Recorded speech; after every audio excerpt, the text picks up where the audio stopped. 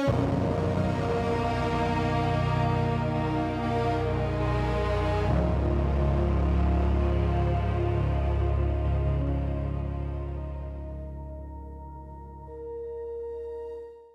new generation of Nigerian artists is breathing life back into the age-old craft of bead making, a tradition that has adorned the necks, wrists, and waists of Nigerian women for centuries.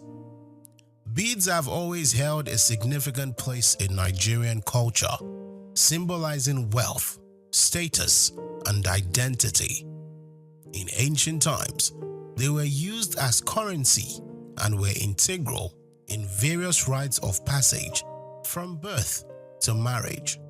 However, with the advent of modernity, the demand for traditional bead making dwindled as imported jewelry and contemporary fashion took center stage.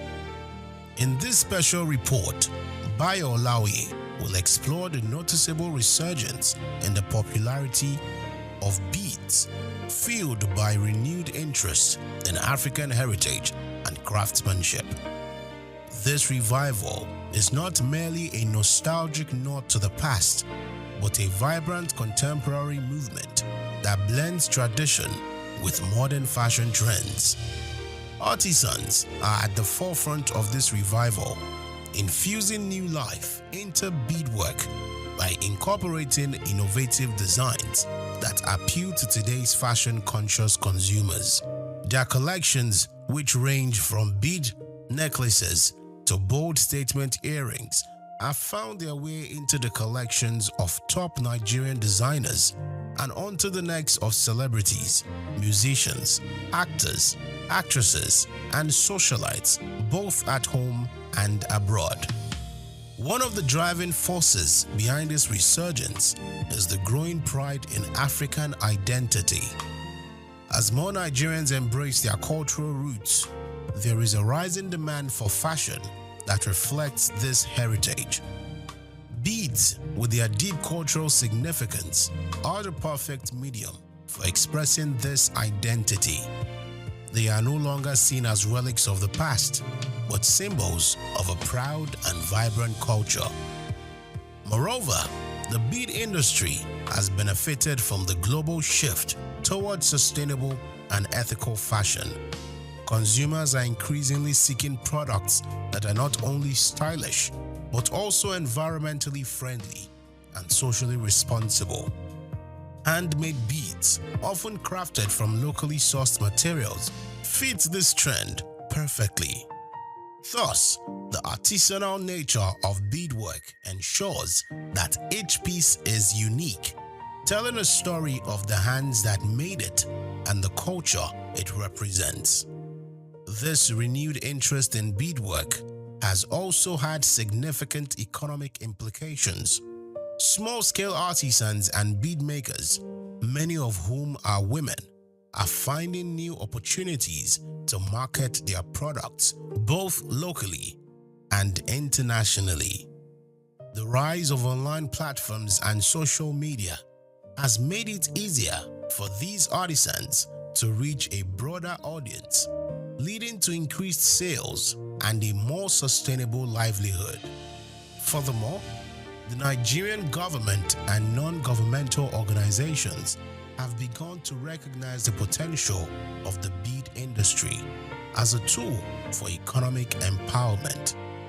Initiatives that provide training and resources to bead makers are helping preserve this craft, while also boosting the local economy. However, the resurgence of beadwork is not without its challenges. Artisans face competition from mass-produced, cheaper alternatives that flood the market. To survive, they must continually innovate and differentiate their products from these imitations. For many, this means striking a balance between preserving traditional techniques and incorporating contemporary designs.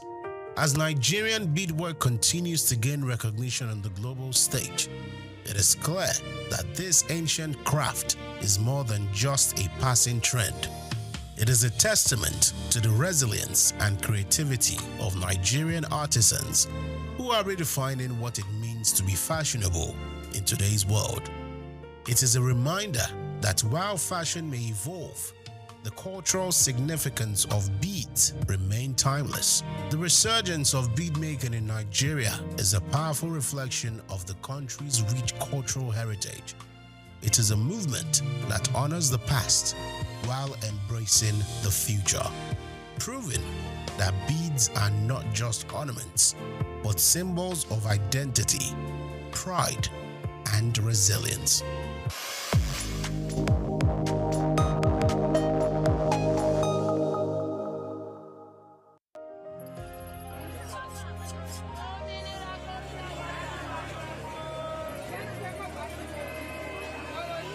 Hello Lagos, make we yarn. Hello, boy, if this POS matter, don't pass your code. Person go swipe, alert no enter. Before you know it, jump. Wait oh, wetin really happen? Maybe you fake alert the warriors. Okay, so mona listen oh, If you dey do POS business, no expose your alert. Hello, Ogbefi. They don't walk that bar road where they warriors for our local government for years. This one sweet me, I no lie you. Because you know what, development wey dey work, it deserve loudspeaker. Now why we dey here be that? For here, we no dey abuse, we dey bring solution. My name, it is Ikechukwu Oyemike, aka Ogbefi Ishegwari. Make we yarn every weekday from 10 a.m. go to 12 o'clock on Top the Eye 95.9 FM.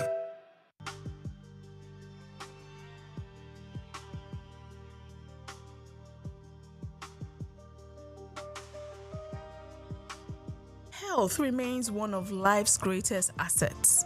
Without it, productivity slows, dreams fade, and families struggle under the weight of medical bills. In a city as dynamic as Lagos State, access to affordable healthcare has become more than a social need. It is an economic necessity.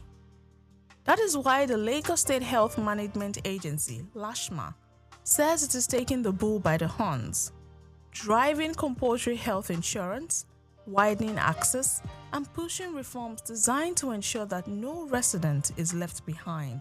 Present at the event were the Permanent Secretary, Lagos State Health Management Agency, LASHMA, Dr. Emanuela Zamba, the Permanent Secretary, Ministry of Information and Strategy, and Chief Host, Olanrewaju Bajulaye, the Vice Chancellor of Lagos State University, Professor Ibiyemi Olatunji Bello, ably represented, officials from the education and health sectors, media professionals, partner organizations, including the International Society of Media and Public Health, as well as students and parents, all gathered for the quarterly engagement aimed at reviewing progress and strengthening public awareness. According to the report compiled by Praise Matthias, the program opened with the national anthem, followed by a welcome address that set the tone for a day focused on healthcare access, youth engagement, and accountability. Bajulaye commended students who participated in the Ilera Eko essay competition and praised parents for raising future leaders. Let me welcome you all to this very special program. Very special one in the sense that today for the first time we are actually taking care of our future. I sat down there and I saw the children and I said to myself, anything that you want done, you should let it be done by the children. And it is not strange when the Bible says, teach children on the way to go. When they grow up, they will not depart from it. This is our future. And I looked at the whole thing, and that's where we actually want to take the thing to. Normally we have this media party quarterly, but today we are adding the spice because we want to hand over. I know once you tell the children this is good and they buy into it, it's something that will go round and round and will continue that way. Some of us still hold on tightly to some things that we learned as children and it's working for us today. be here today. And children, I pray that you will not fall into bad health because you are taking the right path from now. You should go back to school and tell people about Lashman. When you get back home, tell your parents about Lashman. Tell your friends, tell everyone around you that government is set to bring health, good health to our various doorsteps. Our colleagues, gentlemen of the press, our work is done once the children buy into this, and that is what we have seen. Some of them have gone through competitions, they've gone through series of research, and they have come tops in various categories. I want us to please let everyone in the whole world know what we are doing here today. Our parents, we want to thank you because if you have not brought these children, they won't be here today. And I pray that you will eat the fruits of your labor and you will not fall into bad health. Your health will be sound.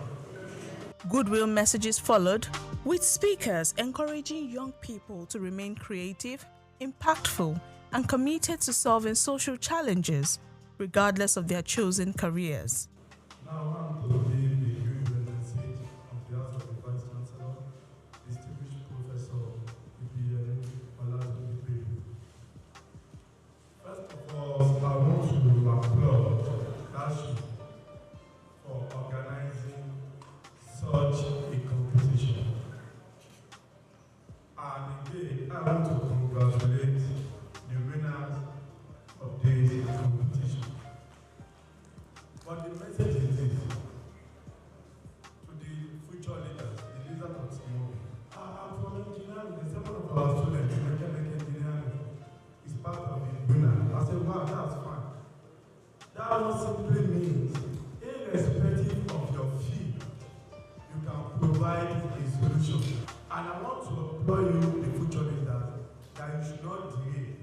Your ingenuity, creativity is appreciated.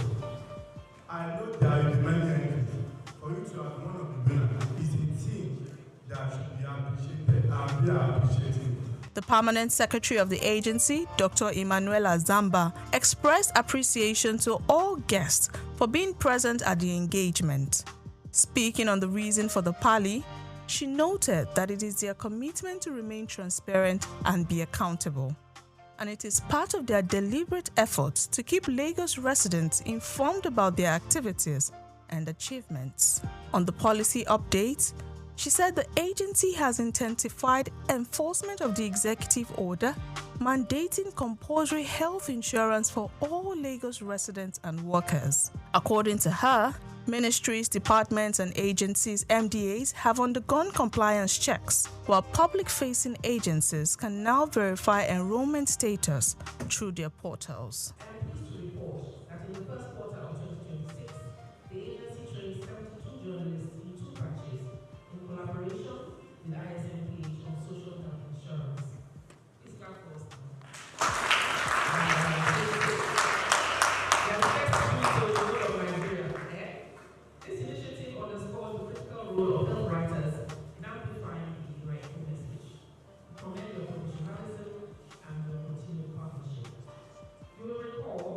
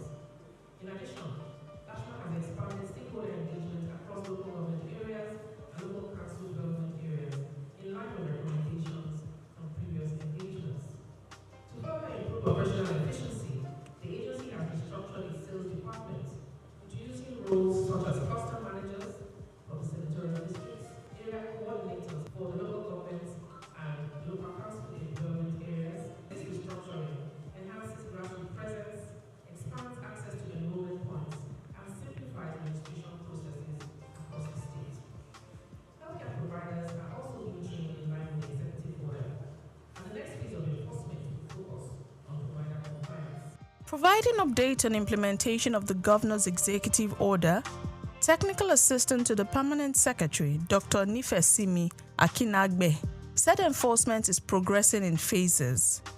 The first phase targets ministries, departments, and agencies.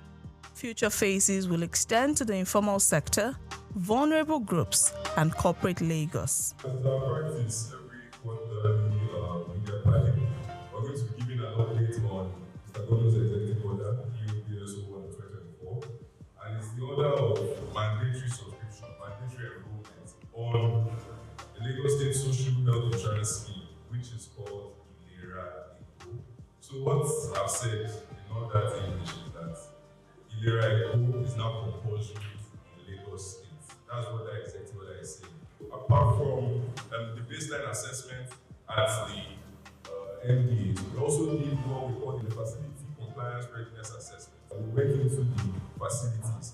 So all these hospitals, we wanted to make sure that they were ready to provide quality services. So if we are saying that ILERA ECO is compulsory and mandatory, we also need to make sure that the facilities are ready to provide qualitative services.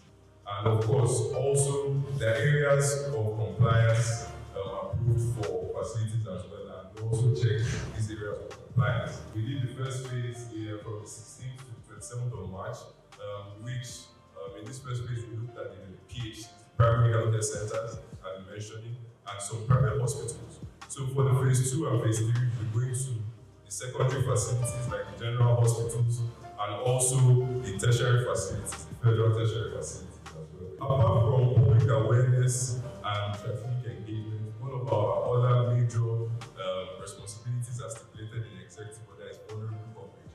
So individuals that cannot pay for ILERA ECO, they cannot afford it. The government has made provision, and that's what we call the equity fund. And this equity fund has been increased from 1 billion to 3 billion in 2025, if I'm not mistaken.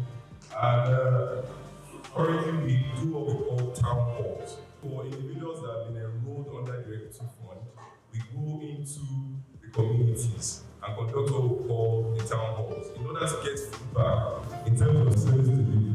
And of course, from my presentation so far, you've seen that apart from ILERA ECO being mandatory, we are so big on quality. The Lagos State Health Management Agency makes sure that we are giving care that is qualitative enough. And one of the ways we can know that the enrollees are receiving quality care is through feedback. And that's what we get through these our town halls. To tackle affordability, Lashma also introduced ILERA ECO Easy Pay, a mobile wallet system that allows residents to save gradually towards health insurance premiums. Okay, yes, interestingly, it's a child of necessity. Residents are asking for flexible options of payment. Things are changing drastically, so we needed to respond to provide an initiative that can avail people the opportunity to pay small, as we say. So they will pay money into the electronic wallet in conjunction with our partners. And when this amount of money completes the full premium, for instance, 15,000 for an individual, they can be activated and they can access care at the hospital end. There are other benefits that we'll be introducing as we get started, but we need to take it in phase by phase. So as we get started now, make your instrumental payment. When it completes, you can access care, continue your wallet savings, and then you can get interest on that savings and much more benefit that will be coming the ways of Lagosians as we continue to deepen the opportunity for this electronic wallet payment. Have the opportunity to save gradually within a period of 3 months. You can save up to 15,000 naira and then we could activate for an individual plan. If you can save up to 55,000 naira for a family of 4, father, mother, and 2 dependents, you will be activated. If you can save 80,000 naira for a family of 6 within a space of 3 months, you will be activated. Terms and conditions do apply to these, but this wallet is an electronic wallet. You'll be able to view from your phone once you put this wallet in conjunction with our financial and tech partners. That money is strictly for ILERA ECO. But however, we will allow you the opportunity to be able to also use your savings such that you can also pay interest on that savings, but particularly for the purpose of health insurance. Beyond policy announcements, the Pali also celebrated young minds through the Ilera Eco Essay competition, designed to raise awareness on healthcare, insurance, and universal health coverage. The competition attracted 731 entries, with winners emerging in 4 categories. In the Little Health Champions category for primary 4 to 6 pupils, winners received prizes ranging from 50,000 to 100,000 naira. The Young UHC Advocates category for junior secondary students offered prizes up to 150,000 naira. For the Future Health Leaders category, open to senior secondary school students, top winners received up to 200,000 naira. And in the UHC Innovators category for undergraduate and youths, the star prize stood at 250,000 naira. Winners were also decorated as Ilera Eco advocates, charged with promoting healthy living and health insurance awareness in their communities. Ilera Eco is a scheme. Their idea is to make healthcare quite affordable and of a good quality to the residents of Lagos State. From today's activity, what I just want to tell residents of Lagos State is that they should enroll in the Ilera Eco scheme. It's a very good one. I just want to say a big thank you to organizers of this competition and then this event. Thank you for honoring me with this award. I really, really appreciate it. I felt excited, I felt motivated, I felt thrilled because something to keep me motivated that success is not something that comes easily. It requires energy, requires consistency. I feel excited because I didn't expect this opportunity. I'm very happy so much. They are good to help family about debit. It helps family save money. From policy enforcement to youth advocacy, from financial innovation to public engagement, the event reflected a clear message. Health insurance is no longer optional awareness. It is becoming a social responsibility. As Lagos continues its push towards universal health coverage, Lashma says transparency, collaboration, and innovation will remain central to building a healthier state.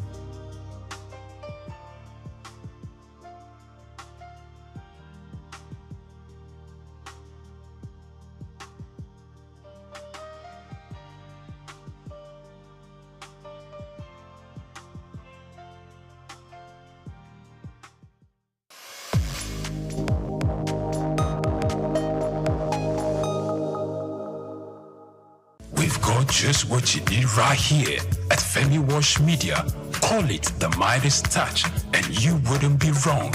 Let us record, produce, mix, and master your audio like nobody does. Reach us on our contact today for the best quality job.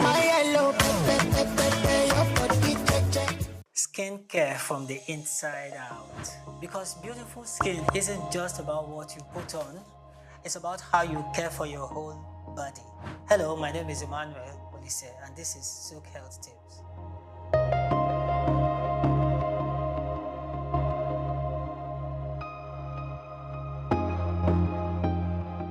Let's talk about something that is seen every day in the clinic.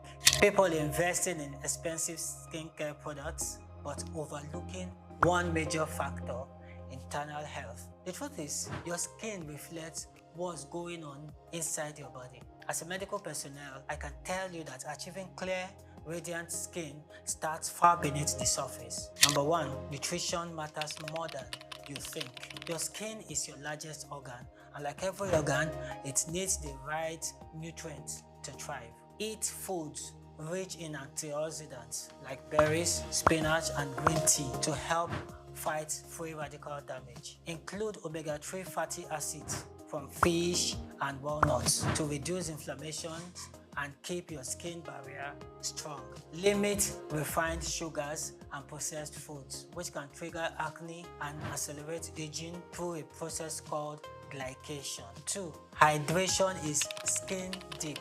When your body is dehydrated, your skin looks dull, dry, and tired. Drink at least 2 to 3 liters of water daily and eat hydrating foods like cucumbers, oranges, and watermelon. Pro tips: If your lips are constantly dry or your inner under eyes are creased, it may be a hydration issue, not just a skincare one. 3. Prioritize quality sleep. While you sleep, your skin goes into repair mode, producing collagen, regenerating cells, and balancing oil levels. Aim for 7 to 9 hours of uninterrupted sleep. Poor sleep increases cortisol level, which can lead to breakouts, sensitivity, and early aging. 4. Watch your stress levels. High stress equals to high cortisol. Cortisol triggers oil production, inflammation, and skin flare-ups like acne, eczema, and psoriasis. Practice daily stress relief breathing exercises. Short walks, journaling, or digital detoxes can all help calm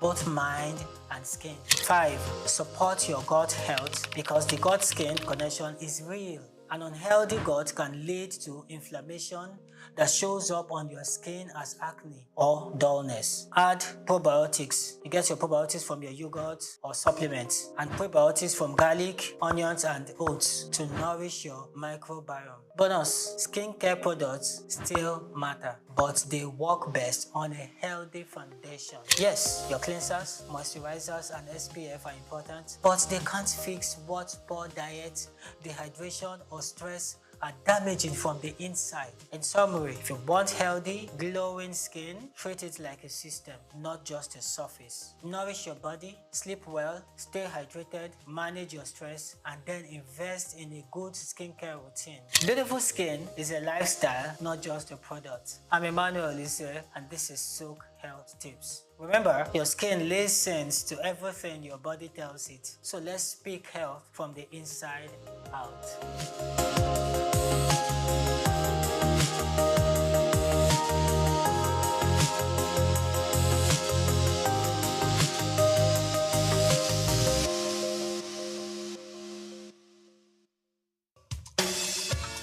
Fellow Nigerians, did you know that constituency and executive projects in your communities are not gifts from your legislators? They are projects sponsored by the legislators and funded by the federal government to improve your life and the lives of those around you. These projects belong to you. Without your vigilance, they might never be completed. Don't allow them to fade away into unfulfilled promises. Stand up, take ownership, monitor their progress, demand accountability, and report concerns to ICPC.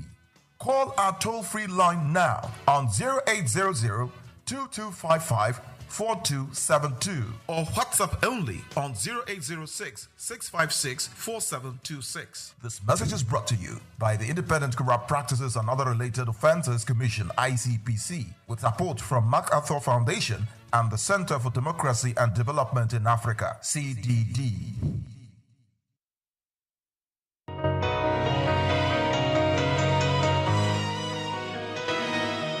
I was in Nigeria up until SS1 third term, SS2, and after that I moved to France where I did my A levels, and then after that I moved to England where I did my undergrad, and then my masters I did in America. And European culture is European culture, right? For me, it's actually quite interesting because I learned so much more about Africa outside Africa, right? Because in the education I had in secondary school, there wasn't really much focus on our history or the greatness that Africa was. It almost seemed more like propaganda history, that our history pretty much just started slightly before colonization, and everything else we've become is either our journey to independence and carrying on the system that we're left with, right? Unfortunately, schooling abroad brought this Afrocentric idea into my consciousness. Books about researchers that showed our history that goes all the way back to ancient Egypt, Timbuktu, the great empire of Mali, learn about people like Mansa Musa, connecting migrations from what is present-day Nigeria in the southwest up until the Nile Valley, and the different movements, migration patterns that happened between those two civilizations, right? Aside that, governance, giving one a higher expectation of what one should expect from government, giving one a higher expectation of what democracy should be or what it should look like. Because you can't really operate outside of what you've been exposed to. You know, when the mind has been expanded, it cannot go back to its former size, right? And experiencing what quality education is like, experiencing what good governance is like, experiencing a health system that works, a health system that is checking on people before they get sick because they know that on the long run that will keep the cost of healthcare coverage lower. Preventative medicine as opposed to constantly solving problems as they are happening. Understanding the value of data-driven policy, and how all these come together to create a system that works and that people can thrive in. Understanding the value of people paying taxes, right? And the services they get in return of those taxes. I think these are some of the things that I got from my exposure schooling abroad. And then when I moved back to Nigeria, I did my NYC, and then I started working. I worked in some architecture firms while also running mine and getting some projects, and then went into business. And then when I wanted to go into politics, after leading a GMO campaign alongside other notable patriotic Nigerians, I decided that, you know, experiencing leading a 2,000-man march on the Senate and understanding how they responded to us, which in my opinion did not show people that actually prioritize the well-being of their people, I felt that it's important to go into politics.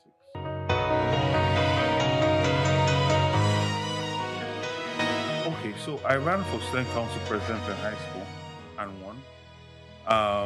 So politics that way, yeah, you can say since I was 19, having an idea, having the manifesto and selling that idea, understanding problems and proffering solutions and implementation strategies. Yeah, so I can say 18, 19.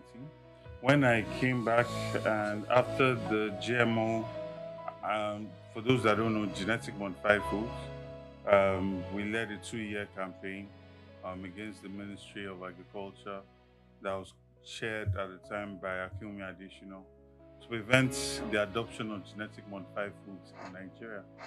And that process, engaging on politicians and our representatives, I felt that Nigerians deserve better. And I'm not one to just complain and point fingers or tweet on social media. I believe if you engage in something, you need to see it all the way. So I ran for local government chairman. But before that, I actually went to Unilag and got a master's in research and public policy. Now, I had some very brilliant professors, without a doubt, some very, very brilliant professors. People like Professor Jikutu, people like Professor Logbenla, Onoha, a number of very brilliant people. But at the same time, in relation to the level of organization, there's still a way to go, you know. And I think this also comes down to funding our universities properly, ensuring that our professors are well paid, ensuring that we have enough professors, because a lot of our professors, they are taking so many classes with so many students and they have to bring in their A game to all of these things. We need to prioritize education a lot more in this country, you know.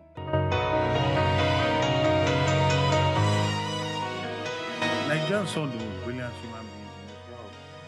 Brilliant, and I'm talking, I just named 3 different countries that have operated in terms of education. And then there are some other 4 countries that have done work in and I currently have interest in. And Nigerians are there and they are doing wonderful things, right? So we're an intelligent group of people. What we need are the structures and organization that create an enabling environment for us to thrive. I mean, think about what it takes to be successful in this country today. Think about what it takes to be successful in Lagos. Now, imagine a government that puts everything in place and is more like a partner than, you know, this person that's just trying to take from me, right? You would experience an exponential increase in wealth. I think that a person that values education must have had a very good education. If you don't value education, it's a reflection of your own education. I can't think of somebody that's experienced good education that will not prioritize education, because you will know the power of education. And this goes to show when we talk about how it's okay for someone with a NEPA certificate to be our president, and we see the ruin that it brought Nigeria to, or a person that's using lawyers to hide the certificates, right? It will reflect in the quality of your education. So I feel that we need to start demanding more from people that aspire to lead us. Go and look at the quality of education that the leaders of America got. They either went to Yale or Harvard or recently Princeton, Ivy League schools. The top of us have to lead. This idea that you can just pick anybody to lead you to where? This person is like this with you. Where is he leading you to? What vision is this person bringing that is outstanding? Your leader should be outstanding. He cannot be, or she cannot be part of the flock. You understand? They must be outstanding, either in their strength of character. So you look at America when they want to select their president, George Washington. Why? Because when there was war, the man stood in front. He was a leader. Intelligence, he was a leader. These were people that were inventors. Benjamin Franklin. These were people that were inventing things. They were not just thought leaders. They were on ground. They were policy leaders. They were kings in their own right. It was not a commoner. And I don't mean commoner in the sense of money. You see, people think it's just about money. No, it's about what are your values? What are you willing to stand for?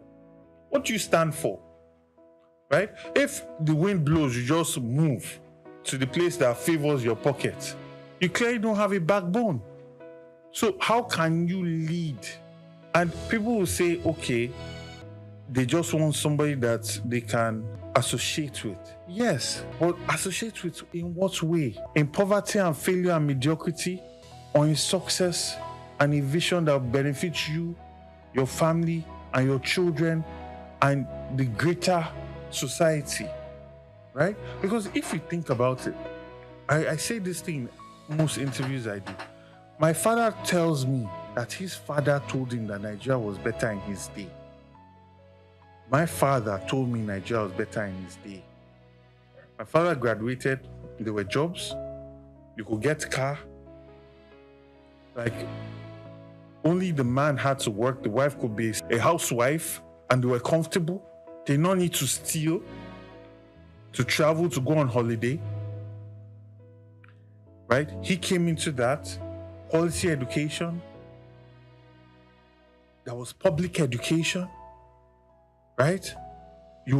His father was a judge. His father's driver could send his child to the same school as his boss's son. And they got quality education. Now, I can tell my children that I remember a time when Nigeria was better. When I would change 1 million naira and get 4,000 pounds. I can barely get 1 million naira now with 500 pounds. Do you understand? So it's perpetually in a nosedive. And why is that? Lack of continuity in quality leadership and visionary leadership, right? No leader that is truly focused on creating a Nigerian identity that celebrates our uniqueness and our differences and sees that as a resource as opposed to something that divides us, right? People that are traveling to the UAE, they are going there to enjoy the culture. And this culture is old, it's ancient, but they've repackaged it. That makes people want to come and visit, want to come and spend their hard-earned money there, right? And this is the visionary type of ideas I'm talking about that will create jobs, right?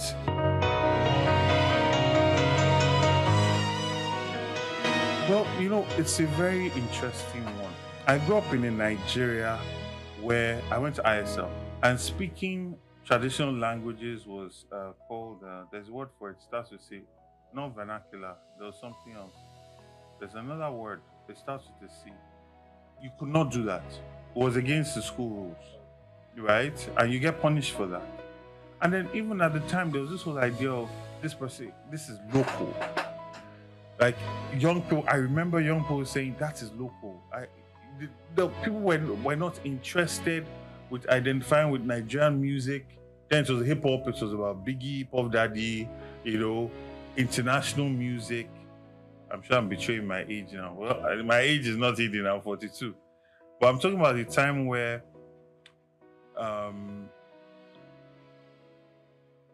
nobody was wearing trad. We grew up seeing our parents wearing suits, trousers and shirts, And like I said, I don't feel that the education that we got in Nigeria really laid any foundation for you to look deeper into our history, into our culture.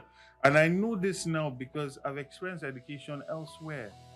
And I know how the British lay emphasis on their history. So that even if you're an art student or a science student, you had an in-depth knowledge of the history of your people. And this history is not just a linear one. It's one that is connecting different events and moments and always trying to show your people to be great, right? So you see the British will hide the idea of the part they played in slavery and enslavement.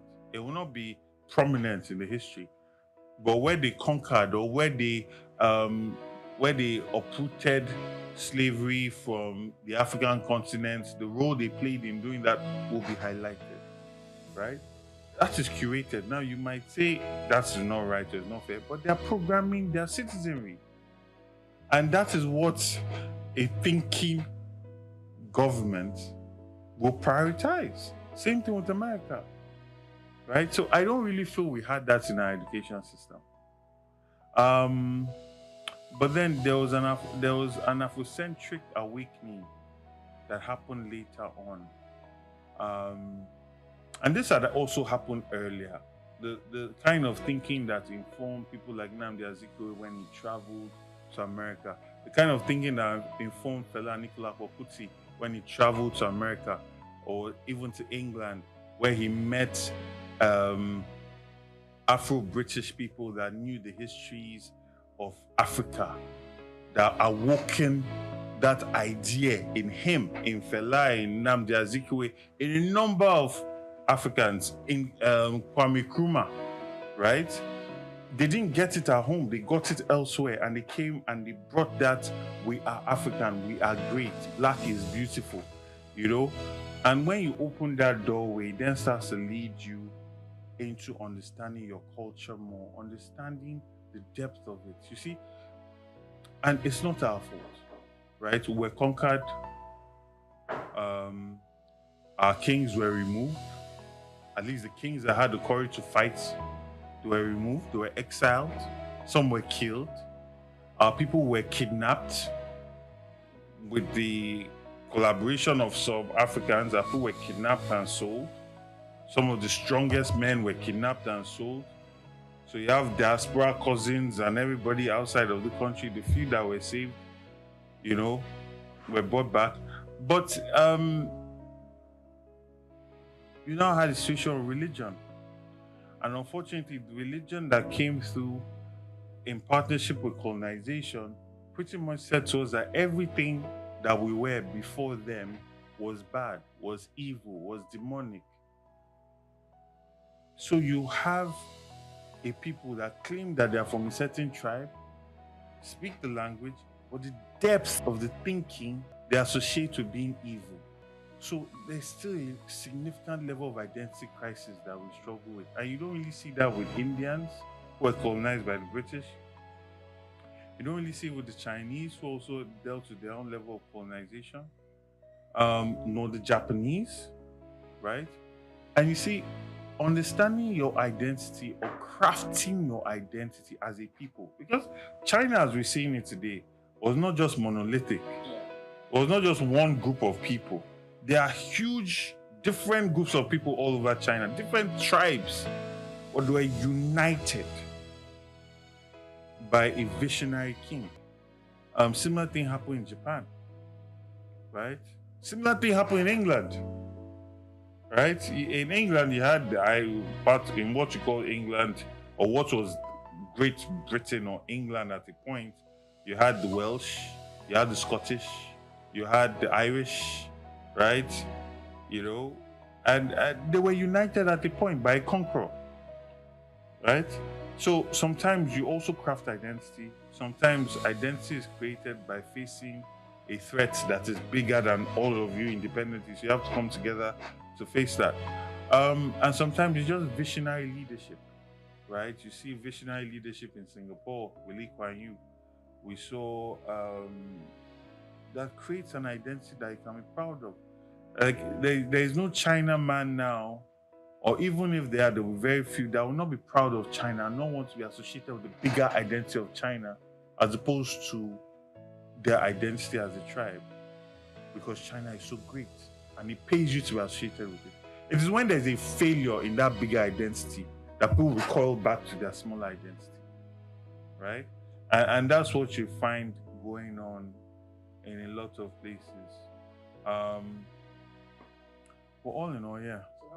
I think the government, you see, what has happened is because we've had governments or politicians that don't really have a vision to sell, they rely on selling division. Because the classic divide and rule strategy. If you have a vision, you want to sell a vision and unite people. Visions unite people, right? So you sell a vision, so people unite behind the vision. When you don't have a vision, so you sell the vision so that people can be separated. When you separate people, it's easier to rule over them. And you see that has happened significantly from the last election, right? And you then see in how the government has ruled this country. Significant nepotism, significant levels of corruption, significant levels of lack of transparency or accountability. You see that the government is very extractive without really paying any attention to being accountable to the people they want to extract from. You see that they talk about stopping subsidy payments. And there was a hope that those monies that would have otherwise been used for subsidies would have been put to make life easier for the Nigerian. Life is not easier for the Nigerian. Inflation rates are at an all-time high, right? Insecurity is at an all-time high. For the first time in decades, we're having a foreign country bombing our land, our territory, which is an indictment on the failure of our security system. And you think about how much money is spent on these things, on our army, on our military, that goes unaccounted for. And you see how corruption is rewarded by ambassadorial appointments. You know, so there's a lot of politicking as opposed to governance. And it is in quality governance, creating excellence in governance, where you are moving away from personalities to institutions. And people are now normalizing an excellent standard of service, right? So it's no more about the personalities, about the quality of governance. Once that starts to be ticked, right, people will start to embrace the idea of Nigeria. When Nigeria is playing football, nobody is saying that man is from this tribe, this person is from this tribe, especially if we are doing well. Everybody wants to be associated with that greatness that is Nigeria. When I finished school, I'm telling you, I went to a school where you did not have to leave the school to get the best jobs. Those companies came to do interview on campus. And I'm saying that myself and all my friends that were Nigerian were rushing to move back to Nigeria. It's not that we did not have the jobs or the potential jobs. We were so excited about Nigeria at the time under President Obasanjo, what he had achieved, the quality of his governance, the quality of his ministers, that there was a significant fear of missing out. And so many people, and I tell this to young people today, that there was a time where people were rushing back from countries like America, from England, and they can't imagine it, you know? So it's about creating good governance, creating excellence in governance. And everybody wants to be associated with success and greatness.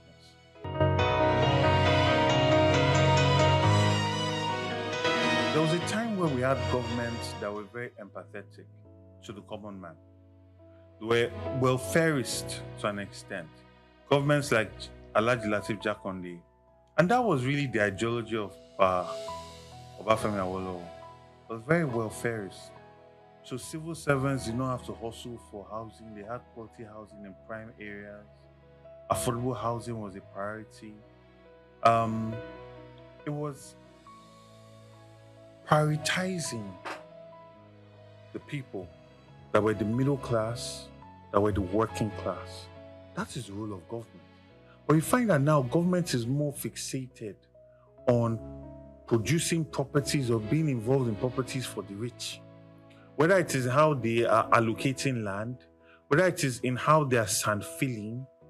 I mean, how many Nigerians can afford to live at Eco Atlantic? I read this year where they were proudly talking about how they are sand filling and reclaiming land in some parts of Lagos for housing. By the time you've done all of that, your unit cost will be so significant that no average person will be able to afford to live there. Meanwhile, we have huge tracts of land in Ojo, Amuwo, Badagry, Ikorodu, Epe, Ibeju, Lekki, that we can channel proper urban planning, bring in industries there, and focus on creating infrastructure that makes people want to live there. And then creating local governments that are independent in themselves. So most of the major services you need are in there. So nobody's going from Ikeja to Yaba for school. These are things that cause traffic. It's like the boroughs in London. You cannot even get into a borough outside of where you pay your council tax. Why? Because your taxes are used to fund the schools in that community. So it's a direct correlation. So your child can get into schools in the immediate vicinity of where you live. And that local council is doing their best to create affordable housing, council flat, and unemployment benefits, things like that, from the taxes. You understand? And that's what is missing significantly here.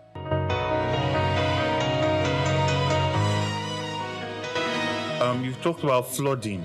Flooding is tied to our drainage systems and it's tied to our waste disposal systems and waste management systems, right? That in itself is also tied to the traffic that we have, especially in rainy season. It's also tied to traffic outside of rainy season because if your water is not draining properly, it's destroying your roads. That's how we then get potholes. That also causes traffic. That also spoils cars, which then leads to cars breaking down the road, which then leads to traffic. So it's an entire holistic system that must be solved in a holistic way. And there's a famous saying that you can never solve a problem from the same headspace or mindset in which that problem was created. You must step out of it to solve that problem. So this problem must be solved in a holistic way. Why are our gutters still open?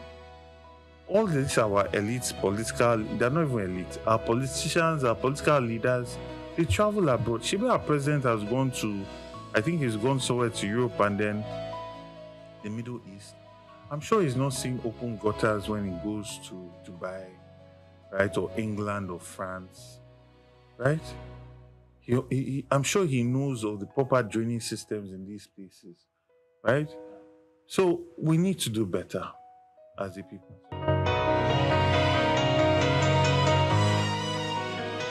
I even think it's wrong to use Lagos as a mirror. You cannot compare Lagos to any other state in this country.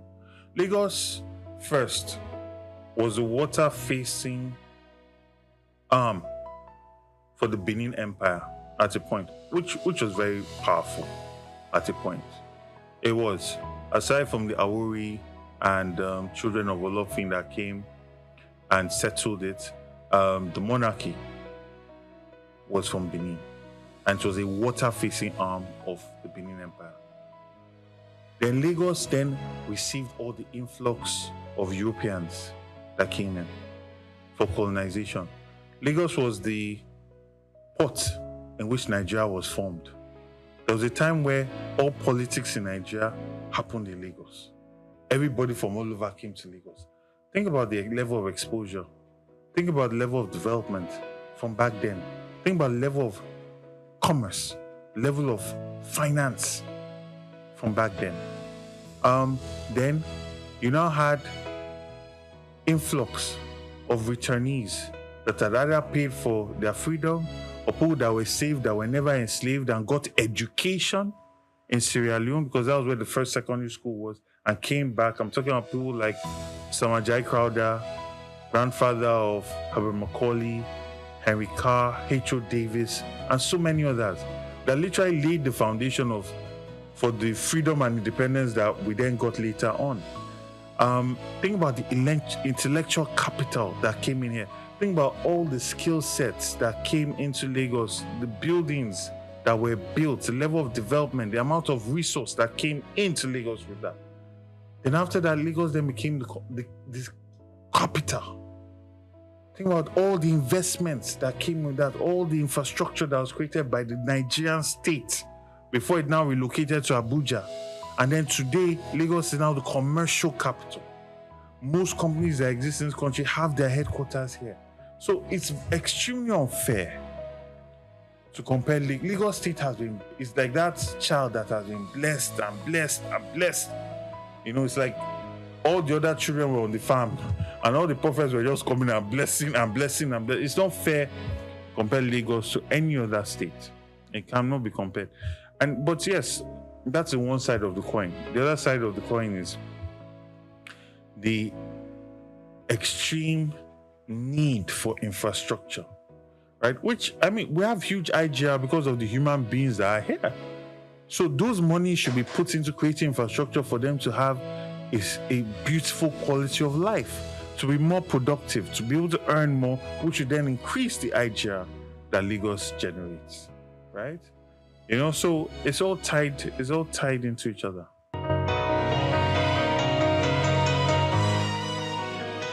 Well, first of all, it's not a thing that's unique to me. You know, the APC Lagos especially, the APC Lagos arm of politics is bigotry. Is based on bigotry. I mean, there's still pictures of banners that were hung of Jimmy Agbaje being called Jimmy Chukwu, governor of the Southeast. He's a man that is blue blood from Ikorodu. We know his grandfather. We know his antecedents. We know what he did. This is not somebody that his history or his pedigree or his name or his age or his sex is under question or under any kind of controversy. We know him. We know his grandfather. We know his father. We know his family. Right? And this is what he did. So anybody that seemingly rises to challenge the Tinubu hegemony, the first thing that is challenged is your Yorubaness. Right? I remember when they were saying that even somebody like Padi Banjo, the reason why he supported Peter Obi or was anti-Tinubu was because his mother was Igbo. Or they said Obasanjo's father is this. Anytime somebody challenges the Tinubu hegemony, they attack your identity. They try to strip you of your Yorubaness. In my situation, unfortunately for them, they could not challenge my family. They could not challenge our history. There are all sorts of nonsense. But I give God the glory that my parents are alive. You know, I give God the glory that my family has a very good habit of keeping records, all the way to newspaper articles from the 1800s. So imagine if one did not have that. Imagine if one's parents were not alive and these people just came together with this propaganda. You start questioning, what's really going on? But thank God, I come from a family that history has written a lot about. You know, so we know who we are. And as Lagosians, Amorawa, we know ourselves.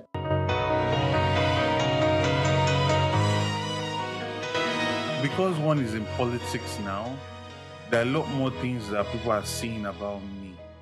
But I've been Afrocentric for a very long time. All you need to do is go and read my blogs. I still have a blog under if you search for it, The Hopeful Nigerian.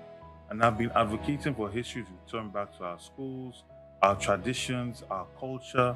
The idea that no, not everything that existed before the Rainbow Man came here was bad. Right? There's bad in everything. There are people that call themselves Muslims that are killing people. There are people that were calling themselves Christian that were doing crusades and massacring people. I mean, for goodness sake, the first slave ship that came to Africa was called Jesus. The Pope blessed people that were going to go and kill indigenous people all over the world. So there are good and bad people in every culture, in every belief system, right?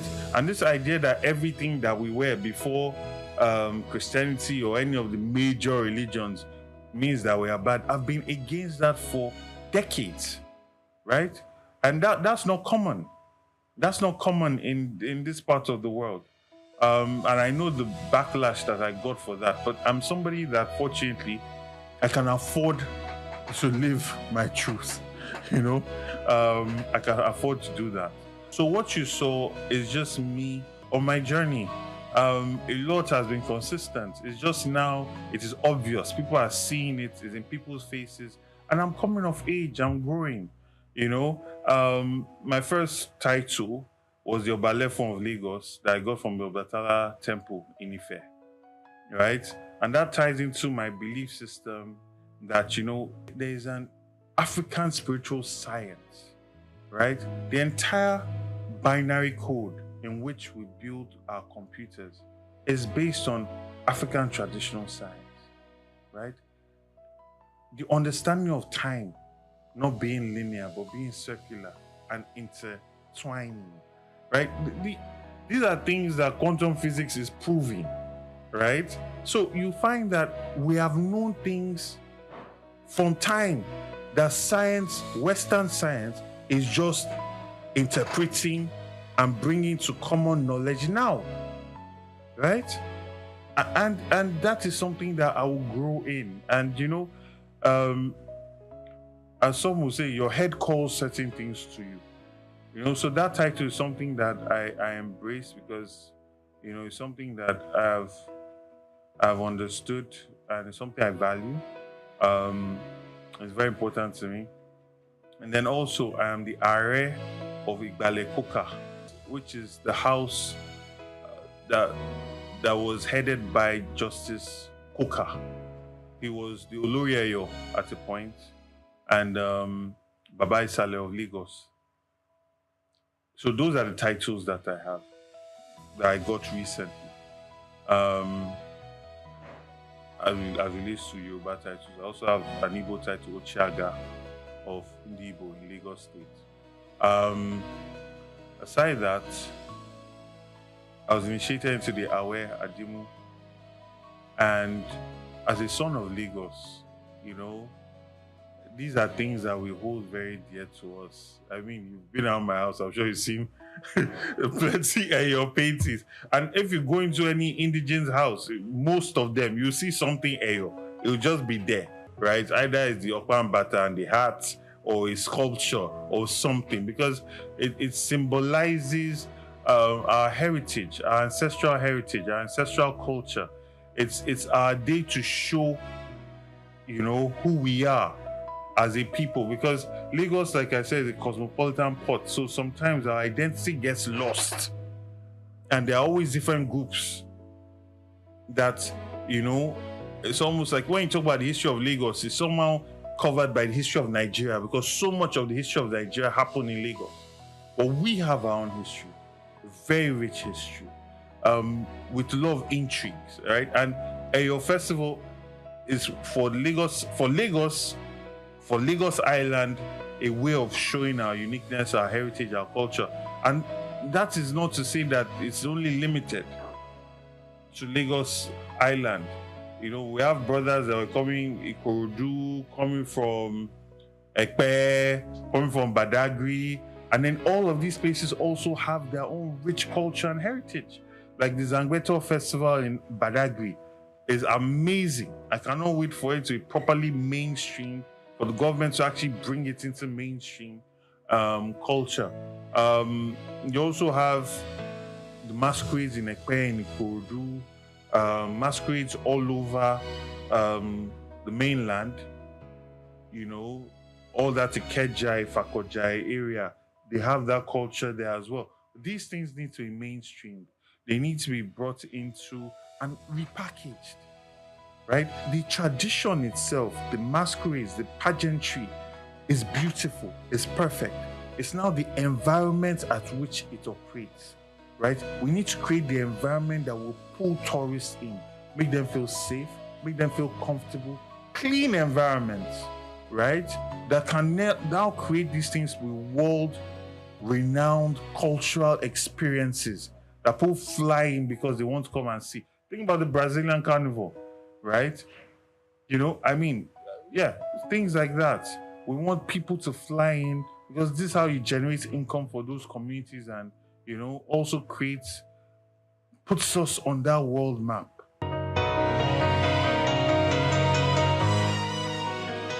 So 2025 was a very difficult year for a lot of people. I mean, 2024 was difficult because that was the first shock. But 2025 has not been easy at all. A lot of companies have laid off staff, right? Things are extremely expensive. Go and ask anybody that's about to pay their rent. They've seen their rents double. People that rented a place for 3 million are now looking at paying 8 million, right? People that got a place for 500,000 are now looking at 1.5, right? I have to acknowledge that there is a new bill that's passed in the State Assembly that is pushing for monthly payments of salaries that's protecting tenants, and I think that's a very, very good thing. Implementation of it, our laws are not the problem, it's the implementation of it.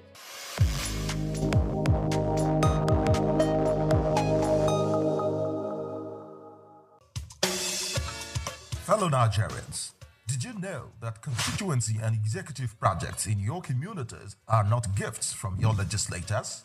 They are projects sponsored by the legislators and funded by the federal government to improve your life and the lives of those around you. These projects belong to you. Without your vigilance, they might never be completed. Don't allow them to fade away into unfulfilled promises. Stand up, take ownership, monitor their progress, demand accountability, and report concerns to ICPC. Call our toll-free line now on 0800-2255-4272 or WhatsApp only on 0806-656-4726. This message is brought to you by the Independent Corrupt Practices and Other Related Offences Commission, ICPC, with support from MacArthur Foundation and the Center for Democracy and Development in Africa, CDD. They say money doesn't change who you are, it just enhances who's already there. So if you're living your life a certain way, let's say you're just blowing money, you're buying drinks, you're buying drugs, what is the money going to do? Is that going to change you or elevate you or just make you spend more money in that area? Why the reparations? That's my question. Well, what is it going to do? Well, you believe that Europe and America should do more for Africa? Well, in what way?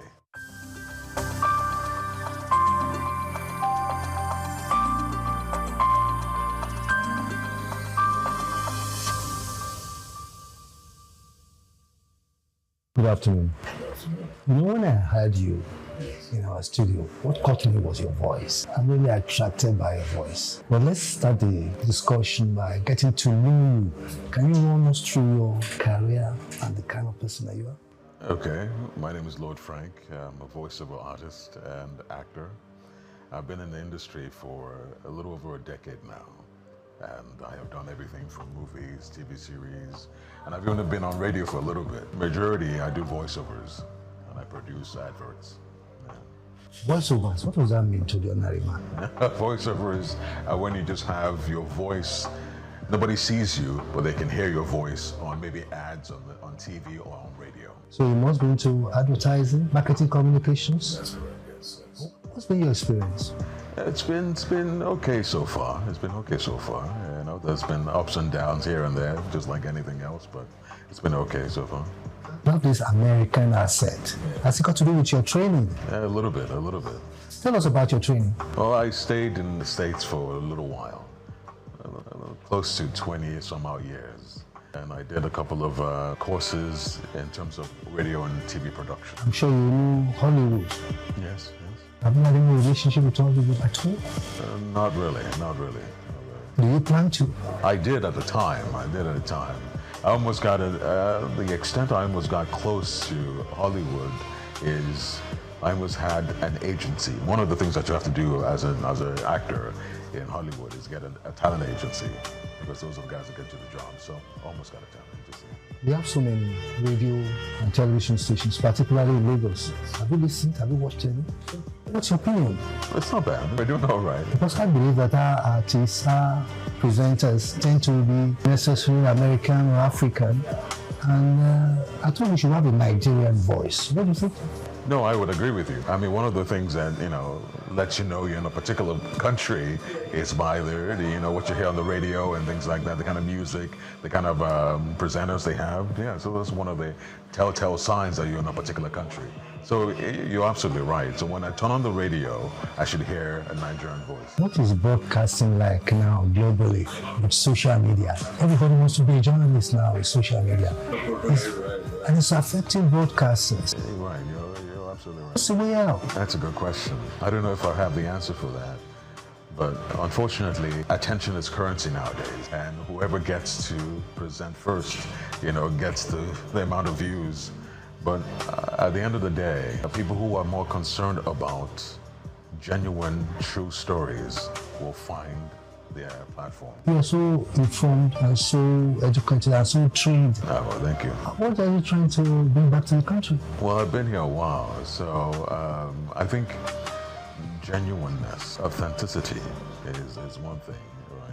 I believe strongly, and that's what I was telling someone earlier, I believe strongly that no matter what you want to show the world, the most important thing is the vehicle that you're using to present it to the world. We could be as Nigerian as we want to be, but the production value has to be as quality as anything, was what everybody's used to.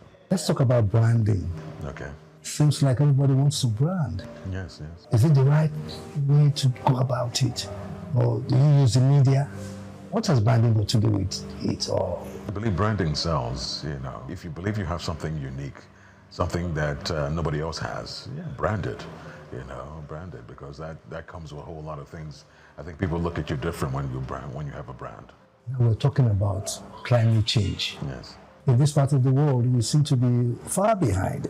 What do you think the media in this part of the world should be doing as regards climate change, sustainability, the green revolution kind of, yes? I think it's a question of how important is it to us. If there's any truth to it, now I'm going to sound pretty bad.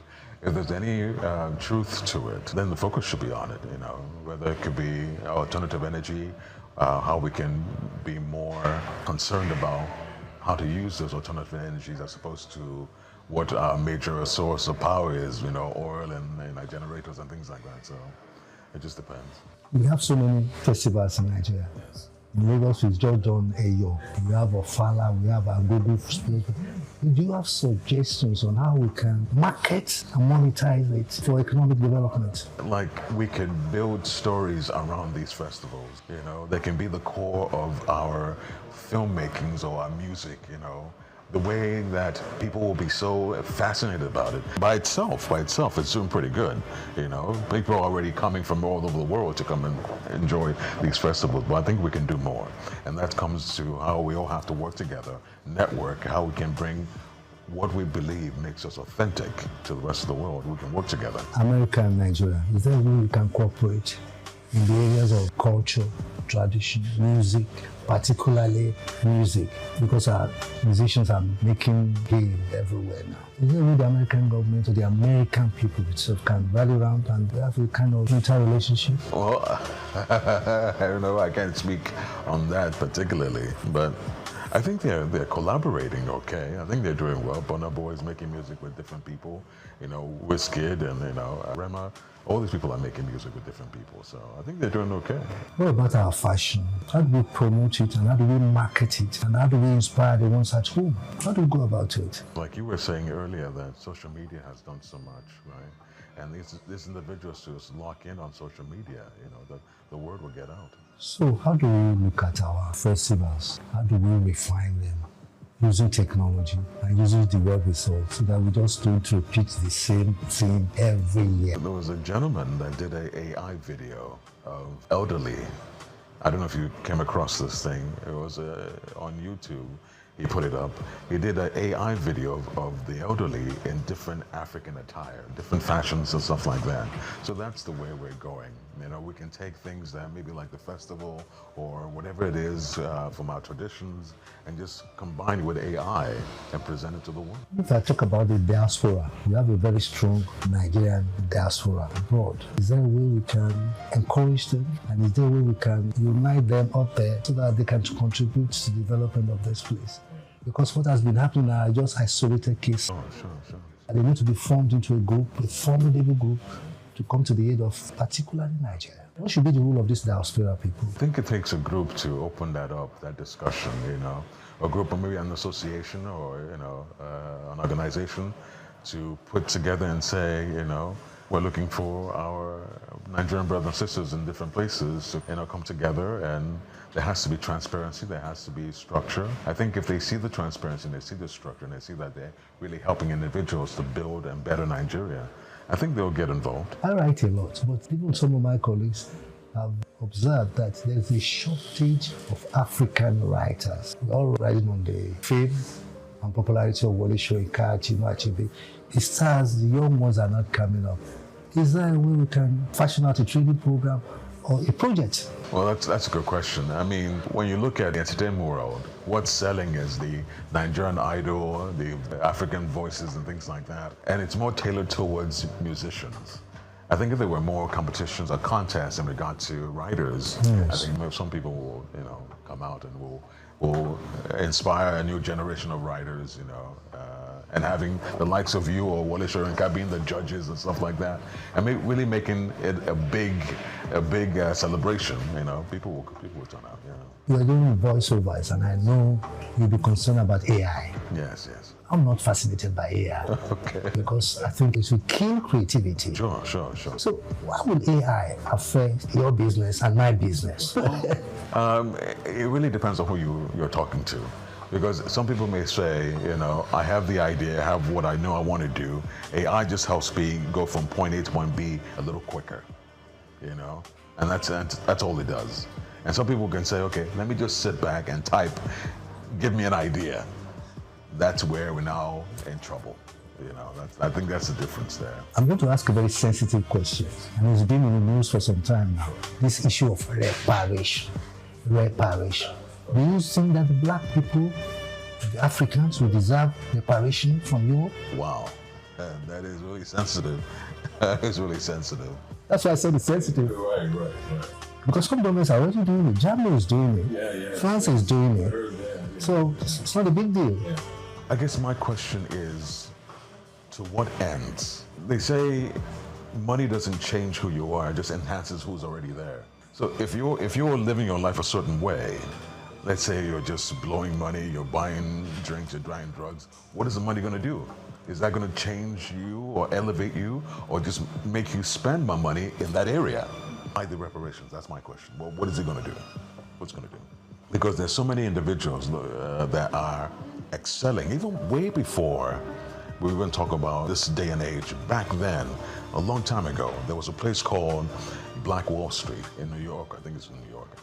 That it was ran by all black Americans, and it was doing quite well, until, you know, they got messed up. But the point I'm trying to make is, what is the goal of the reparations? What is really the goal? Well, you believe that Europe and America should do more for Africa? Well, in what way? Technically, training, investment. Okay. I think it boils down to trust. Let's talk about politics a little bit. And you can't talk about politics without talking about democracy in Africa. What's your perception of the prevailing democratic atmosphere in Africa? Our leaders, our political leaders. Unfortunately, they say people deserve the leaders they get. What pool are these leaders coming from? And just being honest, what kind of people are we? If we're kind of people who have, a level of pride in our country, a level of trust, a level of integrity, then the leaders we choose will be different, I think. We have to start with ourselves. I'm not a youth, but we have 70% or 60% of our population are youth. What do you think we should be doing with these guys? Some unemployed, some employed, some with some skills, but no support. What kind of support will you recommend? From individuals, from government, and from established people like you? There's so many things that we can do with our youth. So many things. There are factories that can be built. There's farmland that can be placed in. There's so many things that we can use. I mean, and that goes back to how much love we have for our country, how much love we have for our people. And like I said, it's just about pride. If you have that much pride in the motherland, then all our youths are ready to work. They're not lazy. At least we can't say they're lazy because we haven't given them the opportunity. We have to say, okay, to really see that, okay, you have an opportunity. Are you ready? Are you ready to work? We can't tell them. We can't say it because we haven't given them the opportunity. Finally, 5 years from now, what will Nigerian entertainment industry, music industry, what peak will it reach? How will you rate it in 5 years' time? Our entertainment industry, Hollywood, our musicians. We have lots that we have to offer. That's a very good question. So right now, music industry is doing quite well, very well, almost in terms of same level as music industry anywhere else. And Nollywood is getting really close. It's really, really getting close. So I think in 5 years, right, we'll have a lot of partnerships. We'll have a lot of more of our stuff being out there.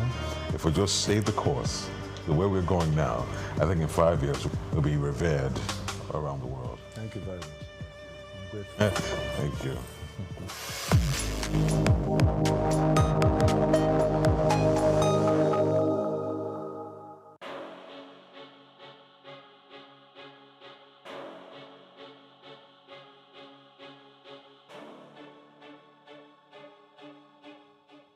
Elon Musk is a visionary entrepreneur leading innovative ventures in technology, space exploration, electric vehicles, and renewable energy.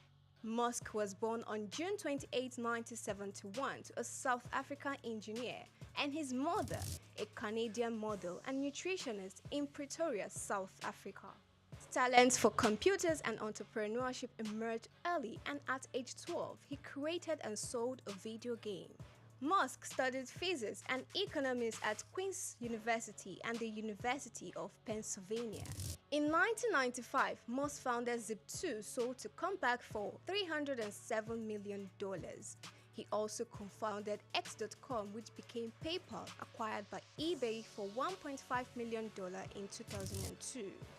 Driven by a vision for humanity's multiplanetary future, Musk founded SpaceX in 2002, developing affordable rockets to support International Space Station mission and NASA's Artemis program. He became a major investor in Tesla 2004, launching electric vehicles like Roadster, Model X, and Model 3. Tesla unveiled the Cybertruck, beginning deliveries in 2023. Musk acquired X, formerly known as Twitter, in 2022, aiming to enhance future and transparency. Musk has at least 12 children from multiple relationships, including Justin Wilson, Tallulah Riley, Grimes, and Siobhan Zilis. Through SpaceX, Tesla, and other ventures, Musk shapes technology and innovation globally, and his influence extends beyond business into politics and culture.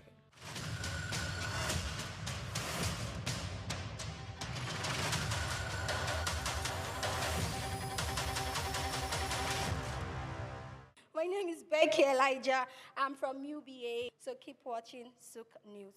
Hello, my name is Emmanuel. Keep watching SOUQ News. Esther Ashimi, keep watching SOUQ News. Keep watching SOUQ News. My name is Helen Otongwa. Keep watching SOUQ News. My name is Okoyemi Temiyemi. I am an entertainer. I am representing Egypt, as you can see. So keep watching SOUQ News. Hi, my name is Nena Okavi. Keep watching SOUQ News. My name is Tom Aldo. Keep watching SOUQ News. I'm Elizabeth from POS Services UBA. Keep watching SOUQ News. Hi, my name is Kelechi Agu. Keep watching SOUQ News. You've been in Nigeria for how long now? Only a week and a half, yeah. And the first place you birthday was here in Nigeria, in Lagos? Yeah, Idiroko. Idiroko? Yeah, that's where we changed it.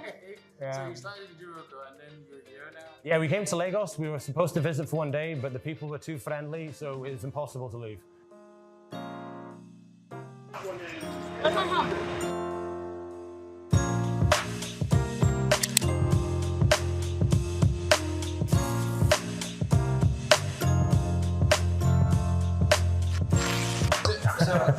I know there's no. How did you move the van? Did you get the van here in Africa? Yeah, ferries. We got two ferries. One ferry from England to France, okay, and another from Spain to Morocco.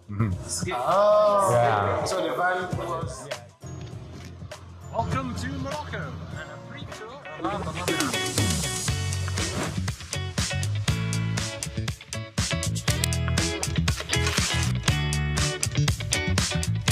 Yeah. So I was saying, and he's might as well just get you to it. No, we wish it was that simple, but there's a lot of bureaucracy. At the best, we both have to make an expensive application, upload loads of documents, show them maps, try and prove that we're not going to leave the vehicle there, convince them that our story and plan is real, and then we get a visa. But sometimes they never reply to one of Kaya's applications. So we could either wait forever, which is we never make it if you wait forever, or you can take action. And Kiara flew over, and I did it myself. But the whole point of this trip is we do it together. We're a team, and everything's so much harder if you try and do it alone. So we need each other, not just for.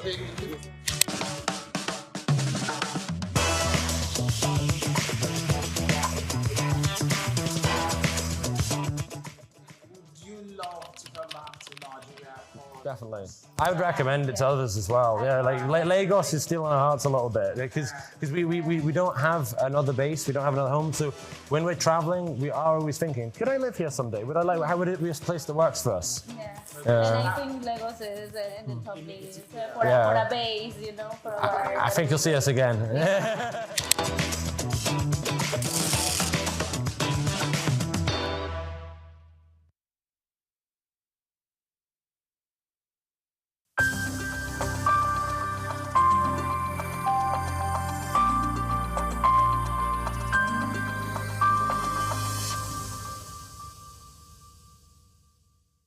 Thank you for having me, SOUQ News.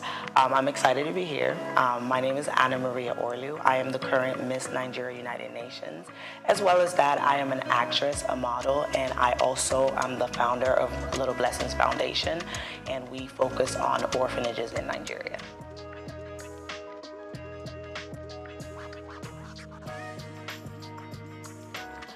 For me, I feel like it's about bridging the gap between how the UN can help Nigeria and what ways we can kind of be a part of the United Nations as a whole. I feel like every pageant queen picks a route that they go towards, right? So some people pick to bridge the gap between health, bridge the gap, education. I've chosen to help children and orphanages.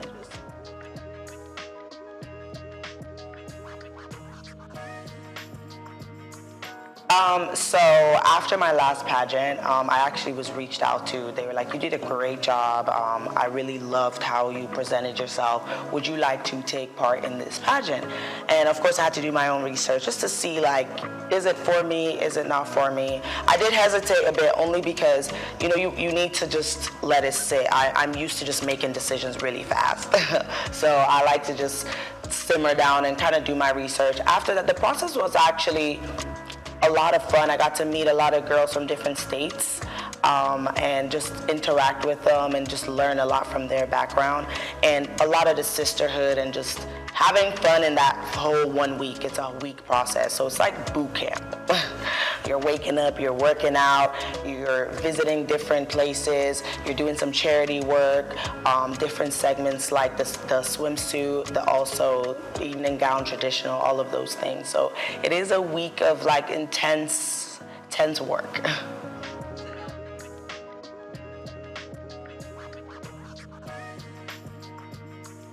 It's been good. I think that for me, it's all about what you can do with the crown and not necessarily like the crown, right? The person wearing the crown.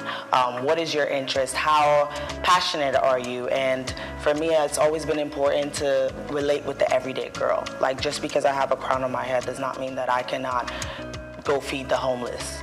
Doesn't mean that I cannot like be in the streets doing other things with like that may not be, you know, what I live like, you know. So I definitely think that it's opened my eyes to like different opportunities as well. And just like making sure that I am sticking to what my purpose is, and which I think that that is my Little Blessings Foundation.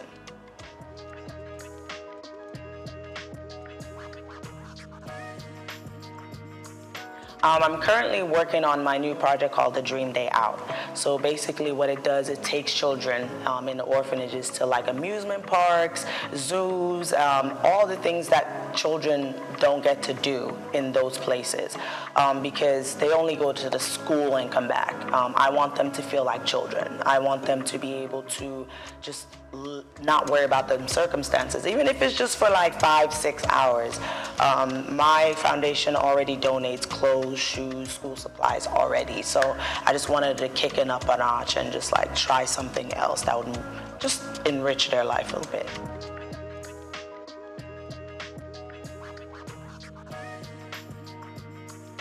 I think yes. For me, I was a foster kid for 10 years, and I think like I might not have got like the same childhood as everybody. Go to different things just because who was gonna fund that? You know, who was gonna take us to the zoo and the park and like things that we really wanted to do? And it was like, I feel like I didn't go to an amusement park till I was like nearly an adult. So I think with that, I wanted to just have something different. I know that a lot of people, and even in Nigeria, donate food and stuff like that, but how are we like enriching their lives? Like how are we making them like not always think about them circumstances of what they're living?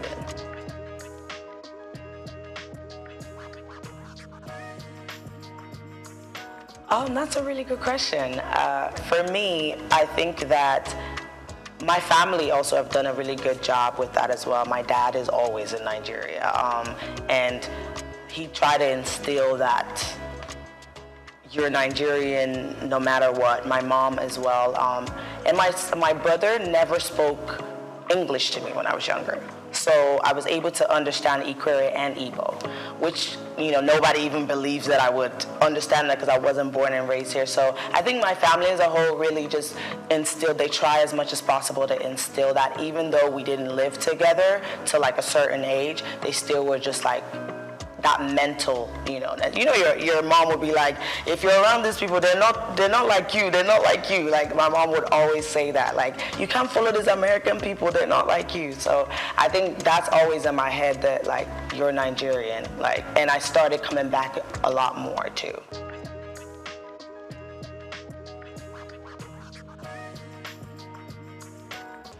For me, it's always been anything I'm doing, I have to start at home.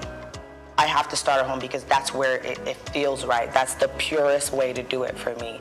So even though now I could go try to be Miss Ireland, but I know that I've done Nigeria first, and that's who I represent at the end of the day, always.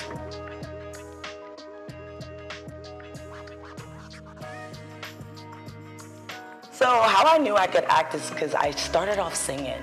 Actually, I started off singing. I thought I was going to be a singer. I was very annoying to my family. I was singing everywhere we went. My mom actually encouraged it. She'd be like, go sing at church, go sing. I loved it. And then I got into musical theater because they were like, oh, you could sing. We need somebody who could sing. And that's how I got into acting, because with musical theater, you have to act and sing. So after I was like, wow, like I love this. This is what I want to do. I want to watching yourself, it's so surreal, because how other people perceive your work. So if somebody sees something that I do and they're like, oh my God, like I really like, you touched me, like I believed what you were saying. And that's the stories I want to tell. So I think like after the music theater, I was like, I want to act. Like acting is the destination, and there might be other routes, and I'm just grateful that God blessed me with other talents. Like I sing, I also dance, and modeling. I just feel like everything would lead me into like the final destination, which is acting.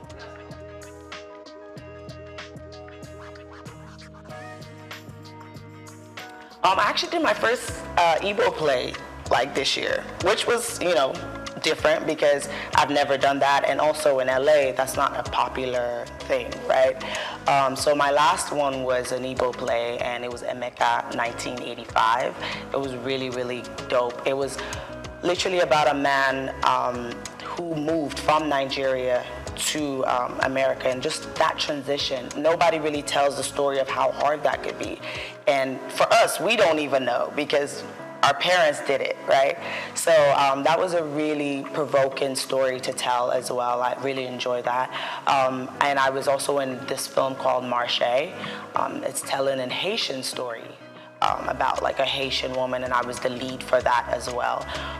There's a lot of films, and short films, feature films, movies that I've done that I feel like they always tell like provoking stories, and that's really what I love.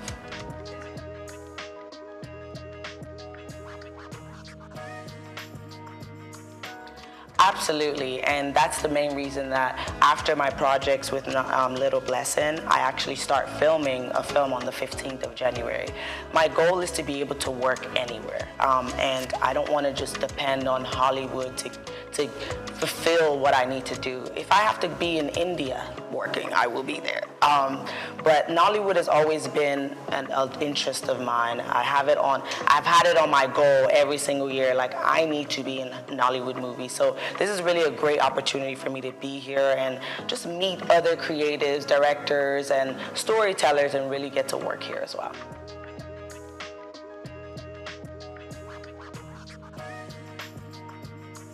I actually do. I work from home, so I have my laptop. But right now I am a social worker, but I work from home. I think that for me, just my background and my childhood, I never wanted to be a broke artist. Being an artist is so hard where it's not stable. One day you have a role and you're working 5 days, and then another 2 months you might not have anything. You're auditioning, you're trying to get something. I just didn't want that to be my life. Like I want to be able to help my family. I want to be able to take care of myself and not be a burden to my family. So I needed to have a job. I needed to have something that didn't demand maybe as much energy from me, where I could still kind of focus on the art as well.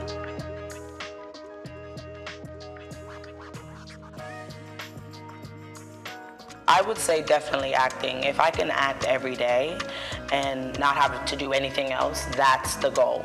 Like, that's really the goal. I'd rather not do any of those things, really. I think that entertainment has always been where I'm supposed to be. And I'm lucky enough that, I knew that from a young age, A lot of people don't know what they want to do, and they spend a long time, trying to find it, explore different things. From a very young age, I already knew that, okay, you're gonna go to school, because you will not hear the end of it from your parents if you don't, but you're still gonna go and do entertainment.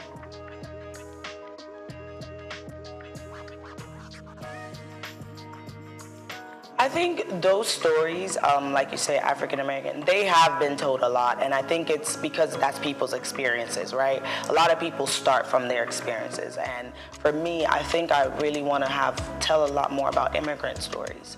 I think that there's so much that happens when Nigerians or any other immigrants leave their country and go to America, go to the UK. The things they experience, people don't even tell it enough.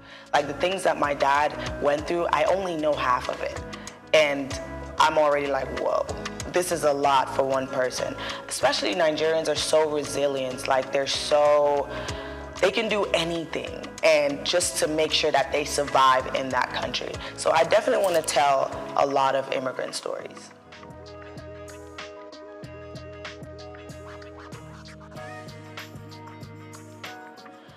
I think it's really, in 2024, it's how she was treated was terrible.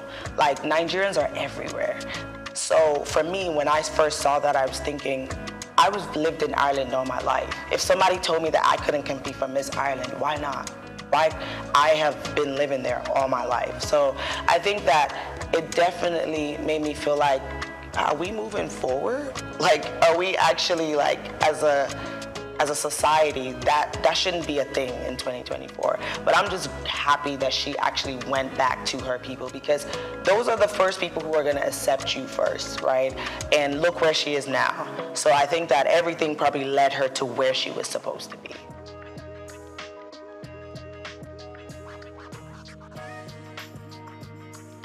I think some of the misconceptions is that we're not very smart. We're just pretty, and or some of them are like, oh, they just did it just to have a crown and have the attention or whatever. And I mean, some of those things might be true for some other people, but for me, I feel like I'm a pretty regular girl. Like, I feel like I like to do the same things. One of the things I will say that people will automatically stuck up. Like, we're stuck up. We can't be in certain places. We can't talk to certain people, and that doesn't apply for me. I feel like there are places that I've been, and I'm like, maybe this is not where I would like to come again, but I'm here now, so let me integrate myself. So some of those misconceptions, I think it doesn't apply to every queen. And my daily, like how I live daily, I feel like I work. I do a lot of presenting. I'm also a host, so I do a lot of red carpet events and stuff like that. So I always like to make sure that I am in the entertainment scene, because I know that, like, that's where I want to be. I take care of myself a lot. I do work out a lot. I don't eat the best because I work out a lot, so I compensate for that. But yeah, I think I live a pretty regular life. I just take care of myself a lot.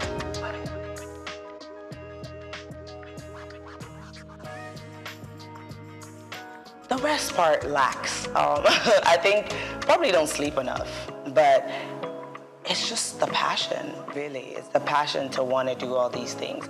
I think that even my social life is actually pretty good. Like, I go out pretty regularly with my friends, and I travel a lot. I think traveling is really my safe haven.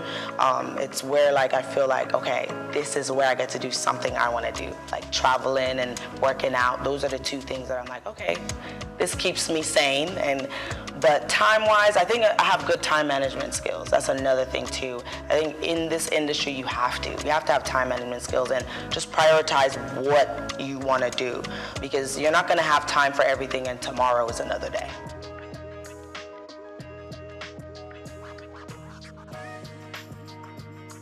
So before Miss Nigeria United Nations, I started Little Blessings.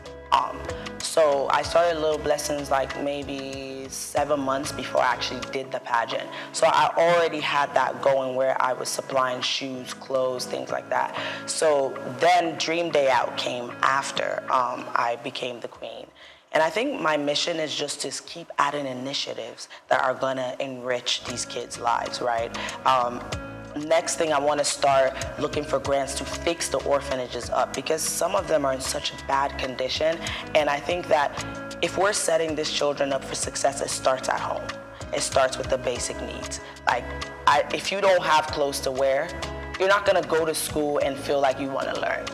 If your environment is traumatic, you're not going to have that space to want to even be a doctor or a nurse or whatever it is that they might want to be, right?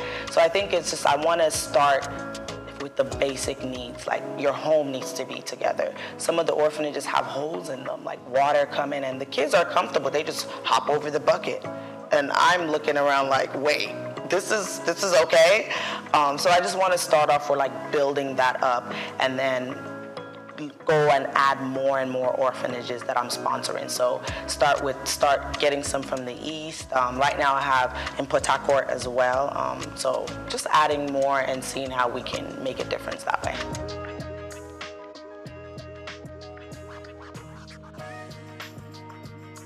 Some of the challenges is just working with different people, right? So these things that I'm organizing, I have to reach out to the resort park. I have to reach out to the orphanage, the workers there. I have to like really just work with them. And sometimes, you know, when they hear your accent, the bill goes up. So things like that are really challenging because it almost means that I have to try to get somebody to do stuff for me instead of I like to do stuff for myself. Like I'm pretty like dominant in that way. Like I want to call the resort park and organize stuff. I want to call the sponsorships and make those deals myself. But sometimes it's challenging because I might have to depend on somebody else. Like for instance, we're getting a bus, right? And we're getting a bus and I have to have somebody else call because it'd be cheaper when they call. But if I call, when they hear me, they're like, oh, $500K, like the price goes up. So those challenges is what like really bothers me.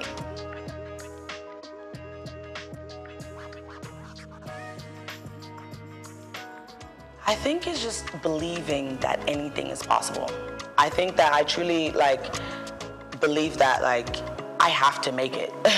And also like your background as well should motivate you because I didn't come from like an easy background and for me, I was like, it cannot get down there. So it has to go up. Going to school was very like beneficial to me because I was able to like actually make money, take care of myself and sponsor my goals. You have to be able to sponsor your goals. Just for acting, you need headshots, you need show reels, like all those things cost money. So I think just first thing, just believing that anything is possible and it doesn't matter what anybody else tells you. Like nobody can tell me today that I'm not gonna make it, and I would believe them. And surrounding yourself with people who really like believe that about you too. Like it took me years to even tell my dad that I was into entertainment because I had to block out that negativeness. And it's not that they mean it, but you know, African parents, they're focused on stability. And entertainment doesn't sound very stable. So I don't want anybody to project their negativity on me to make me feel like I'm not gonna be where I wanna be. So that's one thing I had to just block that out. My dad found out that I was Miss Nigeria like after I won, not even through the process. Because I don't want anyone to tell me that, oh, you know, you might not get it, you might not know. Why not? Why don't I have those opportunities? So that's why it's really important for me to like try to create those opportunities for other people as well.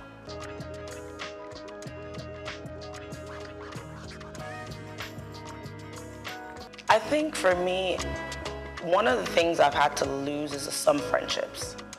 Just because where you are, not a lot of people are supposed to be there with you. And that was hard for me to accept that. Certain people I might have known for a long time are not aligned with my future or aligned with where I am now. So those are things that I'm still like trying to balance, you know, like, because having good people around you is really important, and having people who are gonna always uplift you, speak life into you, and just make you feel like you are where you're supposed to be. So I think like that was a main thing for me, where it's like, okay, you may not be able to be around certain places anymore as well.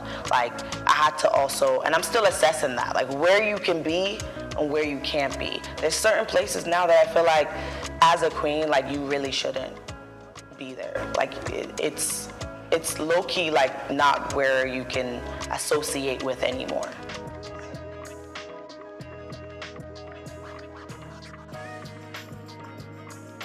Some of the upsides is being in certain rooms where you wouldn't have been able to be in as maybe like a regular person, right? Being able to speak to people who are actually change makers, being able to get sponsorships and fundraising, things like that. It's harder. It was harder for me when I wasn't a queen, but I was still trying.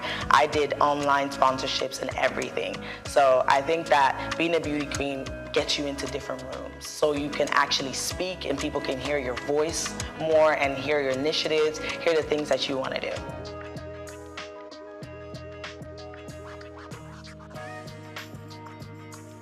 Oh, wow. First of all, I love how dramatic Nigerians are. Like, I think it makes my day. Sometimes we're just driving and I'm just looking and everybody is just, it's like a movie.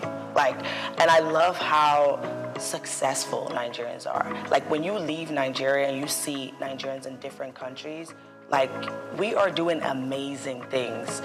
There's like, out of all the African countries, I just love how determined, how hardworking, resilient, like things now that I see some of my friends in Nigeria do, I'm like, wow, this took you all day. They're like, oh, no, it's no problem. Like, it's not a big deal. But for me, I'm like, that's all day.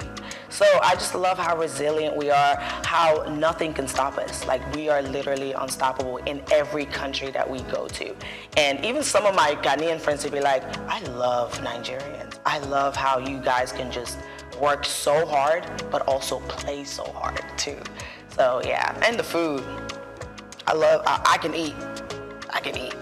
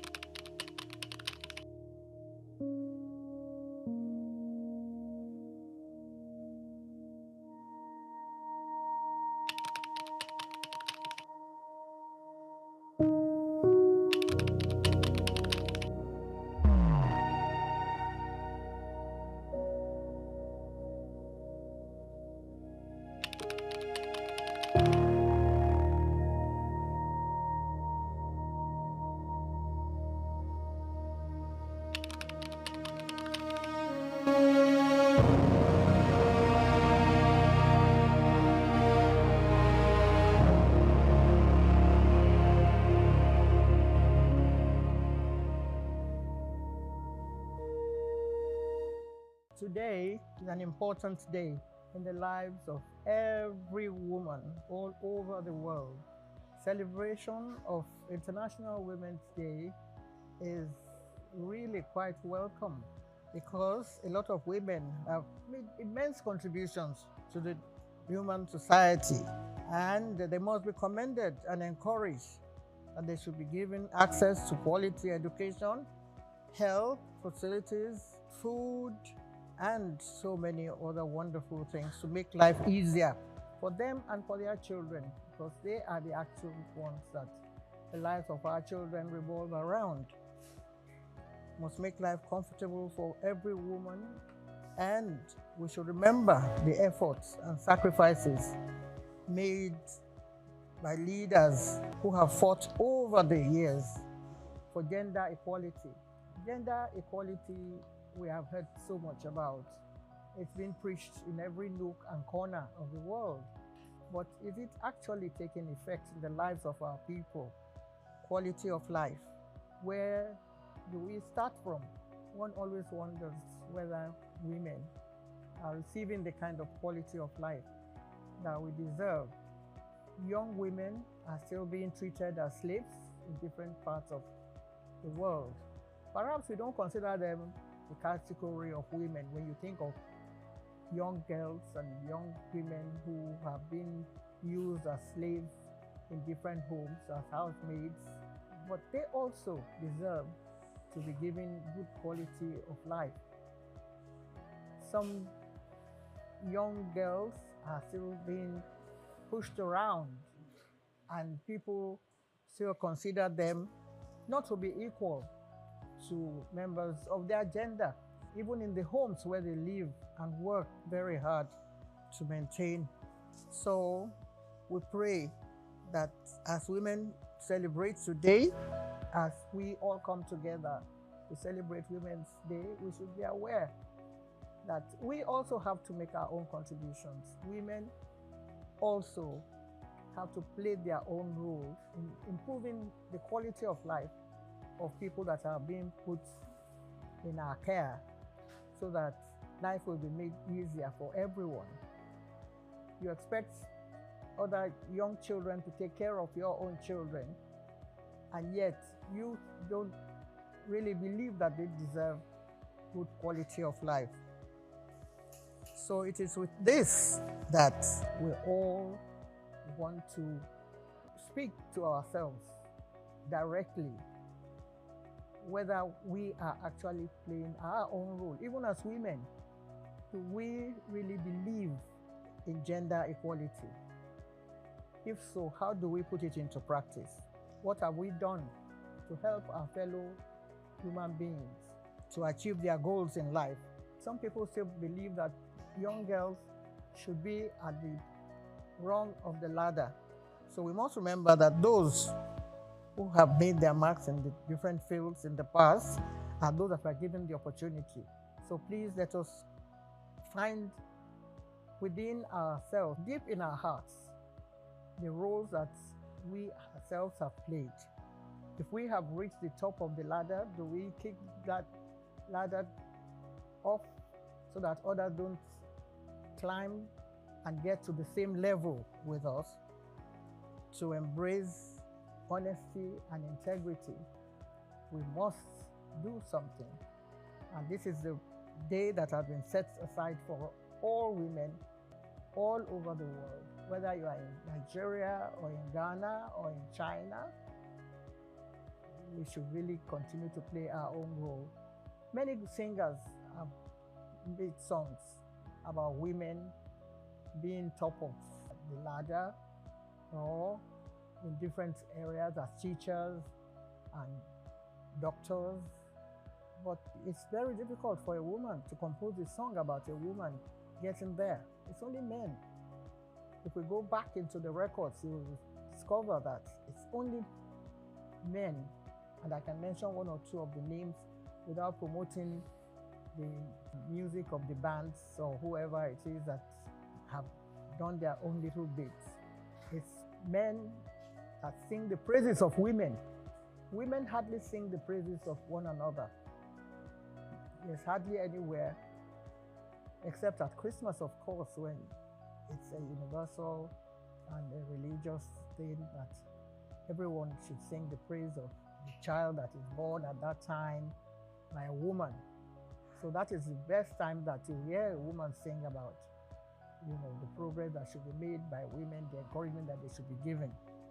So let us play our own role in our own little corner and make sure that life gets better and better.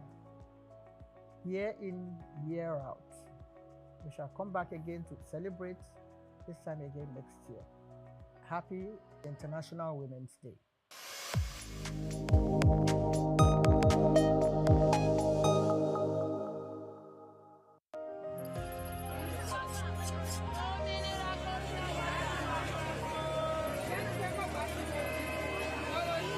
Hello Lagos, make we yarn. Hello, Wefi, this POS matter don't pass your call. Person go swipe, alert no enter. Before you know it, jump. Wait oh, wetin really happen? Then they use fake alert the warriors. Okay, so wanna listen to If you dey do POS business, no expose your alert. Hello, Wefi, they don't walk that bar road where they warriors for down our local government for years. This one sweet me, I no lie you. Because you know what? Development with the work, it deserve loudspeaker. Now why we dey here be that? For here, we know the abuse, we dey bring solution. My name, it is Ikechukwu Oyemike, aka Ogwefi Ishegwari. Make we yarn every weekday from 10 a.m. go reach 12 o'clock on top the eye 95.9 FM. Afrobeats is a classic overnight success story, except it didn't happen overnight. I'm happy to be here. One of the key things about the Omniverse is that it's designed to go beyond an event and designed to be fully something that people can engage beyond the summit. The point being that Nigeria has so much to bring to the world in terms of these things, but we will be bringing fresh energy, fresh ideas, a fresh engagement, and we're obviously open to collaboration. But hip-hop, it never dies. What's the difference between Thor and Shango? Thor is approaching $50 billion in revenue. Shango's broke somewhere outside Lagos. And that's a lack of imagination on our part of Africa, and they're all Nigerian. So to be seen and to be noticed is very hard if you're not in the place where all the noise is being made.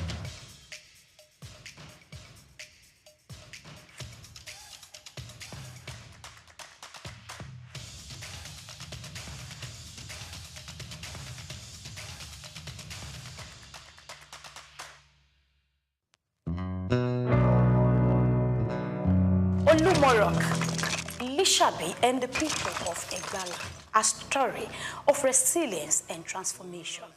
Telling the story from afar may not be as beautiful as visiting the historical scene for a more engaging storytelling.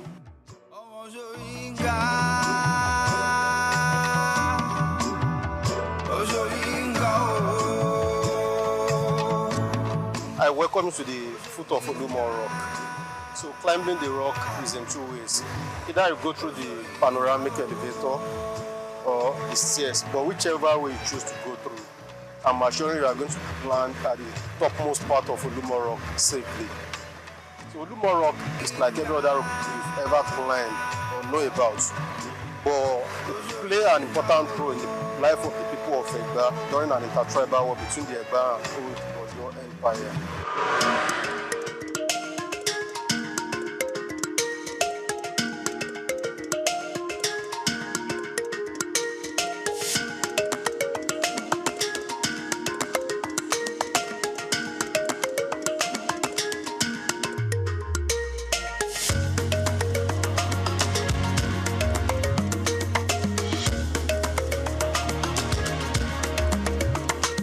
History and culture are the intertwined thread that shape the identity of a people, offering a glimpse into their past struggles, triumphs, and the rich traditions that continue to define their presence. So from here we can have the glance view of the immediate environment around Olumorok, because Olumorok is centered at the middle of Abeokuta. But when we get to the topmost part on Olumorok, we are going to have the 360 degree of the view, which means the more you go, the more you see. So I want to encourage you to raise up. Raise up so that we can get to the topmost part of the rock. So let's move.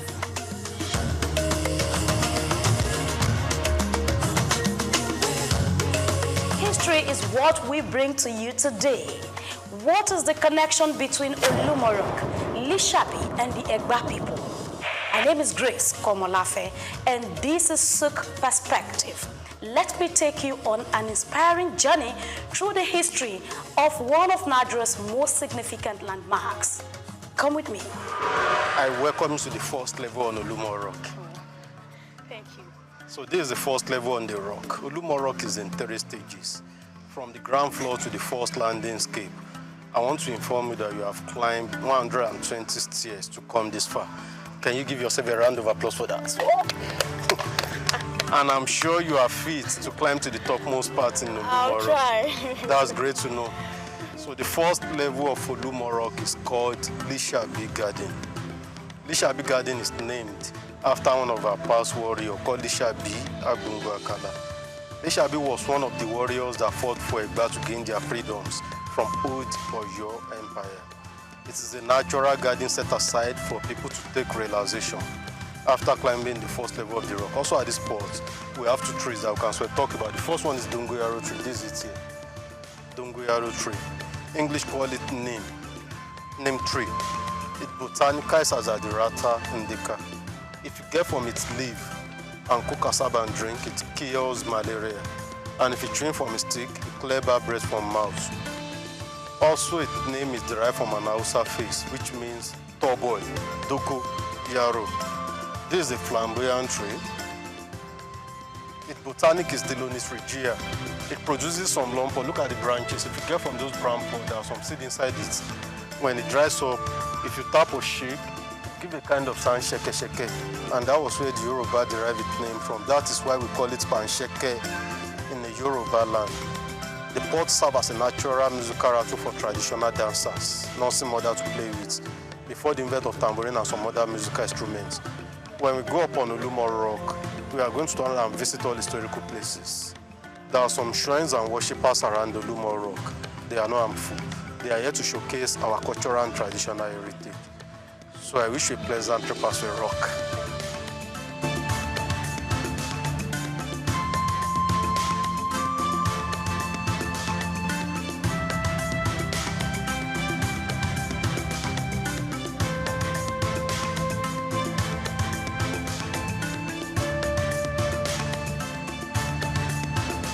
Olumorok a striking natural formation rising 137 meters, which is about 450 feet above Abeokuta, Nigeria. It's more than just a tourist attraction. It is a symbol of Egba people's endurance. The story of Olumorok begins in the early 19th century when it was identified by the hunter named Adagba.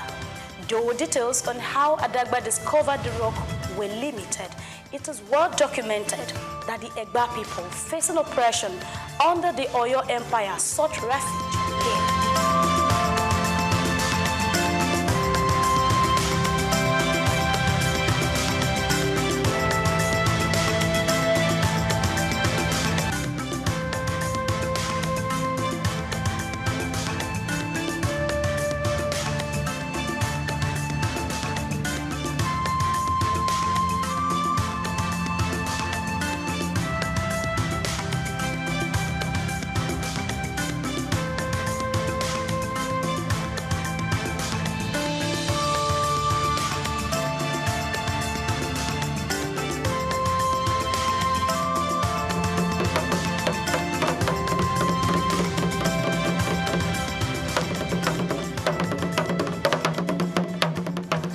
This is the cave. This was where the people of Egba took refuge during the war.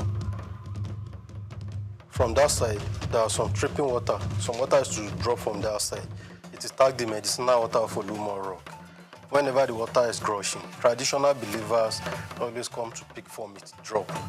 And they claim it cures so many ailments in the body. But the water is not flowing now because God determines when the water flows. And this grave, that's the resting place of Chief Sonny.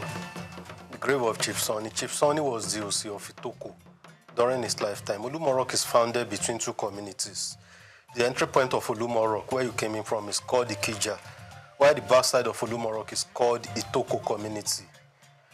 And this is a chieftaincy title in the Yoruba land. That is the chief sitting at the left of the king in palace. As we have the Otunoba and Osioba, was two top position to the king. According to the custom and tradition of Yoruba, when a chief died, they bury the chief either at the front of his house, at his bedroom, or at his backyard. He must never be taken to a cemetery. That was why Baba was buried here. And this rostry roof building is the family house of Chief Sonny. The family has an extension. Baba dies on the 23rd of January 1956. 20 years after his death, government took over this place as a tourist site. That was why government decided to fence the family house so that they will not be blocking up the passage of the tourists. So the people of Egba took refuge here during an intertribal wars. The war started in 1830. Then the people of Egba were under old Oyo Empire. They basically want freedoms and where to settle. That was why they consulted the Oracle for lead. Ifa instructed the Egbas to come and settle there. On their way coming down, they met a man on the road. The name of the man is called Adagba. Adagba was a great hunter farmer. He was the one that discovered Olumorok during his hunting process. During those periods, the entire city of Abeokuta was thick forest. Only the powerful ones and the warriors that could come around to do anything and return back home alive. But when the Ifa instructed the Egbas to come, Shodeke, who was one of the founding fathers of Egba land, led the people of Egba down here. And they were here for years. During their stay, they took the natural suspension shape of the rock advantage and built their rooms. The rock is naturally standing. They only took the advantage of the shape and built their room. So the rock served as the roof of the room. 4 of the rooms they built has collapsed, remains only that. Those are the signs of the fallen rooms. That was where they kept wives and children. Men and warriors will surround the rock so that the enemy will not gain access to this place. All these holes we are seeing on the surface of the rock, that was where they do their grindings. Like we use blenders now, Yoruba call it oluata. So the process of their grindings make the holes deep like this. After the war in 1833, the people of Egba from Ifa were able to confirm maybe they should leave this place to go back to where they came from. Ifa told them to keep on dwelling here, that this is where God has put an end to their problems. And that's how they derived the name to the rock, Olufimo. Olufimo means where God put an end to all our tribulations. Ibiti Oluwa fi ogun, wahala ti daamu aye wa mo si Olufimo. But people later shorten it to Olumo to gain a very short word. Another meaning to Olumo, Olu in a Yoruba land means God. That's God Almighty. Mo means mold or molded. The people then believe that God benevolently molded the rock for them so that they can take their refuge under it. Oluwa lo mo fun wa. láti fi ṣe ibi ìsádi kúrò lọ́wọ́ ọ̀tá. God molded the rock for our refuge. So when they came out from the rock, others were asking the Egbas of their whereabouts, and they told them, hid ourselves under the rock. Under the rock or beneath the rock in Yoruba means Abe Okuta. And that was how the name got changed from Egba, and they started referring to them as Omo Abe Okuta. Also, the popular city of Abe Okuta started from here. So if you have been anywhere around the town and you have not visited here, you haven't been to Abe Okuta. The name Olumo is derived from the Yoruba words Olu means God and Mo meaning molded, signifying God-molded rock. This reflects the deep spiritual connection the Egba have with the rock, seeing it a divine creation that shaped their destiny. Today, the rock remains not only a historical site, but a place of cultural rituals, including annual sacrifices. Over here, we have the main shrine of Olumo Rock, the main shrine of the rock. The main shrine is a local temple where the people of Egba worship and make sacrifices to the deities of Olumo Rock. Olumo Rock is an historical monument. It's also a symbol of Egba unity, strength, and unfailing protection. Because under the rock, the people of Egba took refuge during an intertribal war. And after the war, the rock has become a deity. That is why Egba people offer sacrifice to Olumo Rock once in a year with a big black cow. During the festival, only two people have access to enter the shrine. That is why the shrine is always locked. And the two people are the paramount ruler of Egba land, that's Alake of Egba land, and the chief priest. The chief priest is called Abore in the Yoruba land. Other traditional rulers in Abeokuta invited guests, indigenous of Abeokuta, will stay outside to say amen to his prayer. During the festival, the Alake of Egba land will pray for the whole nation. He pray for Egba unity. Also the climbers of Olumo Rock, so that they will not fall. No one has ever fallen while climbing the rock. Also at the shrine, traditional believers always come to make their requests in prayers. When the prayer is answered, those that made pledges while praying will come back to redeem their pledge, ensuring appreciation to Almighty God and to Olumo that interceded for them. That is why we have those feather, blood, and cloth on the face of the shrine. Those are the sign of pledges people have been returning. And the people refer to the rock as Olumo Abelowo, Abelomo, Abeloro, Asadi Mulu Egba. There are 4 traditional rulers in Abeokuta: Alake of Egba land, the paramount ruler of Egba land, Oshilo of Okiono, Agora of Bagora, and Oluwu of Uwu.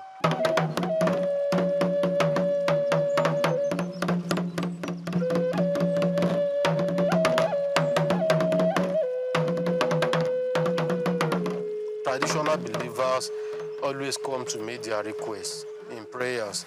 Maybe they are looking for words, children, or anything in life.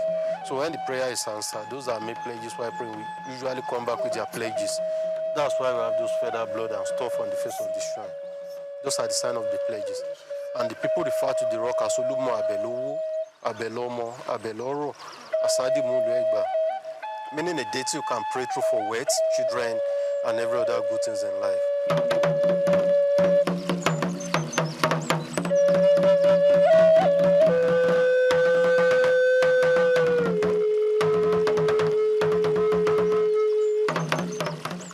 You might be wondering about the historical issues between Oyo and the Egba people.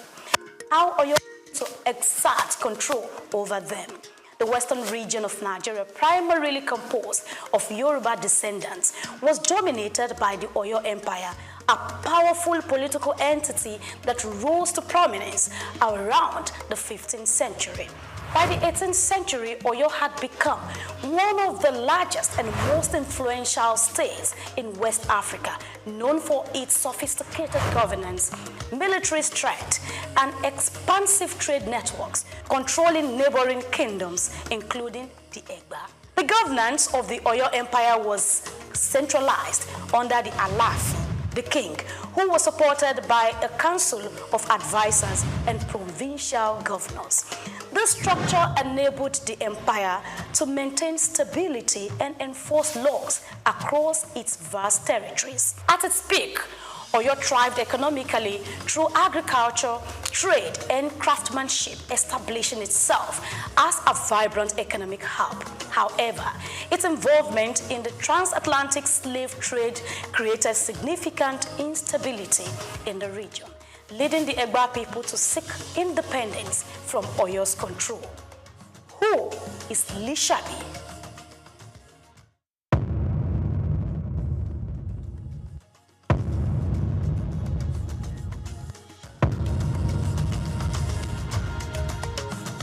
No story about the Egba people is complete without mentioning Lishabi, the legendary warrior whose courage and strategic leadership freed the Egba people from the oppressive dominance of the Oyo Empire.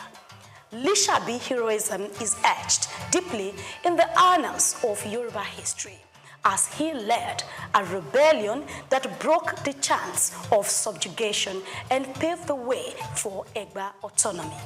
Lishabi Agbongbu Akala, a native of Itoku, Abeokuta, was not just a fearless leader, but also a tactician.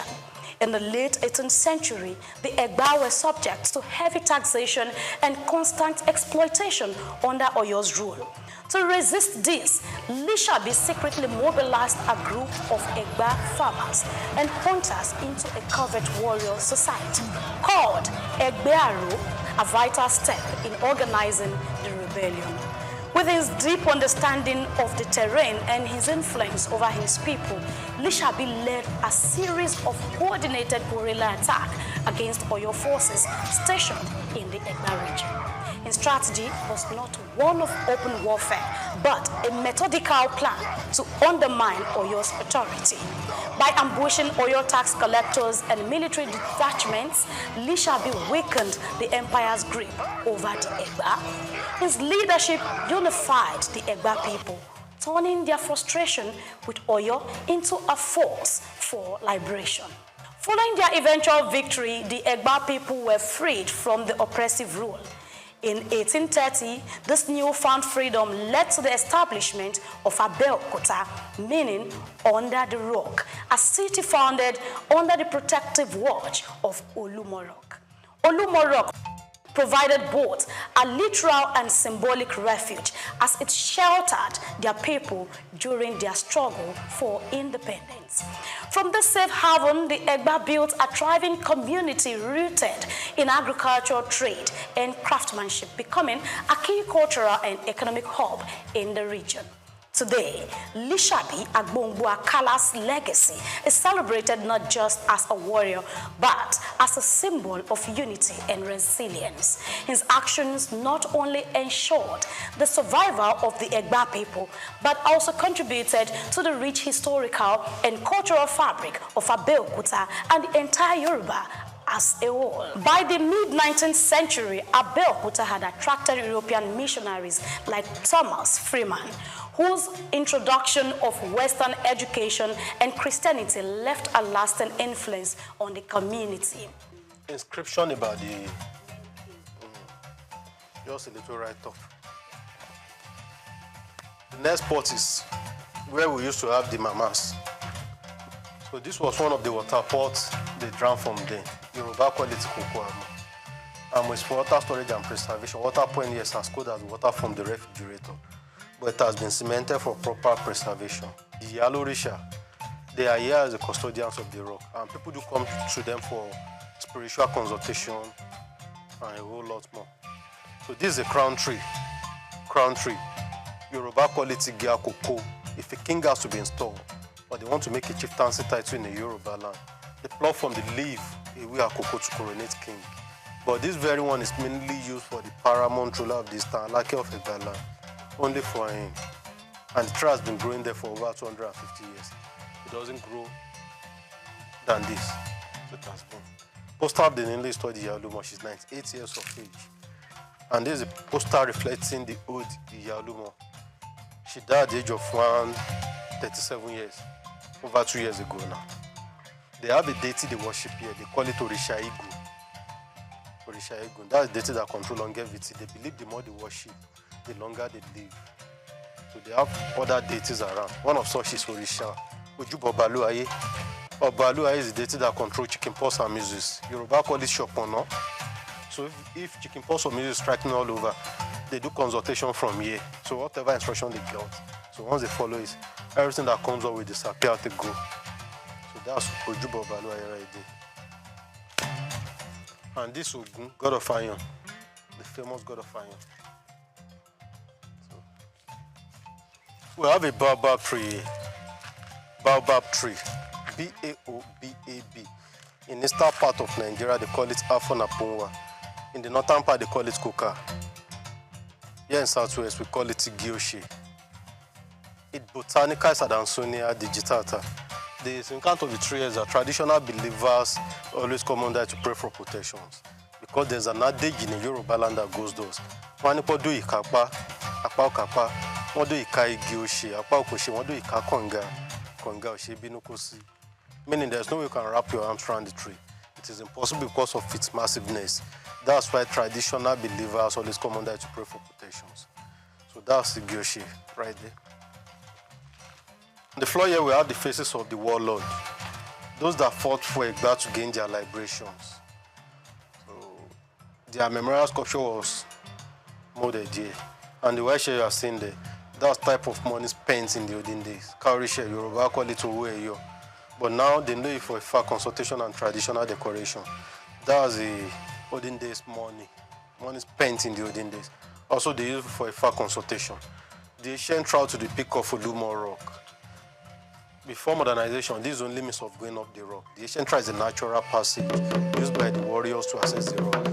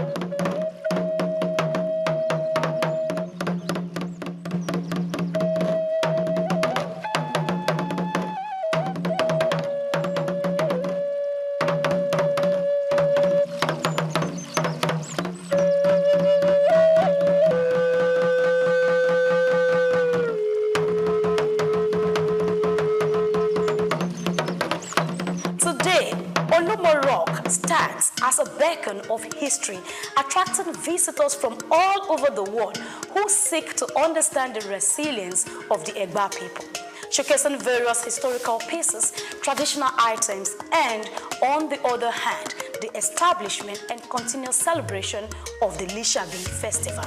In the evolution of the Egba from warriors and hunters to craftsmen, traders and national leaders, their history illustrates the power of unity and determination. Lumorok continues to tell the story of a people who overcame oppression to build a vibrant, self-sustaining community. I welcome you to the topmost part in Lumorok. From here you can see almost everywhere in Abeokuta. And the height of the rock is 137 meters above sea level. That's about 449 feet.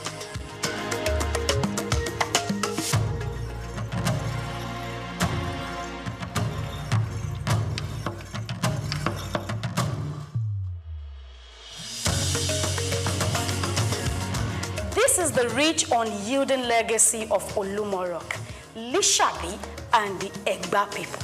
A narrative of survival, courage, and transformation. Now you see the connection. You see the missing link. I am Grace Komolafe, and this is SOUQ Perspective on SOUQ News Television.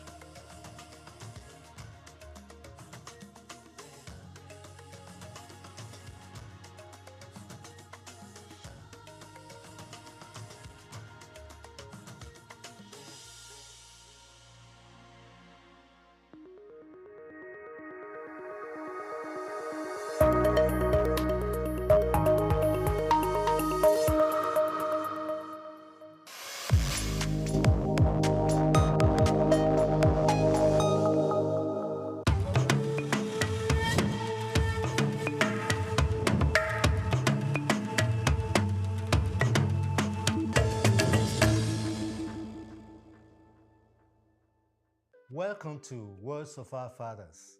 Today we'll be considering this proverb. When a hunter has one arrow, he does not shoot aimlessly. In other words, make use of the opportunities that you have. And there are immense opportunities in this culture. There are immense opportunities at work.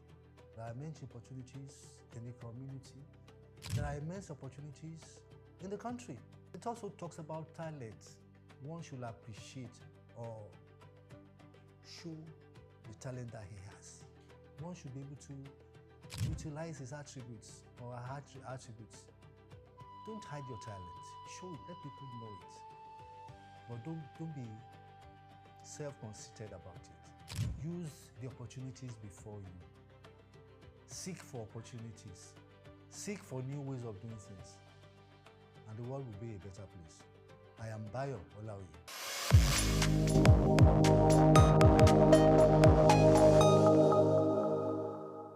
We've got just what you need right here at Femi Wash Media.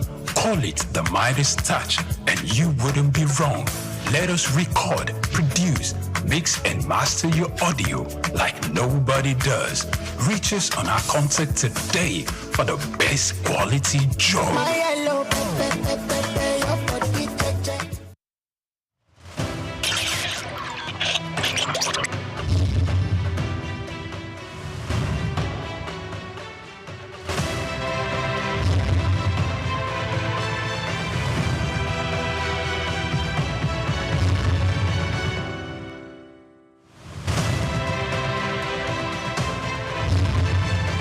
The Nigerian National Medicine Development Agency, NNMDA, was created in 1997 and backed by Act 2019 to enable the federal government of Nigeria through Federal Ministry of Science, Technology and Innovation actualize its critical and strategic mandates to research, develop, document, preserve, conserve, and promote Nigeria's natural medicine defined as indigenous medicine.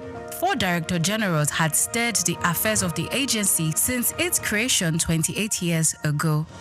A new vista, however, opened in the history of the existence of the agency when Martins Emeje, a distinguished pharmacist and professor of nanotechnology, was appointed as the 5th Director General and Chief Executive Officer in May 2023. Before taking on the mantle of leadership at the NNMDA, Professor Martins Emeje was the Chair R&D at the National Institute for Pharmaceutical Research and Development, with many feats on drug formulation and R&D results to his credit. I deliberately applied for this job. There was advertisement. I applied. I wrote the exam. It was an online exam. Nobody saw anybody. And 1 hour exam online. When you submit your answer sheet, you have a copy of the answer sheet. So I have the copy of the answer that I submitted online that day. And that is my manifesto. So every month, I look at the answers that I submitted, and it guides me in the work that I do. As a a researcher and proudly the first and only research fellow in Nigeria who is heading a research institute. I know exactly the problems of R&D in Nigeria, because nobody in Nigeria has or is currently heading a research institute, and he went through the rank and file from being a trainee researcher to an intern researcher, an NYSC researcher, and then a research professor. This is the background that I have. Call him a round peg in a round hole, and you won't be wrong, as he hit the ground running, leaving a lot of innovations on his trail, achieving great strides in the areas of education, agriculture, and health, thereby raising the bar in R&D in natural medicine for the agency. From May 2023, when he was appointed, within just a few months, 4 oral solid dosage formulation products were unveiled. My greatest moment actually happened on 8th of March 2024, when the Minister of Innovation, Science and Technology, Chief Uche Naji, came to Lagos in the campus of NNMDA here to launch 4 oral solid dosage forms. It was not just the first time it was happening in NNMDA, the very first time it was happening in Nigeria. We decided that we will go for education as a major target, as a major KPI. And we went for it aggressively and got accreditation to start a 2-year national diploma in natural medicine. So this agency, for the first time in Nigeria, we now have a school of natural medicine. It's never been heard before. It happened in this administration within these 2 years. Within these 2 years too, because the country saw that we had made explosive advancement in this area, we got upgraded to what we call an awarding body for national skills acquisition in traditional medicine. One of the best medicinal gardens that you can find in Africa right now is in this country, owned by the Nigerian Natural Medicine Development Agency. And we did this these 2 years. In fact, two of our products that is waiting for Mr. President launching was we got our raw materials from our Nasarawa State Farm in Karo. Nigeria is the largest producer of cassava in the world. Cassava. The only country that competes with Nigeria is Brazil. Yet, Nigeria does not have value-added cassava products. Yet, Nigeria imports starch to make pharmaceutical products. We made a presentation to the National Assembly, and the Senate of our National Assembly supported us. So we went into development of pharmaceutical grade starch. Today, we have pharmaceutical grade starch. In health itself, we have developed and submitted to NAFDAC about 23 different products. 23. And they are all at advanced stage of NAFDAC's regulatory assessment at this point. Now, 3 of such products plus 5 of what we did the previous years is available, and people, because we are a research institution not capacitated or competent by reason of mandate and skilling to do marketing, we do proof of concept, and we wait for entrepreneurs of pharmaceutical industries, nutraceutical industries, food industries to come take them to the market, right? But we also owe, because, like I said, the huge component of the Renewed Hope agenda is that people should be attended to, so that they know that they cannot lose their hope completely in their country. So in this environment, anybody who wants drug for hypertension, for malaria, for erectile dysfunction, for arthritis, for diabetes, for hepatitis, for about at least 8 different disease areas. They come to our pharmacy here to get the drugs. The past 2 years, under the leadership of Professor Martins Emeje, has seen human capacity development like never before. A development that propelled the agency's researchers into breaking new ground. This agency had never, in its almost 30 years of existence, had never participated in any local conference where researchers went with work they did in their own laboratory to go make competitive presentation. In our maiden outing in these 2 years, we won 2 awards. We went out for the first time and we got 2 awards.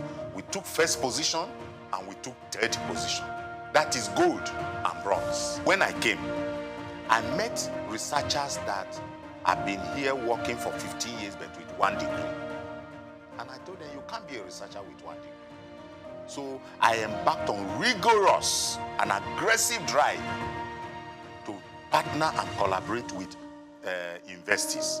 So we went into that. Today, as I'm talking to you, we have at least 13 researchers and of the agency that are doing different postgraduate studies in different universities in Nigeria. I have a staff that was in Zimbabwe for 6 months. Now he has a master's in intellectual property. At least 7 of my staff have gone to India. Quality assurance has been one of the top priorities of the NNMDA Director General and the accreditation of the agency's laboratory and product development unit for pharmacy internship program by the Pharmacy Council of Nigeria a year ago. Under the watch of Professor Martins Emeje, the agency recently graduated its pioneer pharmacy interns. I went into nanotechnology or nanosciences after PhD, and I had to go out of the country to train in this area for more than 4 years. So it's an area that I'm keen about. I'm one of the first people, if not the first, in Nigeria to have put in practice nanotechnology. What it has done to me as someone who studied Western pharmacy, which is more like macro study, it is that it has taught me how to manage resources, no matter how simple.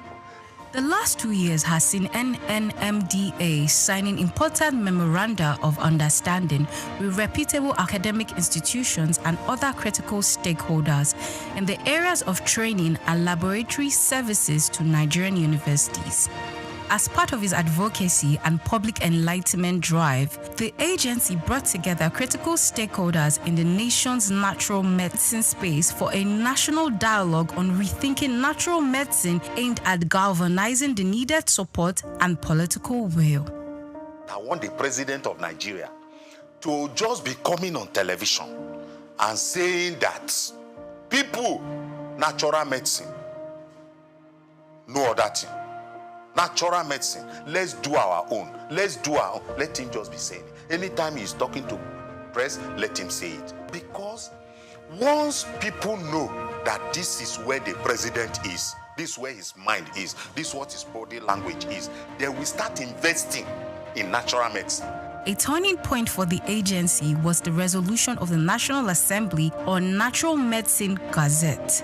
The visit by the chairman, House Committee on Legislative Compliance, was a further demonstration of the renewed impetus.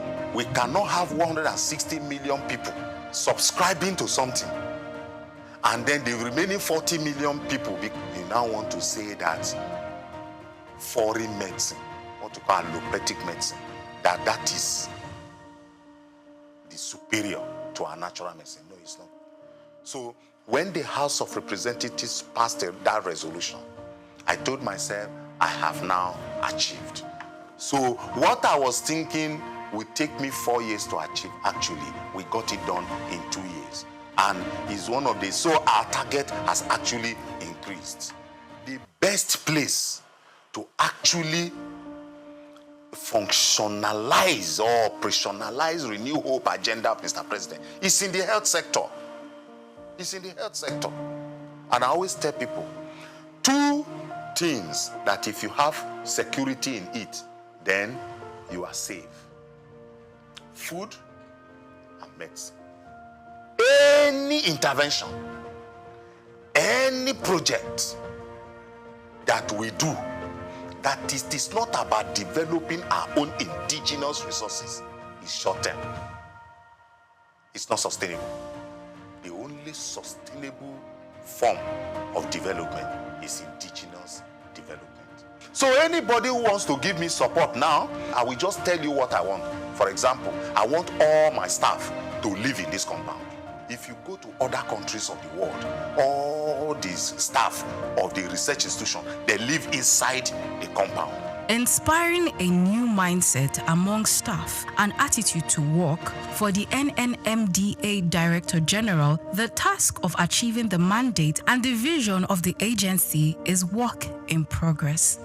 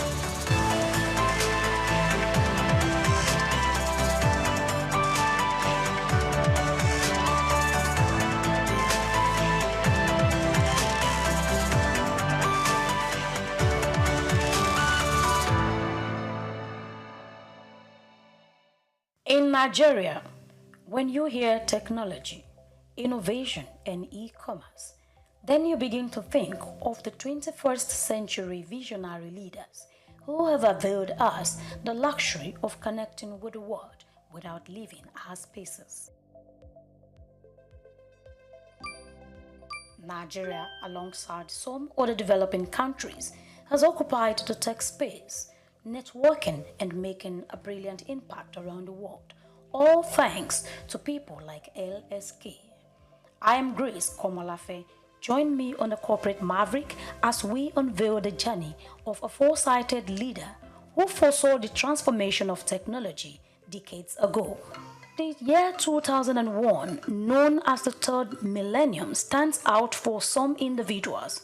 It was thought like every other regular year to some people, as they express the excitement that comes with experiencing a new millennium.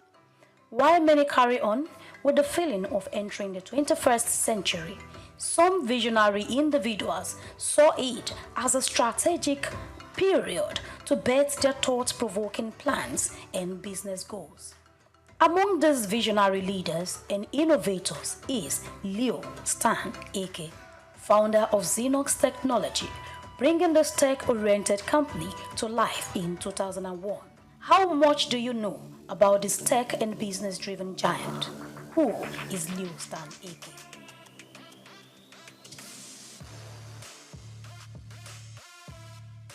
Dr. Leonard Stanley Nnamdi Eke, popularly known as Leo Stan Eke, is one of Nigeria's dynamic and influential figures, an African entrepreneur born into the family of Ihentuge Eke on February 22, 1956, in Imo State, Nigeria. His mom, a dietitian, and dad, a nurse. His root is traced back to Ubommiri Mbaitoli, where he was raised in the household that valued education and hard work. His parents instilled in him the values of discipline and perseverance from a young age. It was within this nurturing environment that Eke's entrepreneurial spirit began to take shape.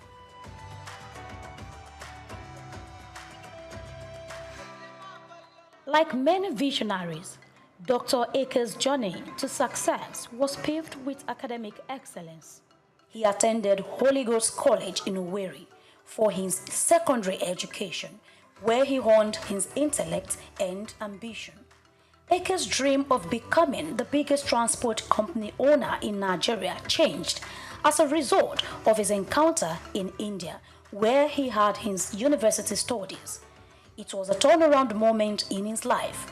In India, he pursued a Bachelor of Science degree in economics from Punjab University, and the exposure to India's vibrant economy left an indelible mark on him and then tilted towards more realistic business ideas. This led him to get full involvement into ICT. So I'm a very good testimony of an African who started from nothing, okay, and got somewhere, not there, right? Okay, so in summary, I came in here first of all to the University of Nottingham, or Nottingham University. I was in Cork City University, where I was doing computer science, and I wanted to specialize in user interface as a postgraduate course. Okay, and the system, which I'm sure still exists in the UK, that you have university counselors who observe you in classes and direct you properly. And the thought, since I was going back to Africa, there were no computers. And if I got there, I could be frustrated for another 32 years. So they discussed with my parents, and they wanted to know if I could stay in the UK and continue computer science. I said, no, I was going back to Nigeria. I have passion to change the country, and by extension, the continent. He later went on to earn a Master of Science in Risk Management from the esteemed University of Nottingham, England, further enhancing his acumen in the field. With his tech startups dating back to the 80s, Aker can be put in the bracket of visionaries who saw that ICT would define the world in no distant time. His ICT Solutions company commenced operation in 1989, focusing on desktop publishing and computer graphics. Over the last 3 decades, the company extended operations from Lagos to Port Harcourt and Abuja, implementing several ICT projects across the oil and gas, telecoms, manufacturing, and public sectors. I started small, like any other entrepreneur you read today. Okay, some started in the garage. Okay, most of them didn't inherit wealth. Now, so how could they have started? You start with your own. During our time, you have to start with your own sweat. Okay, until you build such, get to such a level with a system and structure in place, and then people trust you. But because our kids today pass through business schools, connected to people, okay, and they now want to go from average above. You understand? Instead of starting, a lot of us started from -1. Leo Stan Aker's major hits into the business world commenced with the establishment of SOUQ Technology Limited in 2001. With a fervent desire to contribute to Nigeria's technological space, he embarked on a mission to manufacture computers locally. Now a world-class ICT company providing innovative products and solutions. Under his leadership, SOUQ Computers have emerged as a trailblazer in the industry, earning accolades for its quality and innovation. One of his notable achievements was the attainment of the Windows Hardware Quality Lab Testing (WHQL) certification, showing SOUQ's commitment to excellence. In 2013, the company made headlines with the launch of its computer tablet line, ZPad, marking another milestone in its illustrious journey. Dr. Aker's entrepreneurial prowess extends beyond the realm of technology. In 2018, his company SOUQ made waves with the acquisition of Konga.com, a leading e-commerce platform in Nigeria. This landmark deal underscored Aker's strategic vision and his unwavering dedication to driving innovation in diverse sectors. Konga.com was founded by Sim Shagaya in July 2012 as a third-party online marketplace. 99% of its shares were acquired by SOUQ in February 2018. 3 months later, Konga merged with Xenos retail outfit Udala to form the biggest e-commerce company in Africa, retaining the brand name Konga. Leonard Stanley Eke also founded BuyRightAfrica.com Limited in 2008, at a time when credit card and e-payment infrastructures were still strange to many Nigerians. He did this to resolve funding issues for ICT projects and companies. He partnered with international financiers to help Africans acquire technology and compete globally. Some other of his establishments are Technology Distribution Limited, Tax Direct Limited, and iTech Solutions. He is involved in ICT Brokers and ICT Connect. Okay, but mine had a call. I had a call on the tech sector, and I've been consistent. And if you remember, my first step was to deal with the doubting Thomases, the media people. And it was like an evangelism. If you prove your worth to press people, to media people, because these are the critics of our time, then they follow you. You get to your destination faster. So when I did the whole media houses, transitioning them to digital economy through digital processing, through from typesetting to desktop publishing, computer graphics, okay, and multimedia. Then they started spreading the news. But again, we had to enhance that profile to the corporate world so that people can run offices with data analytics to guide them on advice, projections, okay, and where they're headed to. And then even our election. Okay, so today there would have been crisis in the economy if elections don't have facts and figures. And we did that with the DDC, and then did authentication with a card reader. If you've come this far, kindly like, comment, and share. Throughout Ake's career, he remained committed to empowering others and fostering socio-economic development. His philanthropic endeavors and advocacy for youth empowerment reflect his belief in the transformative power of entrepreneurship. He launched the Computerized Nigeria project in August 2000, thereby encouraging development and the use of computers. He also launched the Can I scheme, providing affordable laptops to young Nigerians with a repayment plan of 24 months window. Ake's foundation furthers his charitable efforts, supporting various causes with different donations across the country. Now, I see entrepreneurs trying to live big. Are you with me? Yeah. I see entrepreneurs trying to show off. You must have incubation period. Every successful entrepreneurs are seen to be stingy because they know the value of every dollar spent. But they use the same money to sustain the society. Okay, so I just want to advise Nigerians here. I see a lot of you startups now selling debt. It means technically you are leaving the company. And if I'm an investor, I watch your lifestyle. First of all, I see an entrepreneur, Nigerian entrepreneur. He hasn't started, he has expensive cars.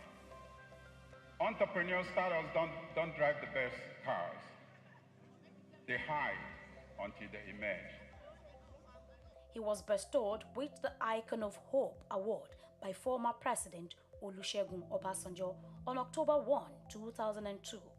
He also got Nigerian Science and Technology Achievers of the Year 2003 and Officer of the Order of the Federal Republic of Nigeria, OFR, in 2004.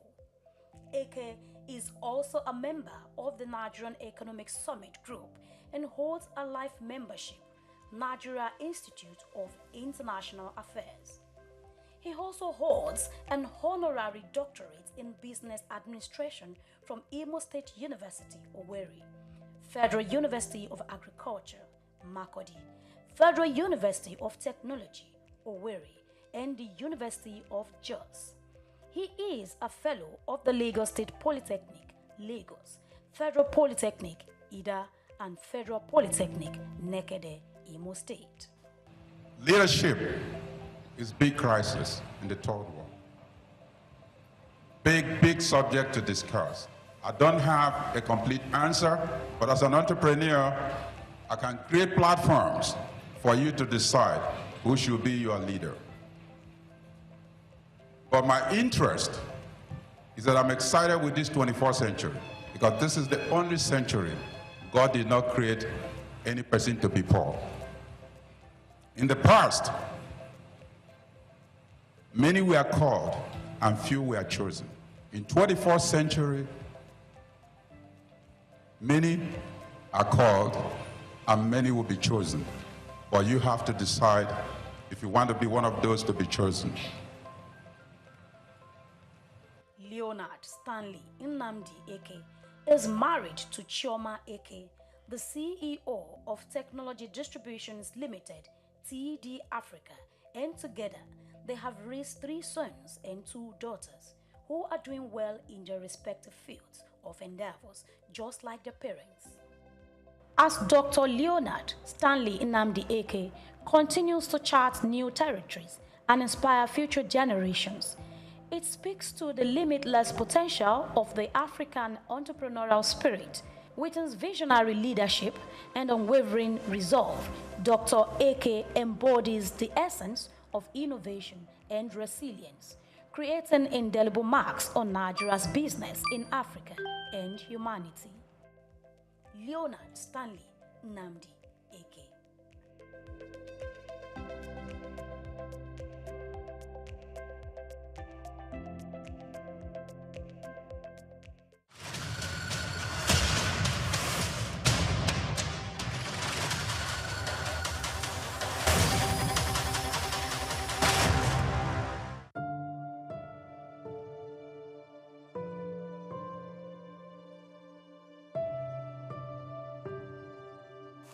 In April 1960, just months before Nigeria's independence, a 26-year-old ascended one of the most revered thrones in Yoruba land. His name, Oba Sikiru Kayode Adetona. His reign, almost 65 years. His legacy, a modernized crown, a globalized culture, and an unwavering voice for truth. Born 10th of May 1934 into the royal house of Anikinaya to Prince Rufai Adetono Adeleke and Ajibabi Adetono Ne Onashile, Sikiru Kayode Adetono's royal destiny was set early. He attended Baptist School, Eriko, in 1943, Ogbere United Primary School, and Ansarudin School, Ijebu-Ode, before enrolling at Oluiwa College, now Adeola Odutola College, from 1951 to 1956. He later worked briefly in the audit department of the Western region in Ibadan, before leaving for the United Kingdoms in 1958 to study accountancy. But history had other plans. On the 2nd of April 1960, he was installed as the 58th Awujale of Ijebu land, taking the regnal name Ogbagba Agbotewole II. Young, confident, and stepping into leadership just as the new Nigeria was emerging, marking the beginning of one of the longest and the most consequential reigns in Nigeria's history. Despite his demanding role, Oba Adetono maintained close family ties. He was married and blessed with children, who were raised in the blend of royal tradition and modern education that defined his worldview. Known to be a devoted family man, he valued privacy in personal matters, but ensured his children had opportunities for education both within and outside Nigeria. Socially, he was at ease in multiple wards, equally comfortable in palace courts, university lecture halls, diplomatic gatherings, or informal community events. He cultivated friendships across business, politics, and academia, yet was deeply rooted in his hometown, often mingling with his people during festivals and communal projects. The coup that saved a king.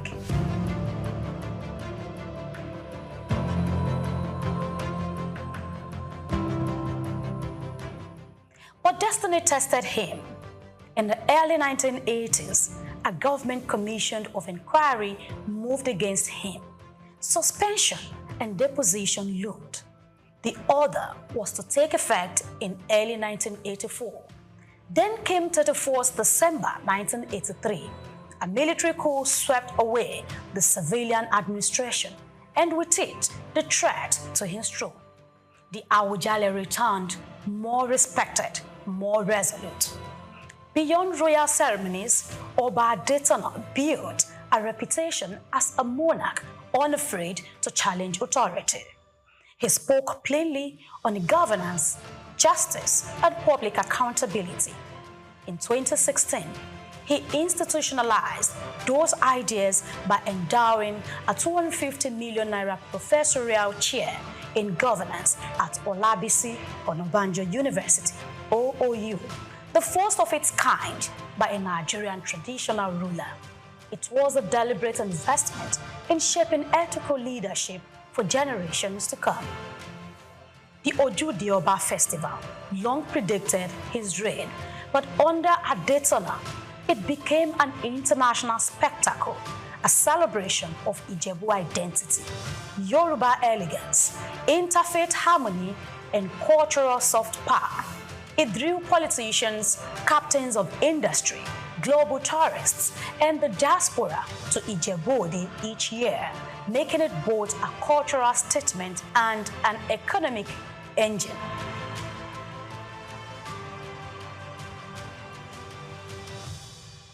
Adetona presided over a kingdom of religious plurality, Islam, Christianity, and traditional worship, often using his platform to advocate tolerance. Though a devout Muslim and president of the United Muslim Council, he regularly attended Christian events and encouraged interfaith harmony. And now, the final chapter. On 13th July 2025, Oba Sikiru Kayode Adetona Ogbagba Agbotewole II passed away at the age of 91. He was buried according to Ijebu customs in solemn rites, shielded from public view.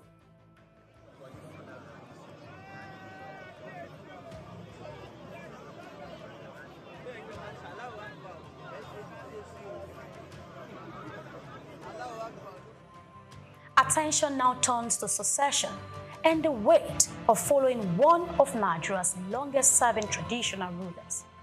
Oba Sikiru Kayode Adetona reigned across three Nigerias: the colonial twilight, the start of military rule, and the promises and failures of democracy. He proved that a throne could be modern without losing its roots, bold without losing its identity, and proud without closing its doors. His voice will echo in the university lectures he inspired, the festival he globalized, the cultural pride he nurtured, and in the personal values he instilled in his family. As Ijebuland turns the page, one question lingers: whether or not the next Awujale will match relevance with integrity and tradition with transformation, following the path of the past hero. Grace Komolafe, SOUQ Perspective.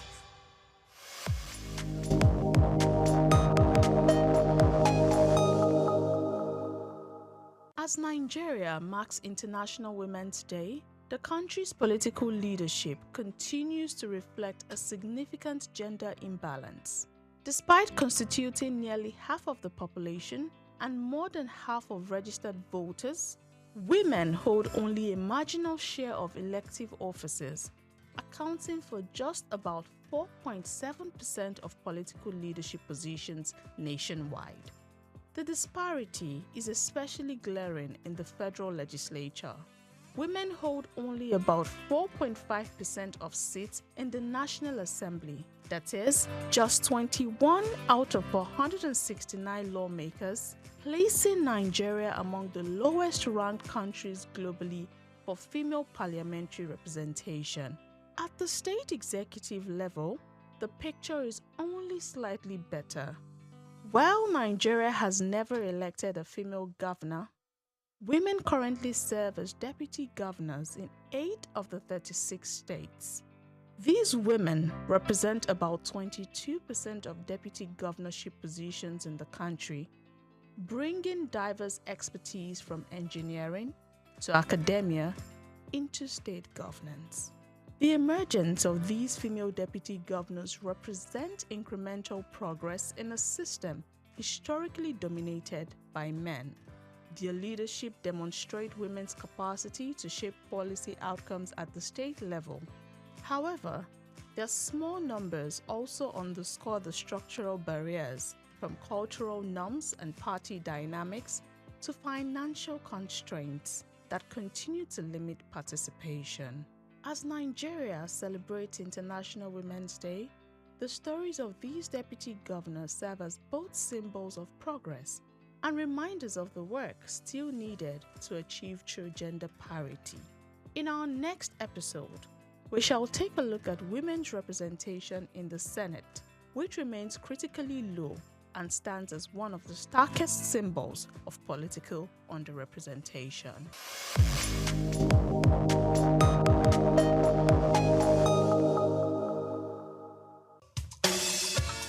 Fellow Nigerians, did you know that constituency and executive projects in your communities are not gifts from your legislators? They are projects sponsored by the legislators and funded by the federal government to improve your life and the lives of those around you. These projects belong to you. Without your vigilance, they might never be completed. Don't allow them to fade away into unfulfilled promises.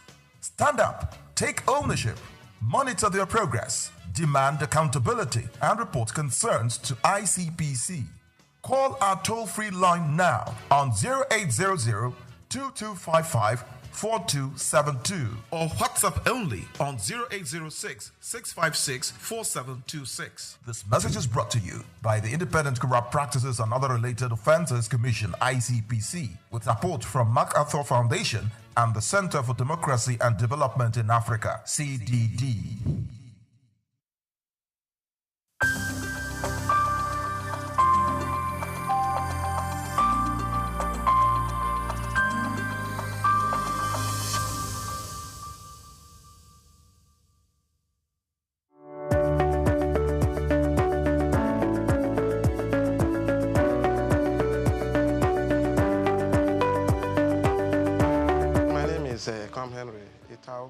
I'm from Akwa Ibom State, Eke local government precisely. My primary school at Akwa Ibom Church Primary School, so young Eket, where I grew up in the early 70s. I moved into government secondary school at Eket. I finished my school set in 1981. It was a jolly good experience. Before I moved over to Lagos, where I did my higher school, Federal School of Art and Science, Victoria Island. And from where I took my JAM, then I got admission to study English and literary studies in the great University of Calabar. Growing up was fun, education was fun. We enjoyed the bits of life, what we went through there, from primary to secondary school, the dormitory lives, my friends, my colleagues.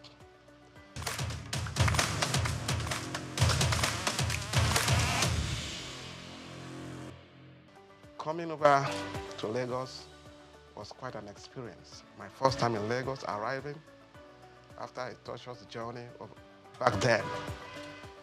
Went over to VI, studied along with some blue chip children, Federal School of Art and Science then, as it was called, just where you have the law school now. It was quite an experience. And back to University of Calabar, we had quite a drill, the studies of English language and literature. I happen to have specialized in literature, where we did a thorough work on all the spheres of literature, the landscape of literature. We almost exhausted it with key professors and lecturers. Talking about Afro-American literature, Caribbean literature, South African literature, Russian literature, literature of social protest. Then we come back to African literature, where we explored the whole landscape. African literature, African drama, African prose, and storytelling, folk tales, and trickster stories. It was a huge experience that changed my life. And coming over here, finished our youth service, did my youth service in Imo State then. We had respect as corpers. We were well treated. And came over back to Lagos, looking for work in Lagos, 1988, 89. We started a magazine in Lagos here.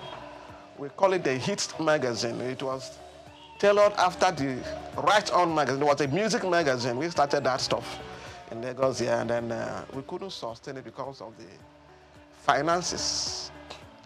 Luckily for me, I was able to run, got a job with the bank, and then I started a marketing aspect for the bank. From the bank, the merchant bank, when the bank went under, I decided to go solo. That brought me to the book industry.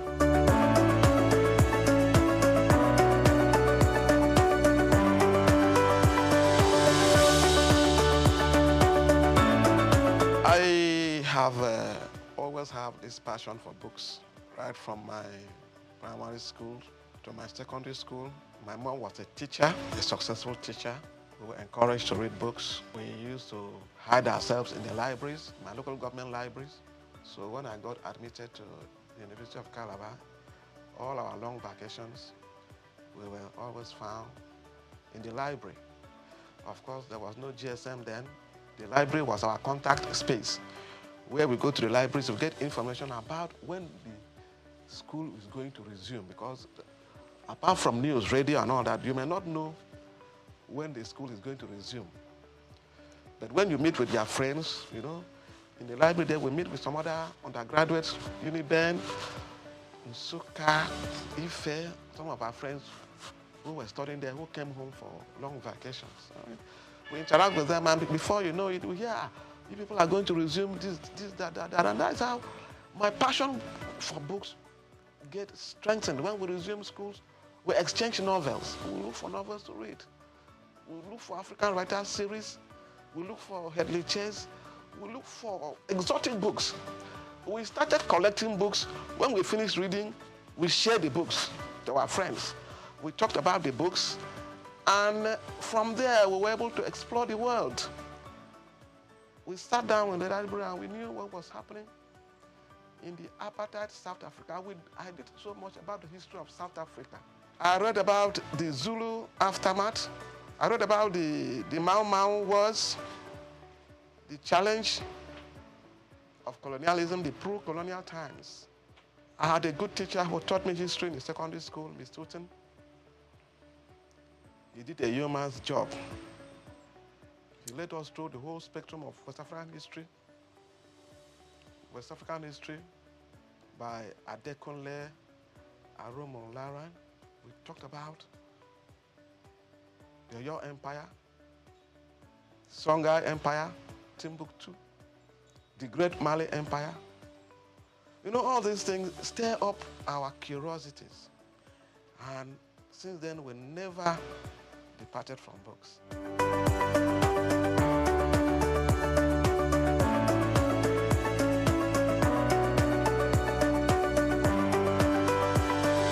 have worked in close association with the Institute of Public Analysts of Nigeria, IPAN. These are people that do analysis for products, water analysis, analysis of waste and effluent, radioactive activity, food and drug analysis. We have worked with quality control experts across the industries. We have worked with establishments where they do root crop research. We have worked with the pharmaceutical research industries, medical research bodies, malaria research establishments, cancer research establishment. These people look for us for specialized information in the management of special disease and treatment in oncology, people in the area of traditional medicine, alternative medicine, natural medicine. They look for it. We are partnering with the Nigerian Institute of Science and Technology, Institute of Natural Medicine in Victoria Island, to work with them in the area of the development of herbal medicines in Nigeria. We have books we partner with them to promote. You see, medicinal plants from eastern Nigeria, medicinal plants from the northeast, medicinal plants from the southwest, medicinal plants from the south-south. We market these books for people who want to know. No, we are working now on the production in partnership with relevant institute of the Nigerian pharmacopoeia. We know about the British pharmacopoeia. We know about the American pharmacopoeia, the Japanese pharmacopoeia, and herbology. We are working towards having the Nigerian pharmacopoeia. This is going to be a compendium of materials that talks about medicinal plants of value, medicinal plants that have healing properties. We are working with specialists, pharmacognosy, phytochemists, and by God's grace, this is going to come into fruition. We partner with the Pharmaceutical Society of Nigeria and all kinds of health bodies that we can't even mention. So many of them invite us for their annual conferences, which is rotated across different states in different years across the nation. So we've traveled, and in most of these conferences, you have experts, deans of faculties, heads of departments that reach out to us with informations in books and journals that are relevant for their students and for their practitioners.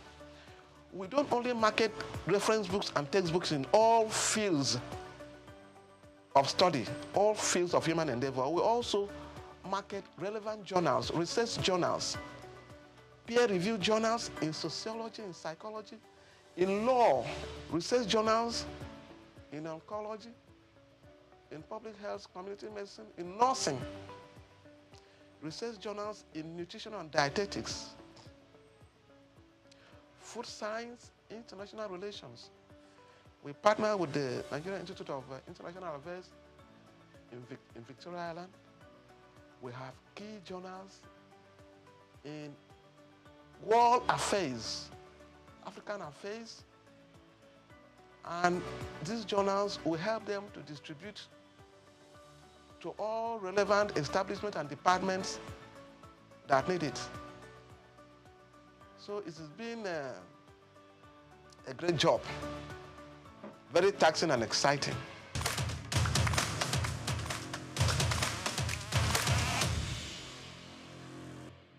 Each book added a new spectrum of learning and knowledge for us.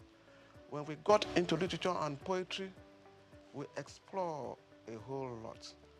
When we went into American history, the black history, we read about the nation of Islam. We read about Elijah Muhammad.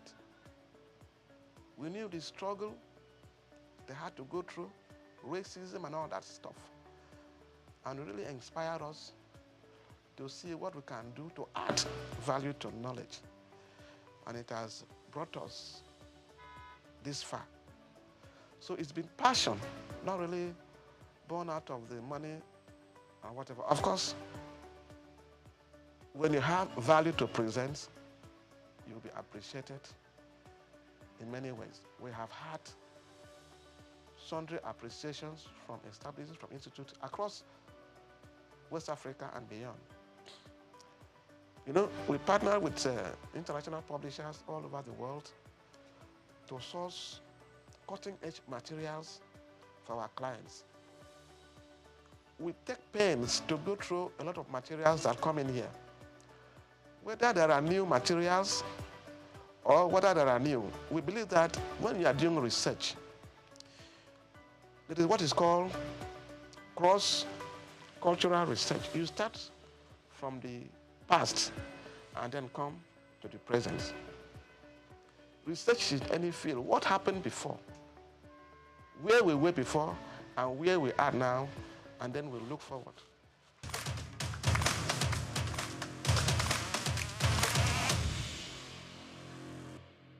So we have a lot of materials for our clients, and we are on an endless journey of search.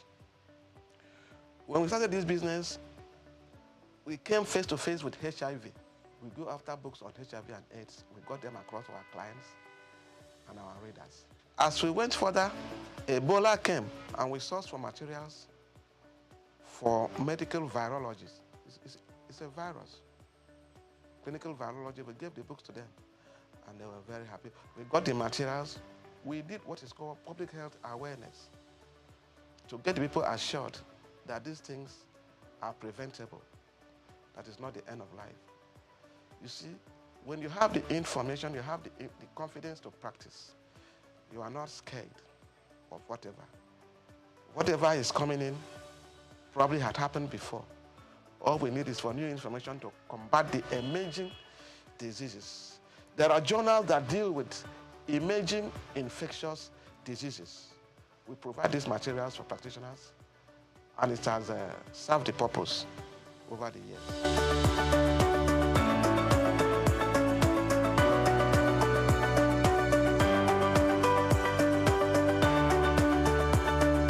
The secret of my success has been the impartation of specialist knowledge, tertiary knowledge for professionals.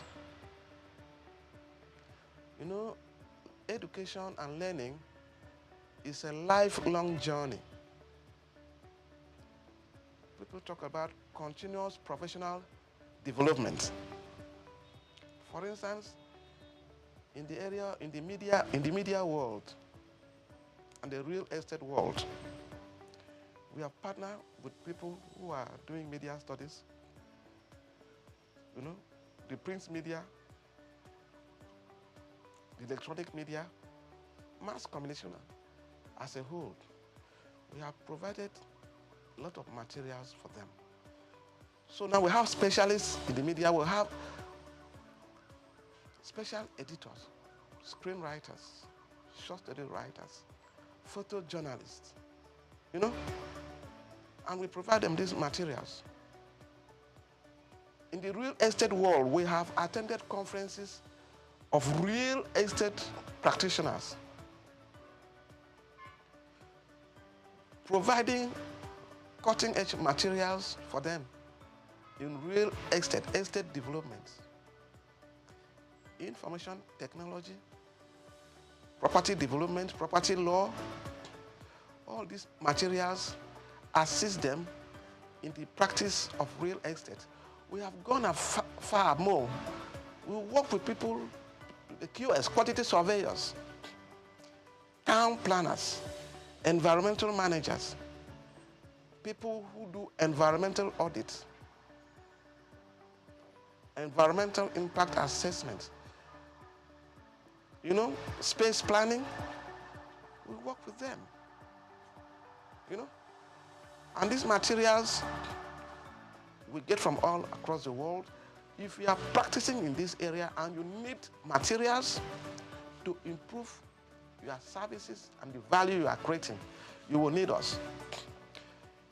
We have a whole list of experts in different fields that reach us when they have challenges, when they have need for special information to solve specific problems. They reach out to us. They call, yeah, a bookman, all range. We need books in this area. For instance, we had the former Minister of Health, that great woman, Ponja Iwala. She will always call us, look, all range, we need books on international economics. And we used to give her books on international economics. And many other experts like that. We have books for people who are doing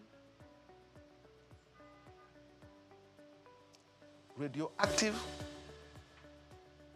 interventions, people who are doing environmental management, people who are doing analysis, food analysts, all over the spectrum. We provide books for them. Food engineering, we give them books on food, contaminants, food additives. These are not books to just go to anywhere and get. We have been able to interface with them, Nigerian Institute of Food Science and Technology.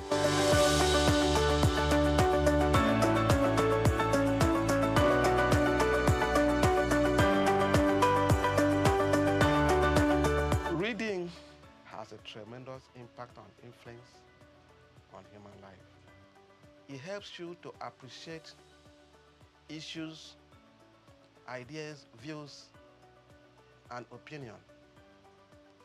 It makes you an active participant in intellectual discourse and in intellectual environment. You are not ignorant of what is happening around you. It makes you a leader. Yes, not all readers are leaders, but most impactful leaders are readers. Books will change you. Books will empower you. Books will give you self-confidence. When I sit down with architects and I'm discussing, I talked about landscape architecture. I talked about interior design. They begin to wonder whether I studied architecture. Then I started talking with oncologists, gynecologists, maybe gynecological oncologists. They think that maybe I studied medicine.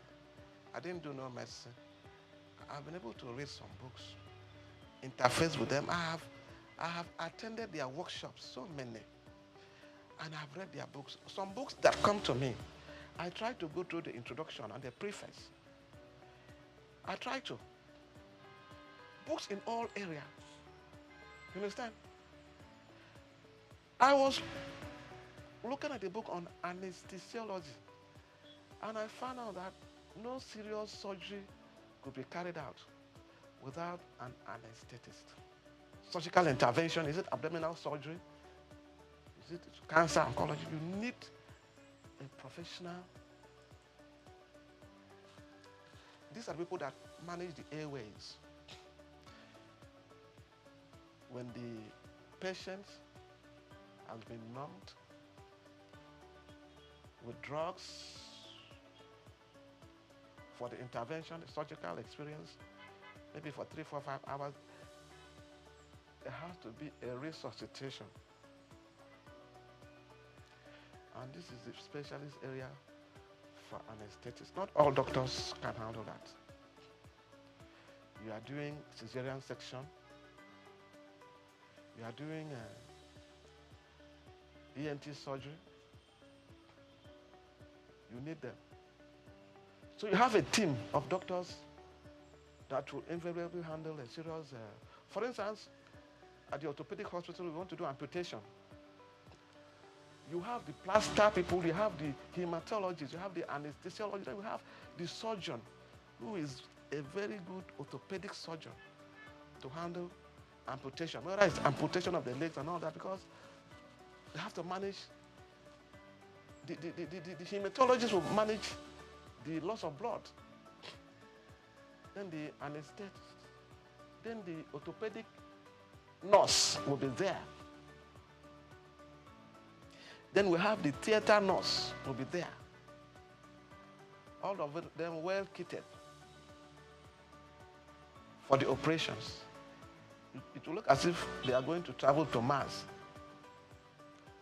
Safety procedures, management of spills, cleaning, and everything. Then rolling the patients to a special, maybe it's an amenity ward where they are going to keep the person to manage the post-operative procedures and all that.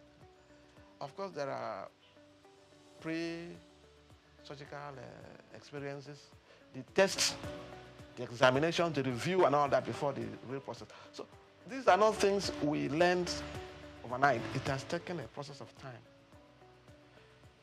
And we got to know that, oh, this is how the deal is done.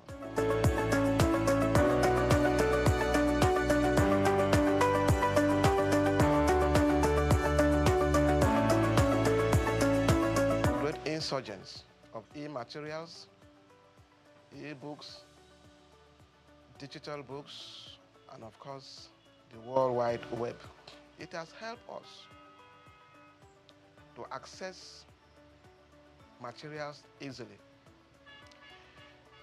But you see, initially people were afraid that with the advent of the e-books and all that, that the textbooks, the physical books, will be phased out. But that is far from the truth. Libraries still get their core text and materials. They have the sections for the core text and materials and journals and serials. Then they have the section we call the digital libraries. Polytechnic libraries,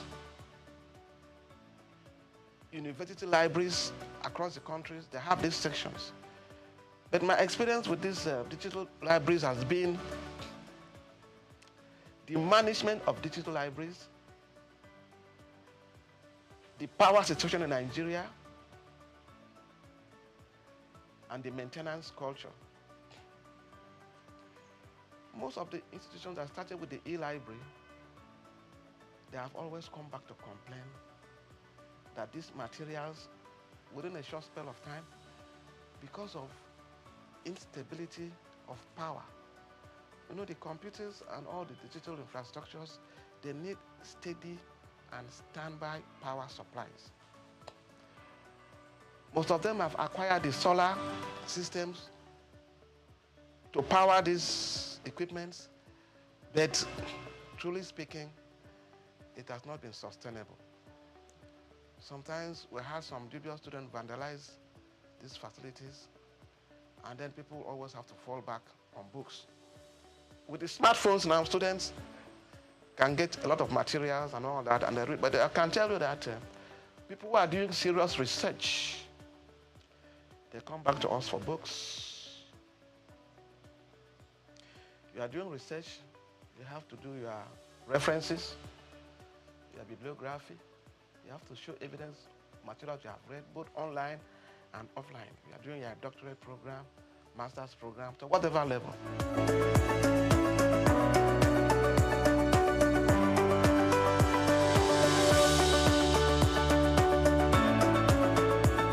At the level we are now, we believe that we've added value to education, to training, and to teaching. Our next phase now, we're trying to see how we can give back to the society through our interface with like-minded NGOs. We started our book cafe, all-range book cafe, where we invite people, it's a private library, to come and read and study in a relaxed atmosphere, where you can come in and do your book reviews. If you're a writer, you come in and do your book reviews, review your textbooks.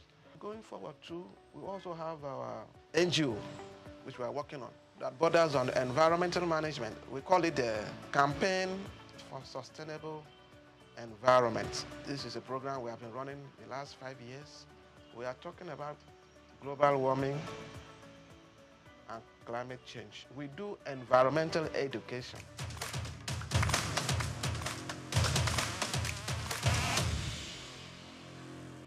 Hello Nigeria, hello Africa. Yeah, this is Sound Man. Keep watching SOUQ News. My name is Babalola from Excel LED. Keep watching SOUQ News.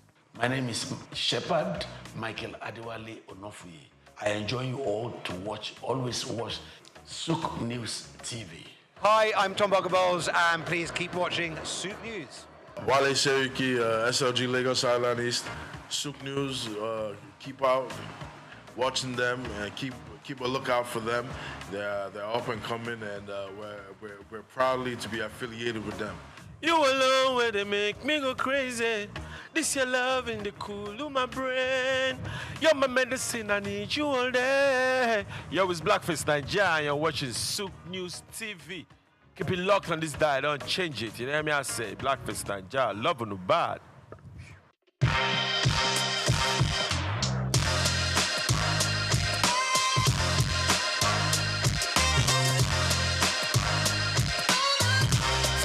The unexpected rise of Ankara fabric in West Africa has transformed it from merely an industry into a vital part of culture, identity, and art woven into everyday life. This evolution has encouraged many to enter into the business side of Ankara. Today, the fabric is not only worn, but also used in interior decorations and artworks, making it a significant item in our changing world. Despite this, the industry stands at a crossroads, balancing tradition, modern challenges, and global market demands. My name is Grace Komolafe, and I invite you to join me on this second episode of Ankara as we explore the current state of production, the hurdles it faces, particularly in Nigeria, and the abundant opportunities that exist within this vibrant sector. Ankara's journey from West African markets to the global stage highlights its enduring appeal and the resilience of its producers. However, to fully harness its export potential, addressing quality, policy, and logistical challenges is essential. Ankara has become a global fashion statement with its bold patterns and rich colors now staples on international runways, reflecting a growing appreciation for African aesthetics. Nigeria and Ghana have long anchored Ankara production, keeping alive an industry with deep cultural significance. In Nigeria, there is a specialized market where you can find all kinds of Ankara fabric to suit your needs, whether for business parties or home use. Are you aware that Oshodi Market in Lagos is the major Ankara market in the country? People travel from every part of Nigeria to this market to make purchases for different reasons, either for Ashwebi, different occasions, or for business. In this market, you would find importers, you would find wholesalers, and again, you would find retailers. Are you thinking of going into Ankara business? In this report, we have more information to share with you. No, this one is a different company.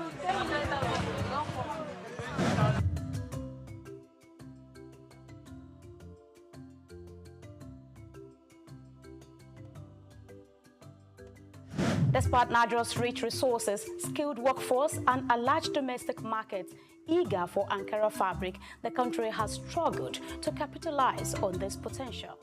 In the face of rising imports and global competition, the Ankara industry is looking inward towards alternatives that preserve cultural heritage while empowering local economies.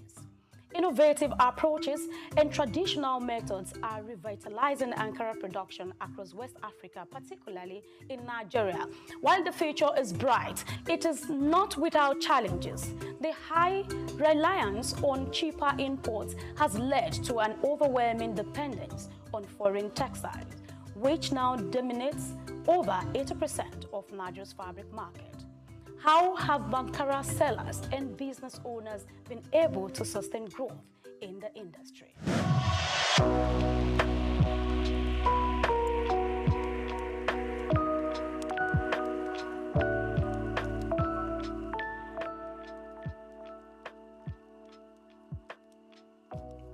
What kind of Ankara do you sell? Big or small? We sell big, small, and medium range. I think this is the first person I'm meeting that sells three categories of Ankara. I've met people that does medium and small. I've met someone that does just the small. So good to know that you are doing three categories, big, medium, and small. So why did you decide to go into a full-blown Ankara business? Because any customer can walk in now and request for small one. I will attend to the person. If you want medium, I have. If you want big one, I have. You don't want to lose anybody. I don't want to lose anybody. You like money. I'm people man now. I suppose like money very well. When someone is alive, when you're going to be saying. So for now, things are so high. When when I'm still learning this business to my master. That time it was 700 or 600 like that. So things started increasing every day. So that is the problem we have. The customers are complaining. This are complaining. Both people that are coming from far journey saying that after this, there's no much gain on it. So that's the challenge we have.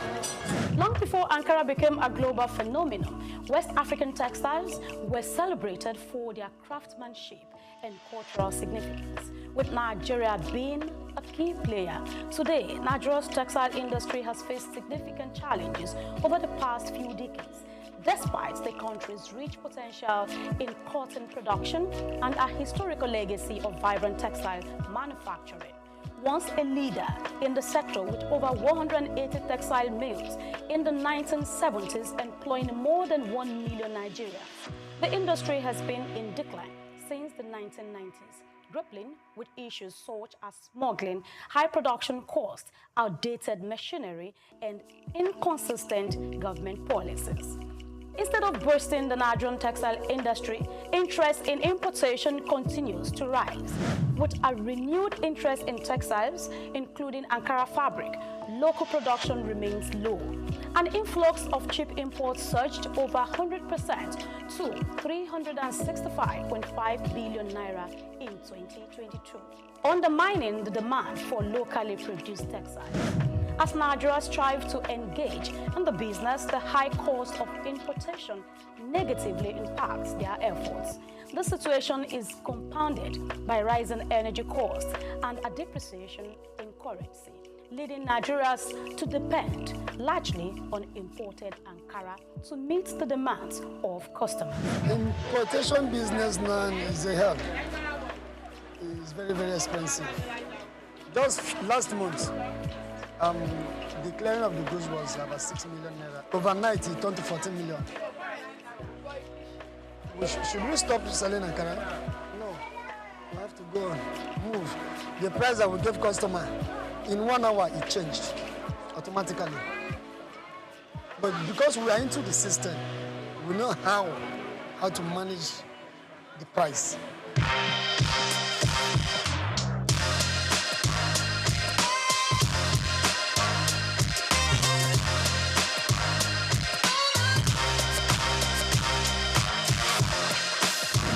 As customers become more conscious of their environmental and social impact, the demand for sustainable and ethically produced textiles is on the rise. Ankara, with its deep cultural roots, is uniquely positioned to lead the way in this movement. The global market for Ankara is expanding, with new opportunities emerging beyond West Africa. However, tapping into these markets requires strategic planning, quality assurance, and effective marketing. Actually, like, person want to do the business, it depends. If you have the money, because this business now it's all about money. Capital intensive. Capital, no amount of money that is enough. No amount of money. If you have 10 million, 20 million, 100 million, you can start up something, because when you check this one now, this nylon now, but one nylon now is almost 48,000 or 37,000. So when you now calculate 1 line, 2 line, 3 lines, so you can see that it's millions of money. So if you want to go into the business, if you have the cash or you have the power, it's a nice business, but you must have money to rotate the business.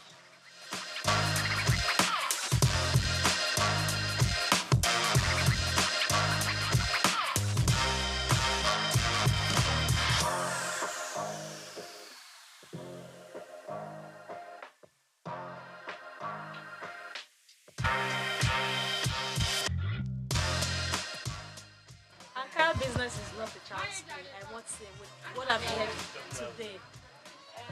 You want to go into Ankara business, of course you can start a very small scale do not say no to small beginning, do not despise little beginning. But I must say, if you want to do a big time Ankara business, it's not a child's play. You must be ready for it, I tell you. So for instance, you have this line, like I mentioned earlier, you'll be having this pack goes for about 40-something thousand, and you're having a couple of them. So you see 1, 2, 3, 4, 5, 6, 7, 8, 9, 10, 11. I mean, the number, you keep counting. Did you see? Same colors, and we're having different designs. It's not a child's play. Millions of naira goes into this business, and you can see this is Oshodi, where Ankara business takes place, the real business. This is where it happens. Yes, from all over the states in Nigeria, they come all the way to Oshodi to do their biddings in Ankara business. The Ankara industry, a cornerstone of West African culture and economy, is deeply influenced by government policies. Yet, the implementation of these policies is not without its challenges. Bureaucratic delays, corruption, and inconsistent enforcement often undermine their effectiveness. The success of the Ankara industry is intertwined with the government's actions. Thoughtful policies and effective implementation can drive growth. Moreover, regional and international trade agreements such as the African Continental Free Trade Area AFCFTA offer new opportunities for expansion and collaboration. The future of Ankara lies in the hands of the next generation. Young innovators are reimagining what Ankara can be, blending tradition with modernity and driving the industry forward.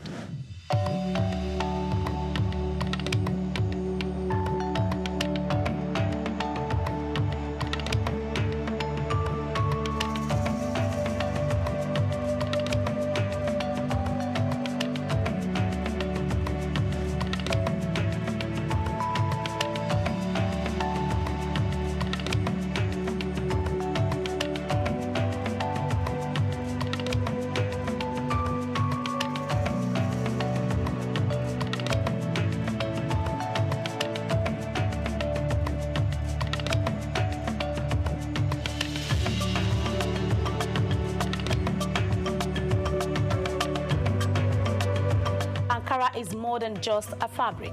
It symbolizes African heritage, creativity, and resilience. As we look to the future, the potential for Ankara is limitless if the industry embraces innovation, sustainability, and global collaboration. The journey of Ankara is far from over, and its story will continue to inspire generations.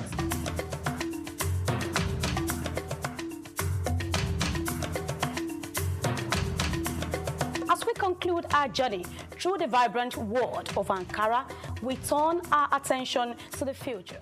What lies ahead for this iconic fabric? How will it evolve to meet the demands of a rapidly changing world? And what opportunities and challenges will shape its future? Questions you may have quality answers for. See you again on another interesting topic on SOUQ Perspective. I am Grace Komolafe.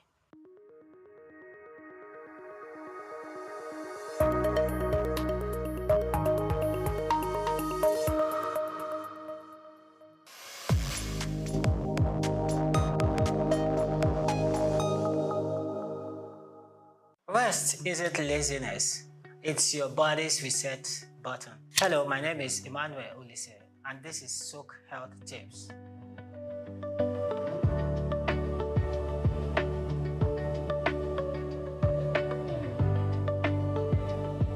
Today, let's discuss one of the most underrated health boosters, sleep. You can eat right and exercise daily, but without good sleep, your body never truly recovers. Number 1, sleep is cellular repair. During deep sleep, your body heals, builds muscles, and restores energy. It's also when your brain clears out toxins and strengthens memory. 2, stick to a schedule. Go to bed and wake up at the same time every day, even on weekends. Your body thrives on rhythm. 3, create a sleep sanctuary. Dim lights, cool temperature, and 0 screens before bed.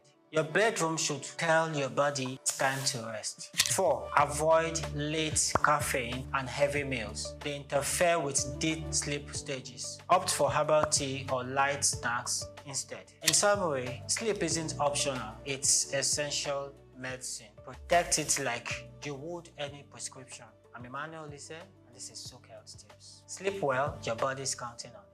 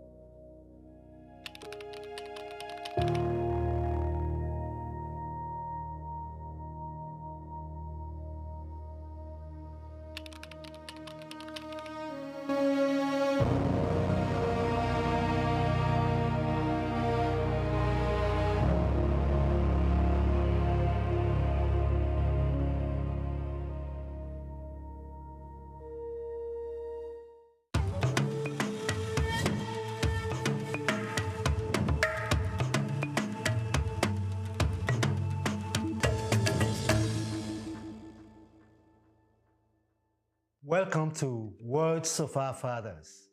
Today, we'll be looking at a proverb. When the music changes, so does the dancing. What does this mean? It means that we must change. There must be change. Change is necessary in society. For companies, for individuals, for communities, for firms, for organizations, for the country itself. In the business world, there's something called diversification, where a company decides to either change a brand or go into other brands or go into other areas of manufacturing. For an individual, there's a need to change, the need to train, the need to develop one for the future. For communities, there's need for change. You need to build roads, you need to have water supply, you need to have electricity. One cannot just sit down and fold exams thinking something will fall from the skies. We must endeavor to change, we must endeavor to initiate, create. So as we begin today, let us consider change. Let us consider new initiatives that will make life better for our people. The words of our fathers are words of wisdom. My name is Bayo Olaoye.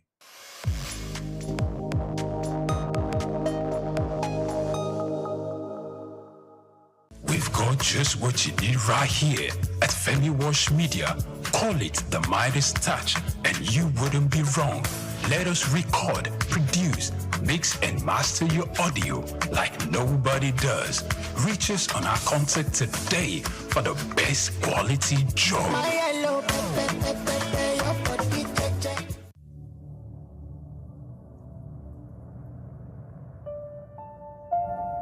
It begins with the ordinary.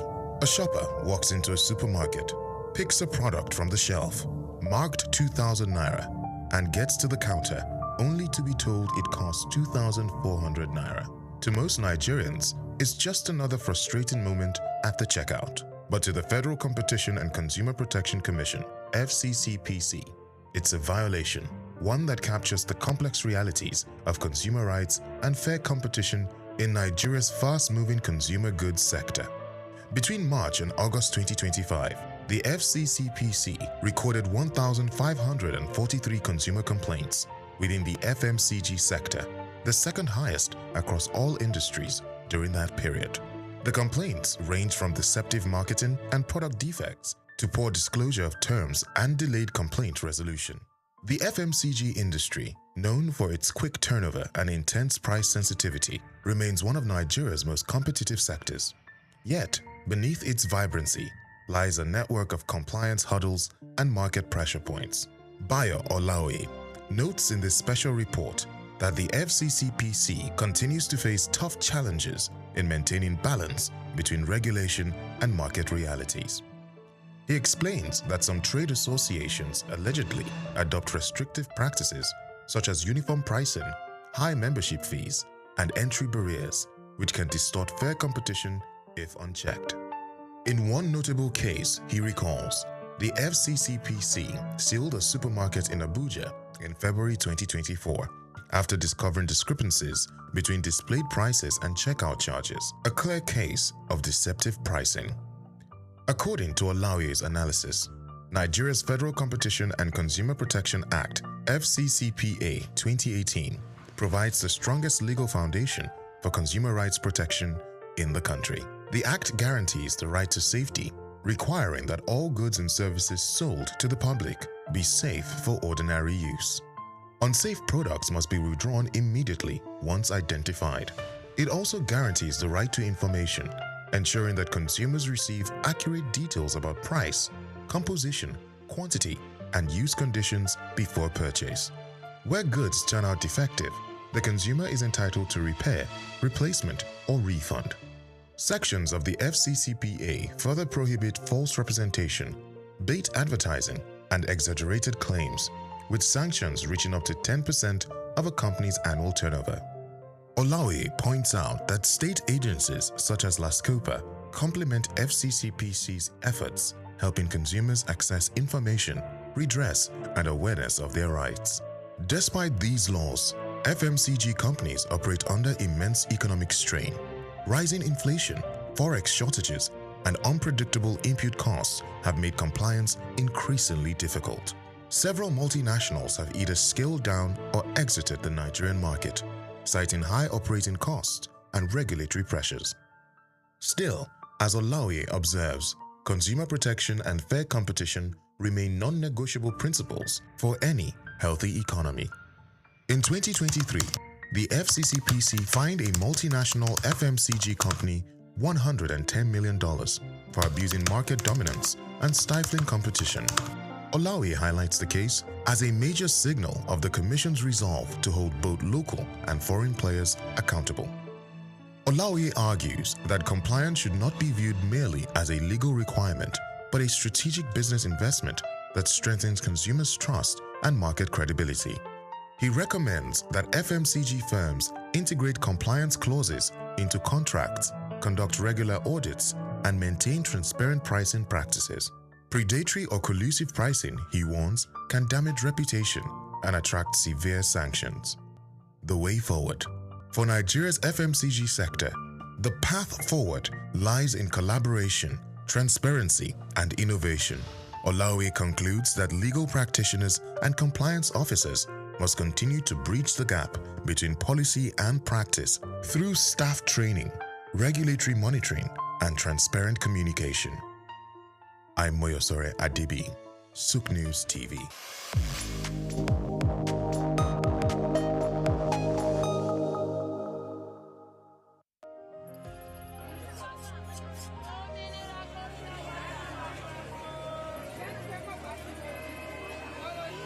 Hello Lagos, make we yarn. Hello, boy, this POS matter don't pass joke.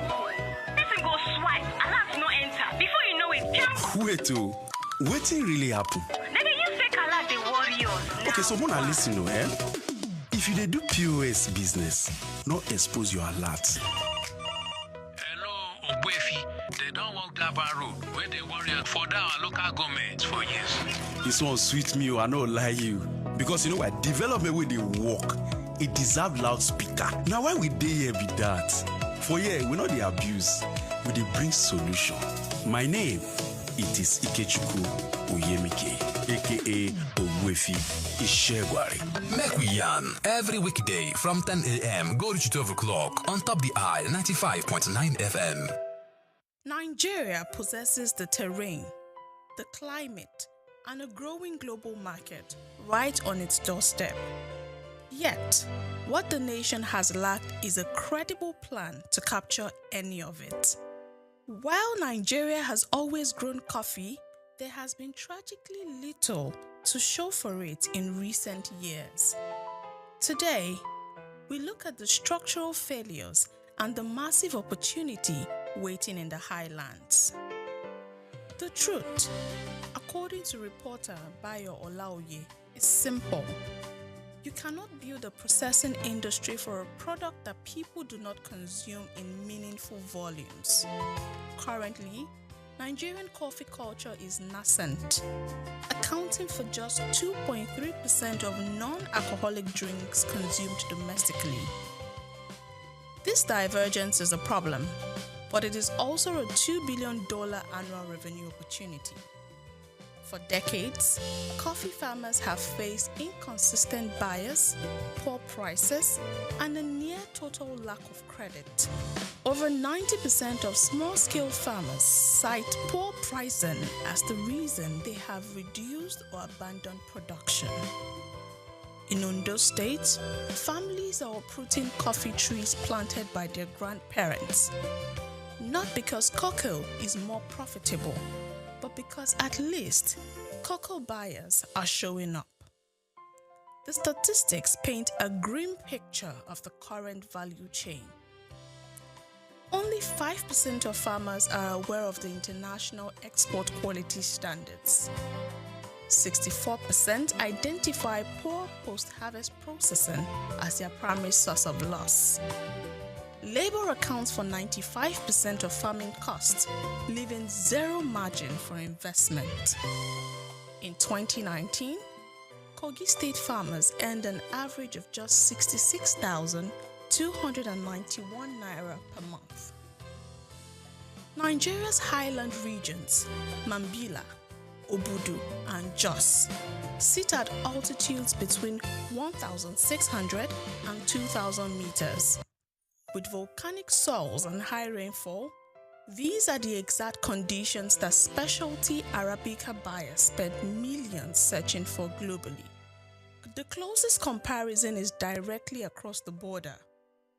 Nigeria's highlands are geographically adjacent with Cameroon's Western Highlands.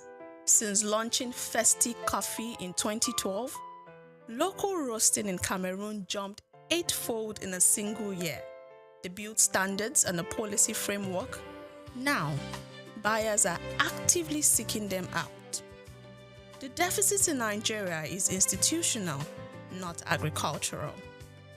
The fastest path to revenue lies in post-harvest processing. Currently, farmers dry coffee berries with the full coat still on, which depresses quality and leads to rejection at European ports.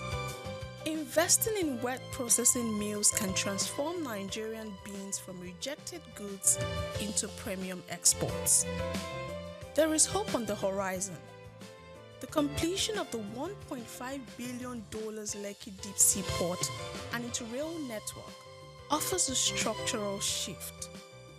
Positioning processing centers near these hubs can materially reduce the cost of reaching global buyers. Legislatively, the National Tea and Coffee Development Council bill are moving through the Senate.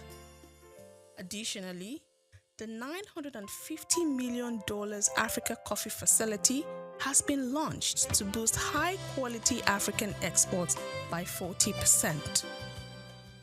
The zero export status of 2024 is a flaw, not a permanent state.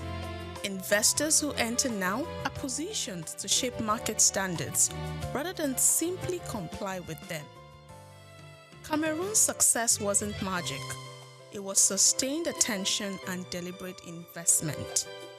For Nigeria, the path forward is consistent work, applied to the right problems, in the right order.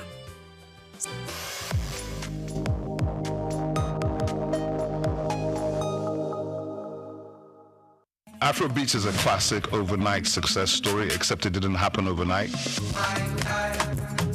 I'm happy to be here. One of the key things about the Omniverse is that it's designed to go beyond an event and designed to be fully something that people can engage beyond the summit. The point being that Nigeria has so much to bring to the world in terms of these things, but we will be bringing fresh energy, fresh ideas, a fresh engagement, and we're obviously open to collaboration. But hip-hop, it never dies. What's the difference between Thor and Shango? Togo is approaching $50 billion in revenue. Shango's broke somewhere outside Lagos. And that's a lack of imagination on our part, Africa, and they're all Nigerian. So to be seen and to be noticed is very hard if you're not in the place where all the noise is being made.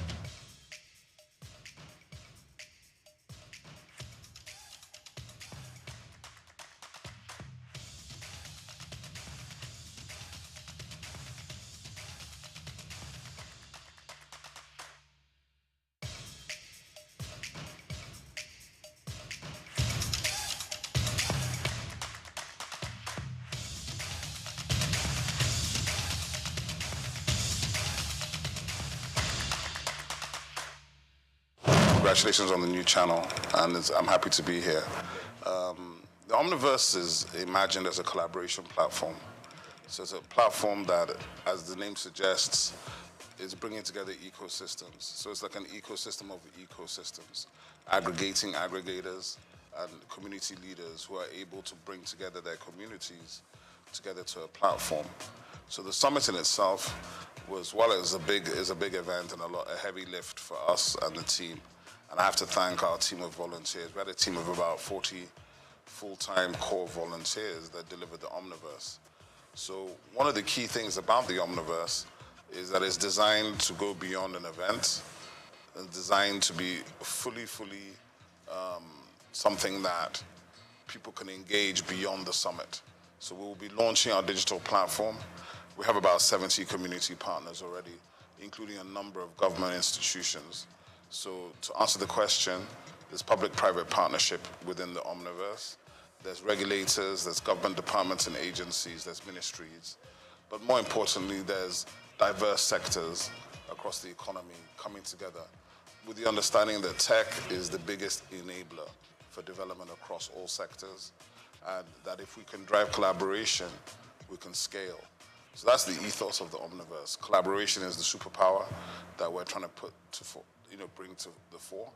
That operating in silos has not paid us, but if we come together, understand that technology affects every sector, then we think the Omniverse is here to stay. Nigerian companies, Nigerian associations, global associations, and when I say associations, it's from things like the Nigerian digital artists who have 3,000 members, right, in the NFT community, the Visual Artists of Nigeria, the Society of Nigerian Art, the AfriLabs, which is the biggest innovation hub network on the continent in 54 African countries, ISN Hubs, which is our core partner, which is the biggest innovation network in Nigeria, innovation support network, with something like 189 hubs in 30 states in Nigeria. And these are primarily private sector-driven platforms, from aggregators who are major promoters of major platforms such as Lola Shone from Ake Book Festival, Choma Ode from AFRIF. We have a lot of these people who are either on our advisory board, they are co-chairs, or they are community partners, because what we're building is beyond any one person. It's about collaboration both at the top level, but through the line down to the bottom. The role of my council is, first of all, to be the primary sort of mandate is to infuse Nigerian arts and culture into everything the Nigerian government does, at state level, at federal level, and to input it into schools, education, and everywhere.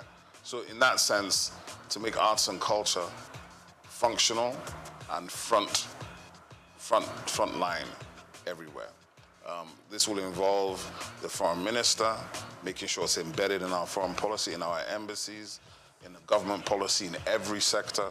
So we're literally going to be reaching out to collaborate to all government at all levels, all other agencies, MDAs, ministries, federal government and state government institutions, to see how we can find common ground.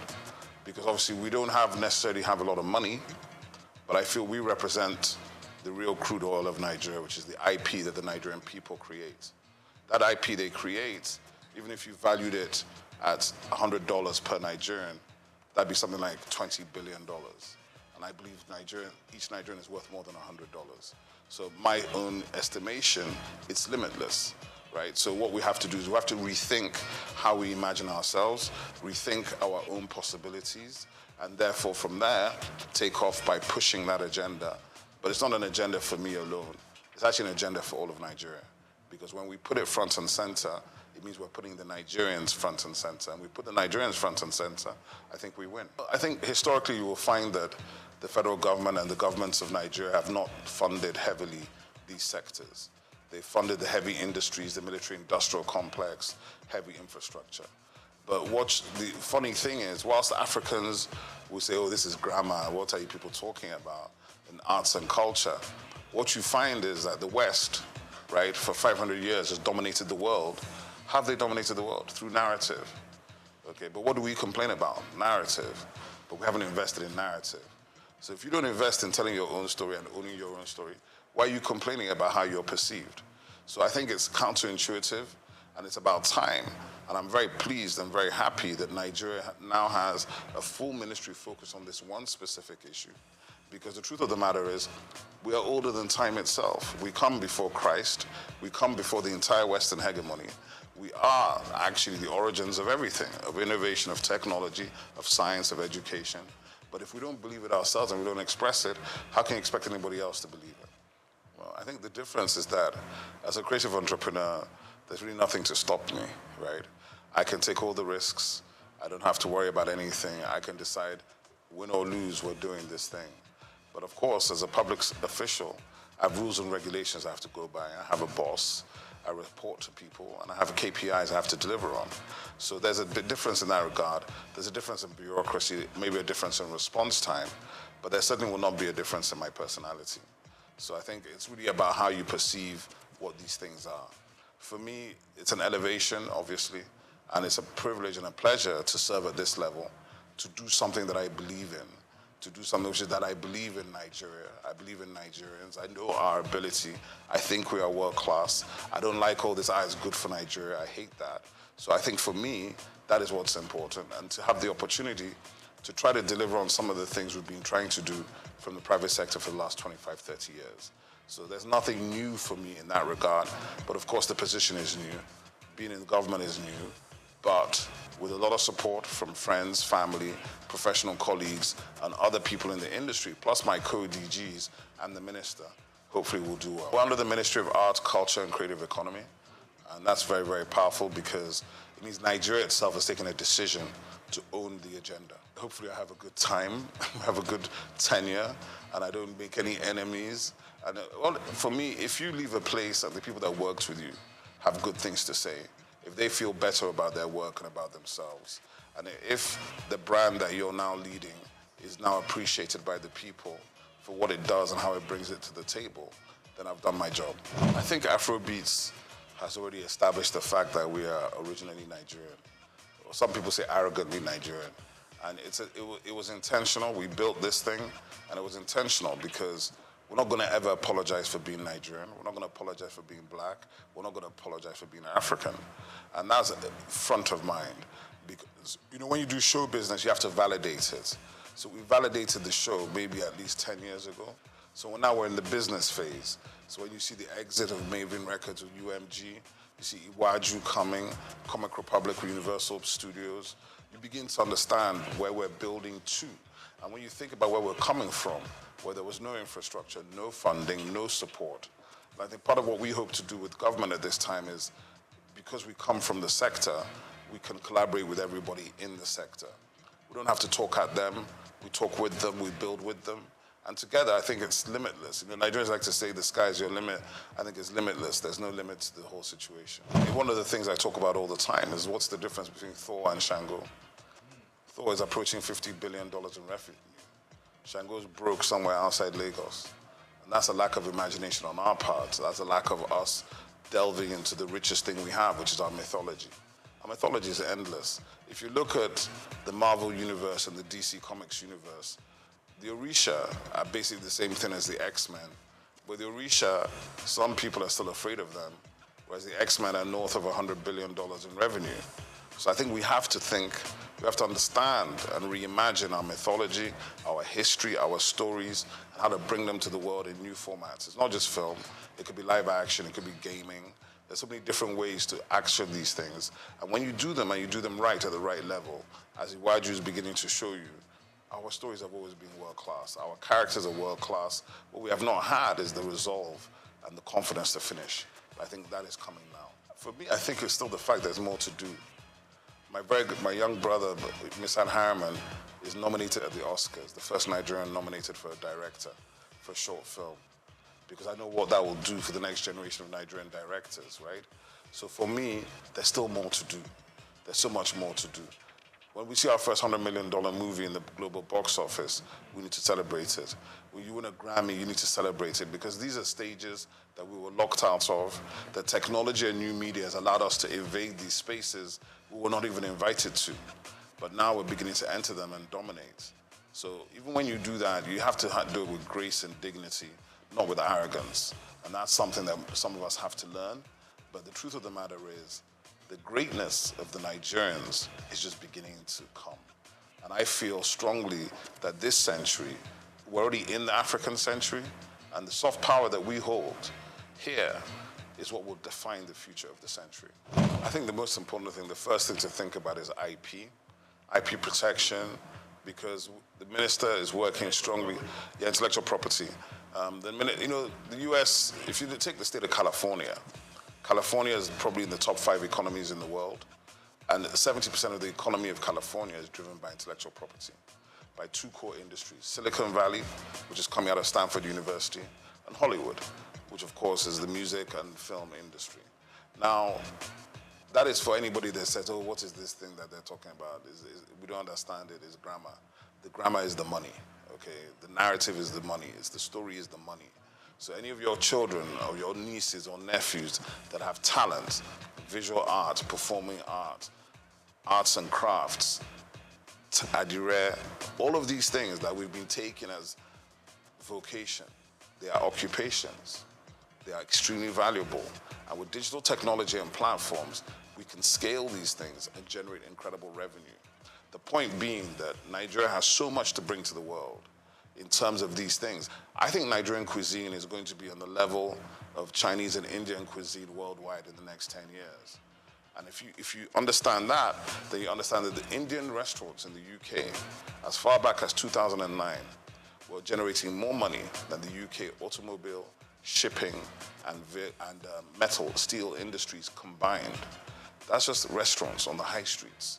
So that is why we must invest and we must put our energy into this sector, because this sector will provide the jobs, provide the revenues, and provide the global dollars that everybody's looking for.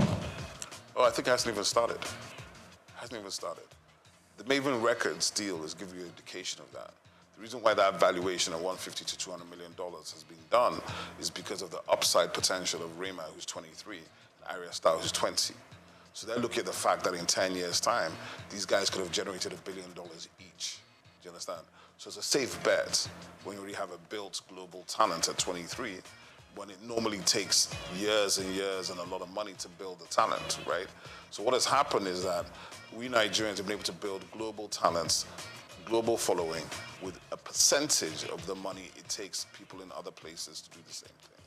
So because of that, the value and the valuation is much bigger, right? So I would say the Afrobeats wave, it's not even a wave. It's been going for 15 years already. So when you encounter it is when you encounter it. If you think it's an overnight success in 2024, that means you were not around in 2008.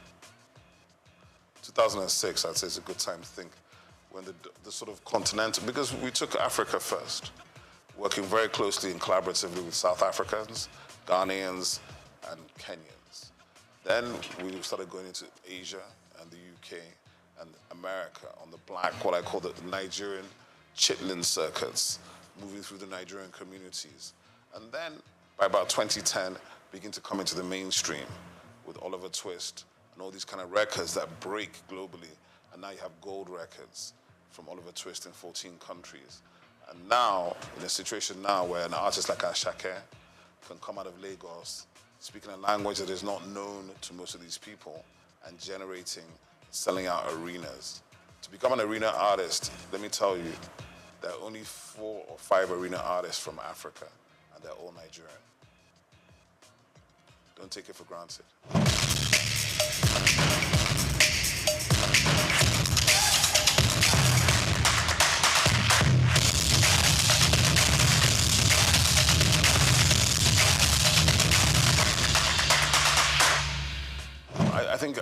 people feel that, but what I should tell the rest of the country is that the rest of the continent is also trying to get to Lagos as well, right?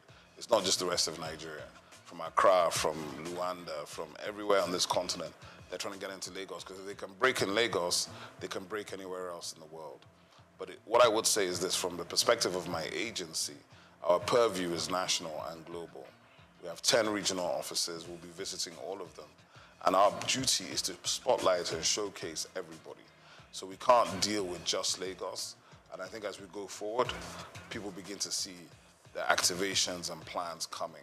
But the easiest way to do it, and the way we're going to do our best to do it, is to provide digital platforms to give everybody the opportunity to be seen.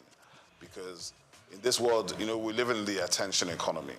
So to be seen and to be noticed is very hard if you're not in the place where all the noise is being made.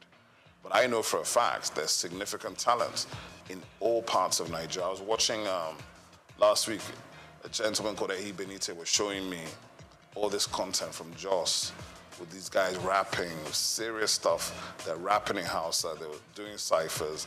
And then he was like, what do we do about these guys? I said, just keep pushing them, because there's an audience for everything. There's an audience for everything. Don't be worried about that. There's an audience for every single thing, including the thing that you may be doing in your bedroom, but you think is not important. Somebody's interested in it. My label was a hip-hop label. I even refused to sign singers. There's almost every singer you could name was trying to get us to sign them. And I used to do it based on, can you rap? If you can't drop a freestyle, don't bother, right? It was that simple. And we helped all the other singers get signed to labels that we thought could help them and develop them in that direction. Hip-hop has changed, and obviously it's generational, right? So hip-hop has changed, and you know, everybody approaches music from their own generation. Like, oh, I like this kind of hip-hop or that kind of hip-hop. What I feel is that Afrobeats became overwhelming, and it overwhelmed every other genre here. So the hip-hop guys had to fight for relevance, but the best ones always rise to the top. That's just the simple truth.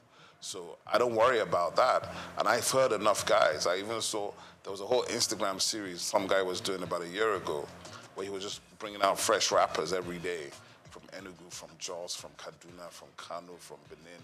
I love it. I think they're incredible MCs in Nigeria. A lot of times they need to focus on doing better songs, right? Not just being a freestyle rapper. If you want to get paid to rap, you got to do better songs. You can't just do the freestyles. And that's something they got to think about. You got to balance the commercial side of it with the business side of it. And what has happened is, to a large extent, the commercial side has won because you got to pay bills. But hip-hop, it never dies. I think, first of all, obviously from the perspective I'm sitting in government, so I'm not in a position to tell government what to do or what not to do.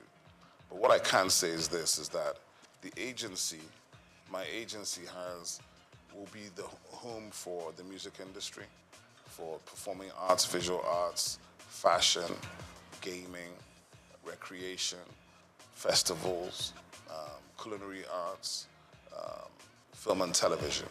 We're kind of a convening agency for the ministry. So we have a lot of work to do, a lot of places to touch, but we're also going to collaborate with all the other MDAs in the ministry and heavily with the private sector and the developmental sector. Because to answer the question, I've worked in all these spaces for, it's not quite 40 years, but it's a long time. I've worked in all these spaces for a long time. It's interesting, we have positive relationships to bring to the table to change the approach and to change the destination of where we hope to go. What I will say as well is that the reality of it is we're just beginning the journey. And there are no magical ones. I'm not going to wave a wand and everything's going to be fixed overnight, and neither is anybody else. But we will be bringing fresh energy, fresh ideas, a fresh engagement, and we're obviously open to collaboration. And that's really important for me to say that, because people feel there are gatekeepers, but in my agency, there are no gatekeepers, right? We're not interested in whether you have the biggest reputation or the smallest reputation. We're interested in the value you are bringing to the table. Because the truth of the matter is Nigeria is massive. There's a lot of stuff going on in Nigeria.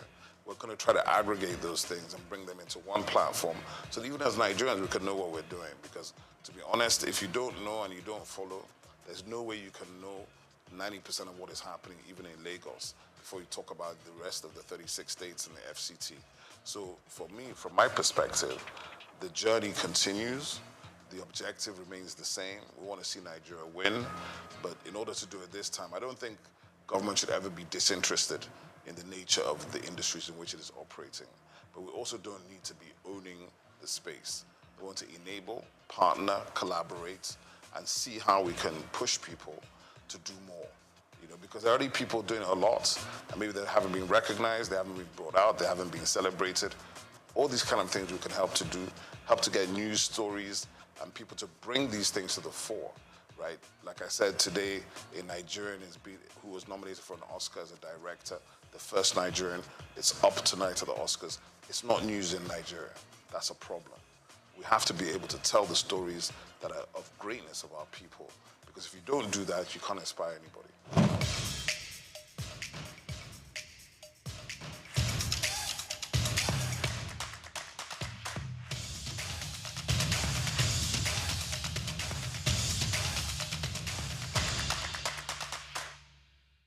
In Southern Africa, a different story was unfolding. One of movement, settlement, and growing tension over one critical resource land. For centuries, indigenous communities in Southern Africa live as pastoralists, moving with their cattle across open lands. Land was not owned in the modern sense.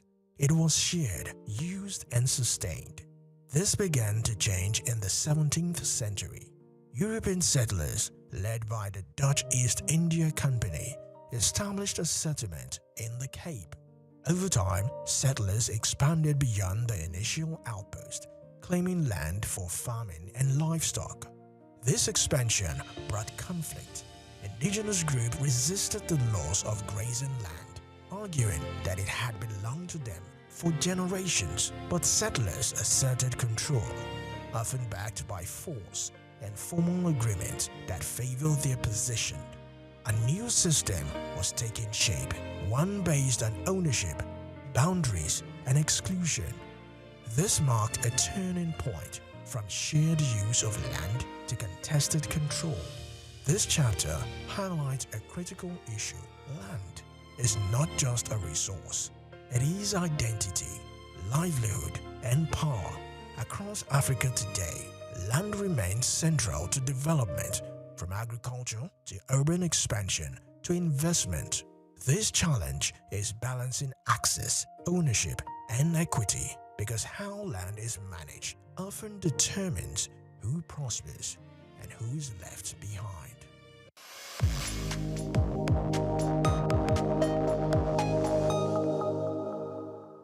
Hello Nigeria, hello Africa. Yeah, this is Sound Man. Keep watching SOUQ News. My name is Babalola from Excel LED. Keep watching SOUQ News. My name is Shepherd Michael Adewale Onofuye. I enjoy you all to always watch SOUQ News TV. Hi, I'm Tom Buggaballs, and please keep watching SOUQ News. Wale Seriki, SLG Lagos Island East, SOUQ News. Keep out watching them and keep a lookout for them. They're up and coming, and we're proudly to be affiliated with them. You alone where they make me go crazy. This your love in the cool of my brain. You're my medicine, I need you all day. Yo, it's Blackface Nigeria, and you're watching SOUQ News TV. Keep it locked on this dial, don't change it. You know what I say? Blackface Nigeria, love no bad.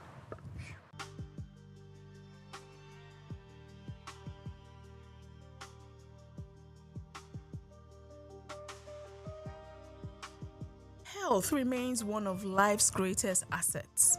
Without it, productivity slows, dreams fade, and families struggle under the weight of medical bills.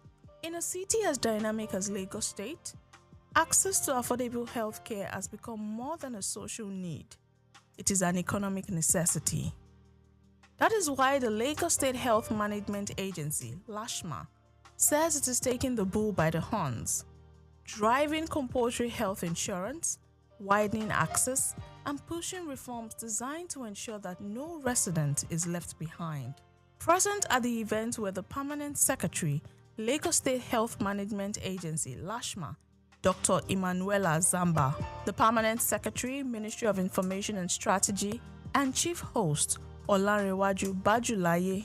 The Vice-Chancellor of Lagos State University, Professor Ibiyemi Olatunji Bello, ably represented officials from the education and health sectors, media professionals, partner organizations, including the International Society of Media in Public Health, as well as students and parents, all gathered for the quarterly engagement aimed at reviewing progress and strengthening public awareness. According to the report compiled by Praise Matthias, the program opened with the national anthem, followed by a welcome address that set the tone for a day focused on healthcare access, youth engagement, and accountability.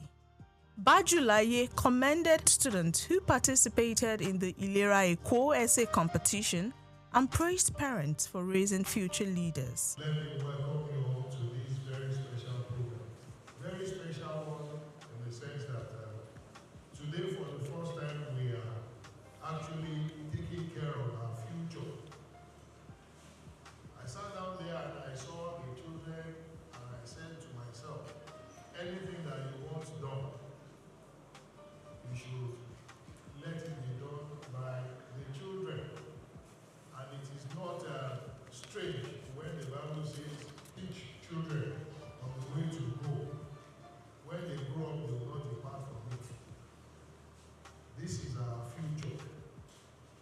And I look at the whole thing, and that's where we actually want to take the thing to. Normally we have this media quality quarterly, but today we are adding the spice because we want to hand over. I know once you tell the children this is good and they buy into it, it's something that will go round and round and will continue that way. Some of us still hold on tightly to some things that we learned as children and it's working for us today. So I will say that this is the right time for us to be here today. And children, I pray that you will not fall into bad health because you have taken the right path.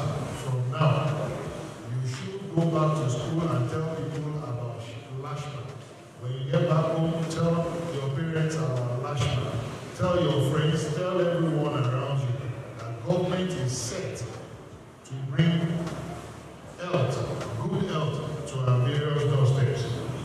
Our colleagues, gentlemen of the press, our work is done once the children buy into this. And that is what we have seen. Some of them have gone through competitions, they've gone through series of research, and they have come tops in various categories. I want us to please let everyone in the whole world know what we are doing here today. Our parents, we want to thank you because if you have not brought these children, they won't be here today. And I pray that you will eat the fruits of your labor and you will not fall into bad health. Your health will be sound. Goodwill messages followed, with speakers encouraging young people to remain creative, impactful, and committed to solving social challenges, regardless of their chosen careers. Now I'm to be the University of the House of the Vice Chancellor, distinguished Professor Ibiyemi Olatunji Bello.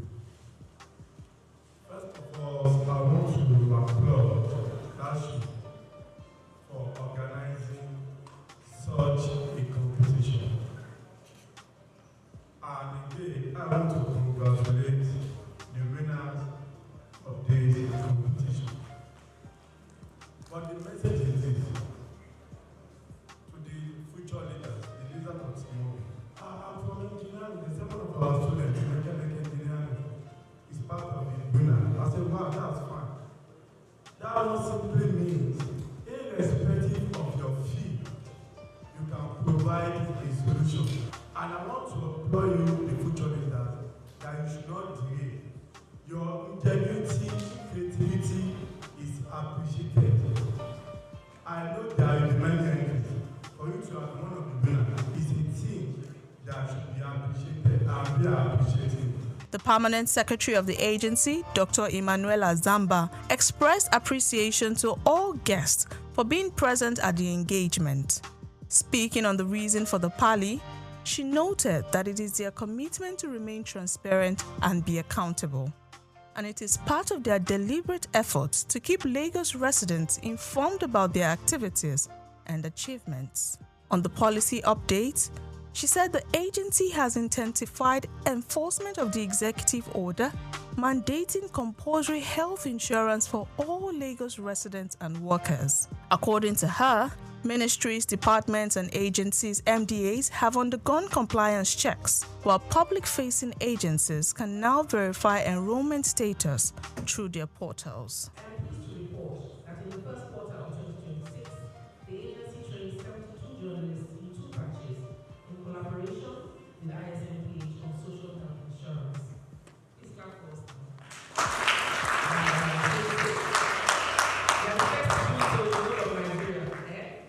This initiative underscores the critical role of health writers in amplifying the right message. We commend your professionalism and your continued partnership. You will recall that the Lagos State government, under the visionary leadership of Mr. Governor, signed an executive order in 2024 mandating health insurance coverage across the state. Following this, the agency has intensified enforcement efforts across ministries, departments, and agencies, resulting in increased enrollment among public servants. We appreciate the head of service, Mr. Olabode Agboro, for inaugurating the enforcement team and issuing directives that have significantly strengthened compliance. Today, I am pleased to inform you that the agency has completed its first compliance assessment of NPAs. Agencies with public interface can now verify residents' enrollment status seamlessly through their portals. In addition, National has expanded stakeholder engagement across local government areas and local council development areas in line with recommendations from previous engagements.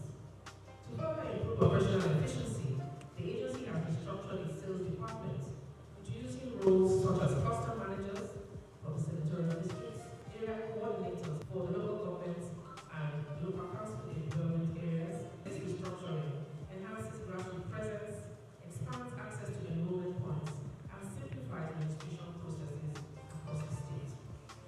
Healthcare providers are also being trained in line with the executive order, and the next phase of enforcement will focus on provider compliance. Providing update on implementation of the governor's executive order, Technical Assistant to the Permanent Secretary, Dr. Nifesimi Akinagbe, said enforcement is progressing in phases. The first phase targets ministries, departments, and agencies. Future phases will extend to the informal sector, vulnerable groups, and corporate Lagos. As our practice every quarterly media planning, we're going to be giving an update on Mr. Governor's executive order, EOPS-01 2024, and it's the order of mandatory subscription, mandatory enrollment on the Lagos State Social Health Insurance Scheme, which is called ILERA. So what I've said in all that English is that ILERA is now compulsory in Lagos State. That's what that executive order is saying. Apart from the baseline assessment at the MDAs, we also did what we call the facility compliance readiness assessment. We went into the facilities. So all these hospitals, we wanted to make sure that they were ready to provide quality services. So if we are saying that ILERA is compulsory, is mandatory, we also need to make sure that the facilities are ready to provide qualitative services. And of course, also the areas of compliance approved for facilities as well, and we also check these areas of compliance. We did the first phase from the 16th to the 27th of March, which in this first phase we looked at the PHCs, primary healthcare centers, I'm mentioning, and some private hospitals. So for the phase 2 and phase 3, we're going to the secondary facilities like the general hospitals, and also the tertiary facilities, the federal tertiary facilities as well. Apart from public awareness and strategic engagement, one of our other major responsibilities as stipulated in the executive order is vulnerable coverage. So individuals that cannot pay for ILERA, they cannot afford it. The government has made provision, and that's what we call the equity fund. And this equity fund has been increased from 1 billion to 3 billion in 2025, if I'm not mistaken. And currently we do what we call town halls. For individuals that have been enrolled under the equity fund, we go into the get feedback in terms of service delivery. And of course, from my presentation so far, you've seen that apart from Ilera being mandatory, we are so big on quality. The Lagos State Health Management Agency makes sure that we are giving care that is qualitative enough. And one of the ways we can know that the employees are receiving quality care is through feedback. And that's what we get through these our town halls. To tackle affordability, Lashma also introduced Ilera Eco Easy Pay, a mobile wallet system that allows residents to save gradually towards health insurance premiums. Okay, yes, interestingly, it's a child of necessity. Residents are asking for flexible options of payment. Things are changing drastically, so we needed to respond to provide an initiative that can avail people the opportunity to pay small, as we say. So they will pay money into their electronic wallet in conjunction with our partners. And when this amount of money completes the full premium, for instance, 15,000 for an individual, they can be activated and they can access care at the hospital end. There are other benefits that we'll be introducing as we get started, but we need to take it in phase by phase. So as we get started now, make your instrumental payment. When it completes, you can access care, continue your wallet savings, and then you can get interest on that savings and much more benefit that will be coming the ways of Lagosians as we continue to deepen the opportunity for this electronic wallet payment. Have the opportunity to save gradually within a period of 3 months. You can save up to 15,000 naira and then we would activate for an individual plan. If you can save up to 55,000 naira for a family of 4, father, mother, and 2 dependents, you will be activated. If you can save 80,000 naira for a family of 6 within a period of 3 months, you will be activated. Terms and conditions do apply to these, but this wallet is an electronic wallet. You'll be able to view from your phone once you put this wallet in conjunction with our financial and tech partners. That money is strictly for Ilera Eco. But however, we will allow you the opportunity to be able to also use your savings such that you can also get interest on that savings, but particularly for the purpose of health insurance. Beyond policy announcements, the Parley also celebrated young minds through the Ilera Eco Essay competition, designed to raise awareness on healthcare, insurance, and universal health coverage. The competition attracted 731 entries, with winners emerging in 4 categories. In the Little Health Champions category for primary 4 to 6 pupils, winners received prizes ranging from 50,000 to 100,000 naira. The Young UHC Advocates category for junior secondary students offered prizes up to 150,000 naira. For the Future Health Leaders category, open to senior secondary school students, top winners received up to 200,000 naira. And in the UHC Innovators category for undergraduate and youths, the star prize stood at 250,000 naira. Winners were also decorated as Ilera Eco advocates, charged with promoting healthy living and health insurance awareness in their communities. Ilera Eco is a scheme. Their idea is to make healthcare quite affordable and of a good quality to the residents of Lagos State.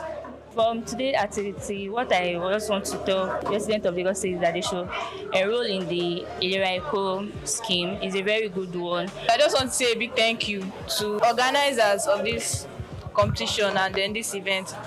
Thank you for honoring me with this award. I really, really appreciate it. I felt excited, I felt motivated, I felt thrilled because something to keep me motivated that success is not something that comes easily. It requires energy, requires consistency. I feel excited because I didn't expect this opportunity. I'm very happy so much. They are good to help family about debit. It helps family save money. From policy enforcement to youth advocacy, from financial innovation to public engagement, the event reflected a clear message. Health insurance is no longer optional awareness. It is becoming a social responsibility. As Lagos continues its push towards universal health coverage, Lashma says transparency, collaboration and innovation will remain central to building a healthier state.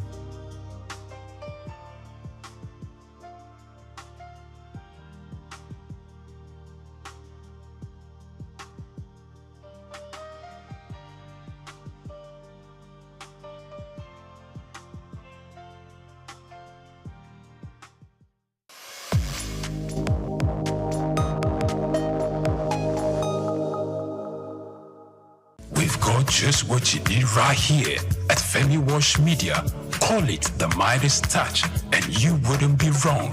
Let us record, produce, mix, and master your audio like nobody does. Reach us on our contact today for the best quality job. Majek Fashek's 1991 album, Spirit of Love, was a groundbreaking success in Nigeria.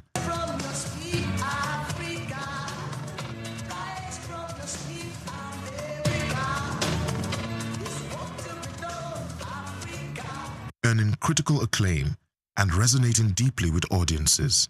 Produced by Little Steven Van Zandt, the album masterfully blended African spiritualism, percussive rhythms, and protest songs infused with Black consciousness. Fashek's distinctive sound, marked by rhythmic pauses, assertive choruses, and the inclusion of talking drums, added to the album's energetic and impactful delivery.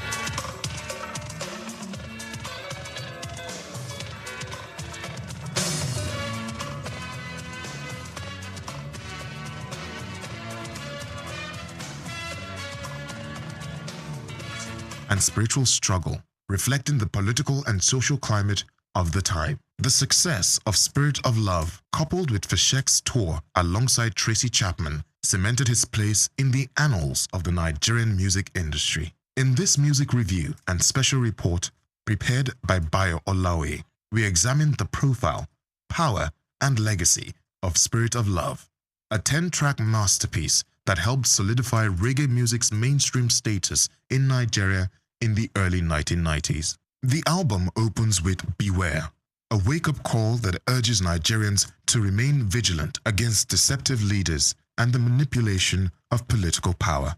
The second track, So Long, Too Long, is a rallying cry for Africans and African Americans to awaken their potential and fulfill the dreams of revolutionary icons like Marcus Garvey and Martin Luther King Jr. In Majek Fashek Inner New York, Fashek reflects on his idealized vision of New York and the harsh reality of urban poverty and homelessness, revealing a sobering contrast. The title track, Spirit of Love, conveys a powerful message about the endurance of love over material wealth and worldly desires. On Jah People, the fifth track, Fashek criticizes oppressive political systems, likening those in power to Babylon people who exploit and subjugate the masses. He calls for resistance, lamenting humanity's obsession with control. In Religion is Politics, Fashek delivers a bold message about the misuse of religion to spread hate and fuel conflict. He urges people of different faiths to see beyond dogma and work together to build a better world. Holy Spirit presents a prophetic vision where 7 angels are sent to destroy the earth due to human transgressions. Yet, Fashek envisions a new heaven and earth, one filled with love, unity, and divine justice.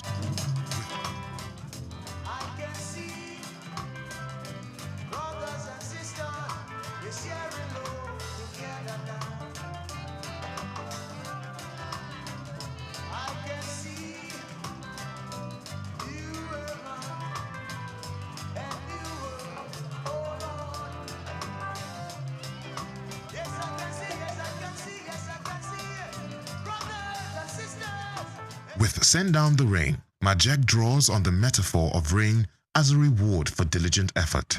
The track reflects his spiritual longing and anticipation for success based on the principle of reaping what one sows.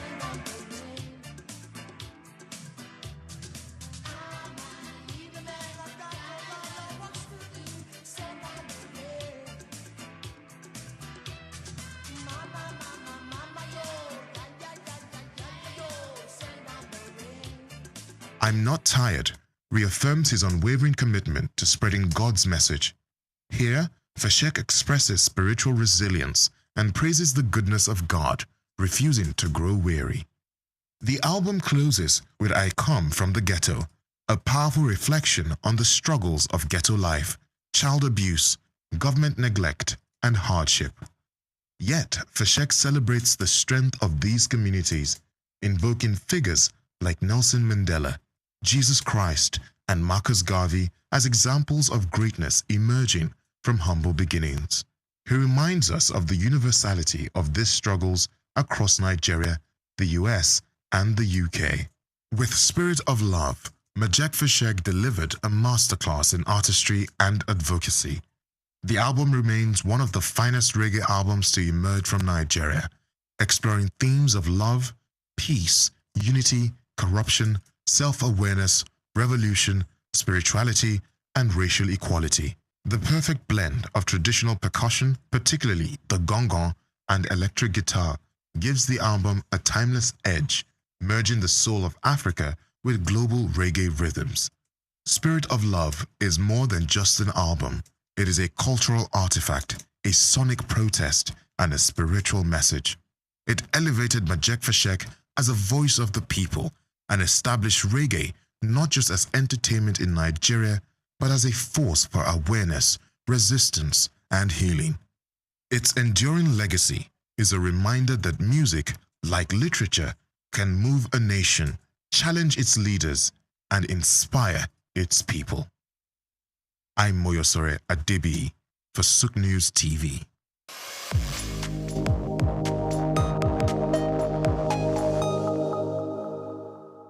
The Eyo Festival, also known as the Adamu Orisha, is a traditional Yoruba festival unique to Lagos Island in Lagos State, the center of excellence. It is one of the most iconic cultural events in Lagos and serves as both a spiritual ceremony and a public spectacle. Eyo dates back to the 19th century, though original traditions suggest its origin may be older. It began as a rite of passage for the transition of a diseased Oba or High Chief in Lagos. In today's special report, Bayo Olaoye traces the antecedent and the genesis of this renowned cultural event. The first recorded Eyo Festival was held in 1854 to commemorate the passing of Oba Akintoye. Over time, it also became a celebration for the installation of a new Oba or to honor prominent Lagosians. The Eyo Festival is rooted in Yoruba religion and spiritual practices, specifically those of the Orisha cult. It is particularly associated with the Adamu Orisha, a deity representing ancestors and spiritual guardians. The Eyo Festival is essentially a masquerade festival. The masqueraders are called Eyo, and each represents a spirit of the ancestors. These Eyo figures are customized in flowing white robes with large hats and face coverings. They carry opas, known as batons or staff, used to generally discipline those who break festival rules. The Eyo Festival can also be described as a spiritual cleansing of the land and people and used to escort the soul of a deceased noble into the afterlife. It invokes blessings and peace for the community, purges the city of evil spirit and misfortunes. The festival is organized by 5 major Eyo groups or Igas, also known as palaces, each with its own color and significance. Eyo Adimu, black, is housed in Iga Adimu. Eyo Laba, which is recognized by its red color, has Iga Idungoron as its palace, while Eyo Oniko, renowned for its yellow color, stays at Iga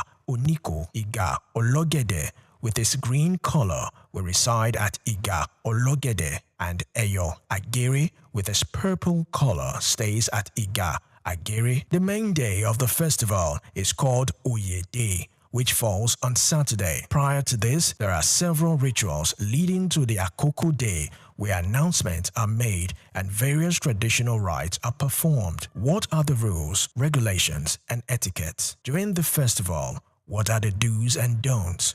During the festival, certain items and behaviors are prohibited, such as wearing of sandals and shoes, since everyone goes barefoot during this period. Also prohibited is the use of motorcycles and bicycles, while public smoking is not allowed, as well as the wearing of hats and caps. Violators are often corrected gently with the okpa by the Eyo.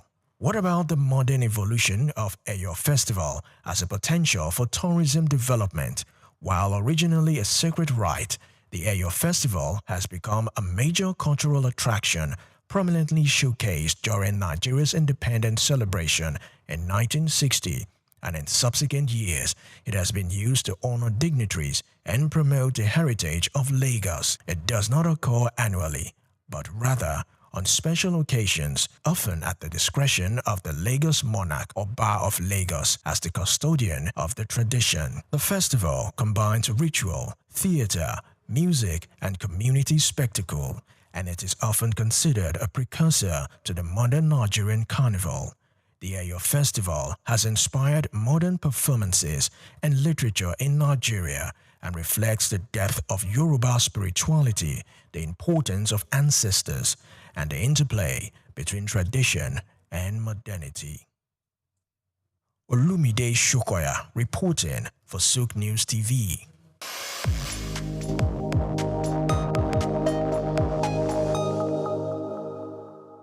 Rising demand for healthy proteins, snail-based cosmetics, and export opportunities have driven a surge in Nigeria's snail farming industry, far outpacing local production and opening a significant gap for investors to fill. Snail farming, or heliculture, is rapidly emerging as a profitable agribusiness in Nigeria, offering sustainable solutions to food security, poverty reduction, and income generation. Rich in protein and essential nutrients, snails are incredibly sought after, fueled by a growing population, a rising interest in healthy diets, and their status as a prized delicacy in Nigerian cuisine.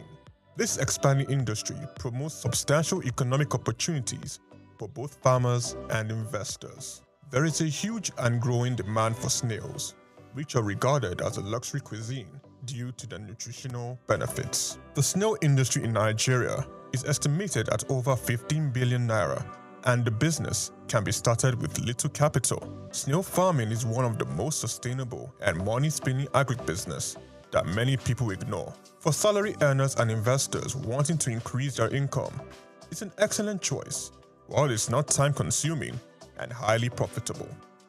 Agricultural experts have emphasized the export potential of snails and have urged investors and companies to seize the opportunity, as it was a lucrative venture with strong export prospects due to high global demand. According to them, the market exists, but what is needed was increased production by mobilizing people to invest and scale up production. Snail farming is emerging as one of the most accessible agribusiness opportunities in Nigeria due to its low capital requirement and high profit potential. With an initial investment as modest as 50,000 to 100,000 naira, the business offers the potential to grow as high as 5 million naira annually. Setting up a small farm is both affordable and straightforward. Basic materials like corrugated sheets, baskets, old tires, or wood are sufficient to construct a functional snail pen. Feeding is also budget-friendly, making the overall startup cost even more appealing. A bag of snail feed is between 10,000 and 16,000 naira per 25 kg, and you can use just 2 bags to feed 50 snails for 3 months. Everything needed for snail feeding has been provided by nature. Nature itself provides most of what snails need to survive, from vegetables to watermelons and even leftover foods. One crucial factor, however, in successful snail farming is choosing the right species. Agricultural experts recommended going for the giant African land snails, which come in 3 main species. Aricantina marigata lays between 6 and 14 eggs up to 4 times a year. Achatina achatina produces 80 to 350 eggs per clutch and lays 1 to 3 times annually. and the most profitable among them all. Achatina fuka can lay between 100 and 400 eggs, as many as 6 times a year.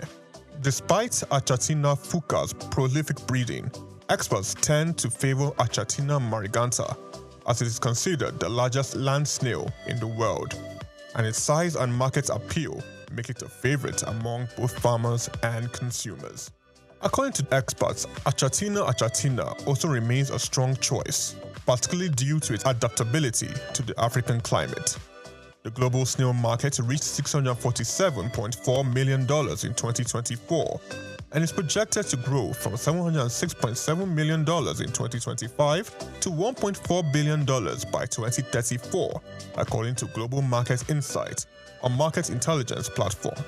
France leads global production with over 300,000 tons annually, followed by Italy and Spain producing 20,000 and 15,000 tons respectively, solidifying Europe's dominance in the snail farming industry. Chiki Okulu, SOUQ News TV.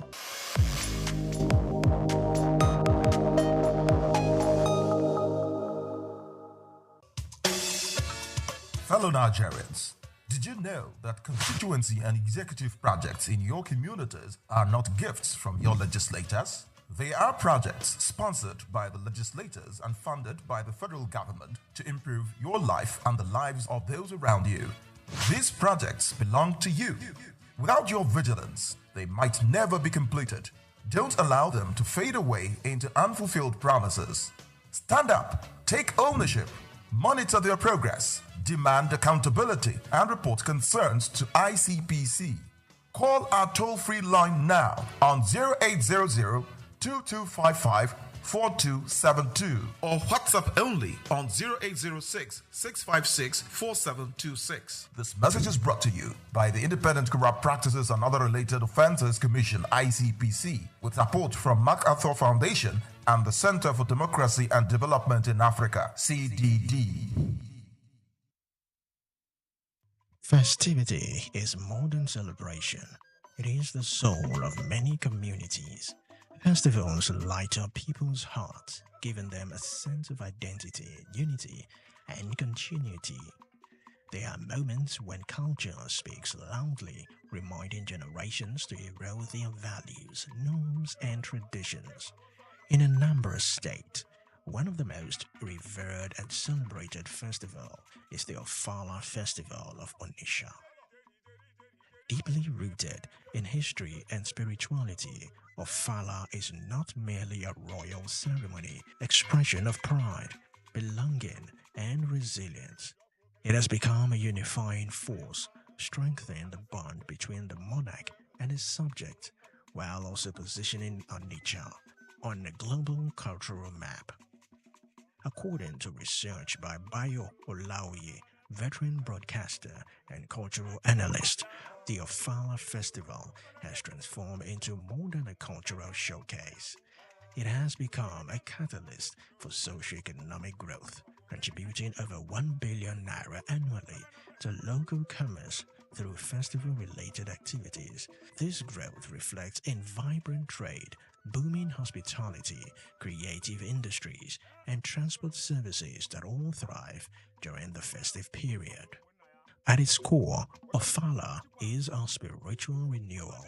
The monarch emerges from seclusion to commune with his people, marking the end of a sacred period of reflection and intersection for the community's well-being.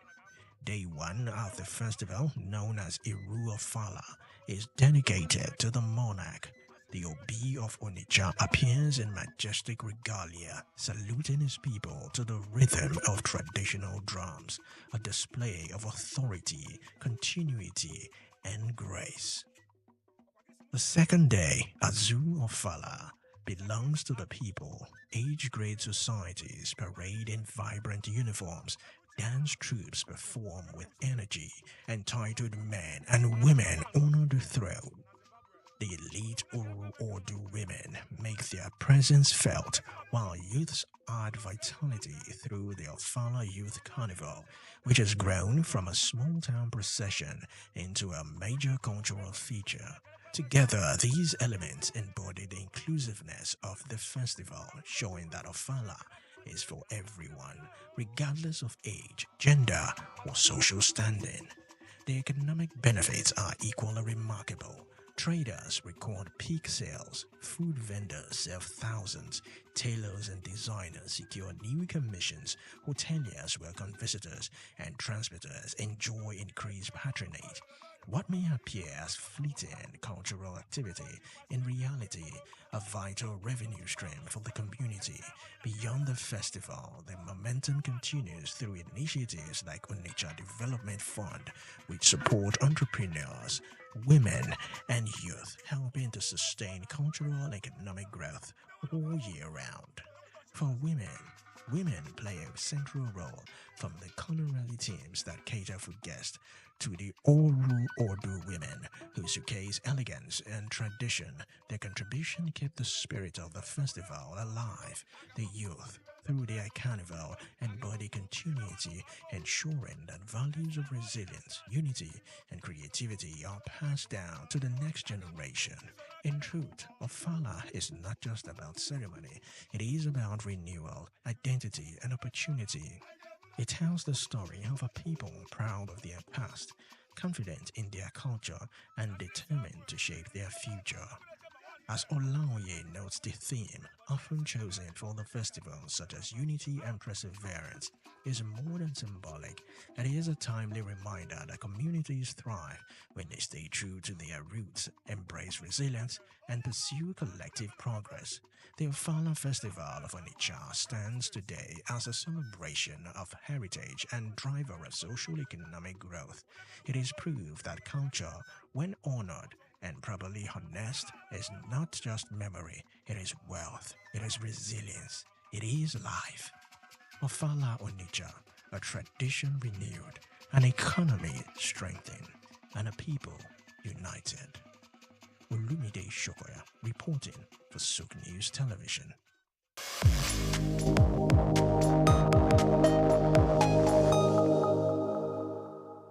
A new generation of Nigerian artists is breathing life back into the age-old craft of bead making, a tradition that has adorned the necks, wrists, and waists of Nigerian women for centuries.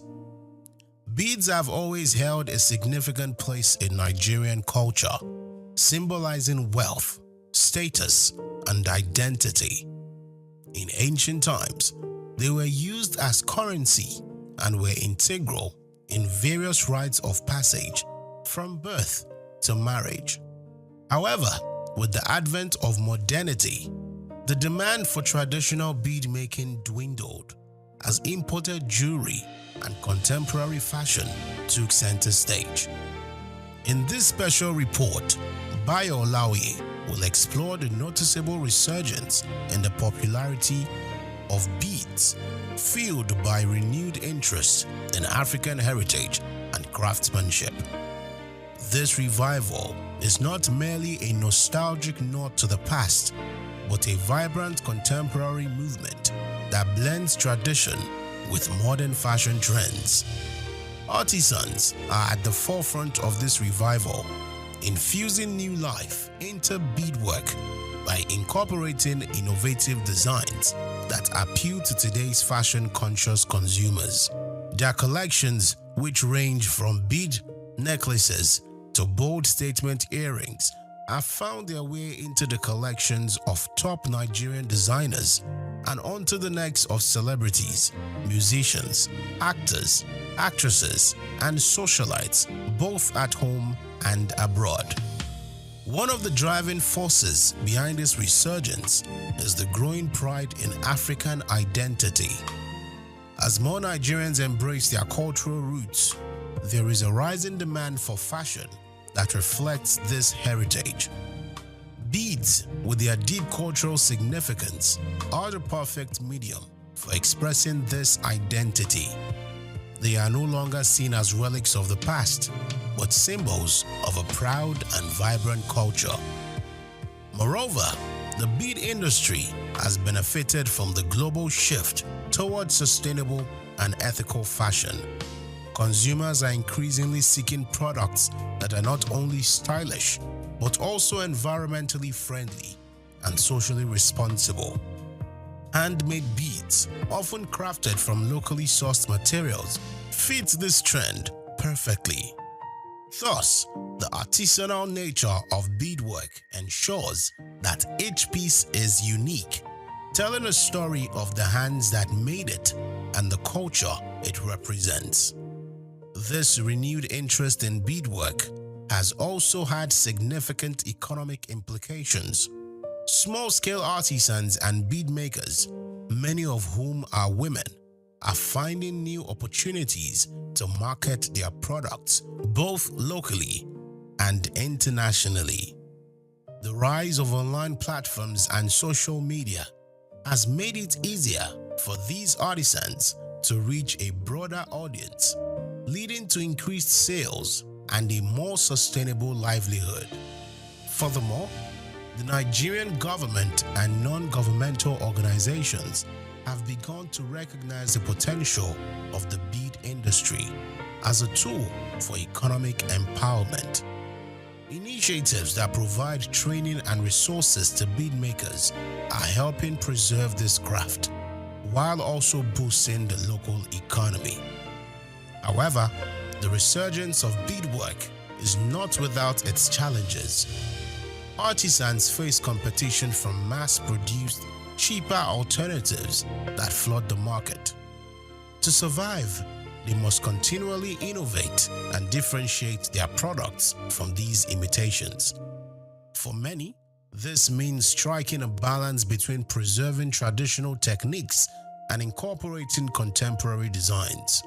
As Nigerian beadwork continues to gain recognition on the global stage, it is clear that this ancient craft is more than just a passing trend. It is a testament to the resilience and creativity of Nigerian artisans who are redefining what it means to be fashionable in today's world. It is a reminder that while fashion may evolve, the cultural significance of beads remain timeless. The resurgence of bead making in Nigeria is a powerful reflection of the country's rich cultural heritage. It is a movement that honors the past while embracing the future, proving that beads are not just ornaments, but symbols of identity, pride, and resilience.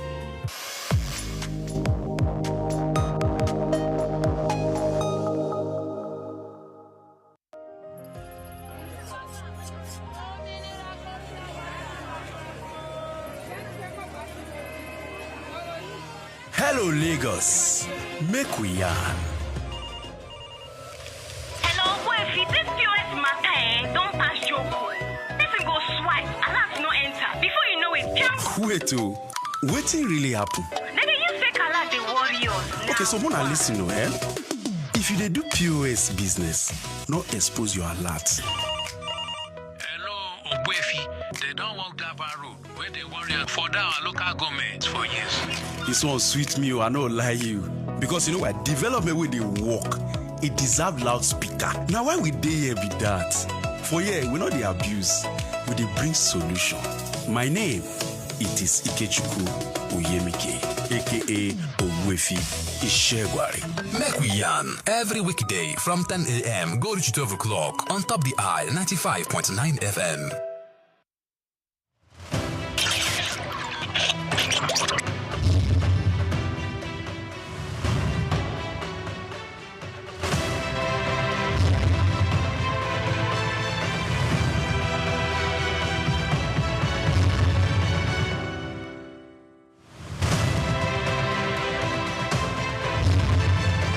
The Nigerian National Medicine Development Agency, NNMDA, was created in 1997 and backed by Act 2019 to enable the federal government of Nigeria through Federal Ministry of Science, Technology and Innovation actualize its critical and strategic mandates to research, develop, document, preserve, conserve, and promote Nigeria's natural medicine defined as indigenous medicine. 4 Director Generals had steered the affairs of the agency since its creation 28 years ago. A new vista, however, opened in the history of the existence of the agency when Martins Emeje, a distinguished pharmacist and professor of nanotechnology, was appointed as the 5th Director General and Chief Executive Officer in May 2023. Before taking on the mantle of leadership at the NNMDA, Professor Martins Emeje was the chair R&D at the National Institute for Pharmaceutical Research and Development, with many feats on drug formulation and R&D results to his credit. I deliberately applied for this job. There was advertisement. I applied. I wrote the exam. It was an online exam. Nobody saw anybody. And 1 hour exam online. When you submit your answer sheet, you have a copy of the answer sheet.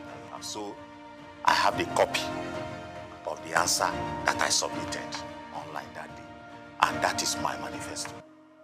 So every month, I look at the answers that I submitted, and it guides me in the work that I do.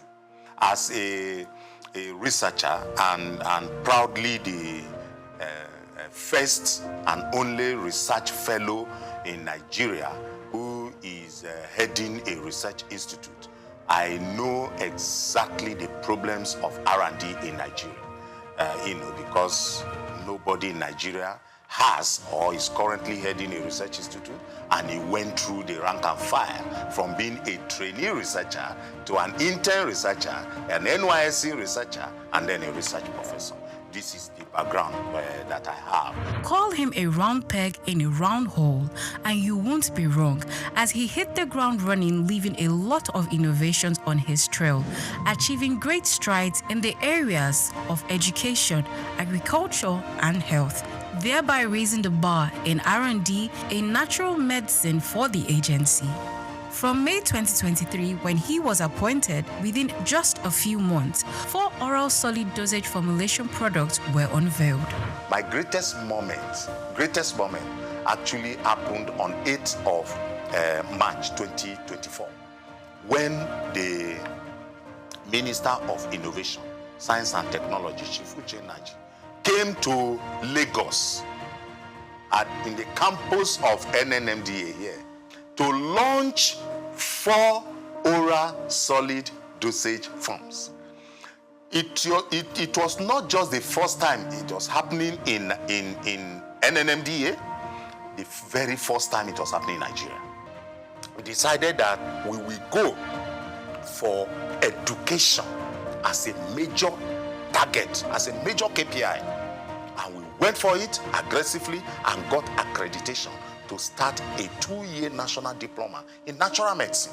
So this agency, for the first time in Nigeria, we now have a school of natural medicine. It's never been heard before. It happened in this administration within these 2 years.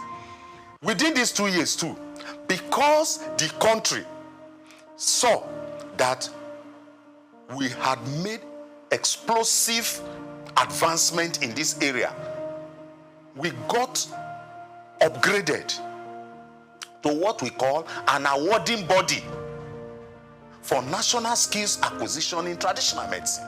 One of the best medicinal gardens that you can find in Africa right now is in this country, owned by the Nigerian Natural Medicine Development Agency, and we did it these 2 years. In fact, two of our products that is waiting for Mr. President launch was we got our raw materials from our Nasarawa State Farm in Karo. Nigeria is the largest producer of cassava in the world. Cassava. The only country that competes with Nigeria is Brazil. Yet, Nigeria does not have value-added cassava products. Yet, Nigeria imports starch to make pharmaceutical products. We made a presentation to the National Assembly, and the Senate of our National Assembly supported us. So we went into development of pharmaceutical grade starch. Today, we have pharmaceutical grade starch. In health itself, we have developed and submitted to NAFDAC about 23 different products. 23. And they are all at advanced stage of NAFDAC's regulatory assessment at this point. Now, 3 of such products plus 5 of what we did the previous years is available, and people, because we are a research institution not capacitated or competent by reason of mandate and skilling to do marketing, we do them. We do proof of concept and we wait for entrepreneurs of pharmaceutical industries, nutraceutical industries, food industries to come take them to the market, right? But we also owe, because, like I said, the huge component of the Renewed Hope agenda is that people should be attended to so that they know that they cannot lose their hope completely in their country. So in this environment, anybody who wants drug for hypertension, for malaria, for erectile dysfunction, for arthritis, for diabetes, for hepatitis, for about at least 8 different disease areas, they come to our pharmacy here to get the drugs. The past 2 years, under the leadership of Professor Martins Emeje, has seen human capacity development like never before. A development that propelled the agency's researchers into breaking new ground. This agency had never, in its almost 30 years of existence, had never participated in any local conference where researchers went with work they did in their own laboratory to go make competitive presentation. In our maiden outing in these 2 years, we won 2 awards. We went out for the first time and we got 2 awards. We took first position and we took third position. That is gold and bronze. When I came, I met researchers that have been here working for 15 years but with 1 degree. And I told them, you can't be a researcher with 1 degree. So I embarked on rigorous and aggressive drive to partner and collaborate with universities. So we went into that. Today, as I'm talking to you, we have at least 13 researchers and of the agency that are doing different postgraduate studies in different universities in Nigeria. I have a staff that was in Zimbabwe for 6 months. Now he has a master's in intellectual property. At least 7 of my staff have gone to India. Quality assurance has been one of the top priorities of the NNMDA Director General, and the accreditation of the agency's laboratory and product development unit for pharmacy internship program by the Pharmacy Council of Nigeria a year ago. Under the watch of Professor Martins Emeje, the agency recently graduated its pioneer pharmacy interns. I went into nanotechnology or nanosciences after PhD, and I had to go out of the country to train in this area for more than 4 years. So it's an area that I'm keen about. I'm one of the first people, if not the first, in Nigeria to have put in practice nanotechnology. What it has done to me as someone who studied Western pharmacy, which is more like macro study, it is that it has taught me how to manage resources, no matter how simple. The last 2 years has seen NNMDA signing important memoranda of understanding with reputable academic institutions and other critical stakeholders in the areas of training and laboratory services to Nigerian universities. As part of its advocacy and public enlightenment drive, the agency brought together critical stakeholders in the nation's natural medicine space for a national dialogue on rethinking natural medicine aimed at galvanizing the needed support and political will. I want the president of Nigeria to just be coming on television and saying that People, natural medicine. No other thing. Natural medicine. Let's do our own. Let's do our own. Let him just be saying it. Anytime he's talking to press, let him say it. Because once people know that this is where the president is, this is where his mind is, this is what his body language is, they will start investing in natural medicine. A turning point for the agency was the resolution of the National Assembly on Natural Medicine Gazette. The visit by the chairman, House Committee on Legislative Compliance, was a further demonstration of the renewed impetus. We cannot have 160 million people subscribing to something, and then the remaining 40 million people, you now want to say that foreign medicine, what you call allopathic medicine, that is the superior to our natural medicine. No, it's not. So when the House of Representatives passed that resolution, I told myself, I have now achieved. So what I was thinking would take me 4 years to achieve, actually, we got it done in 2 years. And it's one of the, so our target has actually increased. The best place to actually functionalize or operationalize Renew Hope agenda, Mr. President, is in the health sector. It's in the health sector. And I always tell people, 2 things that if you have security in it, then you are safe. Food and medicine. Any intervention, any project that we do, that it is not about developing our own indigenous resources, is short-term. It's not sustainable. The only sustainable form of development is indigenous development. So anybody who wants to give me support now, I will just tell you what I want. For example, I want all my staff to live in this compound. If you go to other countries of the world, all these staff of the research institution, they live inside the compound.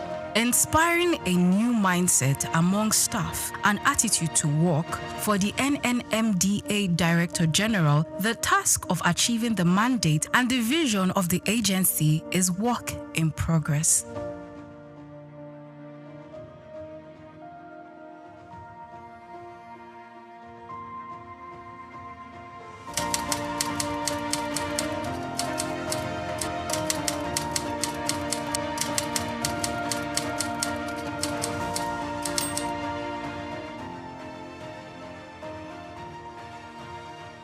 Afrobeats is a classic overnight success story, except it didn't happen overnight.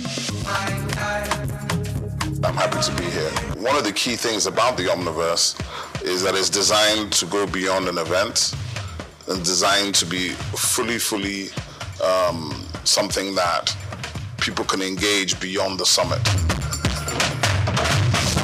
The point being that Nigeria has so much to bring to the world in terms of these things, but we will be bringing fresh energy, fresh ideas, a fresh engagement, and we're obviously open to collaboration.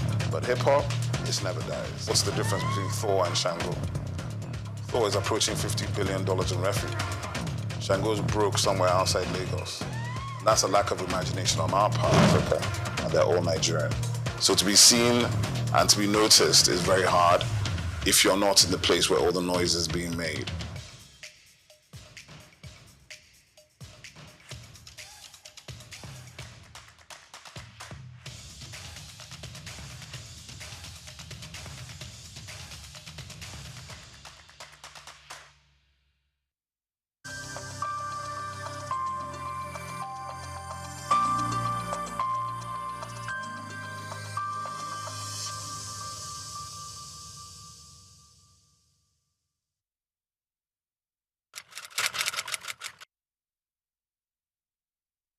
Hospitality is a very interesting and dynamic industry. Hospitality industry, very interesting and dynamic. And as we know, we have global best practices, that are acceptable. It's just like norms that are acceptable in the industry.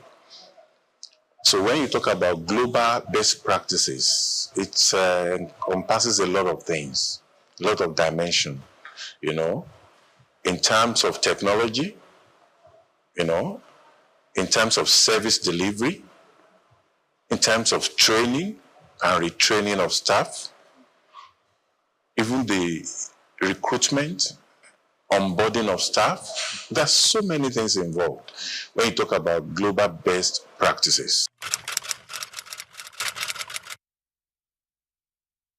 Well, let me just say the main challenge we have in this climb is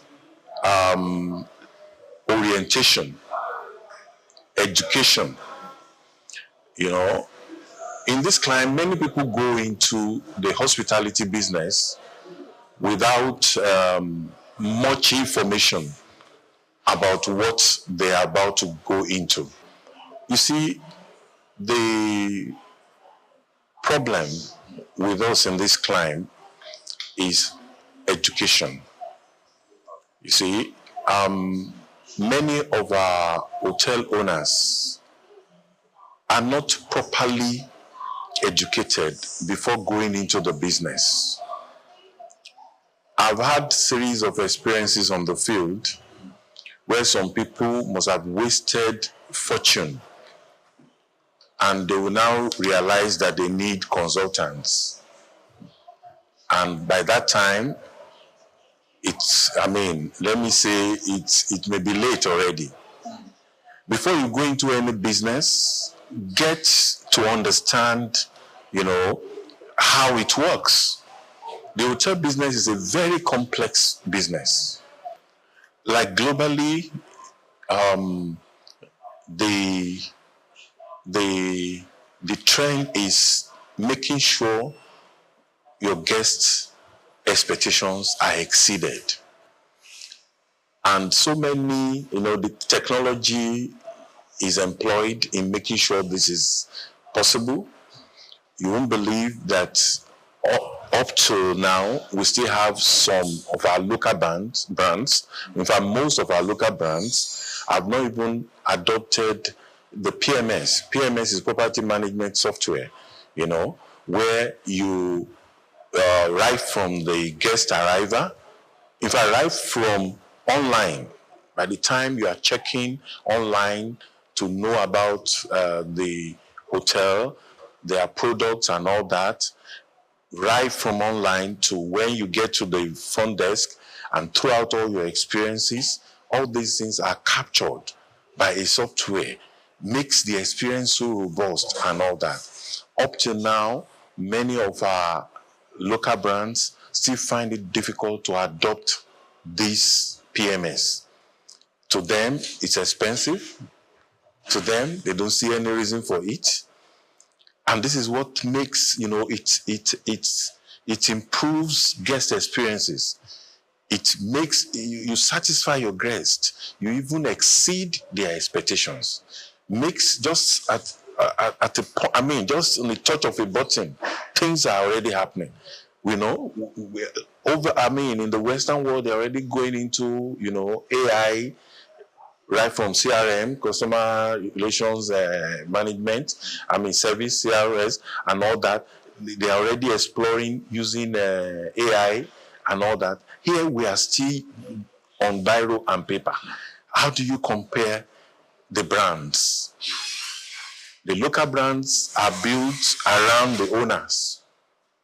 The owner, you know, tells you either he is knowledgeable or not about the business. He runs it like a one-man business. And at the demise of the owner, the business dies. Unlike the global brands. The owners of Marriott are long gone. And Marriott keeps multiplying all over the globe. Right now, they have about more than 1.5 million properties all over the world. They have acquired Sheraton here in Lagos, even 4 Point by Sheraton. You see them expanding. What is the secret? It's all about process, system. When there's no process, there's no system, then you are planning to fail. And it's a common saying that when you don't plan, you're already planning to fail. When there's no planning, many of them go into the business without proper feasibility studies.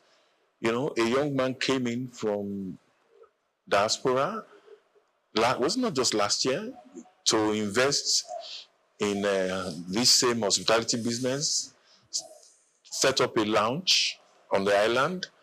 You won't believe it. 6 months, 100 million was gone. And he had to pack up and return back again. So what is happening? Why is it that the global brands are thriving and our own brands are not thriving? Meanwhile, we should even have some advantages over the global brands because it is natural. We are naturally hospitable. It is our nature in Africa. You know, hospitality, Africa is hospitality, hospitality is Africa. You know, so all we need to do is to get the formal training and convert our virtue, hospitality virtue, into in a professional way and run the business professionally.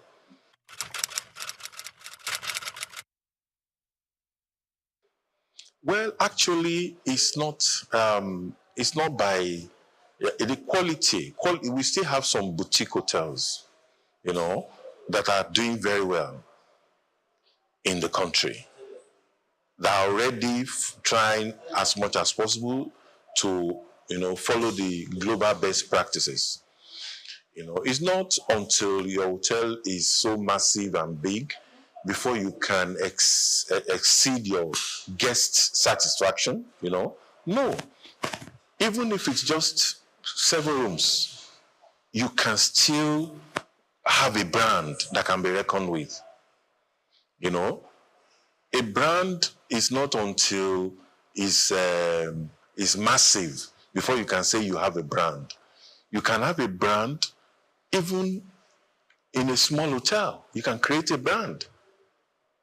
So it's not about of course, we have some hotels that takes care of the middle class and they are doing it perfectly well.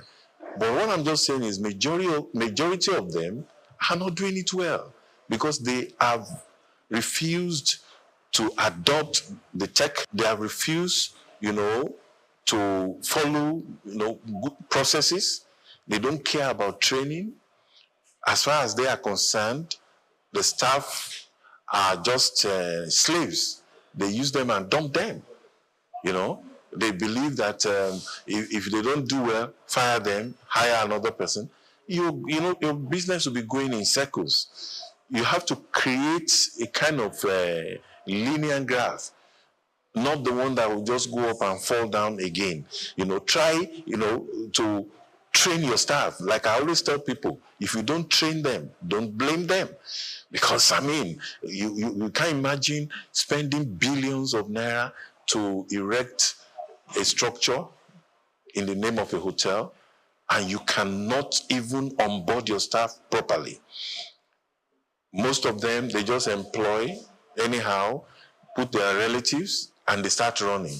There is no onboarding program, no vision, no mission, no core values, no SOPs. And, and as far as they're concerned, they are running a business. You know, when the owner is not around, nothing can happen. And the guests are complaining. Why is it that you don't have these things in stock? You cannot tell them that our MD is not around. That's why he has not released money. That should be budget. You run such businesses on budget. If he has to release money, he releases the money, you know, as at when the budget is ready and the budget is funded. So the business runs on autopilot. It doesn't have to be there. But most of these local brands, they want to be there to see everything, and it's not possible. It's not possible. Or else, like I said, at the demise of the owner, the business dies. What is the secret behind the companies like Coca-Cola, you know, and all the Marriotts of this world, the Sheraton, etc.? What's the secret? It's because they have process. And they have a system. So once there is no process, you're just wasting your time. So there's, and like I always say, a brand is built. It does not come by accident. There has to be intention. It has to be deliberate. You have to be deliberate about building a brand.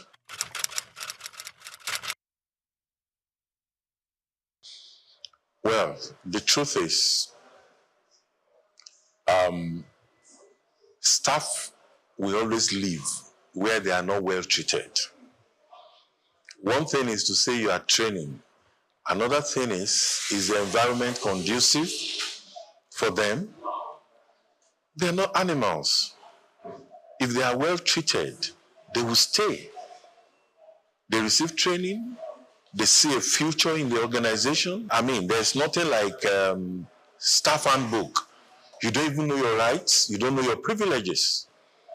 You know, you don't know where the company's right stops and where yours starts. You don't know whether you are entitled to leave or not. In fact, that one is in the hotels. In our climb here, there is nothing like leave. You know, you treat them anyhow. Why will they stay? But go and check out those local brands that have adopted these global best practices. Their staff are not going because they see a future. And the issue of trust, you know, you're talking about trust. It's not peculiar with the local brands. If money can be stolen in the local brands, it can be stolen in the international brands. But the difference is the process. You see, like most of our clients, when we try to that we consult for, when we take over, I always tell them, look, let's put a system in place. Increase their salaries. Let their salaries be enough. Then those that were there with the wrong intention, by the time the systems are in place, they will leave because they know they cannot steal. Recently, in one of the hotels I consult for, somewhere in Ogun State, we recruited the maintenance officer, and they overheard him talking on phone that, it's like there are no lapses here. Barely 7 days. He was already looking for, you know, lapses to explore, and that he has to leave. You won't believe, within a week, he has already given us a notice that he's resigning. Why? Because there's a system in place. We use this PMS we are talking about. Property management software. It has different modules. You have the front desk module. You have the restaurant and bar modules. You have the accounting module, the inventory module. You know, different modules, and they all work together. It's a central thing. Even the HR module, whereby you onboard your staff on the software. Right on the software, you know whether their documents are complete or not. Those that are 80% complete, what are the outstanding documents, the guarantors, and all those things. But most of these people, when you tell them, it's alien to them. They don't believe it's workable here. All theirs is, and another thing, another dimension, another thing I noticed about our local owners is, how much was your sales yesterday? The next thing is he has taken everything. He's going to party. No future. The business has no future. And when the employees see you spend like that, see you behave like that, you are also tempting them to start behaving like that, to go into the money if they have the opportunity to, because they don't have a future in that business. They know their future is not guaranteed. Tomorrow the business might fold up because of the recklessness of the owner. You're building a business. Allow it to grow. Nurture it. Let it grow. Let it grow.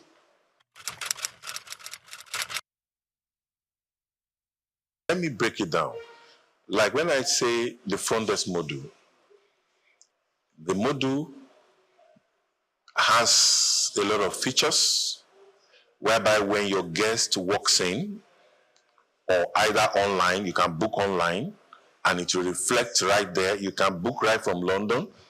You go to the website, the hotel's website, and right from the comfort of your bedroom, you are seeing the different categories of rooms, just as if you are already in the hotel. And you are seeing the attached rack rates. And you make a pick. And as you pick, you have the option of payment. And as you make the payment, you have reserved the date and a future date, and you make the payment. As soon as you make the payment, it reflects right in the hotel on the front desk. For example, you picked room 107, and somebody else walks into the front desk and says, I want room 107. Sorry, it will show that it's no more available, even though you didn't see the guests, but it's been paid for online. Can't you see it makes life easy? It increases, improves the guest experiences. It makes your potential guests or your guests happy, makes things easy for them. So you can achieve that online. You can also achieve it by walking into the front desk, and you can make a reservation. All you need to do is check the rooms. You don't even need to go around and looking at the rooms. It's displayed for you at the front desk. You have it on the screen. You see the different categories of room. You make a pick, and you make payment. Now, when you make payment, a receipt is generated immediately. Another thing is, that's what you call door integration. When you're talking about fraud, you integrate your door. That's the card system, not the iron key, the card system. You integrate it with your software in such a way that once a card is activated, because once payment is made, the card is activated automatically. The owner already gets an alert. In some software, it's called MRS, Management Report System, that a room has been sold. Either you are there or not. It's as clear, as simple as that. You don't need to come, and some owners will come and sit down at the reception to see what is happening. No, you don't even need a camera. Everything is automated. No room can be opened. You can't access any room without the card being activated. And the card cannot be activated except payment is made. It's only the payment that activates the card. Can you see that control? So now another question comes. What about when you want to clean the room? How do you get the card? That's what you call, MasterCard. Or floor card and all that, depending. Now, personally, I advise my clients, you don't activate a MasterCard to work indefinitely, to work anytime, anyhow. We have hours of cleaning. So your MasterCard is activated to work. For example, the checkout time is 12 o'clock. So you activate it in such a way that it's only active between 12 and maybe 3 o'clock or so. Every daily. Once it is 3, you cannot access the room with the MasterCard again. You can see the tech we are talking about. So you can't access any room again. And again, we have energy saving lights, whereby it's only that same card that can power the lights and the TV and the AC in the room. No guest wants to check into a room without the AC working, without the TV working. So it's only that same card that can power the systems. So you won't check me in by 1 o'clock because you have access to MasterCard. And by 3 or 4, once your card is no more active, I'm in darkness.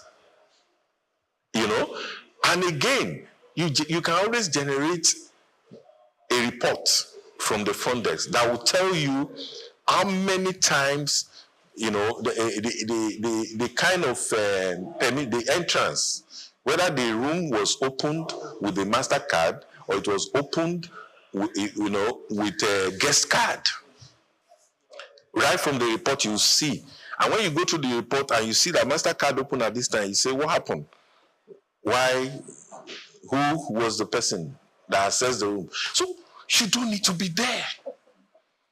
A particular client of mine was trying to lease out his hotel, which I always strongly advise against, on the island because he was relocating to Dubai, United Arab Emirates, you know. So I advised him against it. Why do you want to? I've told you to install a PMS since.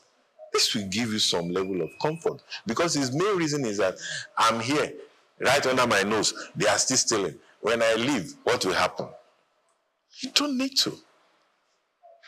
And thank God he was able to take the advice. We installed the PMS and he saw the difference.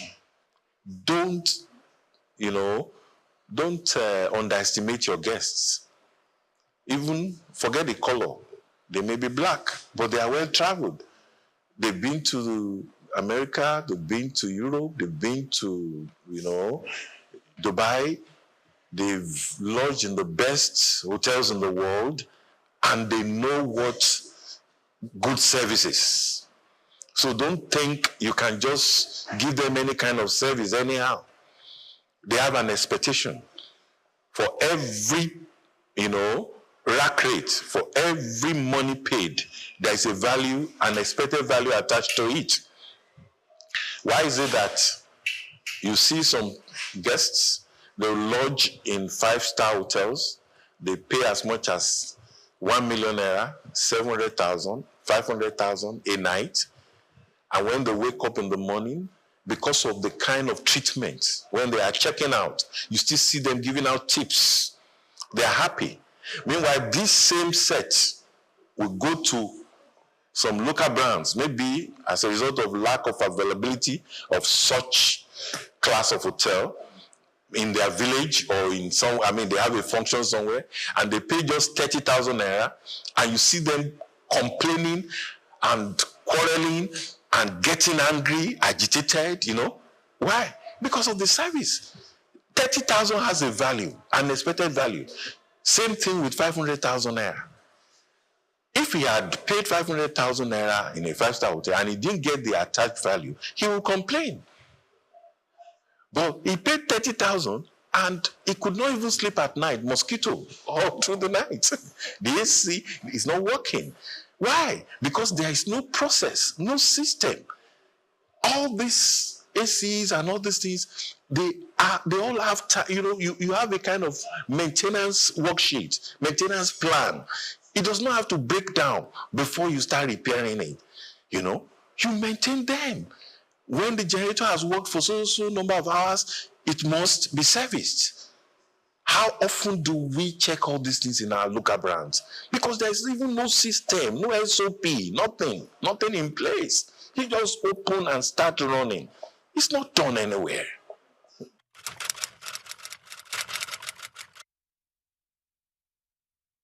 I gave an example of someone who brought in 100 million naira and the whole thing disappeared. You know, let me say, what we should know is that money is inflammable. The whole thing went in flames. That's how I will put it, within 6 months. Why? Because there was no due process. There was no planning. He didn't understand what he was coming to do. He just dabbled into it. You know, in my book, which I'll be launching soon in my event coming up, I call it ABC of creating a great hospitality brand. You know, simple, you know, steps of creating a brand. You know, I mean, I made reference to such owners as accidental owners. You know, you just inherited a property, or you felt, okay, what is moving now? What can we do? They say hotel is bringing in money, jackpot. Many people have gone into it and they've gotten their fingers burnt. So I will advise investors, if you want to invest, do proper feasibility study. Do proper feasibility study.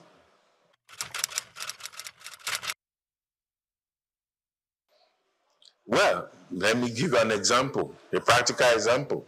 One of my clients started a 23-room hotel in Delta, and according to him, it's almost 3-4 years now. According to him, he spent about 400 million naira. He's smiling today.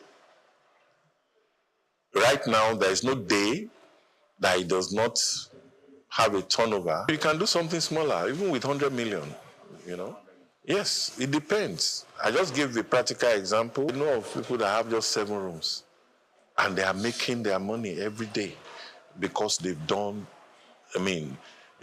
their due diligence. No, definitely, it will reflect on your pricing. And once, like I always tell people, is value for value. I can't be forced to sell my room 10,000 naira because my neighbor is selling for 10,000 naira. I can sell mine for 40,000 naira and still be fully booked. While the one that is selling for 10,000 naira is not even attracting any guests. Why? Because the 10,000 naira will try to say, okay, when it is 12, we turn off the gen because we want to conserve energy. We don't have money to buy diesel and all that. Start rationing. No guests will feel comfortable. These guests, even in their personal homes, they enjoy 24 hours light. They enjoy themselves. Then you now come, to a hotel where you should relax and be able to think properly. And they are telling you they are turning off the gen because they don't want to sell the room high. I'll tell my clients, sell it high, but create the value. When the value is there, make sure you recover your costs. You have to impute all these things, into your costing. Many of them don't even believe there is need for a revenue manager. Apart from the normal manager, you have a revenue manager. You have cost accountants, apart from the main accountant, people that are in charge of costing. You're selling a plate of food for 7,000 naira. What is the cost? Many of them don't know. And like I said, most of this software takes care of all these things. The recipes are there in the software, programmed, all programmed.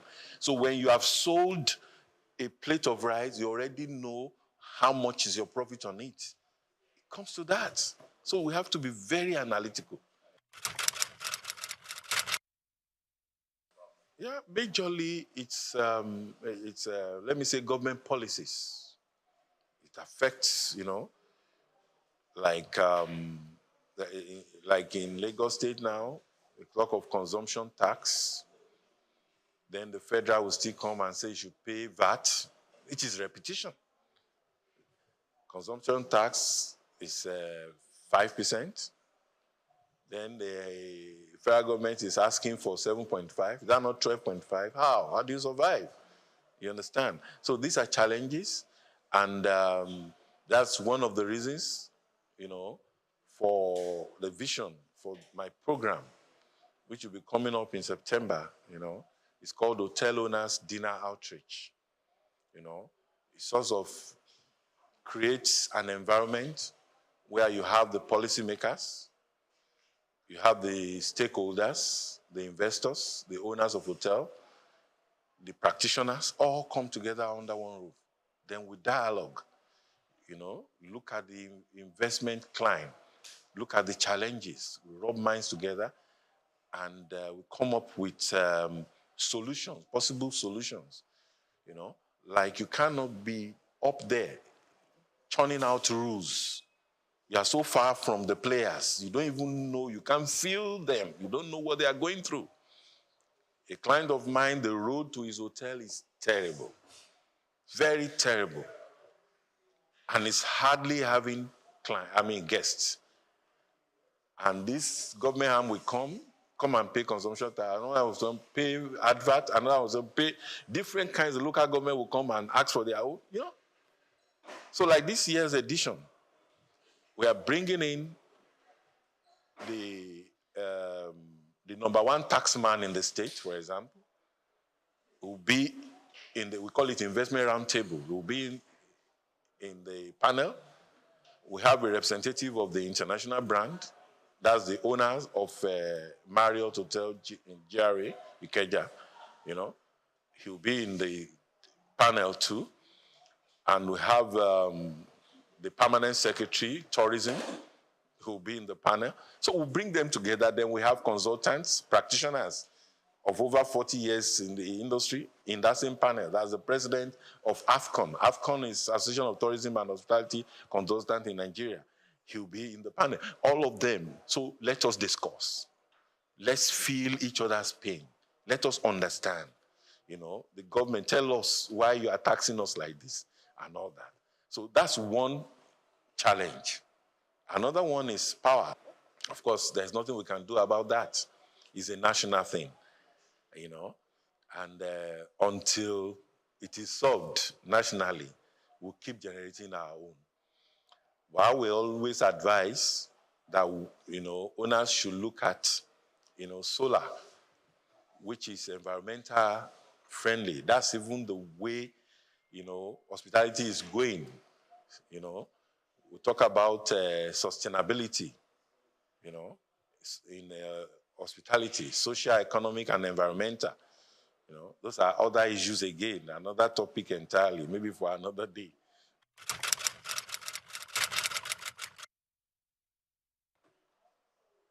We should just keep it professional. Whatever you are doing, keep it professional. You're building a brand. Always remember that a brand is a promise. Make sure you always keep it. A brand is an experience. Always improve the experience. A brand is a reputation. Maintain it.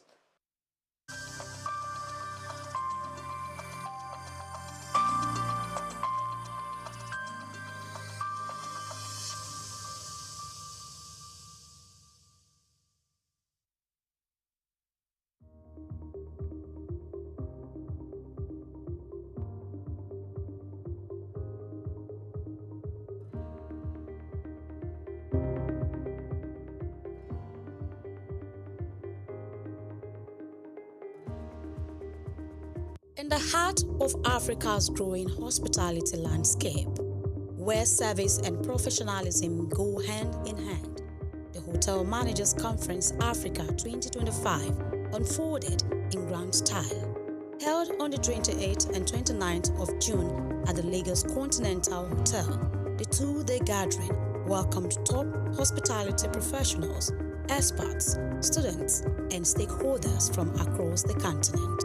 Hosted by Sunday Olubenga Omotayo, the conference was a celebration of growth, excellence, and the power of local talent. Welcome to Lagos.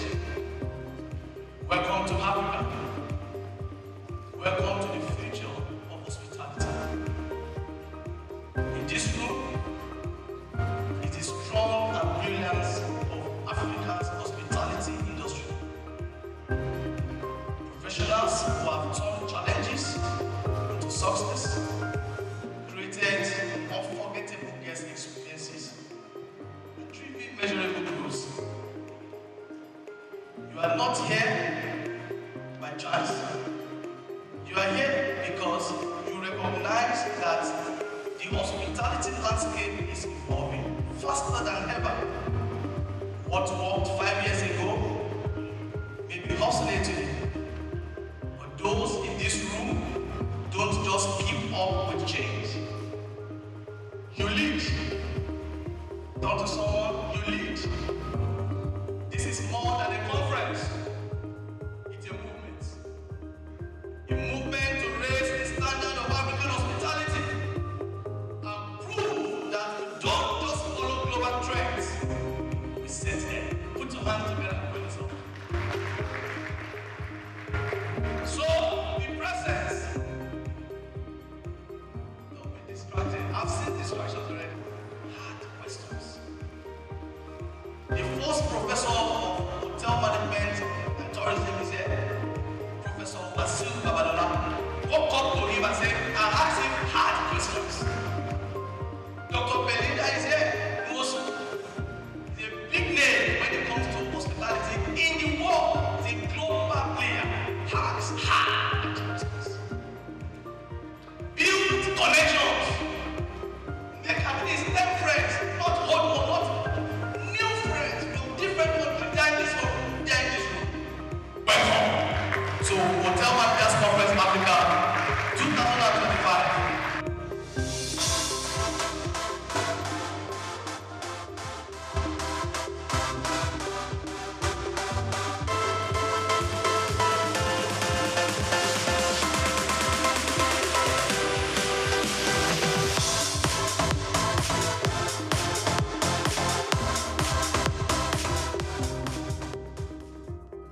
Adding to the event's impact was the presence of Femi Wash Limited, whose media subsidiary, SOUQ News Television, served as the official media partner, offering live coverage, red carpet interviews, and podcast sessions that amplified the voices and stories shaping the industry.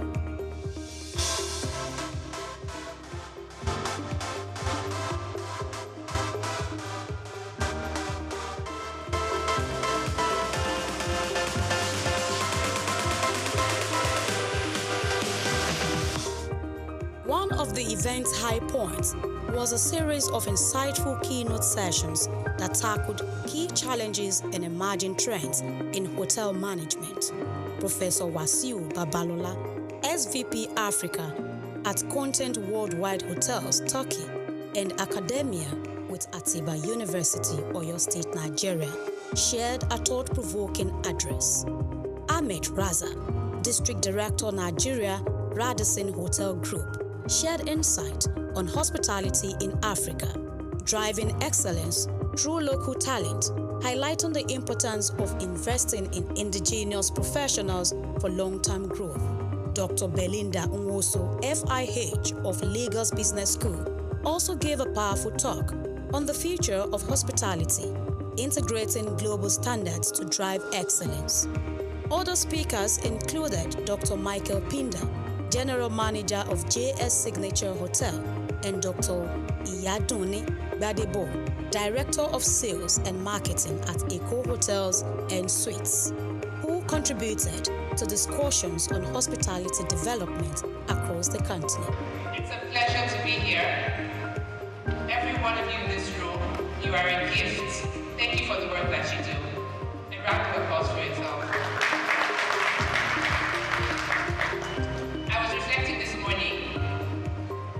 About how long I've been in the industry. Since 1998. Some of you were not born. And this is just an honor to be here and to see how far this industry has come over the years, over the decades. I'm going to talk about the future of hospitality. The future is already here, like Brenda has told us. But what are we going to do on our own part to be part of that future? Global standards to deliver excellence. These global standards, we need to understand what they are and how they impact us as people and managers. So the first question I want to ask, and I want a response: if your hotel fails, who's to be fired first? And we have some very powerful insights that I want to share with you. At the end of the day, yes, we want to be global, but we need to look within as well. What is it that needs to change? So some of these insights are here. There's 5 nuggets. One is leadership development. We're going to talk about that. Networks and sponsors. Global currency, very, very important. Personal integrity. The fact that I put it forth doesn't mean it's not the most important. And finally, human flourishing. I will speak about that.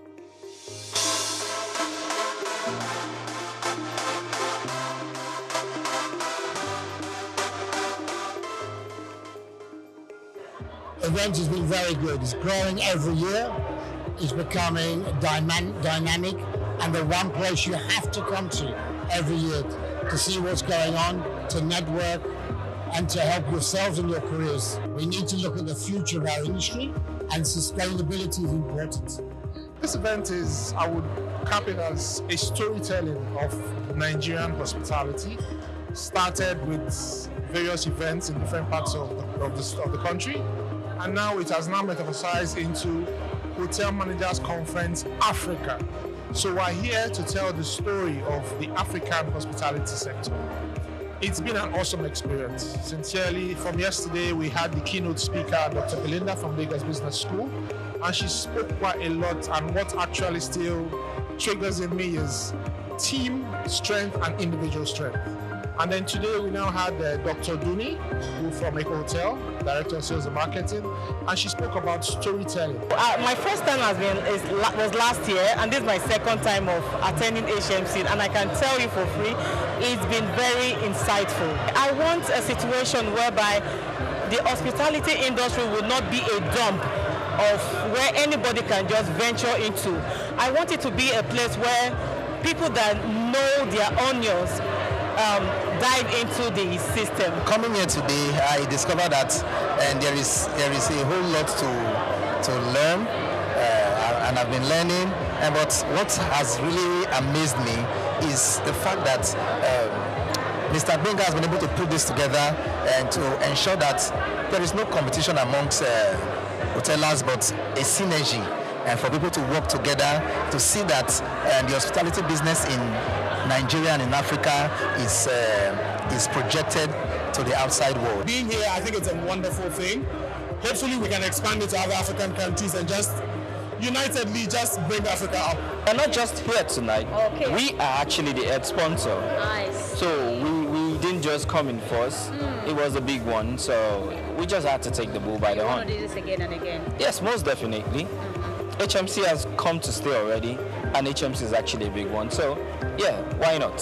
The event also marked a significant milestone for students of the Hotel Managers School, who received certificates after completing their training, symbolizing a new generation of skilled professionals ready to shape the industry.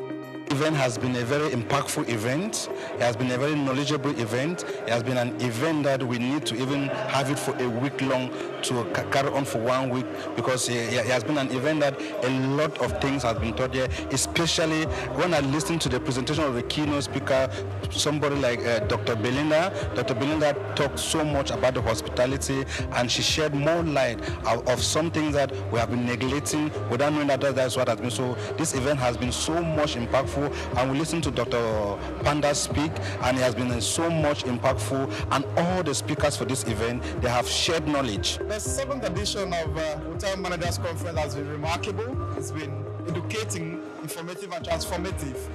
And it's just been a wow. And a big shout out to the organizer, the convener, Mr. Lukbenga Sunday Ombatayo, the veteran consultant. This is my second time in this event, and I am very, very happy to be here, because here it's an avenue to express and get more experience, especially in the hospitality industry. We believe in growth, and I want to see the hospitality growing from this level to the next level.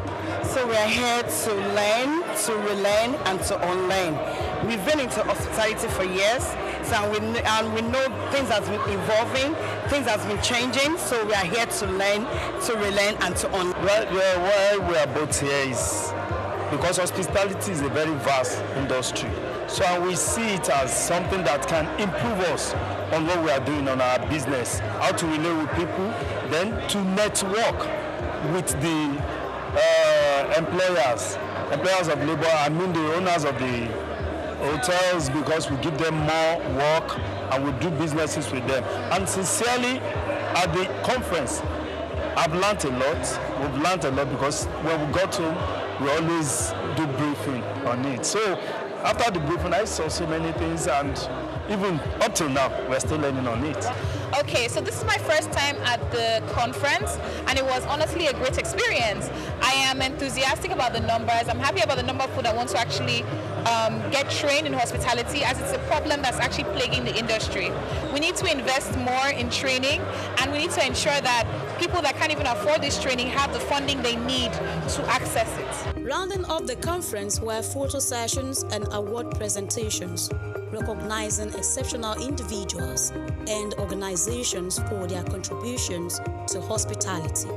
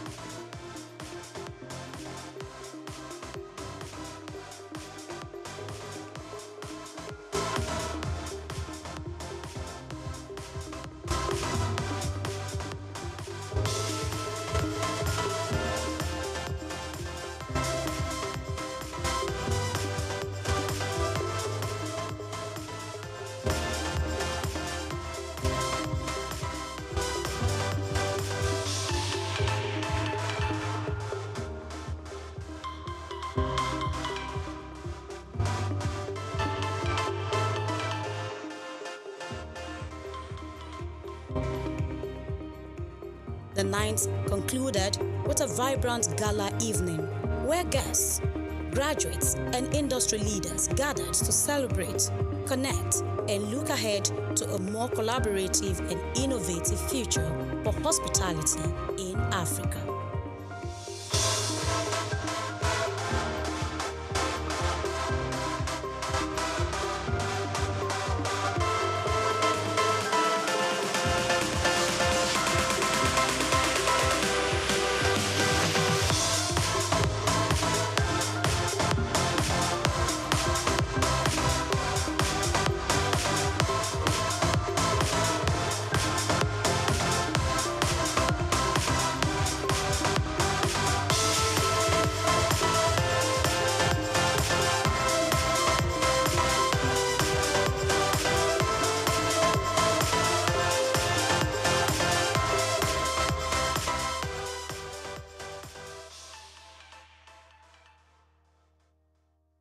Grace Komolafe, SOUQ News TV.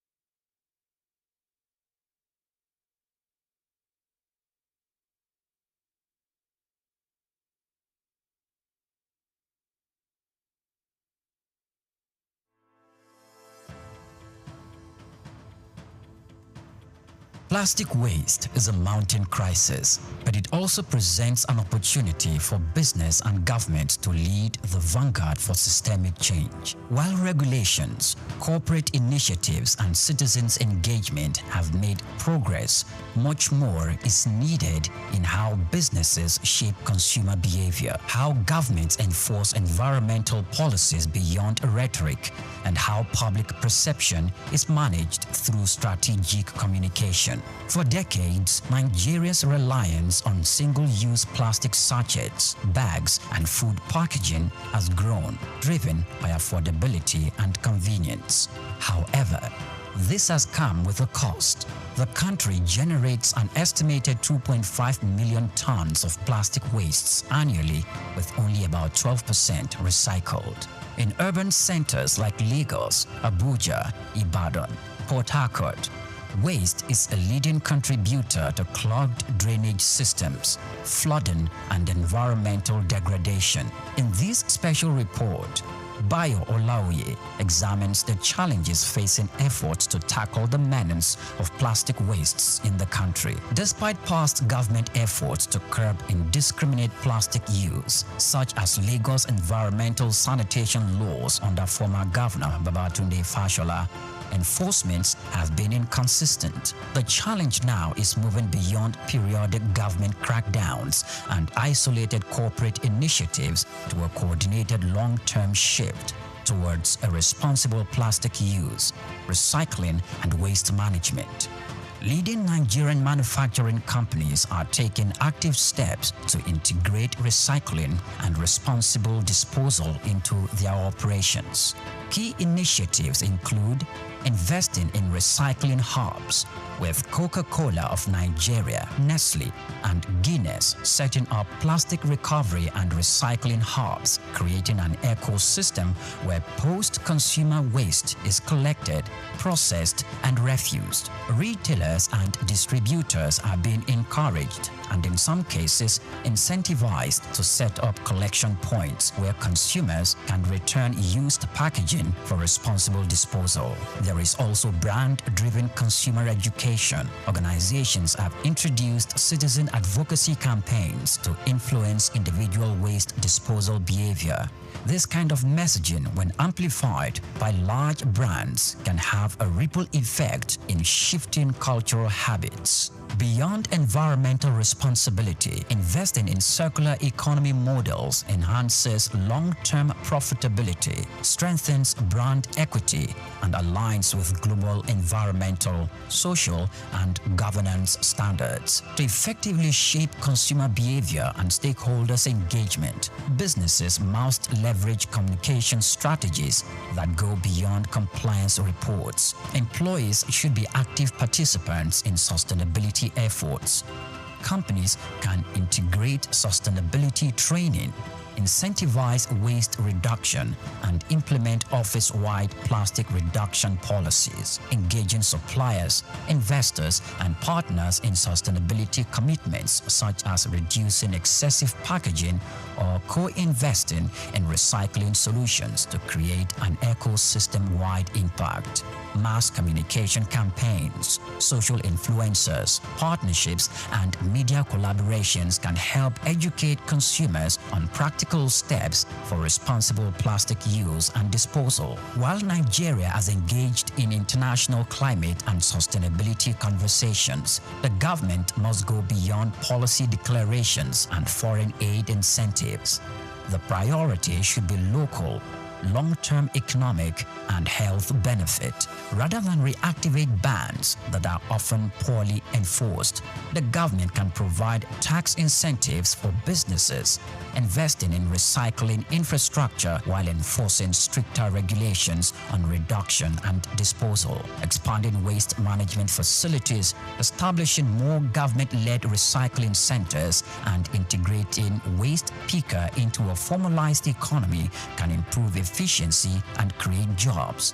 The administration of Governor Babatunde Fashola demonstrated that when the government takes waste disposal seriously with clear penalties for violations, citizens pay attention. The government must invest and consistently engage public education on the economic and health impact of plastic waste. A cleaner environment leads to a lower public health costs, fewer disease outbreaks, and increased workers' productivity due to better air quality and more usable public spaces. The Nigerian plastic waste problem is not just an environmental issue. It is an economic and reputational challenge for businesses and a government issue for policymakers. By adopting strategic communications, businesses can shift consumer behavior, governments can enhance enforcement, and citizens can embrace a cleaner and more sustainable future.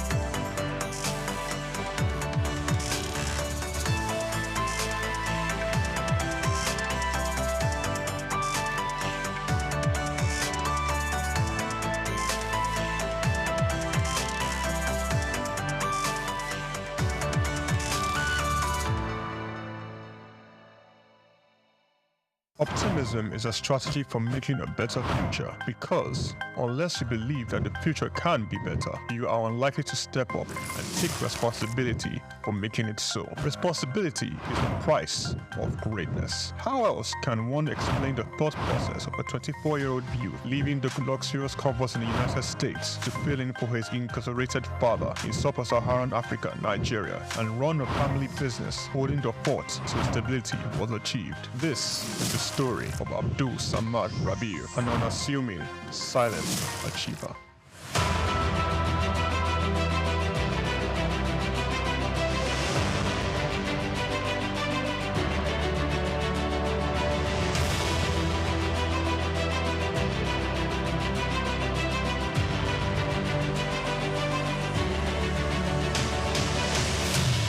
Samad Rabiu attended Capital University, Columbus, Ohio, and returned to Nigeria to oversee the family business when his father, Ishaku Rabiu, was detained by the administration of General Muhammadu Buhari for allegedly not paying the rice report duties.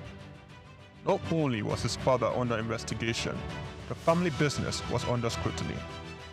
These harsh realities of being thrust right into the middle of it all shaped the young man's resolve to hard work in silence.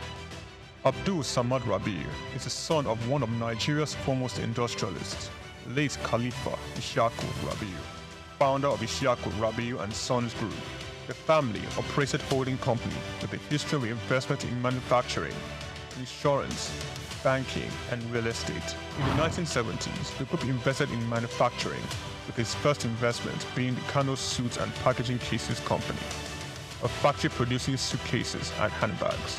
In 1972, the Bagauda Textile Mill, manufacturing woven clothes for uniforms, importing and trading in different segments of the economy, including frozen food service, sugar, and a motor vehicle and parts distribution company specialized in dyed soup products. Abdul Samad Rabiu was born with a very big silver spoon in the ancient city of Kano on the 4th day of August in 1960, 57 days to Nigerian independence.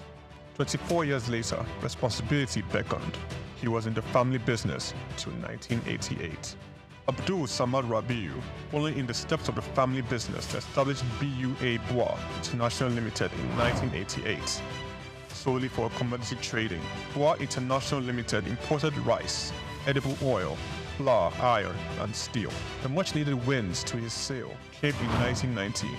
The government, owners of the Dettol Steel Company, got into a contract with Bois to supply its raw materials in exchange for finished products. This was the young company's much-needed windfall. Bois expanded further into steel, producing pellets, importing iron ore, and constructing multiple rolling mills in Nigeria. Nigerian Oil Mills Limited, the largest edible oil processing company in Nigeria, was sadly bought by BUA in 2005. BUA started 2 flour milling plants in Lagos and in Kano. By 2008, BUA had broken an 8-year monopoly in the Nigerian sugar industry by commissioning the second largest sugar refinery in sub-Saharan Africa. In 2009, the company went on to silently acquire a controlling stake in a publicly listed cement company in northern Nigeria, Sokoto Cement, and began to construct a $900 million cement plant in Ogu-Ogbela, Edo State, completed and commissioned in 2015, which was at that time the single largest non-oil investment in South Nigeria, and had a capacity of 6 million metric tons per annum upon completion of the second line.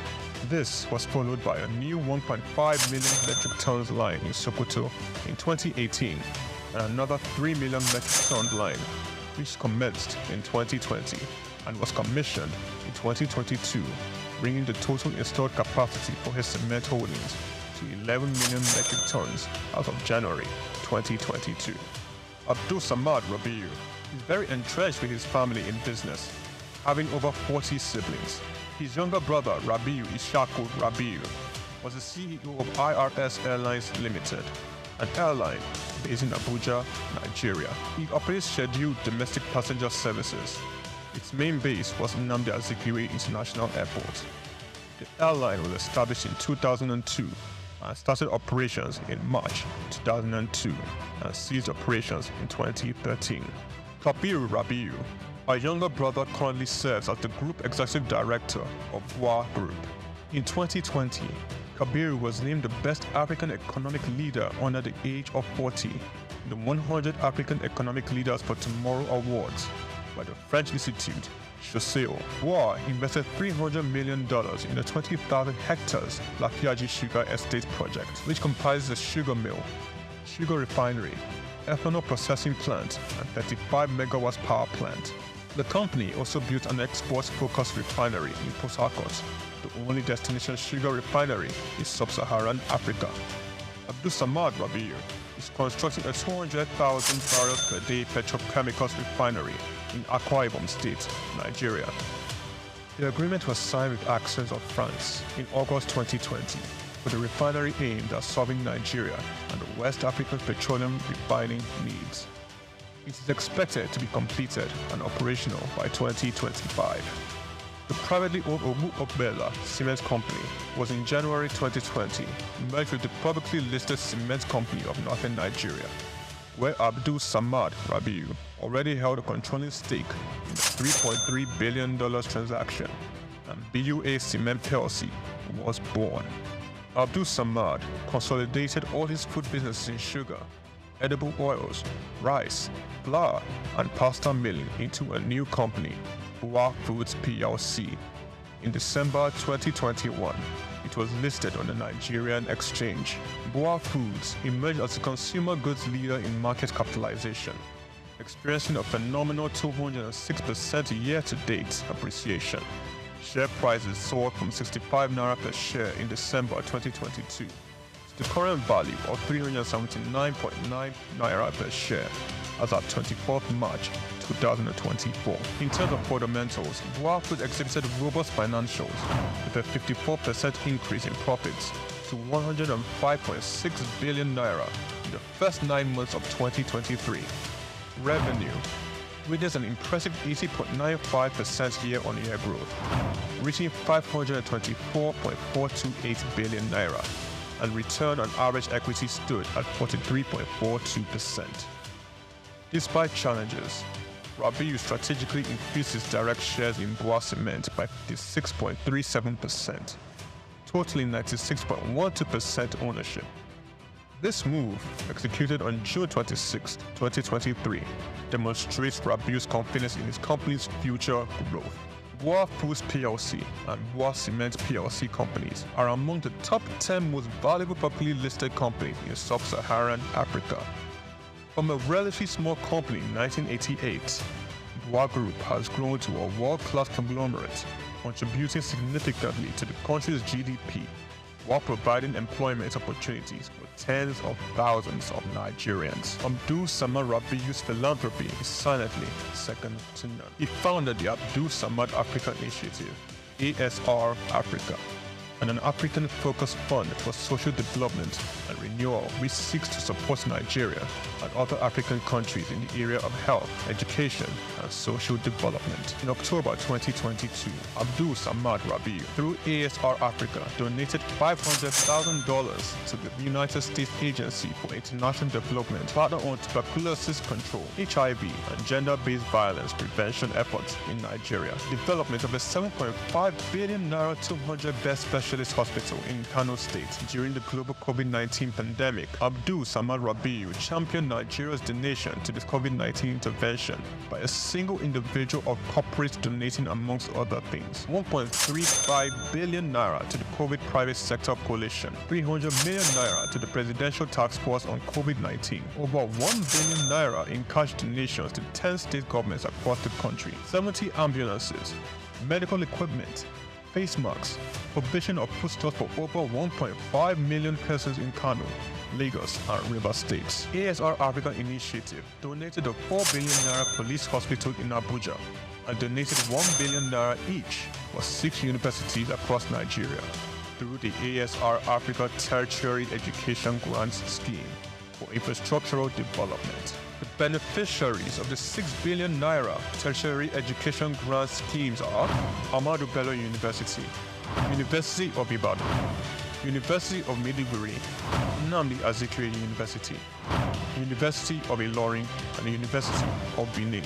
ASR Africa Initiative also donated 2.5 billion naira each through its tertiary healthcare development grants for health projects across 4 geopolitical zones in the country. These are in addition to 5 billion naira donated to build the first teaching hospital in Akwa Ibom State, donated 10 billion naira to the Security Support Fund of the Nigerian government.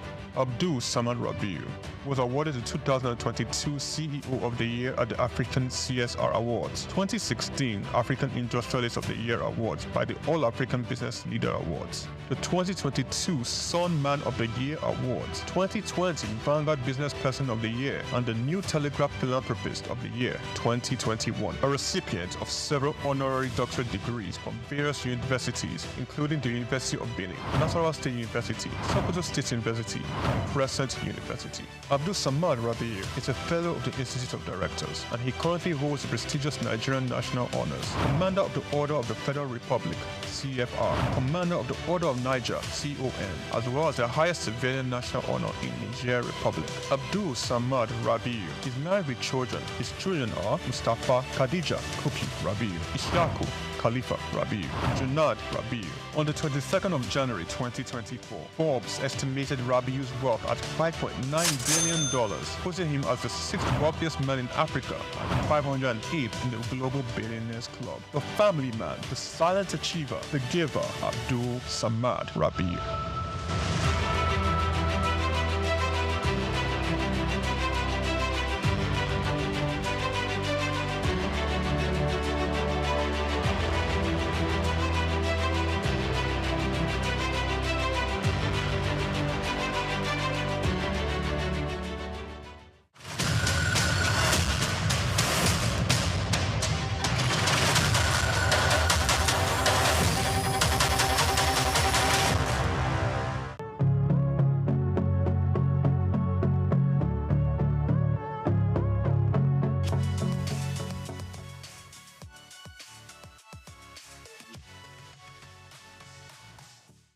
Okay, as you know, my name is Babatunde Jala Ipega. I shortened it. That was part of my journey to Baba Jala Ipega. I was born here in Lagos, just a stone throw away from here, in actually Lagos Hospital here. And I was expelled from school. I went to Corona Ikoyi at the age of 6. My teacher, who I found to be quite unjust at the time, made us all stand, and I remember this, even though it's like almost 45 years ago.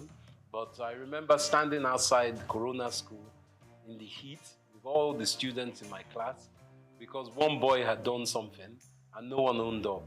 So I found that quite unjust that all of us had to suffer. So I picked up a stone and I threw that stone at my headmistress's glass and it broke her window.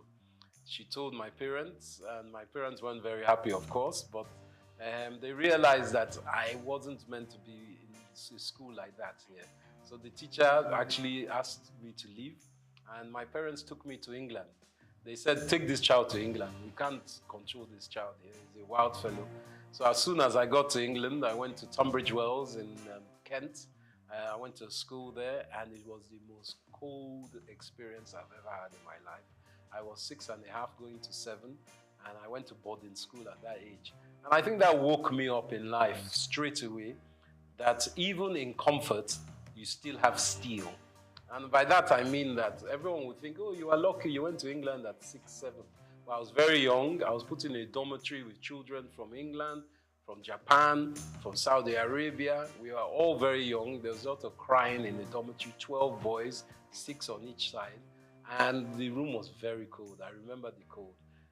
But one other thing I got to learn was rugby. And through my life, rugby and learning to deal with my condition and environment has instilled a strength in me. And as we know in Nigeria, you have a lot of things that happen that are out of your control, but you have to find a way to evolve and adapt. And I think from the age of 6, 7, I was very lucky to have that.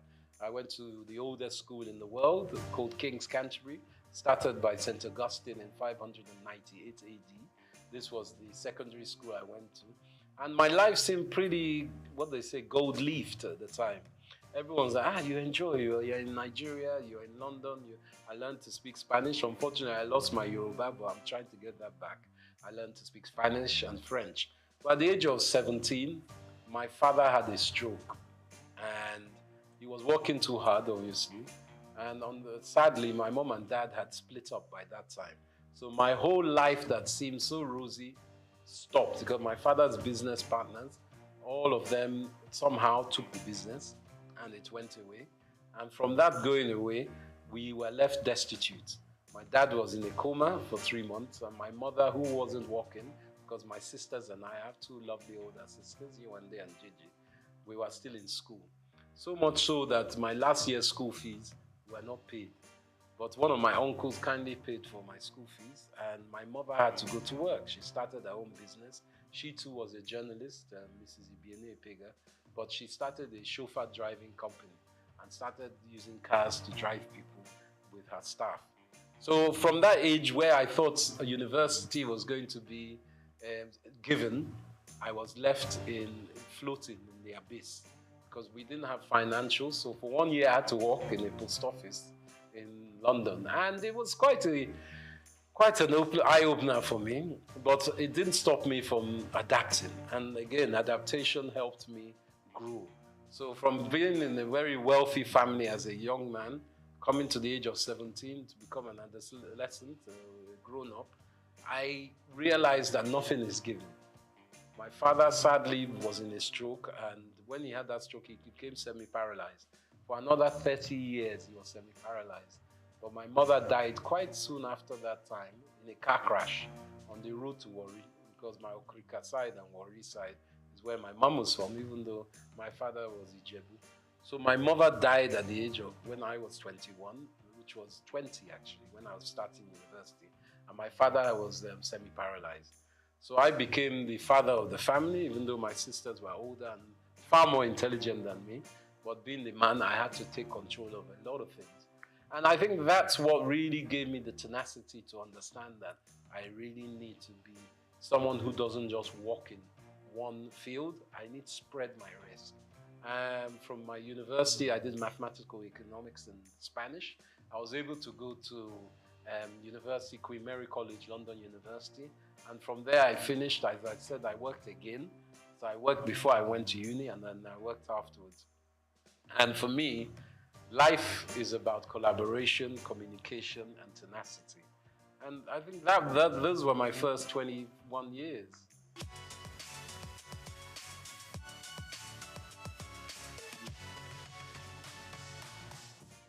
There were less people in Lagos in those days.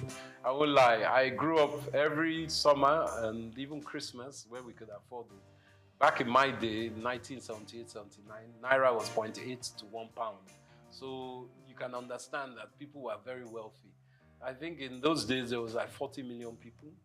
It wasn't that much of it because my dad was an estate surveyor. So we used to go to Abuja a lot. And he was one of the surveyors that gridded Abuja when it was being built during the late 70s, 80s with Obasanjo, and even before Murtala Mohammed. They were gridding it. And Lagos, or should I say Abuja, was made the capital. And Abuja is a model city of Milton Keynes, which is a model city of Paris. Just like Brasilia in Brazil was changed from Rio de Janeiro as a capital. So for me, coming back to Lagos was a joy. I enjoyed it because I was young. We used to just walk, run the streets on our bicycles and cycling, just exploring. Everything was open. There weren't as many cars. It was no big apartments, and there weren't as many people. So I had a beautiful time. There were a lot of lizards on the ground, and we used to throw stones at them. But that was my own youth. We used to go to the beach a lot. Bar Beach was around. It's not around now. Sadly, my dad used to take me to Bar Beach to see the capital punishment killings of armed robbers, and even Dimka, who was one of the leaders of the coup d'etat against Murtala Mohammed. We saw him shot there.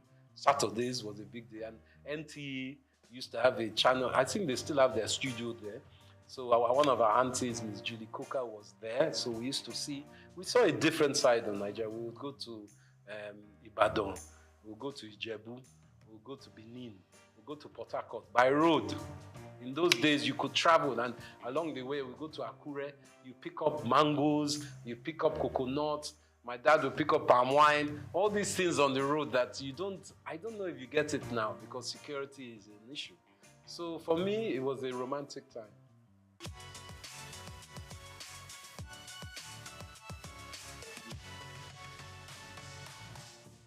I think fashion, evolving through Nigeria, has started as a siloed industry. By that I mean every individual was doing their own thing, whether they were a seamstress, a tailor, a designer, a stitcher, they were doing their own thing. But we are realizing that with the 200+ million people we have in Nigeria, you can't be an individual alone doing your own thing. So the evolution of fashion that I've seen in my own small way, as someone who's worked in the industry, is that there's more collaboration. The designers are looking for hire specialist artisans to help with their stitching, the styling, and the putting together of clothes and accessories.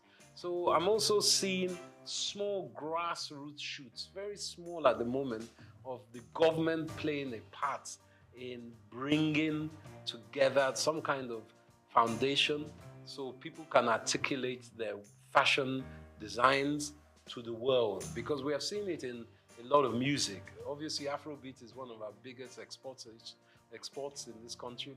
Obviously, there's oil and all the others, but I'm talking about within this entertainment, luxury, lifestyle industries. So we're trying to learn from that how private sector can play a part to enhance this fashion sector. So now we're seeing a lot of vibrant colors, a lot of styles. Men's fashion is big. It's not just women's fashion. Men's grooming is massive. Hair and beauty as well. So men are taking care of ourselves more and more. And accessories. Accessories, I think, is fundamentally the quick fix of fashion, where we can enhance and create jobs and hyper growth in GDP by focusing on this. And this is where I implore the government with, working in mineral resources, our precious metals, semi-precious metals, help those industries to grow. There's a great lady, Janet Adeyemi, who works in Women in Business, and she's working within that. Let's help our fairer sex or the female gender to grow in business as well, because there's a fundamental knowledge that if half your population are women, as ours is roughly, or maybe 51%, 52%, you have to educate the women so they too can add to GDP. It's a simple economist theory. You can't leave them out of it because it's very important. And these industries in fashion are enhanced by women, and we need to push that forward.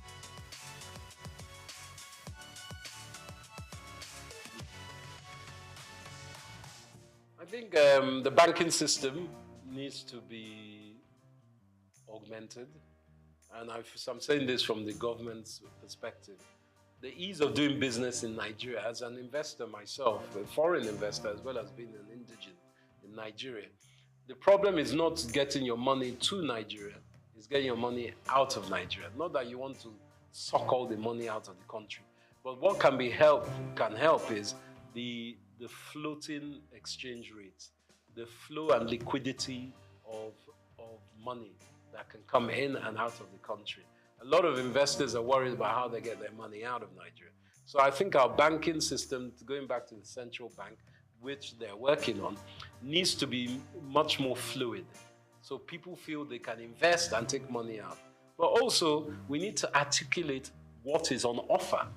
We need to start some kind of documentation of who is available to have investment with, where they can be found, because it's because we are quite an opaque economy, meaning that people can't see the end of where they're putting their money. Once we do that basis and open up the lights within which kind of businesses are available to be invested in, I think a lot of investors, domestic and international, will be more willing to put money into it.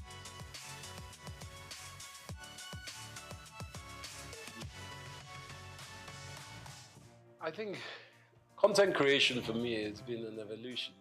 I started as an ex-banker, as I said. I used to trade futures and options in Barclays Bank. I was on the Life Exchange, trading bonds, and I found that wasn't my life. I wanted to be more closer to people. Some people can be bankers on the trading desk or trading floor, but not for me. So I started doing events. I was very lucky enough to show that I was quite adept at doing events. So a big company called Richemont, they owned Cartier, Dunhill, Hackett. They were part of British American Tobacco. They took me on to do their events. So I was doing a lot of polo matches, a lot of Christmas parties, a lot of brand activation events in England. So for me, I got a lot of content knowledge from that. Different styles, people, different countries.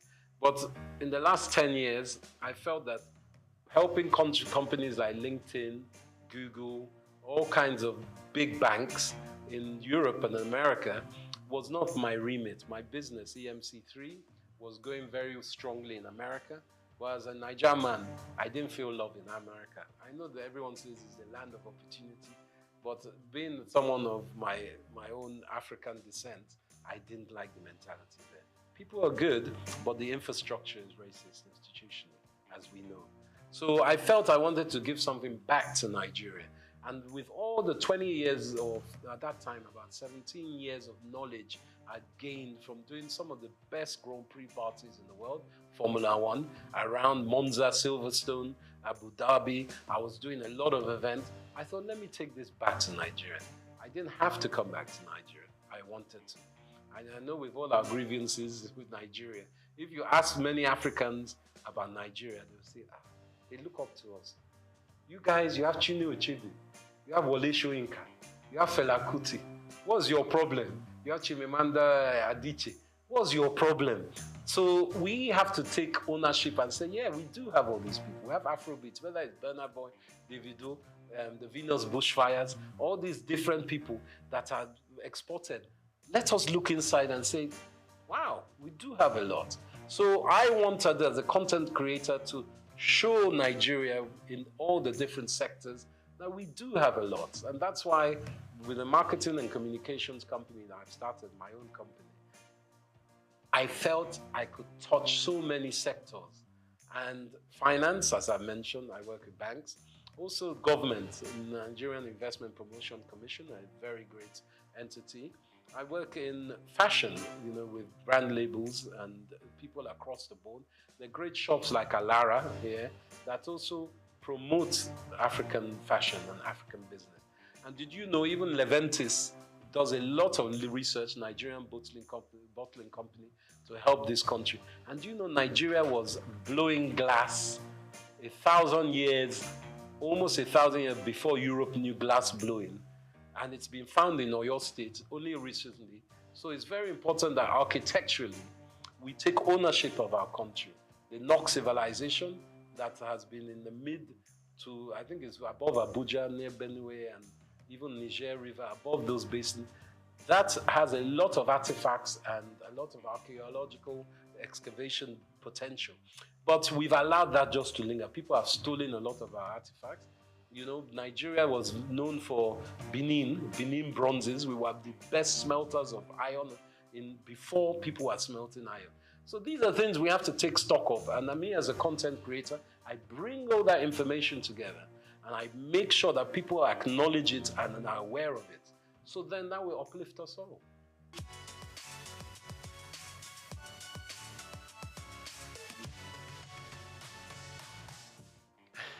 Now, this is a political question, but I believe with our background of the last 20, 30 years, we've had, sadly, leaders who have been militarily inclined, let's just call it that. And as we know, military people, they don't like educated people because educated people will ask questions. So we have had what we call a dismemberment of education in Nigeria for the last 35 years. And that has played an endemic part in retarding the gross domestic productivity of our country because our youth and even people up to my age and older have not had the infrastructure, middle-class education that is needed for a country to grow. You look at the Industrial Revolution in the 19th century in Europe, especially in Britain, and you look how they were expanded by merchants and artisans and specific skilled workers. Apprenticeships were big, education was huge. There was what they call a noblesse obligée, a nobility obligation that people who are rich give back to institutions, not to church, to institutions that will help education. And that is where I think we've had a disconnect. Education was lacking.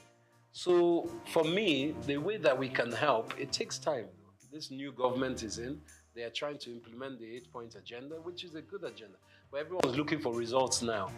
Nigeria has been in a very bad state. There's global downturn. Obviously, cost of living is so high as it has been for a while. Nigeria is exacerbated, but in Europe, cost of living is high. There are some stupid wars going on around the world that has meant oil prices have skyrocketed. And you know, with the rocketing of oil, everything goes up price-wise. So Nigeria needs to reevaluate education and apprenticeship. I believe even in fashion industry especially, apprenticeship is very important. Whether it's weaving, designing, marketing, online, whatever it is, factories, you need apprenticeship. And that's the quick fix of education. But education is fundamental to everything. Education of men and women, or girls and boys, both. Let's be honest, we need both sides of our genders to work together. You know, Yoruba, we've always been what we call a dual binary kind of culture. We've always thought of male and female as one, and it's very important. Even in our names, Taiwo and Kehinde, you won't know if it's male or female. So we have to really educate ourselves that we can work together. And I think our women are our future. I can't even emphasize that more. And education is key. But it takes time.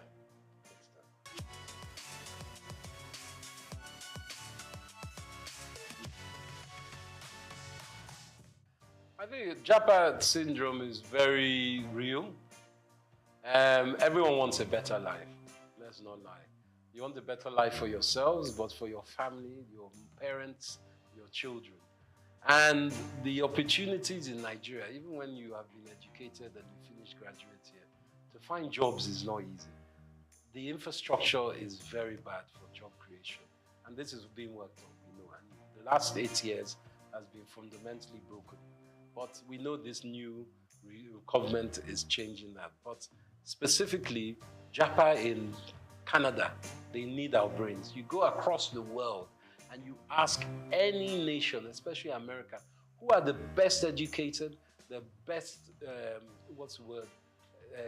integrated, and the most proficient people? Nigerians. So it's not that we are stupid, it's that we don't have the infrastructure at home. And America, Canada, Europe, they're giving us the infrastructure. So getting out of Nigeria is not easy. There are opportunities and policies that allow it, but going across the border to Libya is not the way. You spend $5,000, $4,000, which is almost 4 or 5 million naira to try and get to Europe, and then you're treated like a dog when you get there. That's not the way. But, you know, there are certain policies that can take you to these countries. And in Britain, for instance, it's not all, the streets aren't paved in gold, but if you earn £1 in Britain, you send that home, that £1 is 1,300 naira. So, and the minimum wage is £14 an hour now in Britain. So you can do the maths of that. So someone who is earning £14 an hour, if they work 10 hours in a day, they've earned over £100, which is 100,000 naira. So the maths, of course, is what makes people want to go there, because even if you are working there, obviously you're paying British rates, so your rent, your cost of utilities, your food and drink, your transport comes into play. It's not cheap there. But the money you send, even if you're only sending £100 a month back to your mom, that's 100,000 naira. So, or 130,000 naira in today's rate. So you can do the maths. That's why people are going. And the security in these countries is, and the education, to be quite frank, is better. But it doesn't mean they are better. We have to build a house, you must thatch the roof from within, so your roof doesn't cave in. And I think that's very important. Not that people shouldn't go home. I mean, go out of the country, but they should always come home as they can. Because we need, you see the Pakistanis doing it, you see the Indians doing it, you see the Arabs, they go home and they build their own countries.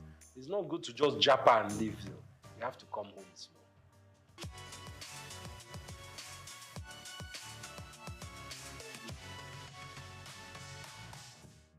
I think my success is down to, as much as I can say a success, because it's still a book that is not finished and the stories are still unwritten, is a tenacity of hard work. It's very important that people understand that it takes a lifetime to look like an overnight success. It doesn't just come. What I'm still doing, I'm not the most successful in my business, but I love my business. And if you can find something that you love and you can make money out of, then you're in heaven on earth, to be quite frank. I think my spirituality and my faith is very important, as is my wife's. My wife, Helen Epega, she wrote the world's first Pidgin English opera. And we've been staging it here in London. We played in Cape Town, in Nairobi, and in Lagos, sorry. And we've staged it in London. We're at the Royal Albert Hall next year. I'm executive producer of that. So I think my success, to add to that, is that I don't put all my eggs in one basket. And I work very hard to make sure I research and obtain knowledge of the next thing, or what was the last thing. I'm a historian as well. And I put things in perspective. And I try to add value as I can. But as my momsy used to say, you have 2 ears and 1 mouth for a reason. So I like to listen as well. And from children you can learn, from grandpapa you can learn. So humility is very important. I'm not arrogant with it. And I think that's the most important part. Collaboration, humility, and shared drive. But also knowing that for me, Saturday and Sunday, I'm off. That's my time for the family. I take a break. Sunday, even God rested on the 7th day. Me too, I rest. I'm not 24/7, even though this weekend we have a big fashion event, but that's work. But when I take my tools down, it's tools down. No one can call me on Sunday morning. So you can't be BOing to people. Never let anyone own you like that. That's what I say. Someone calling you on Sunday morning, obviously in journalism, in film, there's a different projects. I'm not saying every time, but just be aware of yourself and your mental health. That's the most important.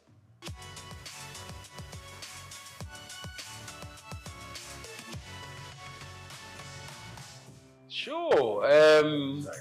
The world's first Pidgin English opera is a show about a Nigerian fabled people. It's almost like Orisha, but it's not. There are people who are Mami Waters, as well as they are spiritual people. They are the guardians of the galaxy, to use an expression. There is God, the all-faithful God, and the all-knowing God, omniscient, omnipotent. But below that, there are all these almost demigods that look after, let's say, this sector of the universe. And these people are singers. They sing opera. But they sing it with Pidgin English. And you know, Pidgin is a language that is known by most Nigerians, but it's a language that people shun and say, it's a bad language. But they speak Pidgin in Hawaii. They speak Pidgin in China. They speak Pidgin, Old English Cockney is Pidgin. American even is a form of Pidgin because they've Yankified English. So what my wife has done, Helen Epega, she's also known as the Venus Bushfires. She's an Afrofuturist musician. She composes songs. So she put together this compilation, which is a Pidgin English opera musical. And it's a show that lasts for about 45 minutes or an hour and a half. It depends if you're doing the short version or long version. So we have tenors, we have sopranos, we have violinists, we have kura player, and my wife plays something called the hang, which is like 2 tortoiseshell steel drums that sound like a harp. And she plays that, and she sings. She's the main protagonist in this. And it's a drama about all these people that have come, the Meneme people, who are meant to look after the planet, but they lose their voice. So Earth is, because God is angry with them, Earth, and says these people are rubbish. But the Meneme people say to God, please, give them one more chance. They're not that bad. I know they're fighting, there's lots of wars, but give them another chance. So the lead Kanate of these Meneme people has to go to the Venus Bushfire, which is the heavenly celestial place, to bring the voice back, to sing Earth back into harmony. So it's a drama, and it kind of plays on our old cultural awareness in Africa and heritage of Nigeria of there are other beings. And you must have faith in your ancestors as well as in the God. And the deities, as we know in Yoruba, I think there are 7 deities. And these are very important cultural awareness that we try to give to children as well.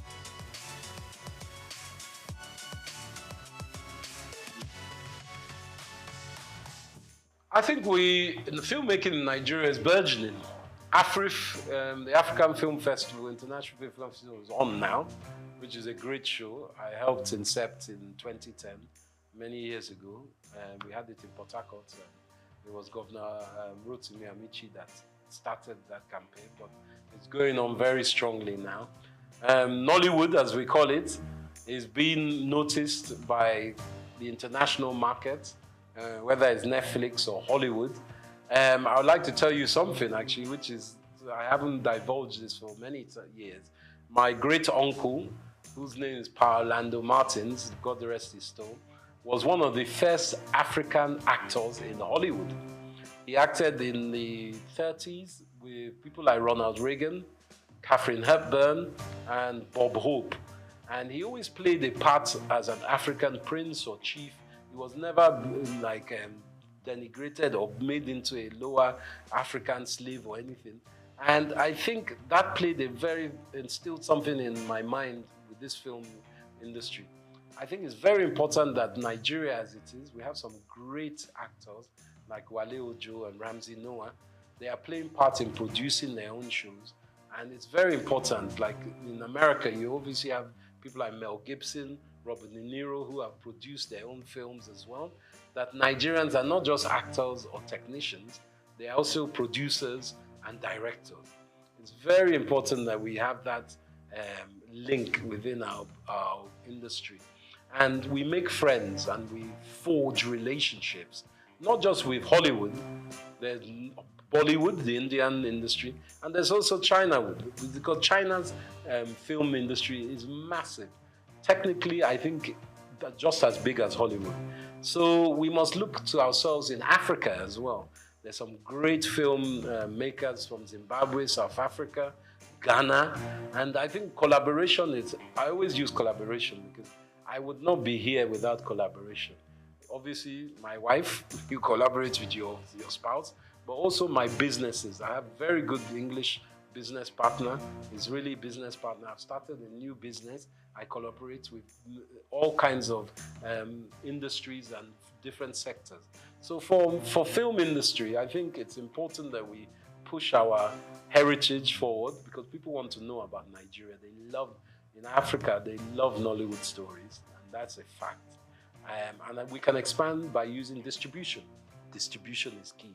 Netflix, all the Hollywood film houses, negotiate with them. Even if you don't get the best price for this show, make sure you check your contract, make sure you get it for your next film. So I think that's important, distribution.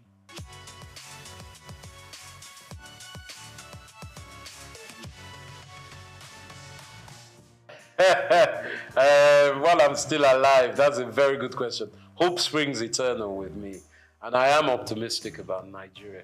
I think Nigeria is not what we all will think it will be. It's something it's a country that needs to be more fluid. We have in diaspora a lot of powerful individuals and groups. I think we need to connect even more with those individuals and groups who need to invest in Nigeria.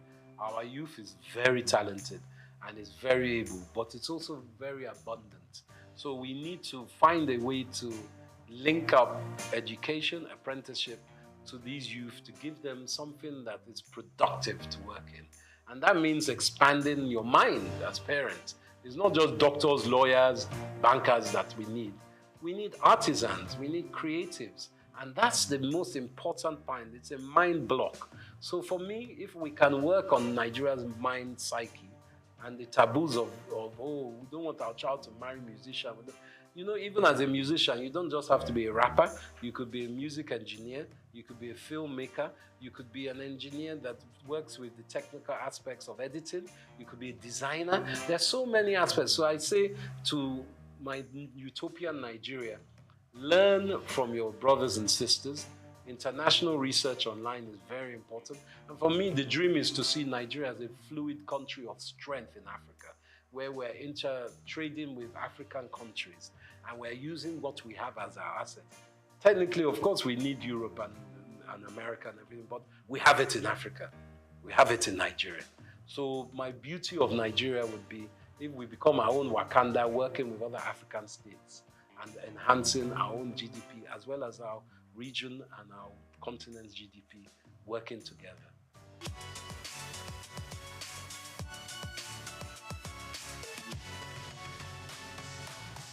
Gosh, my favorite, what's the first one? Food. As you can see, I like my food. I like a mixture, actually. I like amala. I like yams. I swallow very well. Whether it's with ogbono soup, that's very good. But also, from my mother's riverside, there's one okra, seafood okra that my mom used to make. And I still strive to find that. I go and find that whenever I go away. In London, you have some nice Nigerian restaurants, and in Lagos, of course, as across Nigeria. But nothing like home cooking when my wife makes me a nice, I suppose she makes a goosey for me, eba, and that's my staple. My best music, I love Afrobeats, of course, but predominantly I'm a Fela man. Ebenezer Obey. I like the old styles. And I also like Zaire music. There's high life that comes across Africa. But to be light to say I don't like Jimi Hendrix. I like Jimi Hendrix. He's a guitarist, a Native American, African-American guitarist. I love his kind of music. So those are my mainstays, and Gorillaz and De La Soul are still very great music of mine. Those are my Spotify at the moment. What was the other question? I like wrestling. They used to call it Gidigbo back in the day, Yoruba wrestling. I used to love that. I haven't seen that much lately, but I like Nigerian wrestling. Obviously, we play good football. We're great footballers as well, globally. But you said Nigerian sport. Polo. Nigeria, I like Nigerian polo as well.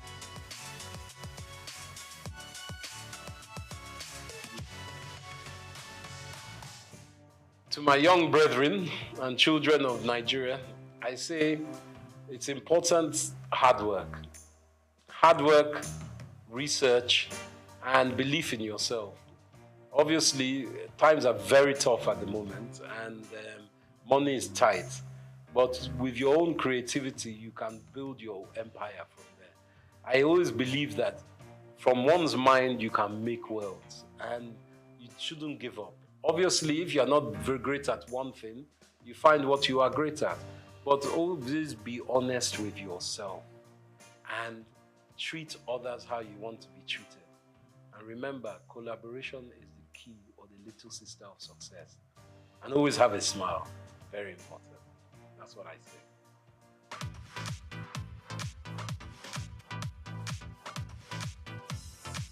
My name is Yinka Babalola. My name is Ijoma Pelokoro. My name is Joshua Hassan. I am Rotarian or Mosunde Lawson. It's Ife Rita Ejeze. My friends call me Ife. My name is Rotarian Lola Dare. I'm inviting you to keep watching SOUQ News. It's the right station to tune to.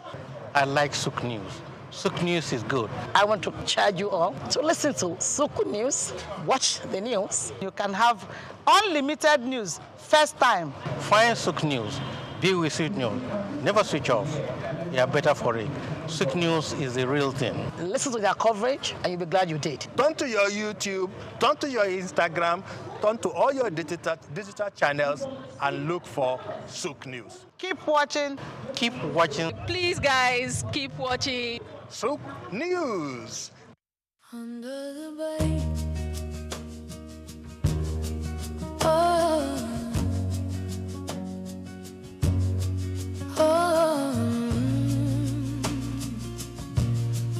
Oh. Under the baobab tree, where shadows bend, the earth whispers tales, the wind. Human rights are a fundamental and universal entitlement belonging to every person by birth, designed to ensure dignity, freedom, and equality regardless of race, nationality, or status. These inalienable rights form the very core of global governance. International human rights law, founded upon the Charter of the United Nations and the Universal Declaration of Human Rights, UDHR of 1948, establishes the binding obligation of government to protect these freedoms. A key success of this universal framework has been the continuous expansion of its legal body to protect vulnerable groups, including women, children, and persons with disabilities. This universal commitment forms the basis of this year's International Human Rights Day theme, Our Everyday Essentials, which seeks to reaffirm these principles not as abstract concepts, but as the practical foundation people rely on daily. Despite the strength of this legal foundation, challenges in implementation and new complexity result in an uneven global landscape. Millions are facing a critical lack of access to basic needs such as food, water, health, education due to persistent poverty and entrenched inequality. Recent World Bank estimates indicate that approximately 817 million people are currently facing extreme poverty, underscoring the severity of this implementation gap. Rapid advances in technology and digitalization also present novel hurdles concerning surveillance and privacy. Digital access, essential for modern civic participation, saw significant disruption in 2024 with 296 instances of internet service disruption, highlighting the growing threat to digital rights. This challenge is compounded by weak governance and the widespread persistence of armed conflict. These elements undermine fundamental rights by fueling instability and violence, often perpetuated by a lack of accountability for violations. The devastating impact on civilian life remains profound. the United Nations recorded a sharp 72% surge in the loss of civilian life in conflict zones in 2023, coupled with a record high of over 120 million forcibly displaced persons by the end of 2024.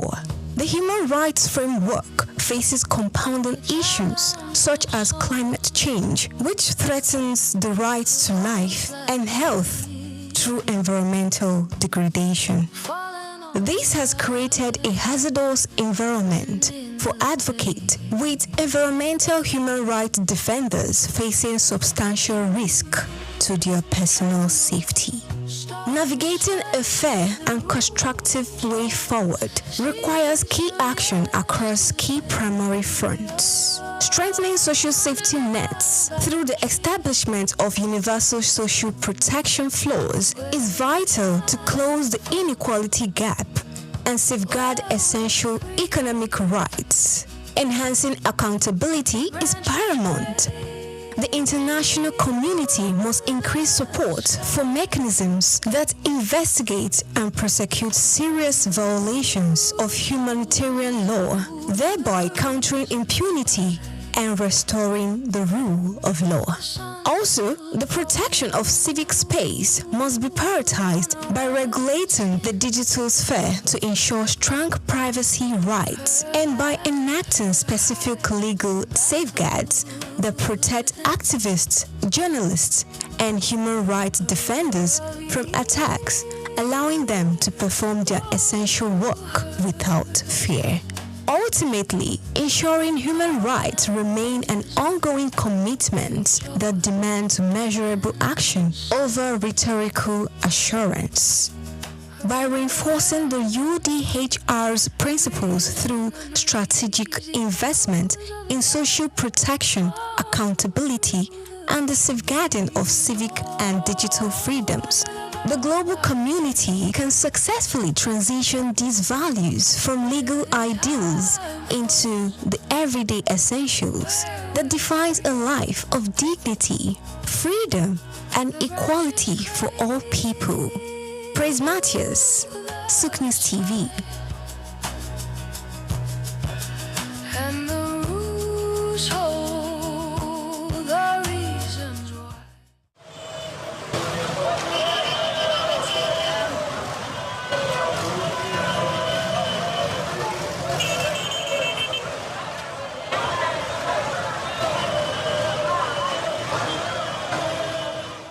Traffic regulations are practices put in place in both developed and underdeveloped countries. They are designed to ensure the safety of all road users, reduce accidents, and promote orderly movement. Either you are a driver or a passenger, every road user is required to understand and follow these laws. Under obligations, drivers must possess a valid driver's license issued by the authorized body. In Nigeria, this is the Federal Road Safety Corps, FRSC. Individual, like I've just said, most Nigerians, as we know, celebrate their date of birth. And as such, when you obtain a driver's license, says for 3 years or 5 years, you already know if you do it today, in the next 5 years, when you'll be celebrating your birthday, you are already aware that your license is due for renewal. You don't have to even wait until that date. By law, a month to that date, you should start processing the renewal of the driver's license. While other countries have their respective designated authorities, vehicles must also be properly registered and insured, with up-to-date documentation readily available when requested by law enforcement officers. Mandatory rules include observing speed limits, which vary depending on the road type. In cities, the limit is 50 km per hour, increasing to 80 km per hour on highways and 100 km per hour on expressways. Before hitting the road, seat belts are mandatory for both drivers and front seat passengers. Also, all traffic signs, signals, and road markings must be obeyed. Drivers must remember that using a mobile phone while driving is a punishable offense unless assisted by a hands-free device. Drunk driving is illegal with penalties ranging from fines and license suspension to imprisonment. For passengers, wearing seatbelts is essential and distracting the driver should be avoided at all costs. In public transport, any reckless driving should be reported to the authorities, and pedestrians, on the other hand, must also cross at designated pedestrian crossings, zebra crossings, or pedestrian bridges where available. They should follow pedestrian traffic lights and only cross when the signal indicates it is safe. Looking left, right, and left again before stepping onto the road is crucial and should avoid running while crossing. Making eye contacts with approaching vehicles ensures they see you before you proceed. By following traffic regulations, road users can prevent accidents, protect lives, and contribute to smoother transportation for everyone.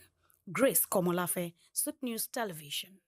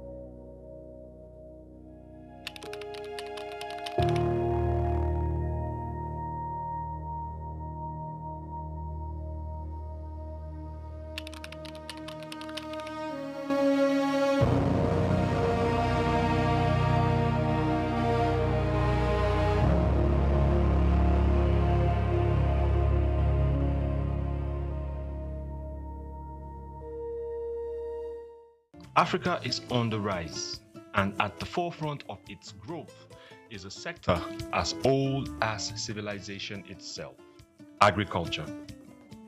Once marked by subsistence farming and challenges with food security, agriculture in Africa is now experiencing a powerful transformation. From the fertile lands of Nigeria to the tea fields of Kenya, agriculture is driving economic growth and lifting millions out of poverty. African governments and internal investors are taking notice, pouring in resources to support smallholder farmers and expand sustainable farming practices. Digital innovation is playing a major role in this transformation. Mobile apps provide farmers with crucial information on weather, market prices, and crop management.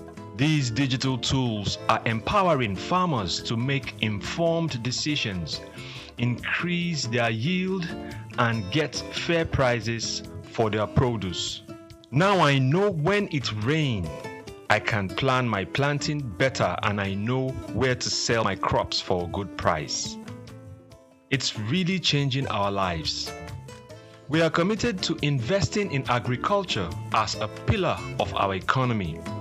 Our goal is to make farming not only viable but a source of wealth and stability for our people.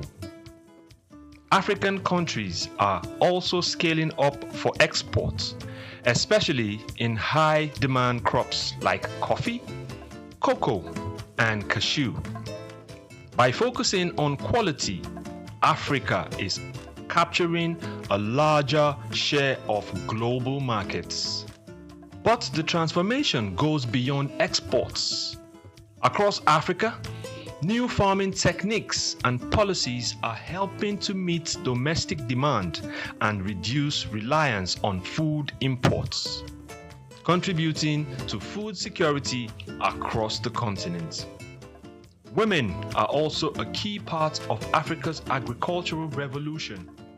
They make up a significant portion of the agricultural workforce, and initiatives are empowering women farmers with resources and training to enhance productivity. From subsistence to sustainability, the future of agriculture in Africa is bright. With innovation, investment, and resilient communities, Africa is sowing the seeds of prosperity.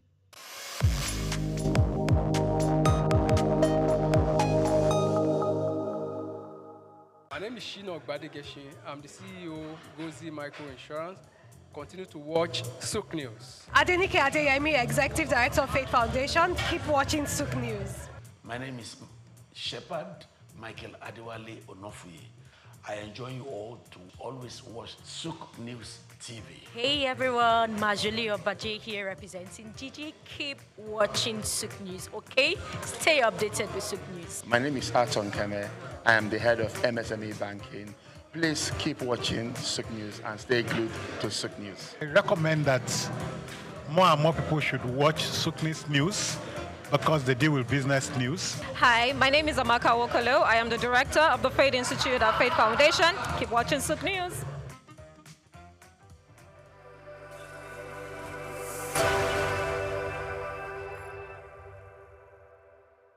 Welcome to Cash Crafts. My name is Grace Komolafe. In Nigeria's agro space, palm kernel oil, PKO, is an underrated cash cow. Quiet, consistent, and massively profitable. Known for its wide use in the cosmetics, pharmaceutical, and food industries, PKO is extracted from palm kernels and is in the high demand, both locally and internationally. What makes this venture truly attractive is its accessibility. With Nigeria being one of the largest producers of oil palm in the world, palm kernels are readily available, especially in states like Ondo, Edo, Imo, Delta, Cross River, and Akwa Ibom. And here is the kicker: nothing goes to waste. After extracting the oil, the cake left behind is sold as livestock feed. The shell, it fuels boilers or is sold to ceramic and brick industries. Every part of the process holds value. So, what makes PKO processing a powerful cash craft? High return on investment. You can process 1 ton of palm kernel to yield up to 400 liters of oil. Multiply that by market price, and you are looking at solid margins. Market demand. Soap manufacturers, beauty brands, bakeries, and exporters are always on the lookout for quality PKO. Side streams. Yes, palm kernel cake, PKC, is in demand in animal feed markets, and palm shell has commercial fuel value. Scalable startup. Begin with a mini expeller, 800 to 1.5 million naira, and scale as profits grow. If you're ready to dive in, here is what to consider. 1. The final role in the value chain. Processor. Now buy kernels, extract oil, and sell to local or industrial buyers. Again, broker, marketers. Link processors with big buyers. Earn by volume. Aggregator. Buy in bulk from rural producers. Clean and resell to processors. Moving to number 2. Set up your production.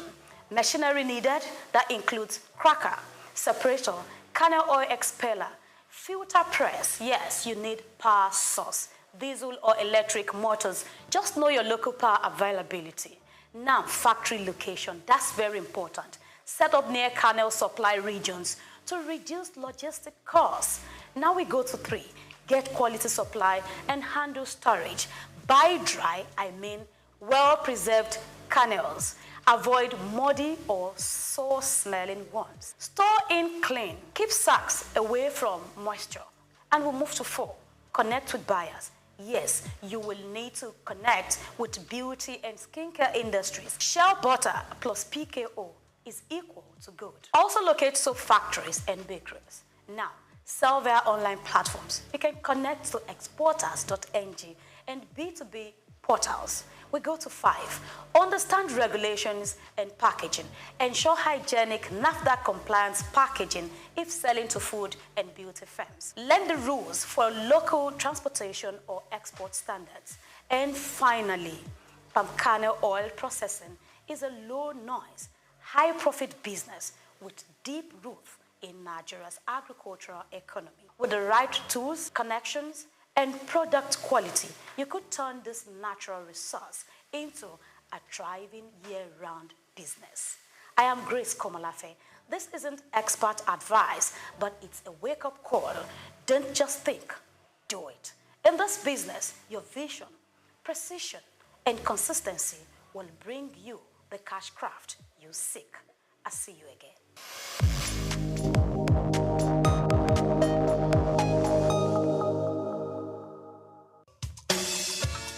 Fellow Nigerians, did you know that constituency and executive projects in your communities are not gifts from your legislators? They are projects sponsored by the legislators and funded by the federal government to improve your life and the lives of those around you. These projects belong to you. Without your vigilance, they might never be completed. Don't allow them to fade away into unfulfilled promises. Stand up, take ownership, monitor their progress, demand accountability, and report concerns to ICPC. Call our toll-free line now on 0800-2255-4272 or WhatsApp only on 0806-656-4726. This message is brought to you by the Independent Corrupt Practices and Other Related Offences Commission, ICPC, with support from MacArthur Foundation and the Center for Democracy and Development in Africa, CDD.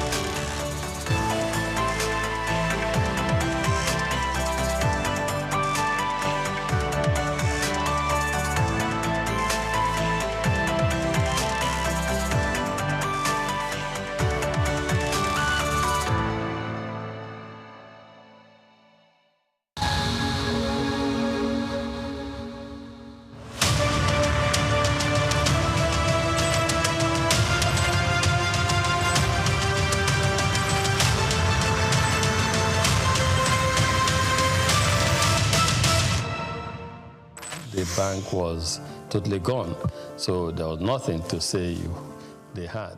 But we still approached them and said we would like to take over this bank. The journey since 1997 has been one thing or the other, and I'm happy that many years down the line we look back and we're happy that we're audacious and bold to make them move at the time. That's why today in UBA, perseverance, resilience is a core virtue, a core attribute, a core value of ours, because we apply that early on in this journey. So that's how it all started. Leadership, according to some Peters, entails vision, enthusiasm, trust, verve, passion, and consistency. If there's one man who graciously combines these virtues, the name Tony Elumelu comes to mind. They say that success to a large extent is dependent on being at the right place at the right time.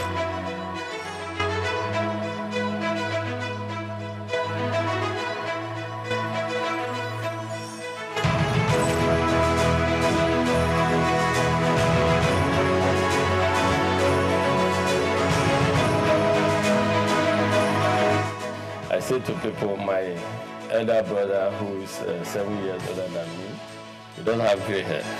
I have gray hair. My gray hair started from the merger, because making it work, serving your customers, making sure that everyone in the universe of the institution, which was 428 branches at the time, that it was same level of service across board. Customers of standard trust bank that were used to a certain level of service delivery, you will not want them to come to the new institution and have a drop. From the womb of time, Tony Elumelu has been an embodiment of nobility and excellence.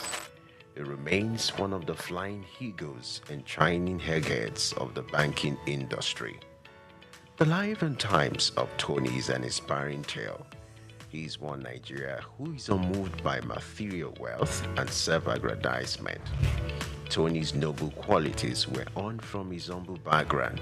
Growing up with 4 siblings in Jos Plateau State, the cowboy of the banking industry who hails from Anocha North local government area of Delta State, believed in the democratization of law combined with hard work. He began his career as a copier salesman. The Ambrose Ali University graduate of economics also bagged a master's degree in economics from the University of Lagos. In 2019, he received an honorary Doctor of Business degree from Bayero University, Kano. Going to university, I just thought I wanted to be a businessman because my mom's brother, my mom and his brother were just 2 of them. So my uncle was a businessman, in Nigeria, and was quite successful at the time. And I was influenced. I thought he was very rich, and also I wanted to be a businessman, but not knowing whether just a businessman, you know what I mean? Because he was described then as a businessman. And but in university, that was why I read economics, just to see. But in university, I got more enlightened because I knew more how things operated. And first degree, I was saying I just wanted a good job that would give me the start. But when I came to do my master's at Unilag, being in urban or Unilag, a lot happening at the time. And that was the era of new generation banks, a lot happening. Our friends, in banking, our friends, some got jobs in some banks. And so that's all of us who were doing masters at the time. I did masters in economics. Who were doing masters at the time, we just became interested and fascinated. We were interested in working in a bank. New generation bank, not old generation bank, not. And so that was how it all started. And we started applying for jobs in our banks. And I got, yes, at the master's level, it was clear I wanted to work in a bank. And yes, that was started. As in then, Santana was a posh guy. So they oppressed us in school, I must say. And then we too wanted to become the big boys in future with the brochures, suspenders, white shirt, dark suits, etc. The growth and development of any institution is determined by the quality of its leadership. For Tony Elumelu, his sterling performance and leadership scorecard in the banking industry remains a reference point. He rose quickly to become the youngest bank branch manager at Allstate Trust Bank at the age of 36. He formed a coalition to acquire a distressed financial institution, Crystal Bank, and became its CEO, an action that earned him and his circle of peers the nickname the Cowboys of Banking. In 1997, some of us came together and acquired a distressed financial institution. We acquired this financial institution, we turned it around, we set targets for ourselves, strategic plans, targets, first year strategic intent, we want to make it a viable financial services company. Second year intent, we want to become a leading financial services group on the continent.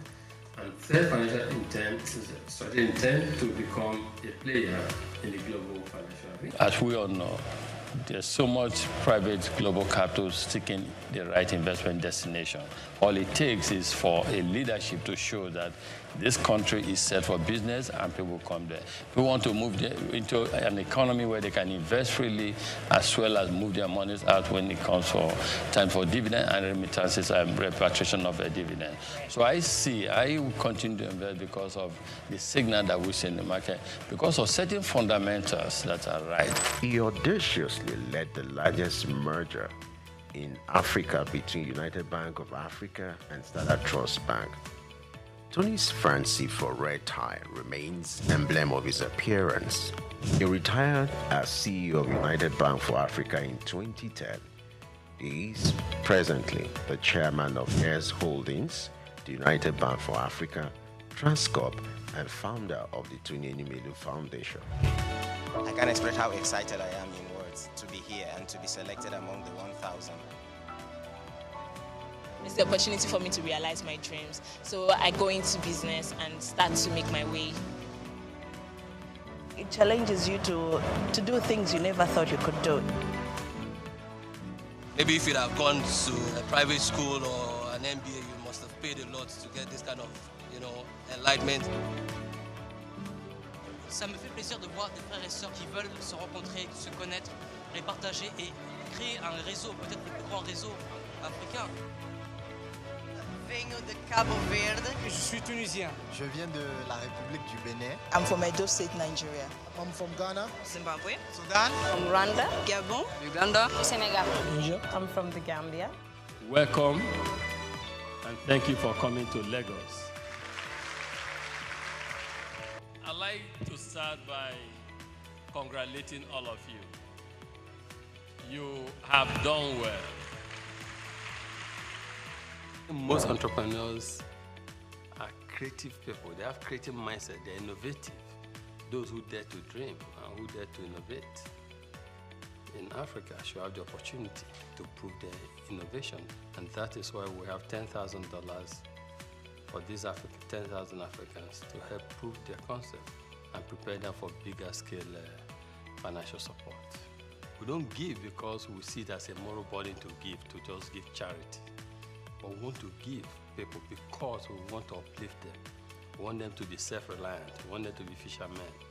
We want them to do what we are doing. We want them to prosper in life, become successful. Tony made a tremendous contribution to giving back to the society. His selfless efforts and huge investment into humanity through the Tony Enumelu Foundation is widely admired as the leading philanthropy empowering a new generation of African entrepreneurs, driving poverty eradication, catalyzing job creation across all 54 African countries, and increasing women economic empowerment. Since the launch of the entrepreneurship program in 2015, the foundation has trained over 1.5 million young Africans on its digital hub. Tony, the Nigerian economist, entrepreneur and philanthropist, holds the Nigerian National Honors, the Commander of the Order of Nigeria, CON, a member of the Order of the Federal Republic, MFR. He has been responsible for creating business that are critical to Africa's economic development.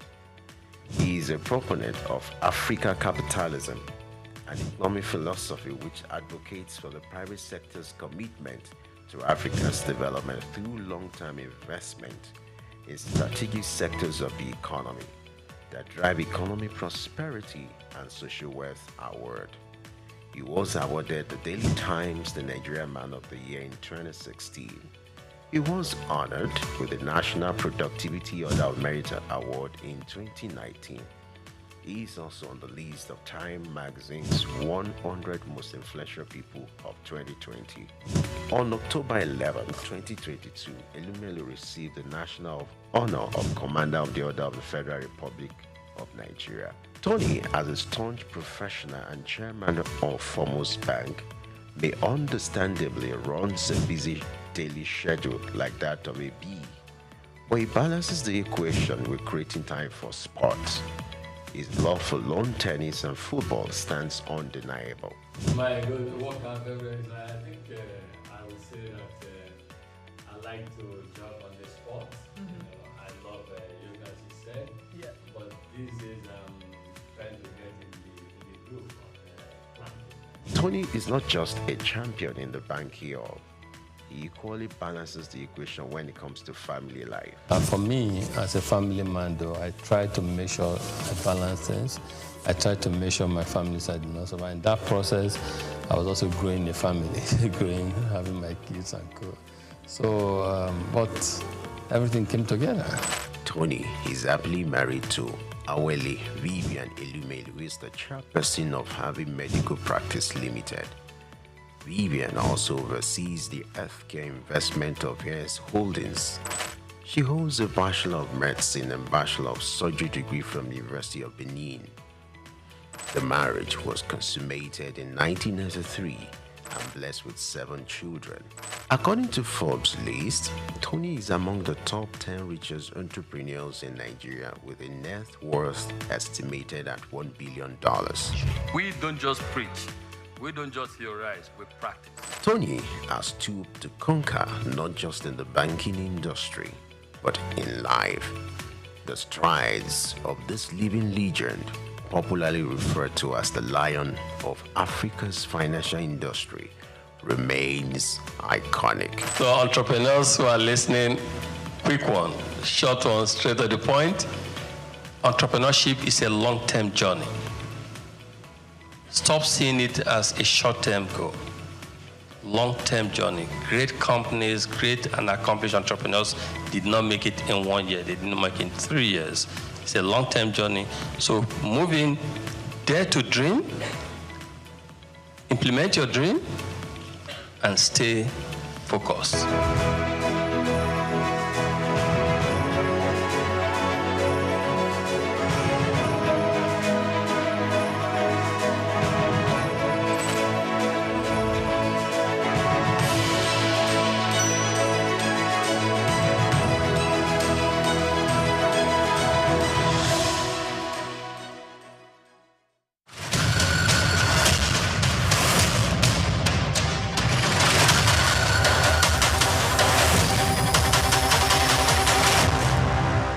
For centuries, much of Africa remained unknown to the outside world. Not because it was empty, but because it was unexplored, misunderstood, and unmapped. In the 18th century, European knowledge of Africa barely extended beyond its coast. Maps of interior were often filled with guesswork or left blank entirely. As one observer noted at the time, map makers filled the unknown with drawings of animals because they simply did not know what lay beyond. This began to change in the late 1700s. Explorers set out into the interior, driven by curiosity, ambition, and the search for trade routes. One of the greatest mysteries was the source of the Nile. Scottish explorer James Bruce traveled deep into Ethiopia in 1770, determined to find it. But even discovery came with uncertainty. Bruce identified a source of the Blue Nile, but later realized that another river might be even more significant. Yet, like many explorers of the time, he focused on his own claim, highlighting how knowledge of Africa was still incomplete and contested. Back in Europe, Africa was still largely a mystery. Stories from explorers sparked fascination, but also skepticism. Some accounts were dismissed as exaggerations. The result, a continent rich in reality, but poorly understood globally. Yet beneath this uncertainty was a growing interest in trade, in resources, in access. Understanding Africa's interior was not just about geography. It was about economic opportunity and strategic advantage. Today, the challenge is different, but familiar. Africa is no longer unknown, but is still often misrepresented or misunderstood. And just like in the past, those who understand the continent best will shape its future. Here is a look at the desert route that connected different parts of Africa, areas that were known locally but not fully understood by outsiders at the time.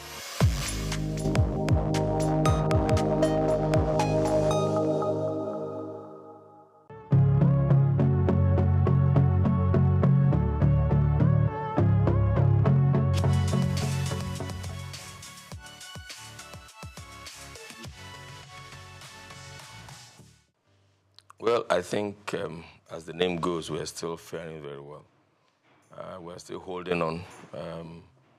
Basically, Niger Delta Power Holding Company Limited is a Nigerian company owned by the federal government of Nigeria, the 36 states, and the 774 local governments.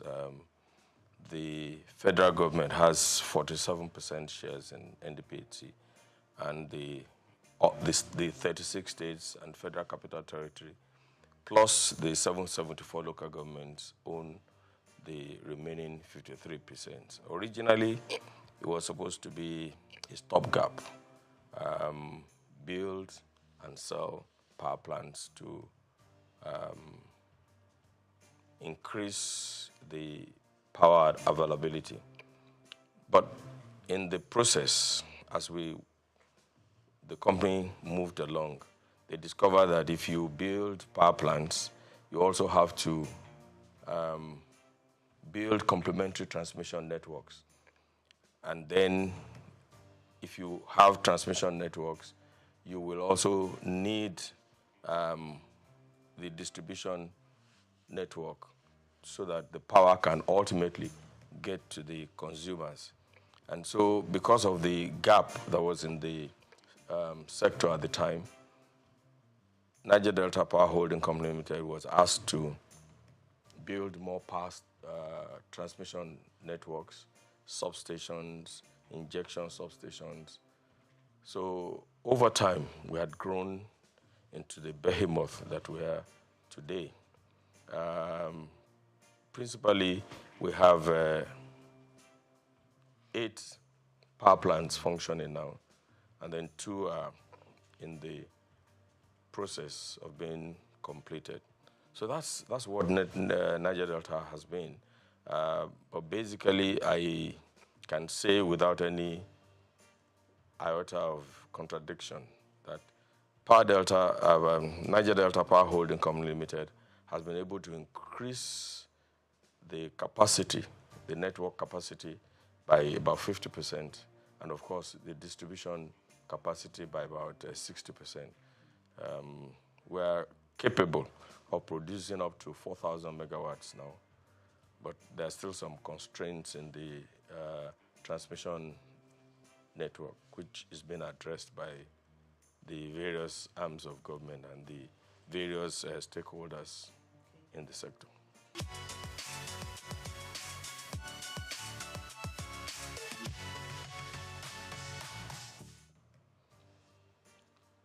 If I want to talk about the problems in the power sector, you need more than an hour program. They are multifaceted. And each time solutions are being found, they are not far-reaching enough. For instance, before the enactment of the Electric Power Sector Reform Act, it was thought that the problem was we didn't have enough generation power. And that's what gave rise to the NIPP, which is the National Integrated Power Projects, which was basically to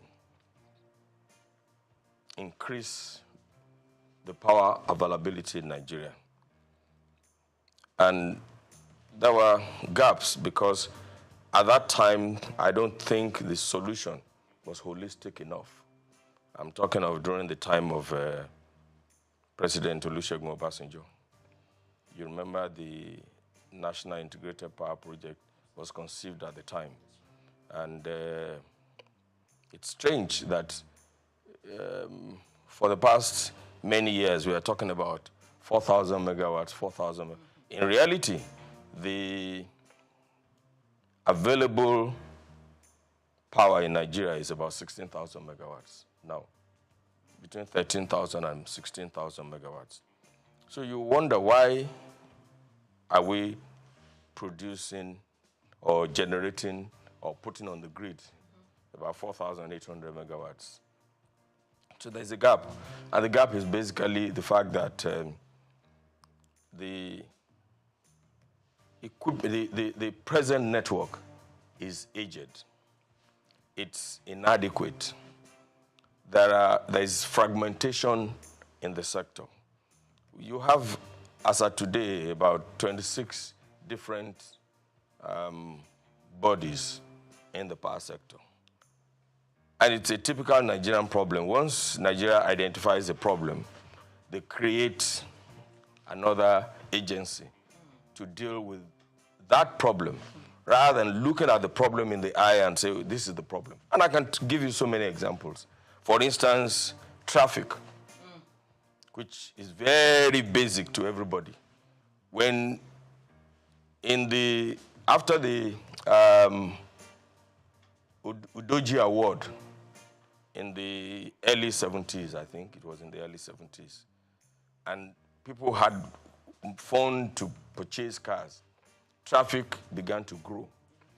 Now, instead of taking a holistic attitude and train the police to do what they're supposed to do, expand the road networks, and begin to put a culture of driving properly in the country, we created the yellow fever, the traffic wardens at the time. You remember at the time, traffic warden was separated from the Nigerian police. That's right. And the problem was not solved because the people were still constrained to virtually the same network of roads, more cars on the same network of roads. And then we stopped training drivers. So Federal Road Safety Commission was formed. And of course, I'm sure that you all know that the problem became worse. And now all of the state governments are creating their own variants of the Federal Road Safety Code. An example is LASMA in Lagos. And the people are still on the same roads. So whereas we had 200 cars on a stretch of road, now we have 1,000. Now we have drivers who cannot read traffic signs, which are not even there. So today, when people see traffic lights, either in Abuja or in Lagos, they don't even know what to do. I'm sure that, I can't remember the last time we trained drivers in Nigeria. I cannot remember the last time we trained drivers in Nigeria. It's the same thing with the issue of corruption. When we detected, corruption was increasing, we started creating so many variants of, and I always ask the question, where is the equivalence of EFCC in the countries that we're trying to be like? So we have created EFCC, we have created ICPC, we have created Bureau for, what's that other agency? Sorry? No. Those are another problem entirely. The BP and the BPP, I'm talking of Code of Conduct Bureau. Okay. But in all honesty, can we say that corruption has reduced in Nigeria? Can we say that? So the problem is that we don't look at problems in the face and deal with the issue rather than creating bodies and bodies and bodies and bodies. We don't have the variants of EFCC, ICPC, and Code of Conduct Bureau in the countries that we're trying to be like. In this age and times, honestly, it's not rocket science. There is hardly anything you want to do that has not been done before or that is not being done in some other places. So you see in various sectors that once we identify a problem, rather than look the problem in the eye and providing solution to it, we create another body. It will appear to me that it is finding job for the boys, and that is one of the reasons why we are where we are today. I cannot remember the last time anybody had to do driving tests to obtain a driver's license. I can't remember. In the US, if you want to obtain a driver's license, it's a long process. And I remember my daughter, when she went to the US at the age of 18, I remember when she wanted to go and obtain a driver's license, she called me and said, "Daddy, please pray for me." And I think the first time she went there, she didn't make it. And it was one slight error. And eventually, she had to go back, to retake the test. So that's what I see that we're doing wrong. And that has virtually destroyed all the sectors. The power sector is faced with so many problems. I was trying to explain to you, for instance, that the discos have various coverage areas. And if you take them one by one, you will see that some of them are covering a landmass that is bigger than 2, 3, 4 African countries together. You know, somebody was on my secondary school classmates forum. Somebody was trying to do a comparison between Botswana and Nigeria. And I said, Botswana has 581,000 kilometers, square kilometers. But 70% of that is Kalahari Desert. So effectively, what they have is less than 100 and something thousand kilometers. Nigeria has a vast land. Botswana has a population of 2.5 or 2 point something million. You can't compare that to, there's no basis. There's no basis. And so if they have 1,000 naira, their GDP is likely to be higher than that of Nigeria. You know, Nigeria has 210 million people. Yes, officially. You know, you can see the population of Lagos. I'm sure that the population of Botswana is not as thick as Surulere alone. I'm not trying to give excuses for what we are in Nigeria or how we're doing things badly. But I'm saying that we have a giant problem. We have giant problems in all of the areas. And we need to put our heads together to provide solutions to these problems. You know, you can say that Nigeria is a country in progress. I know that we have enough human resources. We have enough intellectuals to find solutions to our problems. And I'm beginning to see that the government of President Bola Ahmed Tinubu is tackling the problems headlong.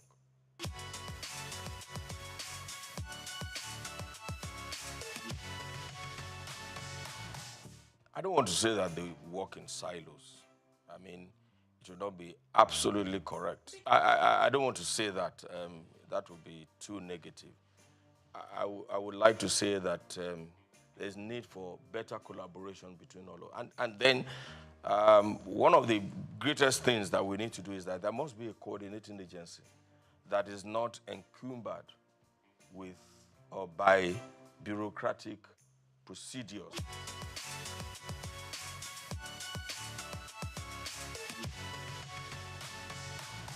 Okay, NEC is supposed to be the regulator in the society. Now, like I said before, if you have a regulator, they must be trained. And we shouldn't be ashamed to train our regulators and to ensure that we have the right people in those positions. But like I said, almost all the agencies in Nigeria, you find a lawyer heading an engineering company. You know, I mean, it's not done. And what happens is that, I don't want to create a war between professions, but the truth of the matter is that if you are a lawyer and you have, you're doing legal consultancy in the sector, that doesn't make you to be chief executive of a purely engineering company. You know, the last time it was an accountant that was in charge of one of the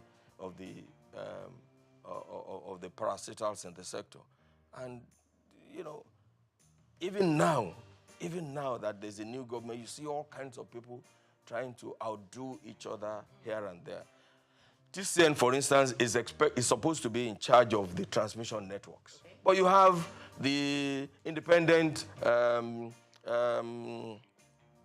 ISO under them. How is that going to work? I mean, that is supposed to be an independent, and it cannot be under TCN. You know. The discos, for instance, who is supervising them? NERC is supposed to supervise them. But you have on the board BPE, you know, that has 40% of the shares, and they're supposed to monitor them. Are they doing that? And now the Yoruba people say, Amukun eru ewo, oni ewo saleni. That is, if a man is crippled or has bent knees and is carrying a load, it's not likely that the load will be straight because the legs are bent anyway. So that is the problem that we have. You know, the root cause, we are not attacking the root cause.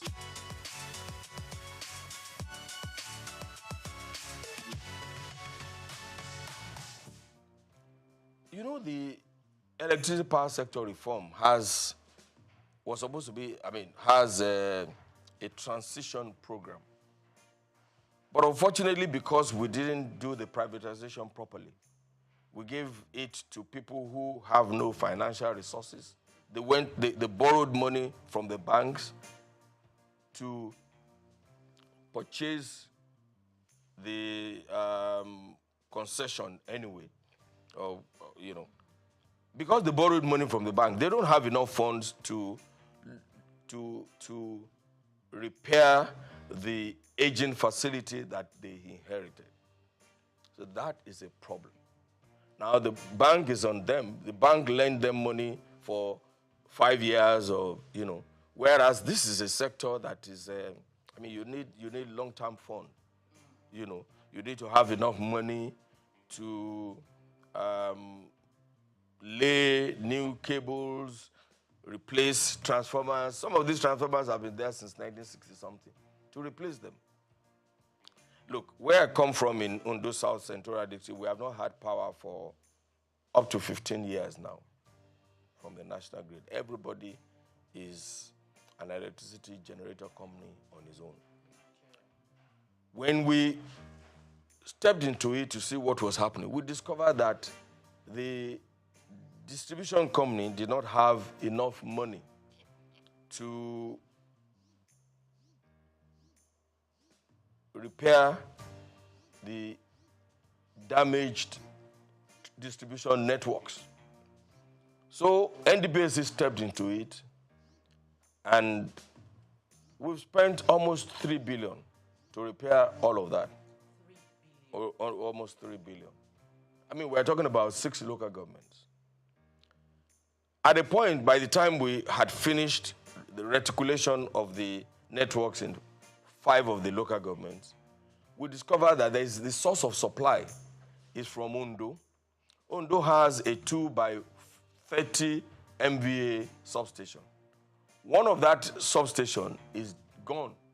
So it means that the distance of almost 100 kilometers from Ondo to Ore and to Ilaje, to Igbokoda area, to Mahin and Co. Just one single 33 kV line is coming from that. So by the time the light gets to Okitipupa, what you have is candle light. It's the same thing we saw in Lafia, for instance. For years, Lafia, even the government house in Lafia, was being operated on generator because the single line feeding Lafia and the entire Nasarawa state is from Abuja. So that's why we stepped in and built the 330, 132, 33 kV substation, which was commissioned early last year by President Muhammadu Buhari. And you can see the joy in the faces of the people. Now, in Ondo South Central District, for instance, they are building the NDDC, not NDPHC, is building a 132 kV substation in Uderinije, which should help to bring power from Omotosho and to that area. But they have been on it for years now. And without the completion of that, there's nothing that can happen in the place. they will still have candlelight. So these are the problems. Now, NDDC is independent of NEC. It's virtually independent of the DISCO. It's independent of but they are doing a good work because they have offered to do, they have identified the problem and they have offered to do it.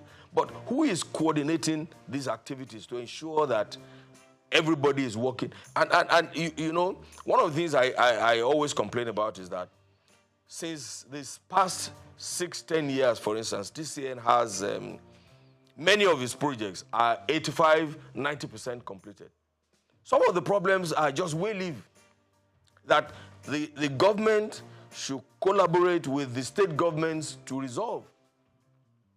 But what do you have? A substation is ready in Akure, for instance. A 330 kV substation is ready in Akure. The transmission line is supposed to come from Oshogbo to Akure, and another transmission line is supposed to come from Benin and drop in Akure. Because of way-live issue along the route from Oshogbo to Akure, that project has been stalled for almost 6 years. So there has to be an organization that is above NEC, that is linked only to the president, that will look at all of these things. I talked about the fragmentation in the sector. You know, look, and let me tell you something. I know that electricity is a commercial venture. And when you put your money there, you should be able to recover your investment. However, it's also a social contract between the government and the people. It's a social contract. You know, so if you have such a transmission line, everybody should be involved. And I remember that it has to be a responsibility. I remember when we were doing a project in Owerri.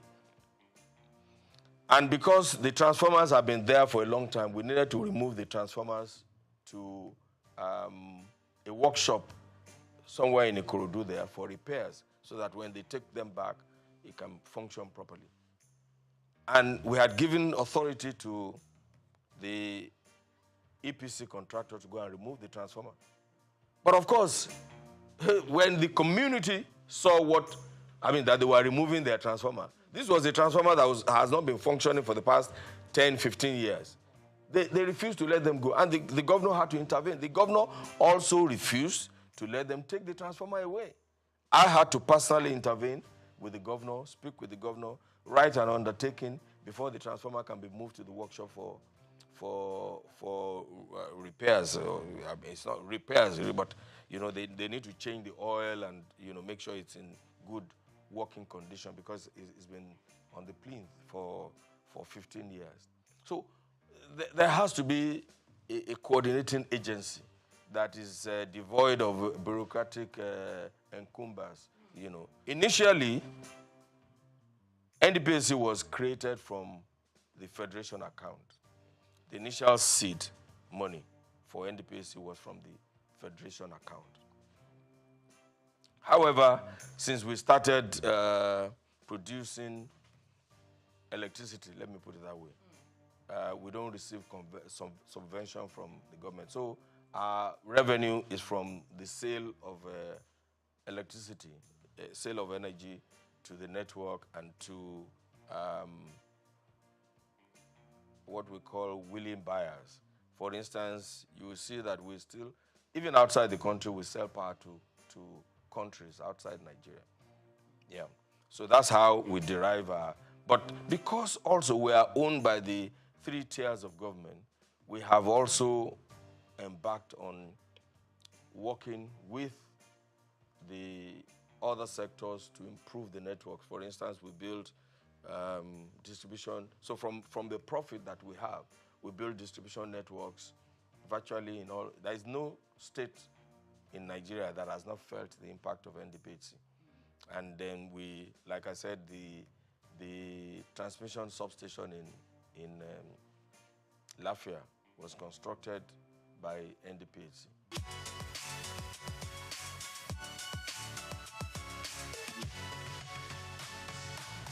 It's like LLNG. I mean, the LLNG cannot receive subvention from the federal government anymore. You know, I mean, of course, initially, government put in their own investment, and the private sector put in their own investment. I'm hoping that we will move away from this structure in NDPHC. I'm really hoping that we'll and adopt the NLLG structure, for instance, and bring in a huge investor to acquire 49% so that we can start operating like an LNG. You know, there's a lot of confusion in the society, you know, and even those even some high government officials don't even know the functions of NDPHC. They don't even know. I mean, we were in a gathering some time ago, and a former minister who claimed to have been a part of the conception of NDPHC was annoyed when somebody threw a question at him, and he said, "What are you talking about? I don't have power in my house, and you guys are sitting down there." And I had to lecture him and say, "Hey, I'm not supposed to put power in your house. I'm just a businessman, you know, in the sector, producing oil, producing power, electricity, like every other person, like, what's the name of Elumelu's Transcorp Power, and selling it. That's all we are."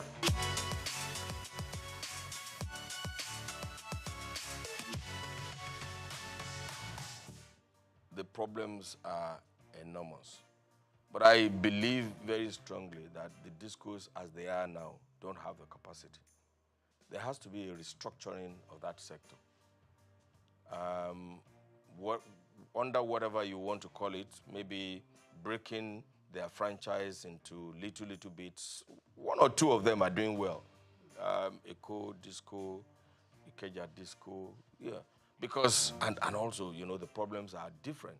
So, but for most of them, look, let me give you an example.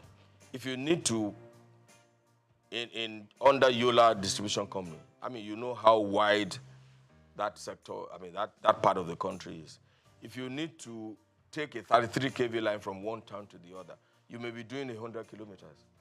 Whereas under the Eco Disco franchise, I mean, 100 kilometers will do 2, 3, 4, 5 communities.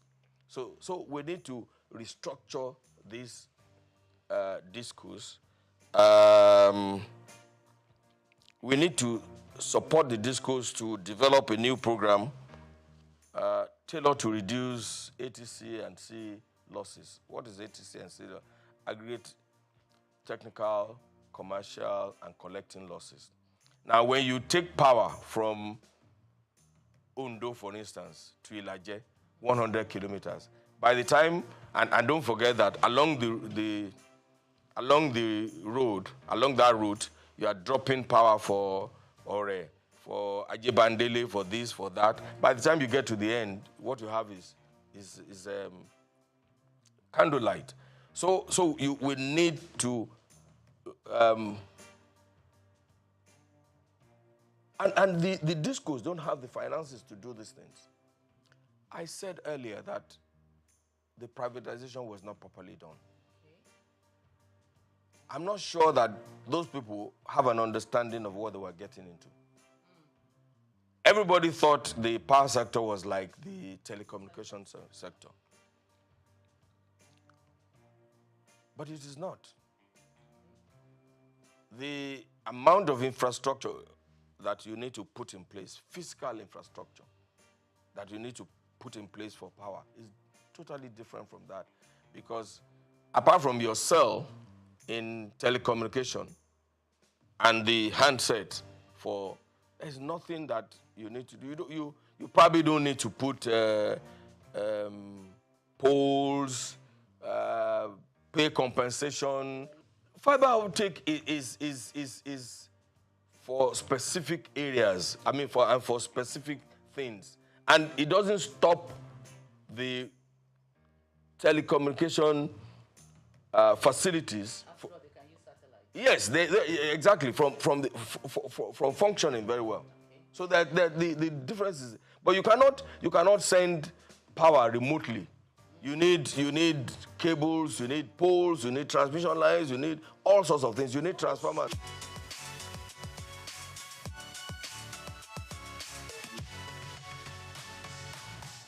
The discos should be responsible for them. But when they don't have the fund, what do? You can see that many of them, about 7 of them, are under receivership now. Some sort of receivership or the other. You can see. Because they borrowed money from the banks and they were not able to pay back within the time they thought, they were going to be able to pay back.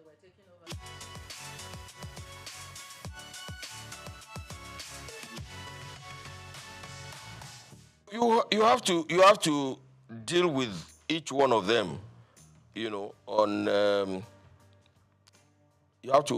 it has to be a tailored solution to each disco.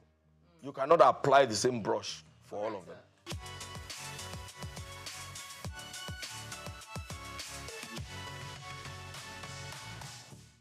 Well, the truth of the matter is that at some point there will be increase in tariff. However, this is not the time for it. Nigeria, we are doing a lot of reforms now. The removal of the subsidy has increased the cost of living in Nigeria.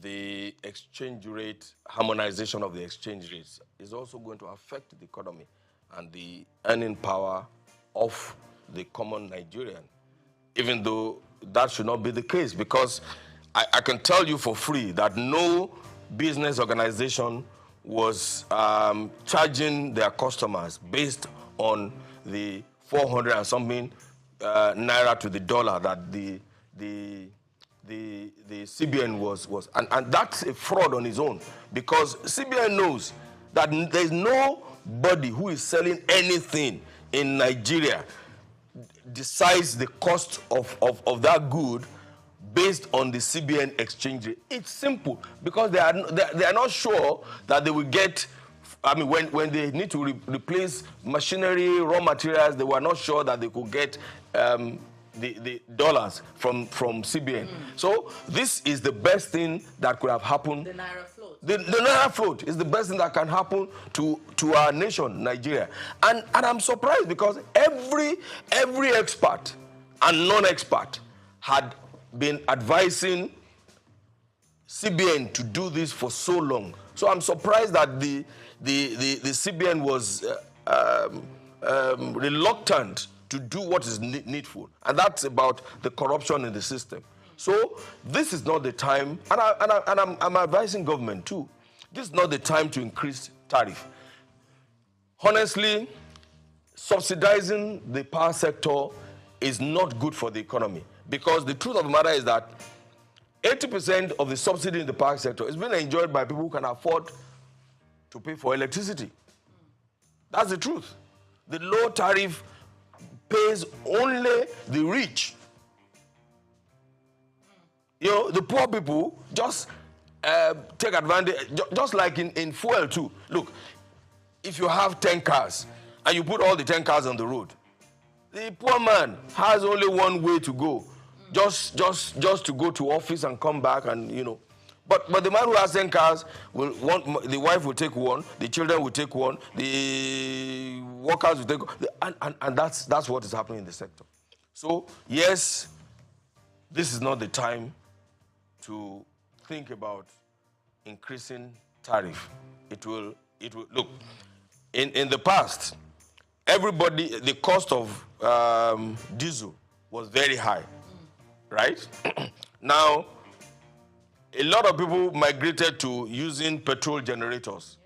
Now the cost of petrol is even almost higher than the cost of, because petrol burns faster, you use more petrol for your generator than diesel.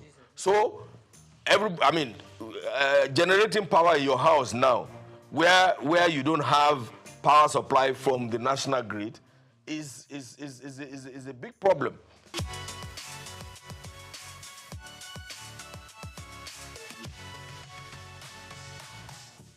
No, there's no doubt in my mind that we need to migrate to prepaid meter. I mean, not only intelligent meters, so that when we have intelligent meters, nobody can manipulate their consumption. You know, if you go to some hotels in the past, all of the heavy-duty consuming equipment, their laundry, their air conditioners are connected directly, or they bypass the meters, you know. But if you have intelligent networks, that cannot happen because it will be discovered and then you will be dealt with appropriately. So there's no doubt in my mind that everybody, and it's in the interest of the consumer too, to acquire prepaid meters. And it's not the only prepaid meters that the discos should supply. It should be intelligent networks. Of course, I said earlier that they don't have the money to do it. They don't have the funds. Look, if you had an intelligent network in a place like this, for instance, you can determine what is happening without you being there. Even on your phone, you can control your this thing. So I'm just trying to use that to explain what it is. So if you have an intelligent network, the discos in their control rooms will be able to monitor and ensure that energy theft is reduced to the barest minimum, and they can ensure proper operations in their own sector.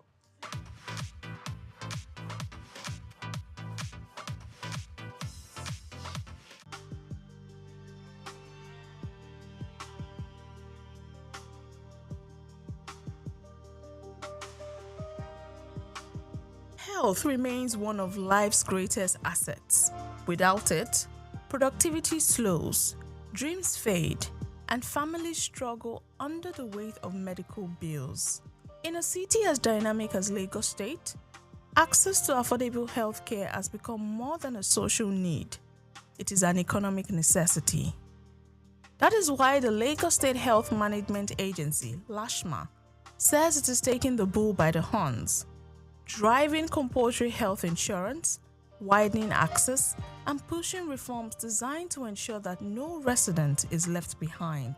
Present at the event were the Permanent Secretary, Lagos State Health Management Agency, LASHMA, Dr. Emanuela Zamba, the Permanent Secretary, Ministry of Information and Strategy, and Chief Host, Olanrewaju Bajulaye, the Vice Chancellor of Lagos State University, Professor Ibiyemi Olatunji Bello, ably represented, officials from the education and health sectors, media professionals, partner organizations, including the International Society of Media and Public Health, as well as students and parents, all gathered for the quarterly engagement aimed at reviewing progress and strengthening public awareness. According to the report compiled by Praise Matthias, the program opened with the national anthem, followed by a welcome address that set the tone for a day focused on healthcare access, youth engagement, and accountability.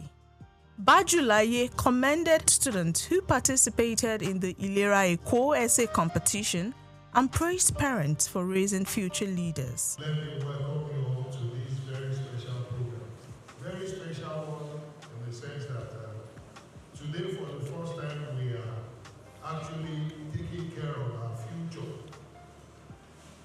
I sat down there and I saw the children and I said to myself, anything that you want done, you should let it be done by the children. And it is not strange when the Bible says, teach children on the way to go. When they grow up, they will not depart from it. This is our future. And I look at the whole thing, and that's where we actually want to take the thing to. Normally we have this media quality quarterly, but today we are adding the spice because we want to hand over.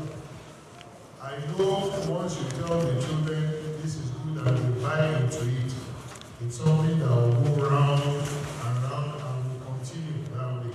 Some of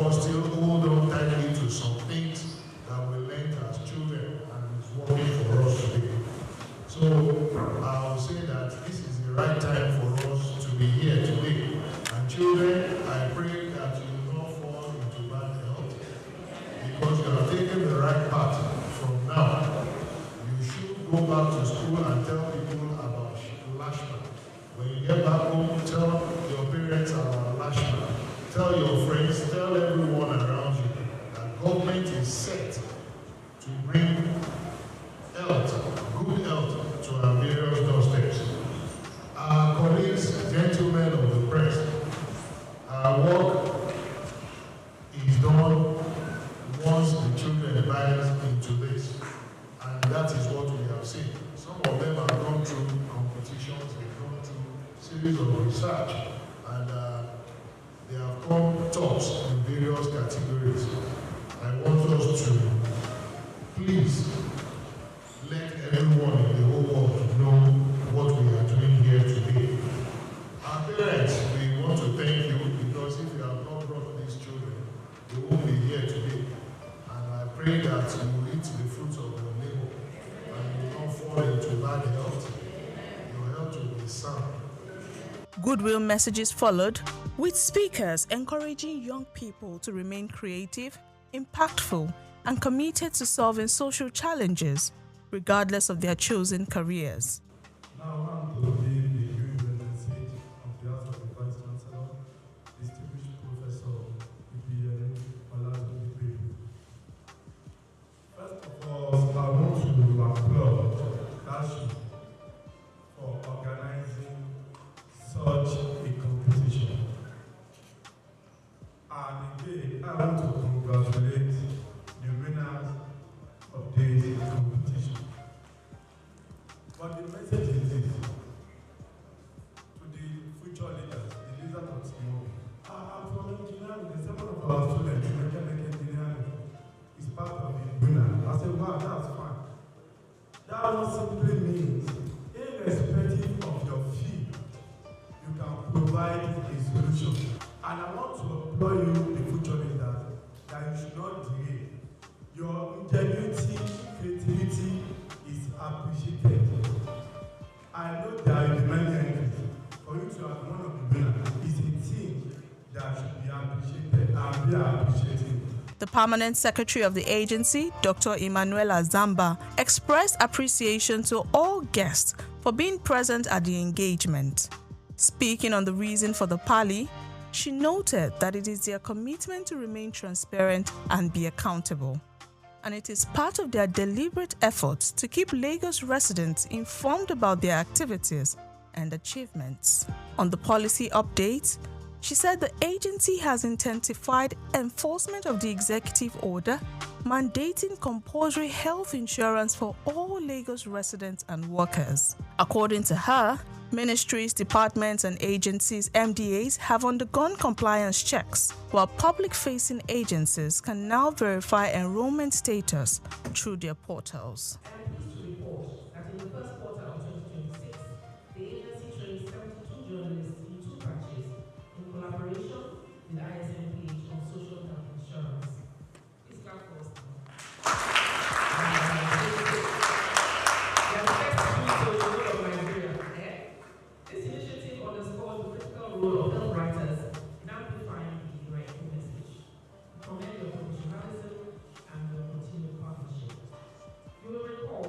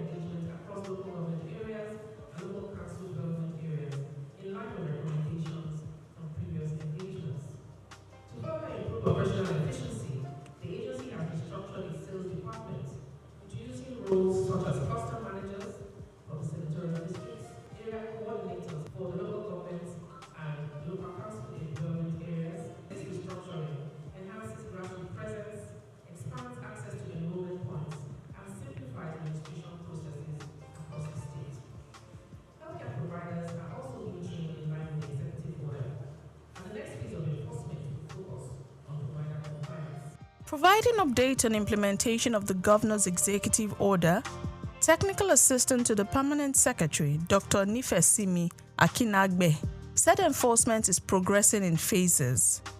The first phase targets ministries, departments, and agencies.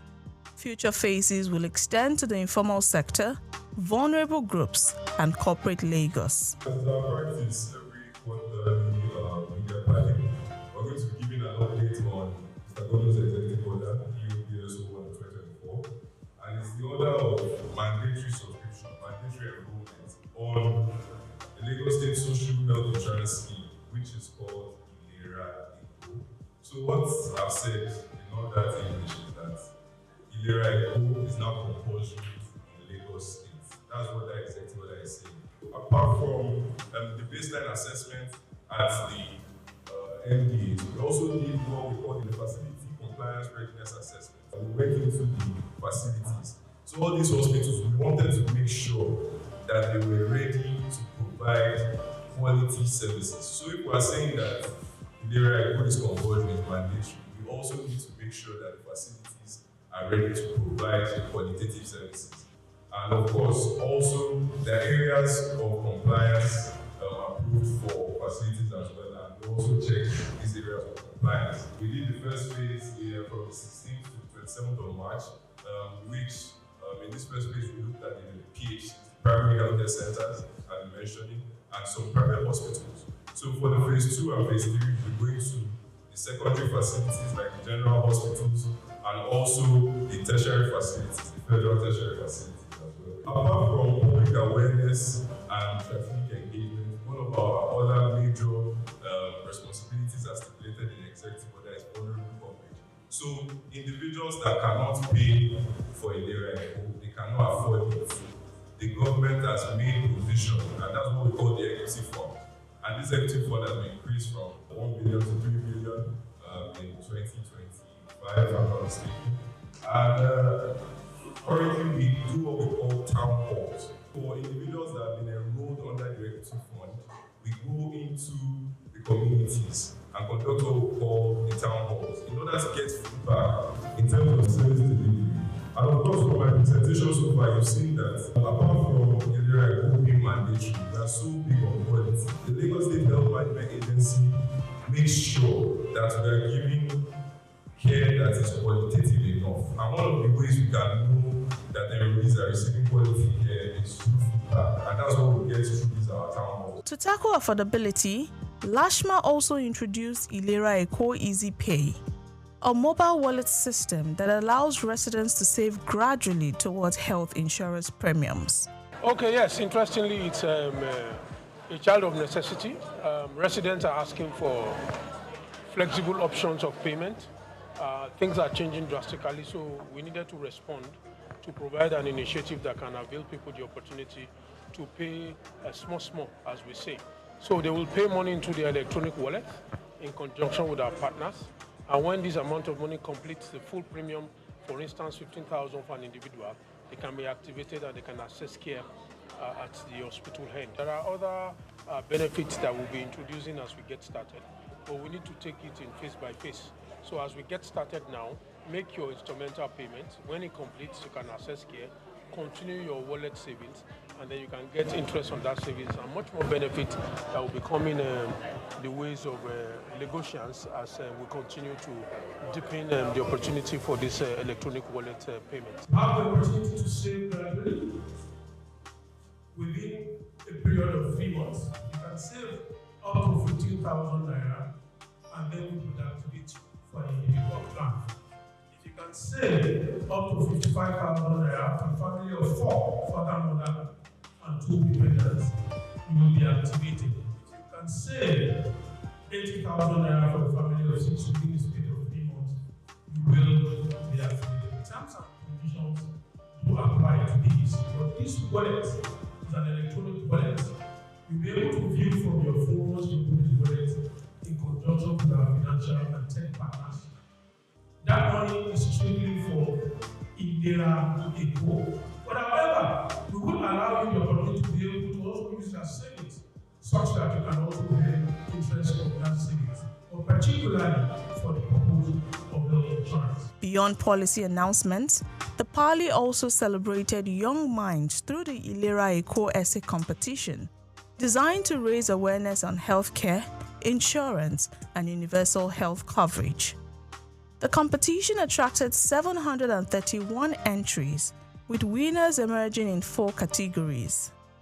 In the Little Health Champions category for primary 4 to 6 pupils, winners received prizes ranging from 50,000 to 100,000 naira.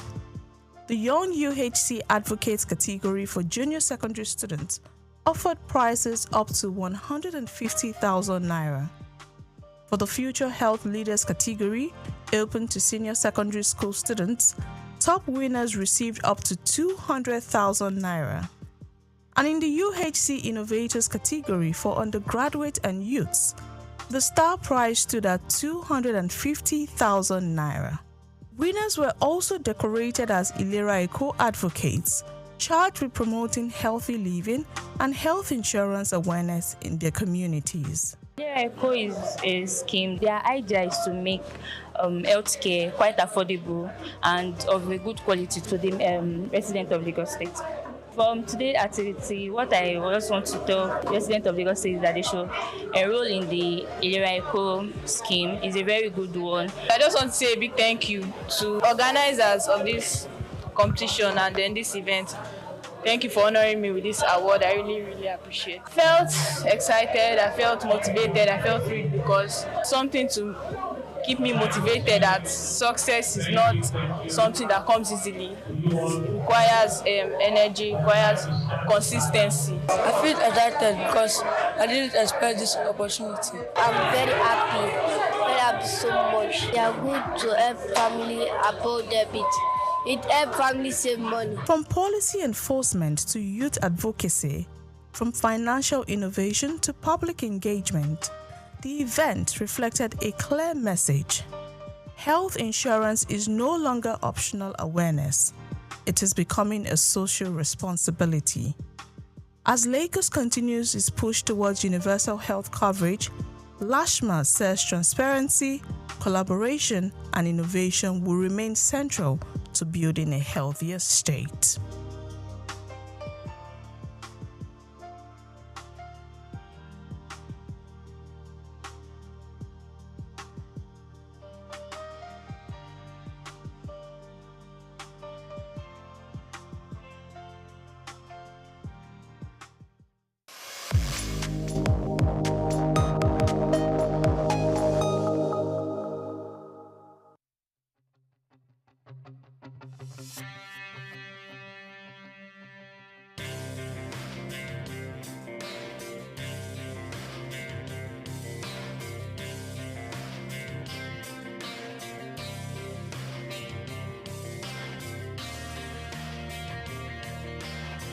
When you visit Lagos for the first time and Google fun or recreational places in the city, at the top of that list will be Freedom Park.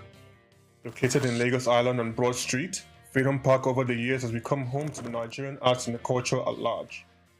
From annual big shows like the Lagos Theatre Festival, celebration at the Lagos Poetry Festival, to local festivals that celebrate literature, music, and arts. Freedom Park is one of the most visited recreational sites in Lagos, for both local and tourist people alike. A place to mingle, unwind, or simply just have fun. Freedom Park, however, hasn't always been a place of fun and games. It has a history that dates to 1861, when Lagos was made a British colony. In 1885, Freedom Park was built as a fortified prison from imported bricks. It was referred to as Her Majesty's Broad Street Prison. Some prominent political prisoners were held in the prison. People such as Herbert Macaulay, Michael Imodu, and Obafemi Awolowo. In 1979, Her Majesty's Broad Street Prison was destroyed, reduced to a dumping ground. It was later rebuilt in the 1990s, celebrated in 2010, Nigeria's 50th Independence Day. Freedom Park still holds a bit of its history within its walls. In the museum, where there are pictures and artifacts. Some of the old prison facilities have been converted into leisure facilities that people visit and enjoy today.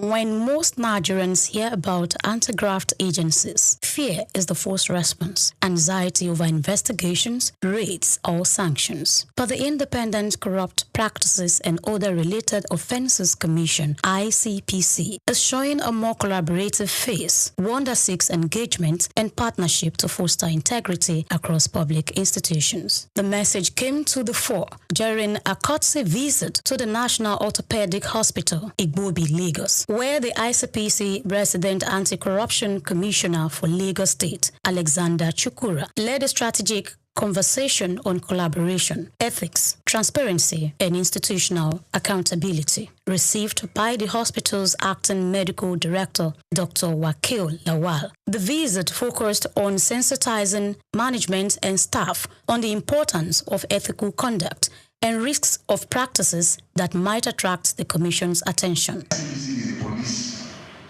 of public agencies. I want to break it down the way you understand it. What we mean is that we police MDAs to make them adopt global best practices. However, it is a known fact that one person cannot serve at attention and start well. For crime or for corruption to be consummated by the public officer, most of the time you find people from the outside, they contact us. They are not public officers, are not true?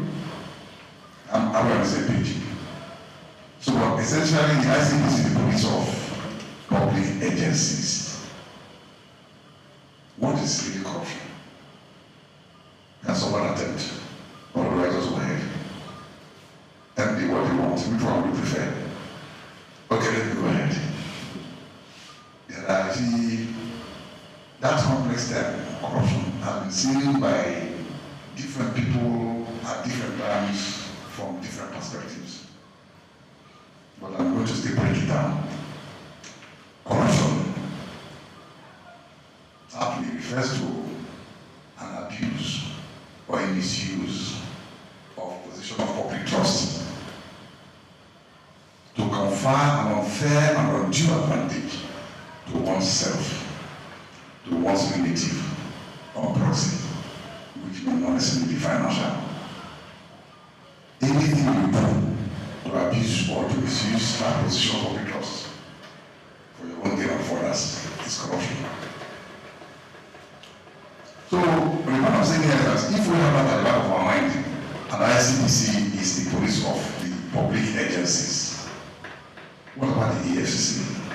The EFCC came after ICPC for purposes of specialization, economic and financial crime. A key moment of the engagement was an open question and answer session where concerns were raised about perceived bias in enforcement, particularly when some political actors appear untouched, while public servants are often held accountable. The Commissioner clarified that the ICPC investigates based on issues and petitions, not status. While he noted the section of Nigeria's constitution which offers temporary immunity to certain office holders, he stated that this immunity elapses once they leave office, after which credible petitions are duly investigated. The leadership of the hospital present were also encouraged to see the ICPC not as a threat, but as an ally in strengthening systems and protecting public trust. Chukura emphasized that internal mechanism is not enough in fighting corruption.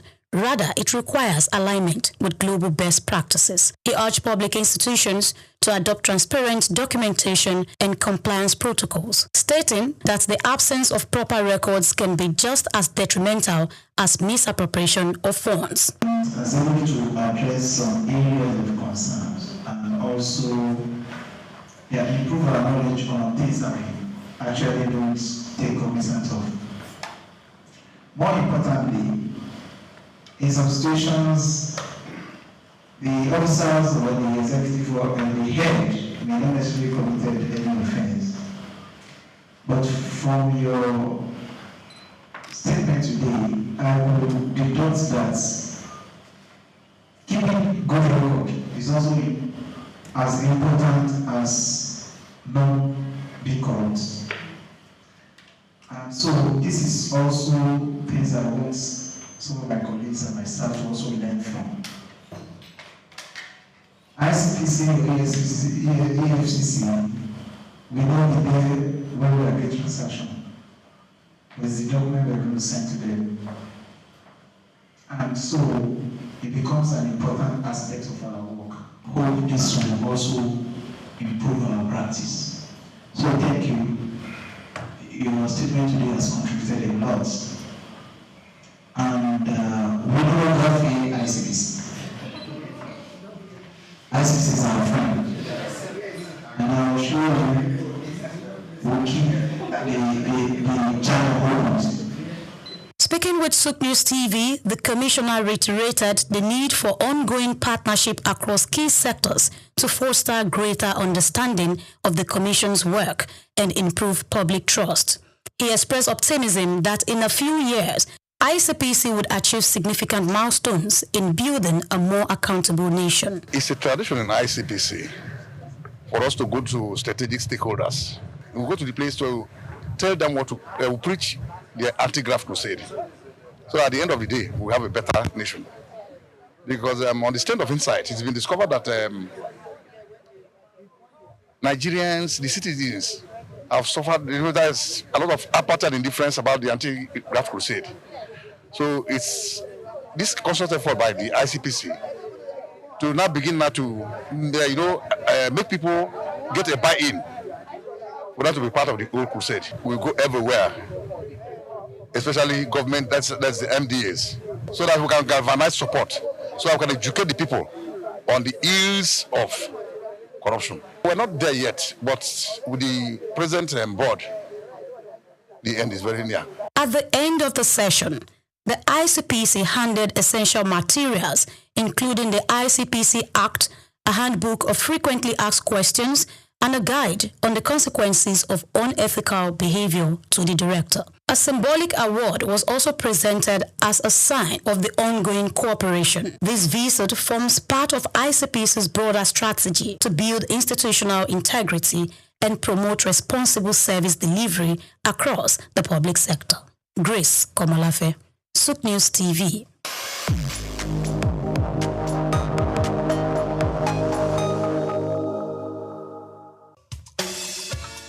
Fellow Nigerians, did you know that constituency and executive projects in your communities are not gifts from your legislators?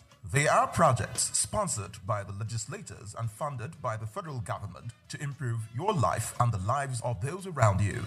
These projects belong to you. Without your vigilance, they might never be completed. Don't allow them to fade away into unfulfilled promises. Stand up, take ownership, monitor their progress, demand accountability, and report concerns to ICPC. Call our toll-free line now on 0800-2255-4272 or WhatsApp only on 0806-656-4726. This message is brought to you by the Independent Corrupt Practices and Other Related Offences Commission, ICPC, with support from MacArthur Foundation and the Center for Democracy and Development in Africa, CDD. Afrobeats is a classic overnight success story, except it didn't happen overnight. I'm happy to be here. One of the key things about the Omniverse is that it's designed to go beyond an event and designed to be fully something that people can engage beyond the summit. The point being that Nigeria has so much to bring to the world in terms of these things, but we will be bringing fresh energy, fresh ideas, a fresh engagement, and we're obviously open to collaboration. But hip-hop, it never dies. What's the difference between Thor and Shango? Thor is approaching $50 billion in revenue. Shango's broke somewhere outside Lagos. And that's a lack of imagination on our part, Africa, and they're all Nigerian. So to be seen and to be noticed is very hard if you're not in the place where all the noise is being made.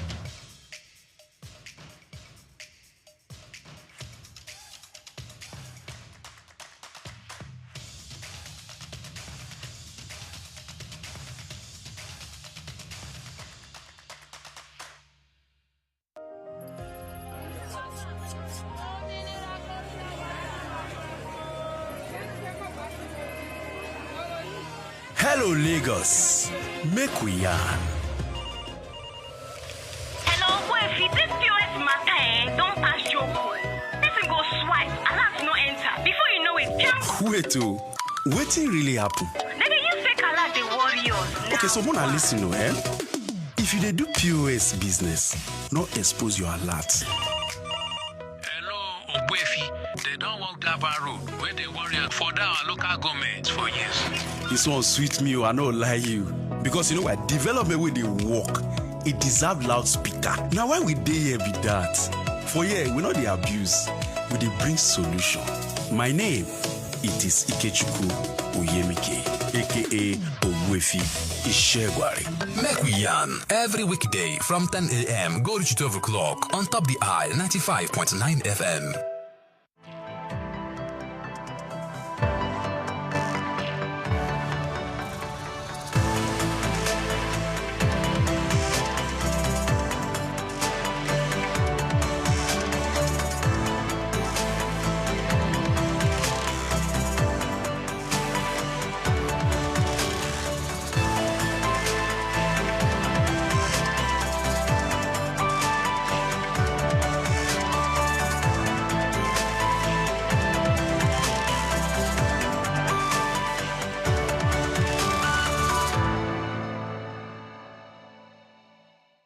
In Nigeria, when you hear technology, innovation, and e-commerce, then you begin to think of the 21st century visionary leaders who have availed us the luxury of connecting with the world without leaving our spaces.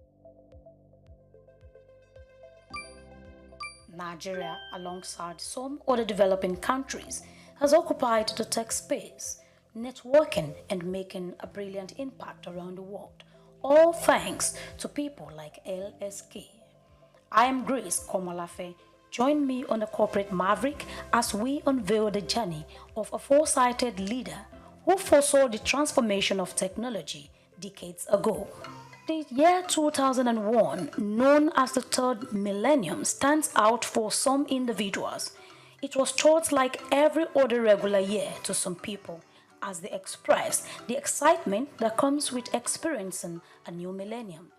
While many carry on with the feeling of entering the 21st century, some visionary individuals saw it as a strategic period to bet their thought-provoking plans and business goals. Among these visionary leaders and innovators is Leo Stan Eke, founder of Xenox Technology, bringing this tech-oriented company to life in 2001. How much do you know about this tech and business-driven giant? Who is Leo Stan Eke?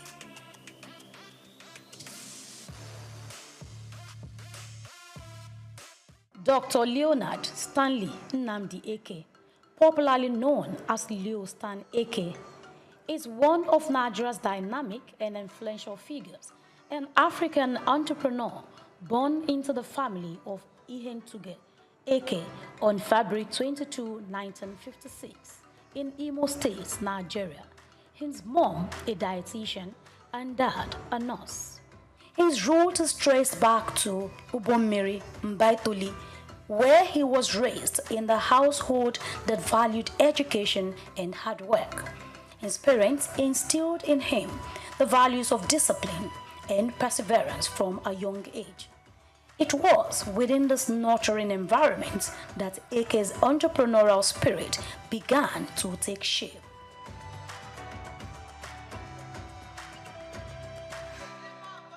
Like many visionaries, Dr. Eke's journey to success was paved with academic excellence. He attended Holy Ghost College in Owerri for his secondary education, where he honed his intellect and ambition. Eke's dream of becoming the biggest transport company owner in Nigeria changed as a result of his encounter in India, where he had his university studies. It was a turnaround moment in his life. In India, he pursued a Bachelor of Science degree in economics from Punjab University, and the exposure to India's vibrant economy left an indelible mark on him, and then tilted towards more realistic business ideas. This led him to get full involvement into ICT. So I'm a very good testimony of an African who started from nothing, okay, and got somewhere, not there, right? Okay, so in summary, I came in here first of all to the University of Nottingham, or Nottingham University. I was in Cork City University, where I was doing computer science, and I wanted to specialize in user interface as a postgraduate course. Okay, and the system, which I'm sure still exists in the UK, is that you have university councillors who observe you in classes and direct you properly. And they thought since I was going back to Africa, there was no computers. And if I got there, I could be frustrated for another 32 years. So they discussed with my parents, and they wanted to know if I could stay in the UK and continue computer science. I said, no, I was going back to Nigeria. I have passion to change the country, and by extension, the continent. He later went on to earn a Master of Science in Risk Management from the Exton University of Nottingham, England, further enhancing his acumen in the field. With his tech startups dating back to the 80s, AK can be put in the bracket of visionaries who saw that ICT would define the world in no distant time. His ICT Solutions company commenced operation in 1989, focusing on desktop publishing and computer graphics. Over the last 3 decades, the company extended operations from Lagos to Port Harcourt and Abuja, implementing several ICT projects across the oil and gas, telecoms, manufacturing, and public sectors. I started small, like any other entrepreneur you read today. Okay, some started in the garage. Okay, most of them didn't inherit wealth. Now, so how could they have started? You start with your own. During our time, you have to start with your own sweat. Okay, until you build such, get to such a level with a system and structure in place. And then people trust you. But because our kids today pass through business schools, connected to people, okay, and they now want to go from average above. You understand? Instead of starting, a lot of us started from -1. Leo Stan Akers' major hits into the business world commenced with the establishment of SOUQ Technology Limited in 2001. With a fervent desire to contribute to Nigeria's technological space, he embarked on a mission to manufacture computers locally. Now a world-class ICT company providing innovative products and solutions.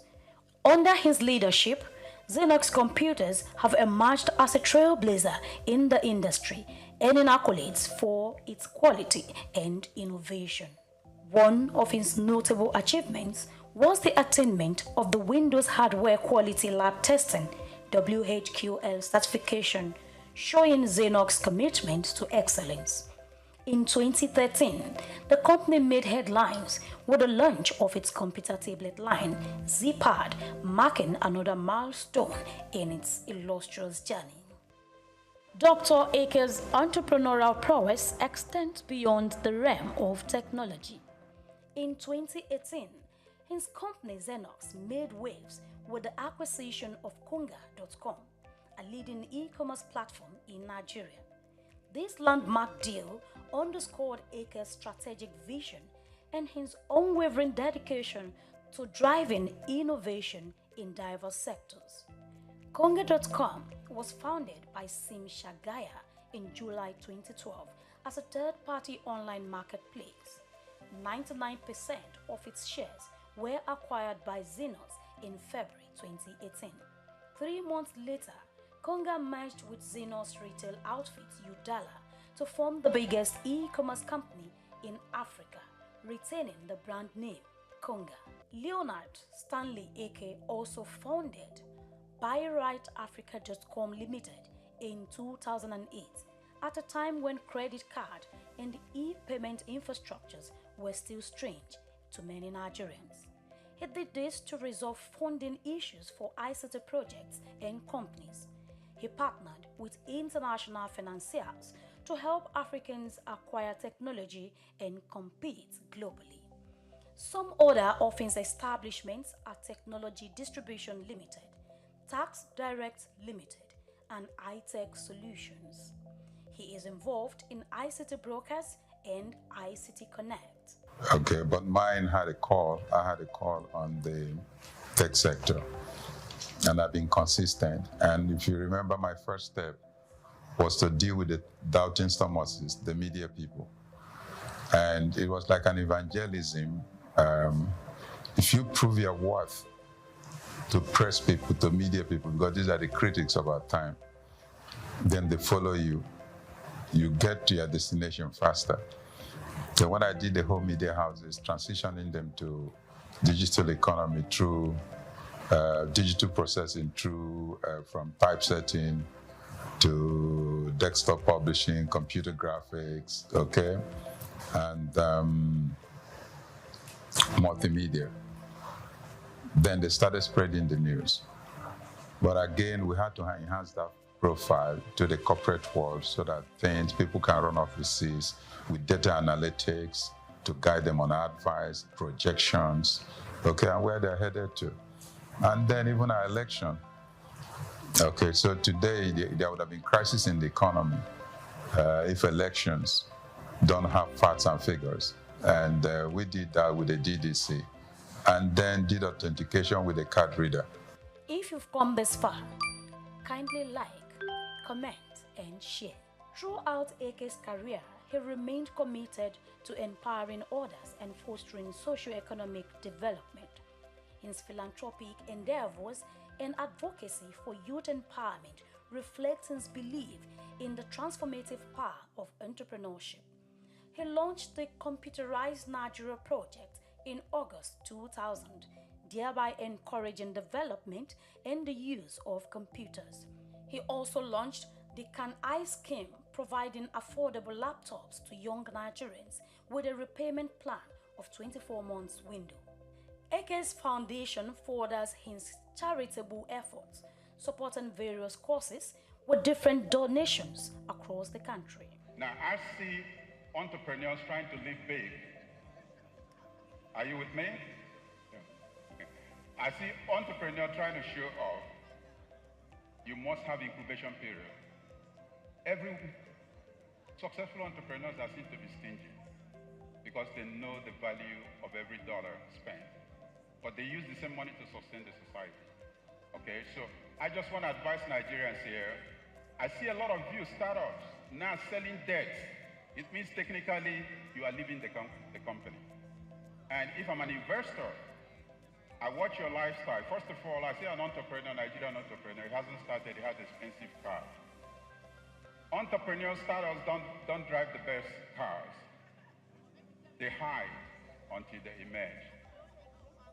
He was bestowed with the Icon of Hope Award by former President Olusegun Obasanjo on October 1, 2002. He also got Nigerian Science and Technology Achievers of the Year 2003 and Officer of the Order of the Federal Republic of Nigeria OFR in 2004. AK is also a member of the Nigerian Economic Summit Group and holds a life membership Nigeria Institute of International Affairs. He also holds an honorary doctorate in business administration from Imo State University, Owerri, Federal University of Agriculture, Makurdi, Federal University of Technology, Owerri, and the University of Jos.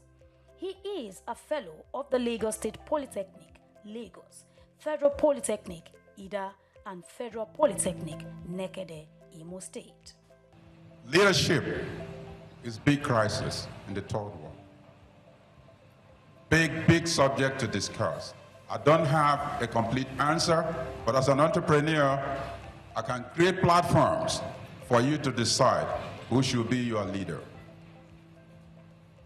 But my interest is that I'm excited with this 21st century because this is the only century God did not create any person to be poor. In the past, many were called and few were chosen. In 21st century, many are called and many will be chosen. But you have to decide if you want to be one of those to be chosen. Leonard Stanley Nnamdi Eke is married to Chioma Eke, the CEO of Technology Distributions Limited, TD Africa, and together they have raised 3 sons and 2 daughters who are doing well in their respective fields of endeavors, just like their parents. As Dr. Leonard Stanley Nnamdi Eke continues to chart new territories and inspire future generations, it speaks to the limitless potential of the African entrepreneurial spirit. With his visionary leadership and unwavering resolve, Dr. Eke embodies the essence of innovation and resilience, creating indelible marks on Nigeria's business in Africa and humanity.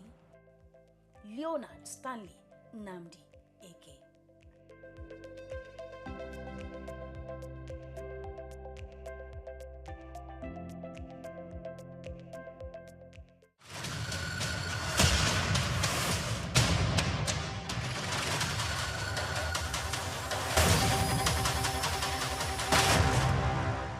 Afrobeats is a classic overnight success story, except it didn't happen overnight.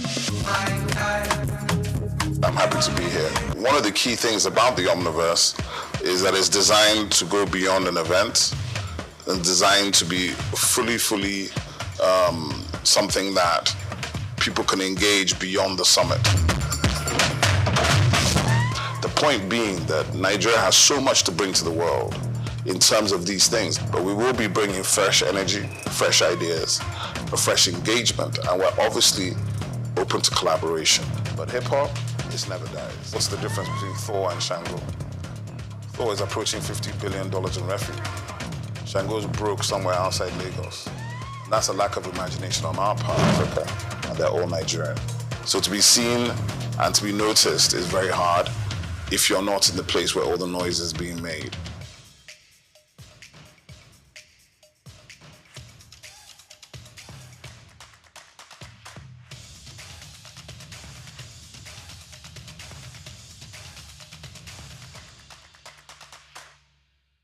We've got just what you need right here at Femi Wash Media. Call it the Midas Touch, and you wouldn't be wrong. Let us record, produce, mix, and master your audio like nobody does. Reach us on our contact today for the best quality job.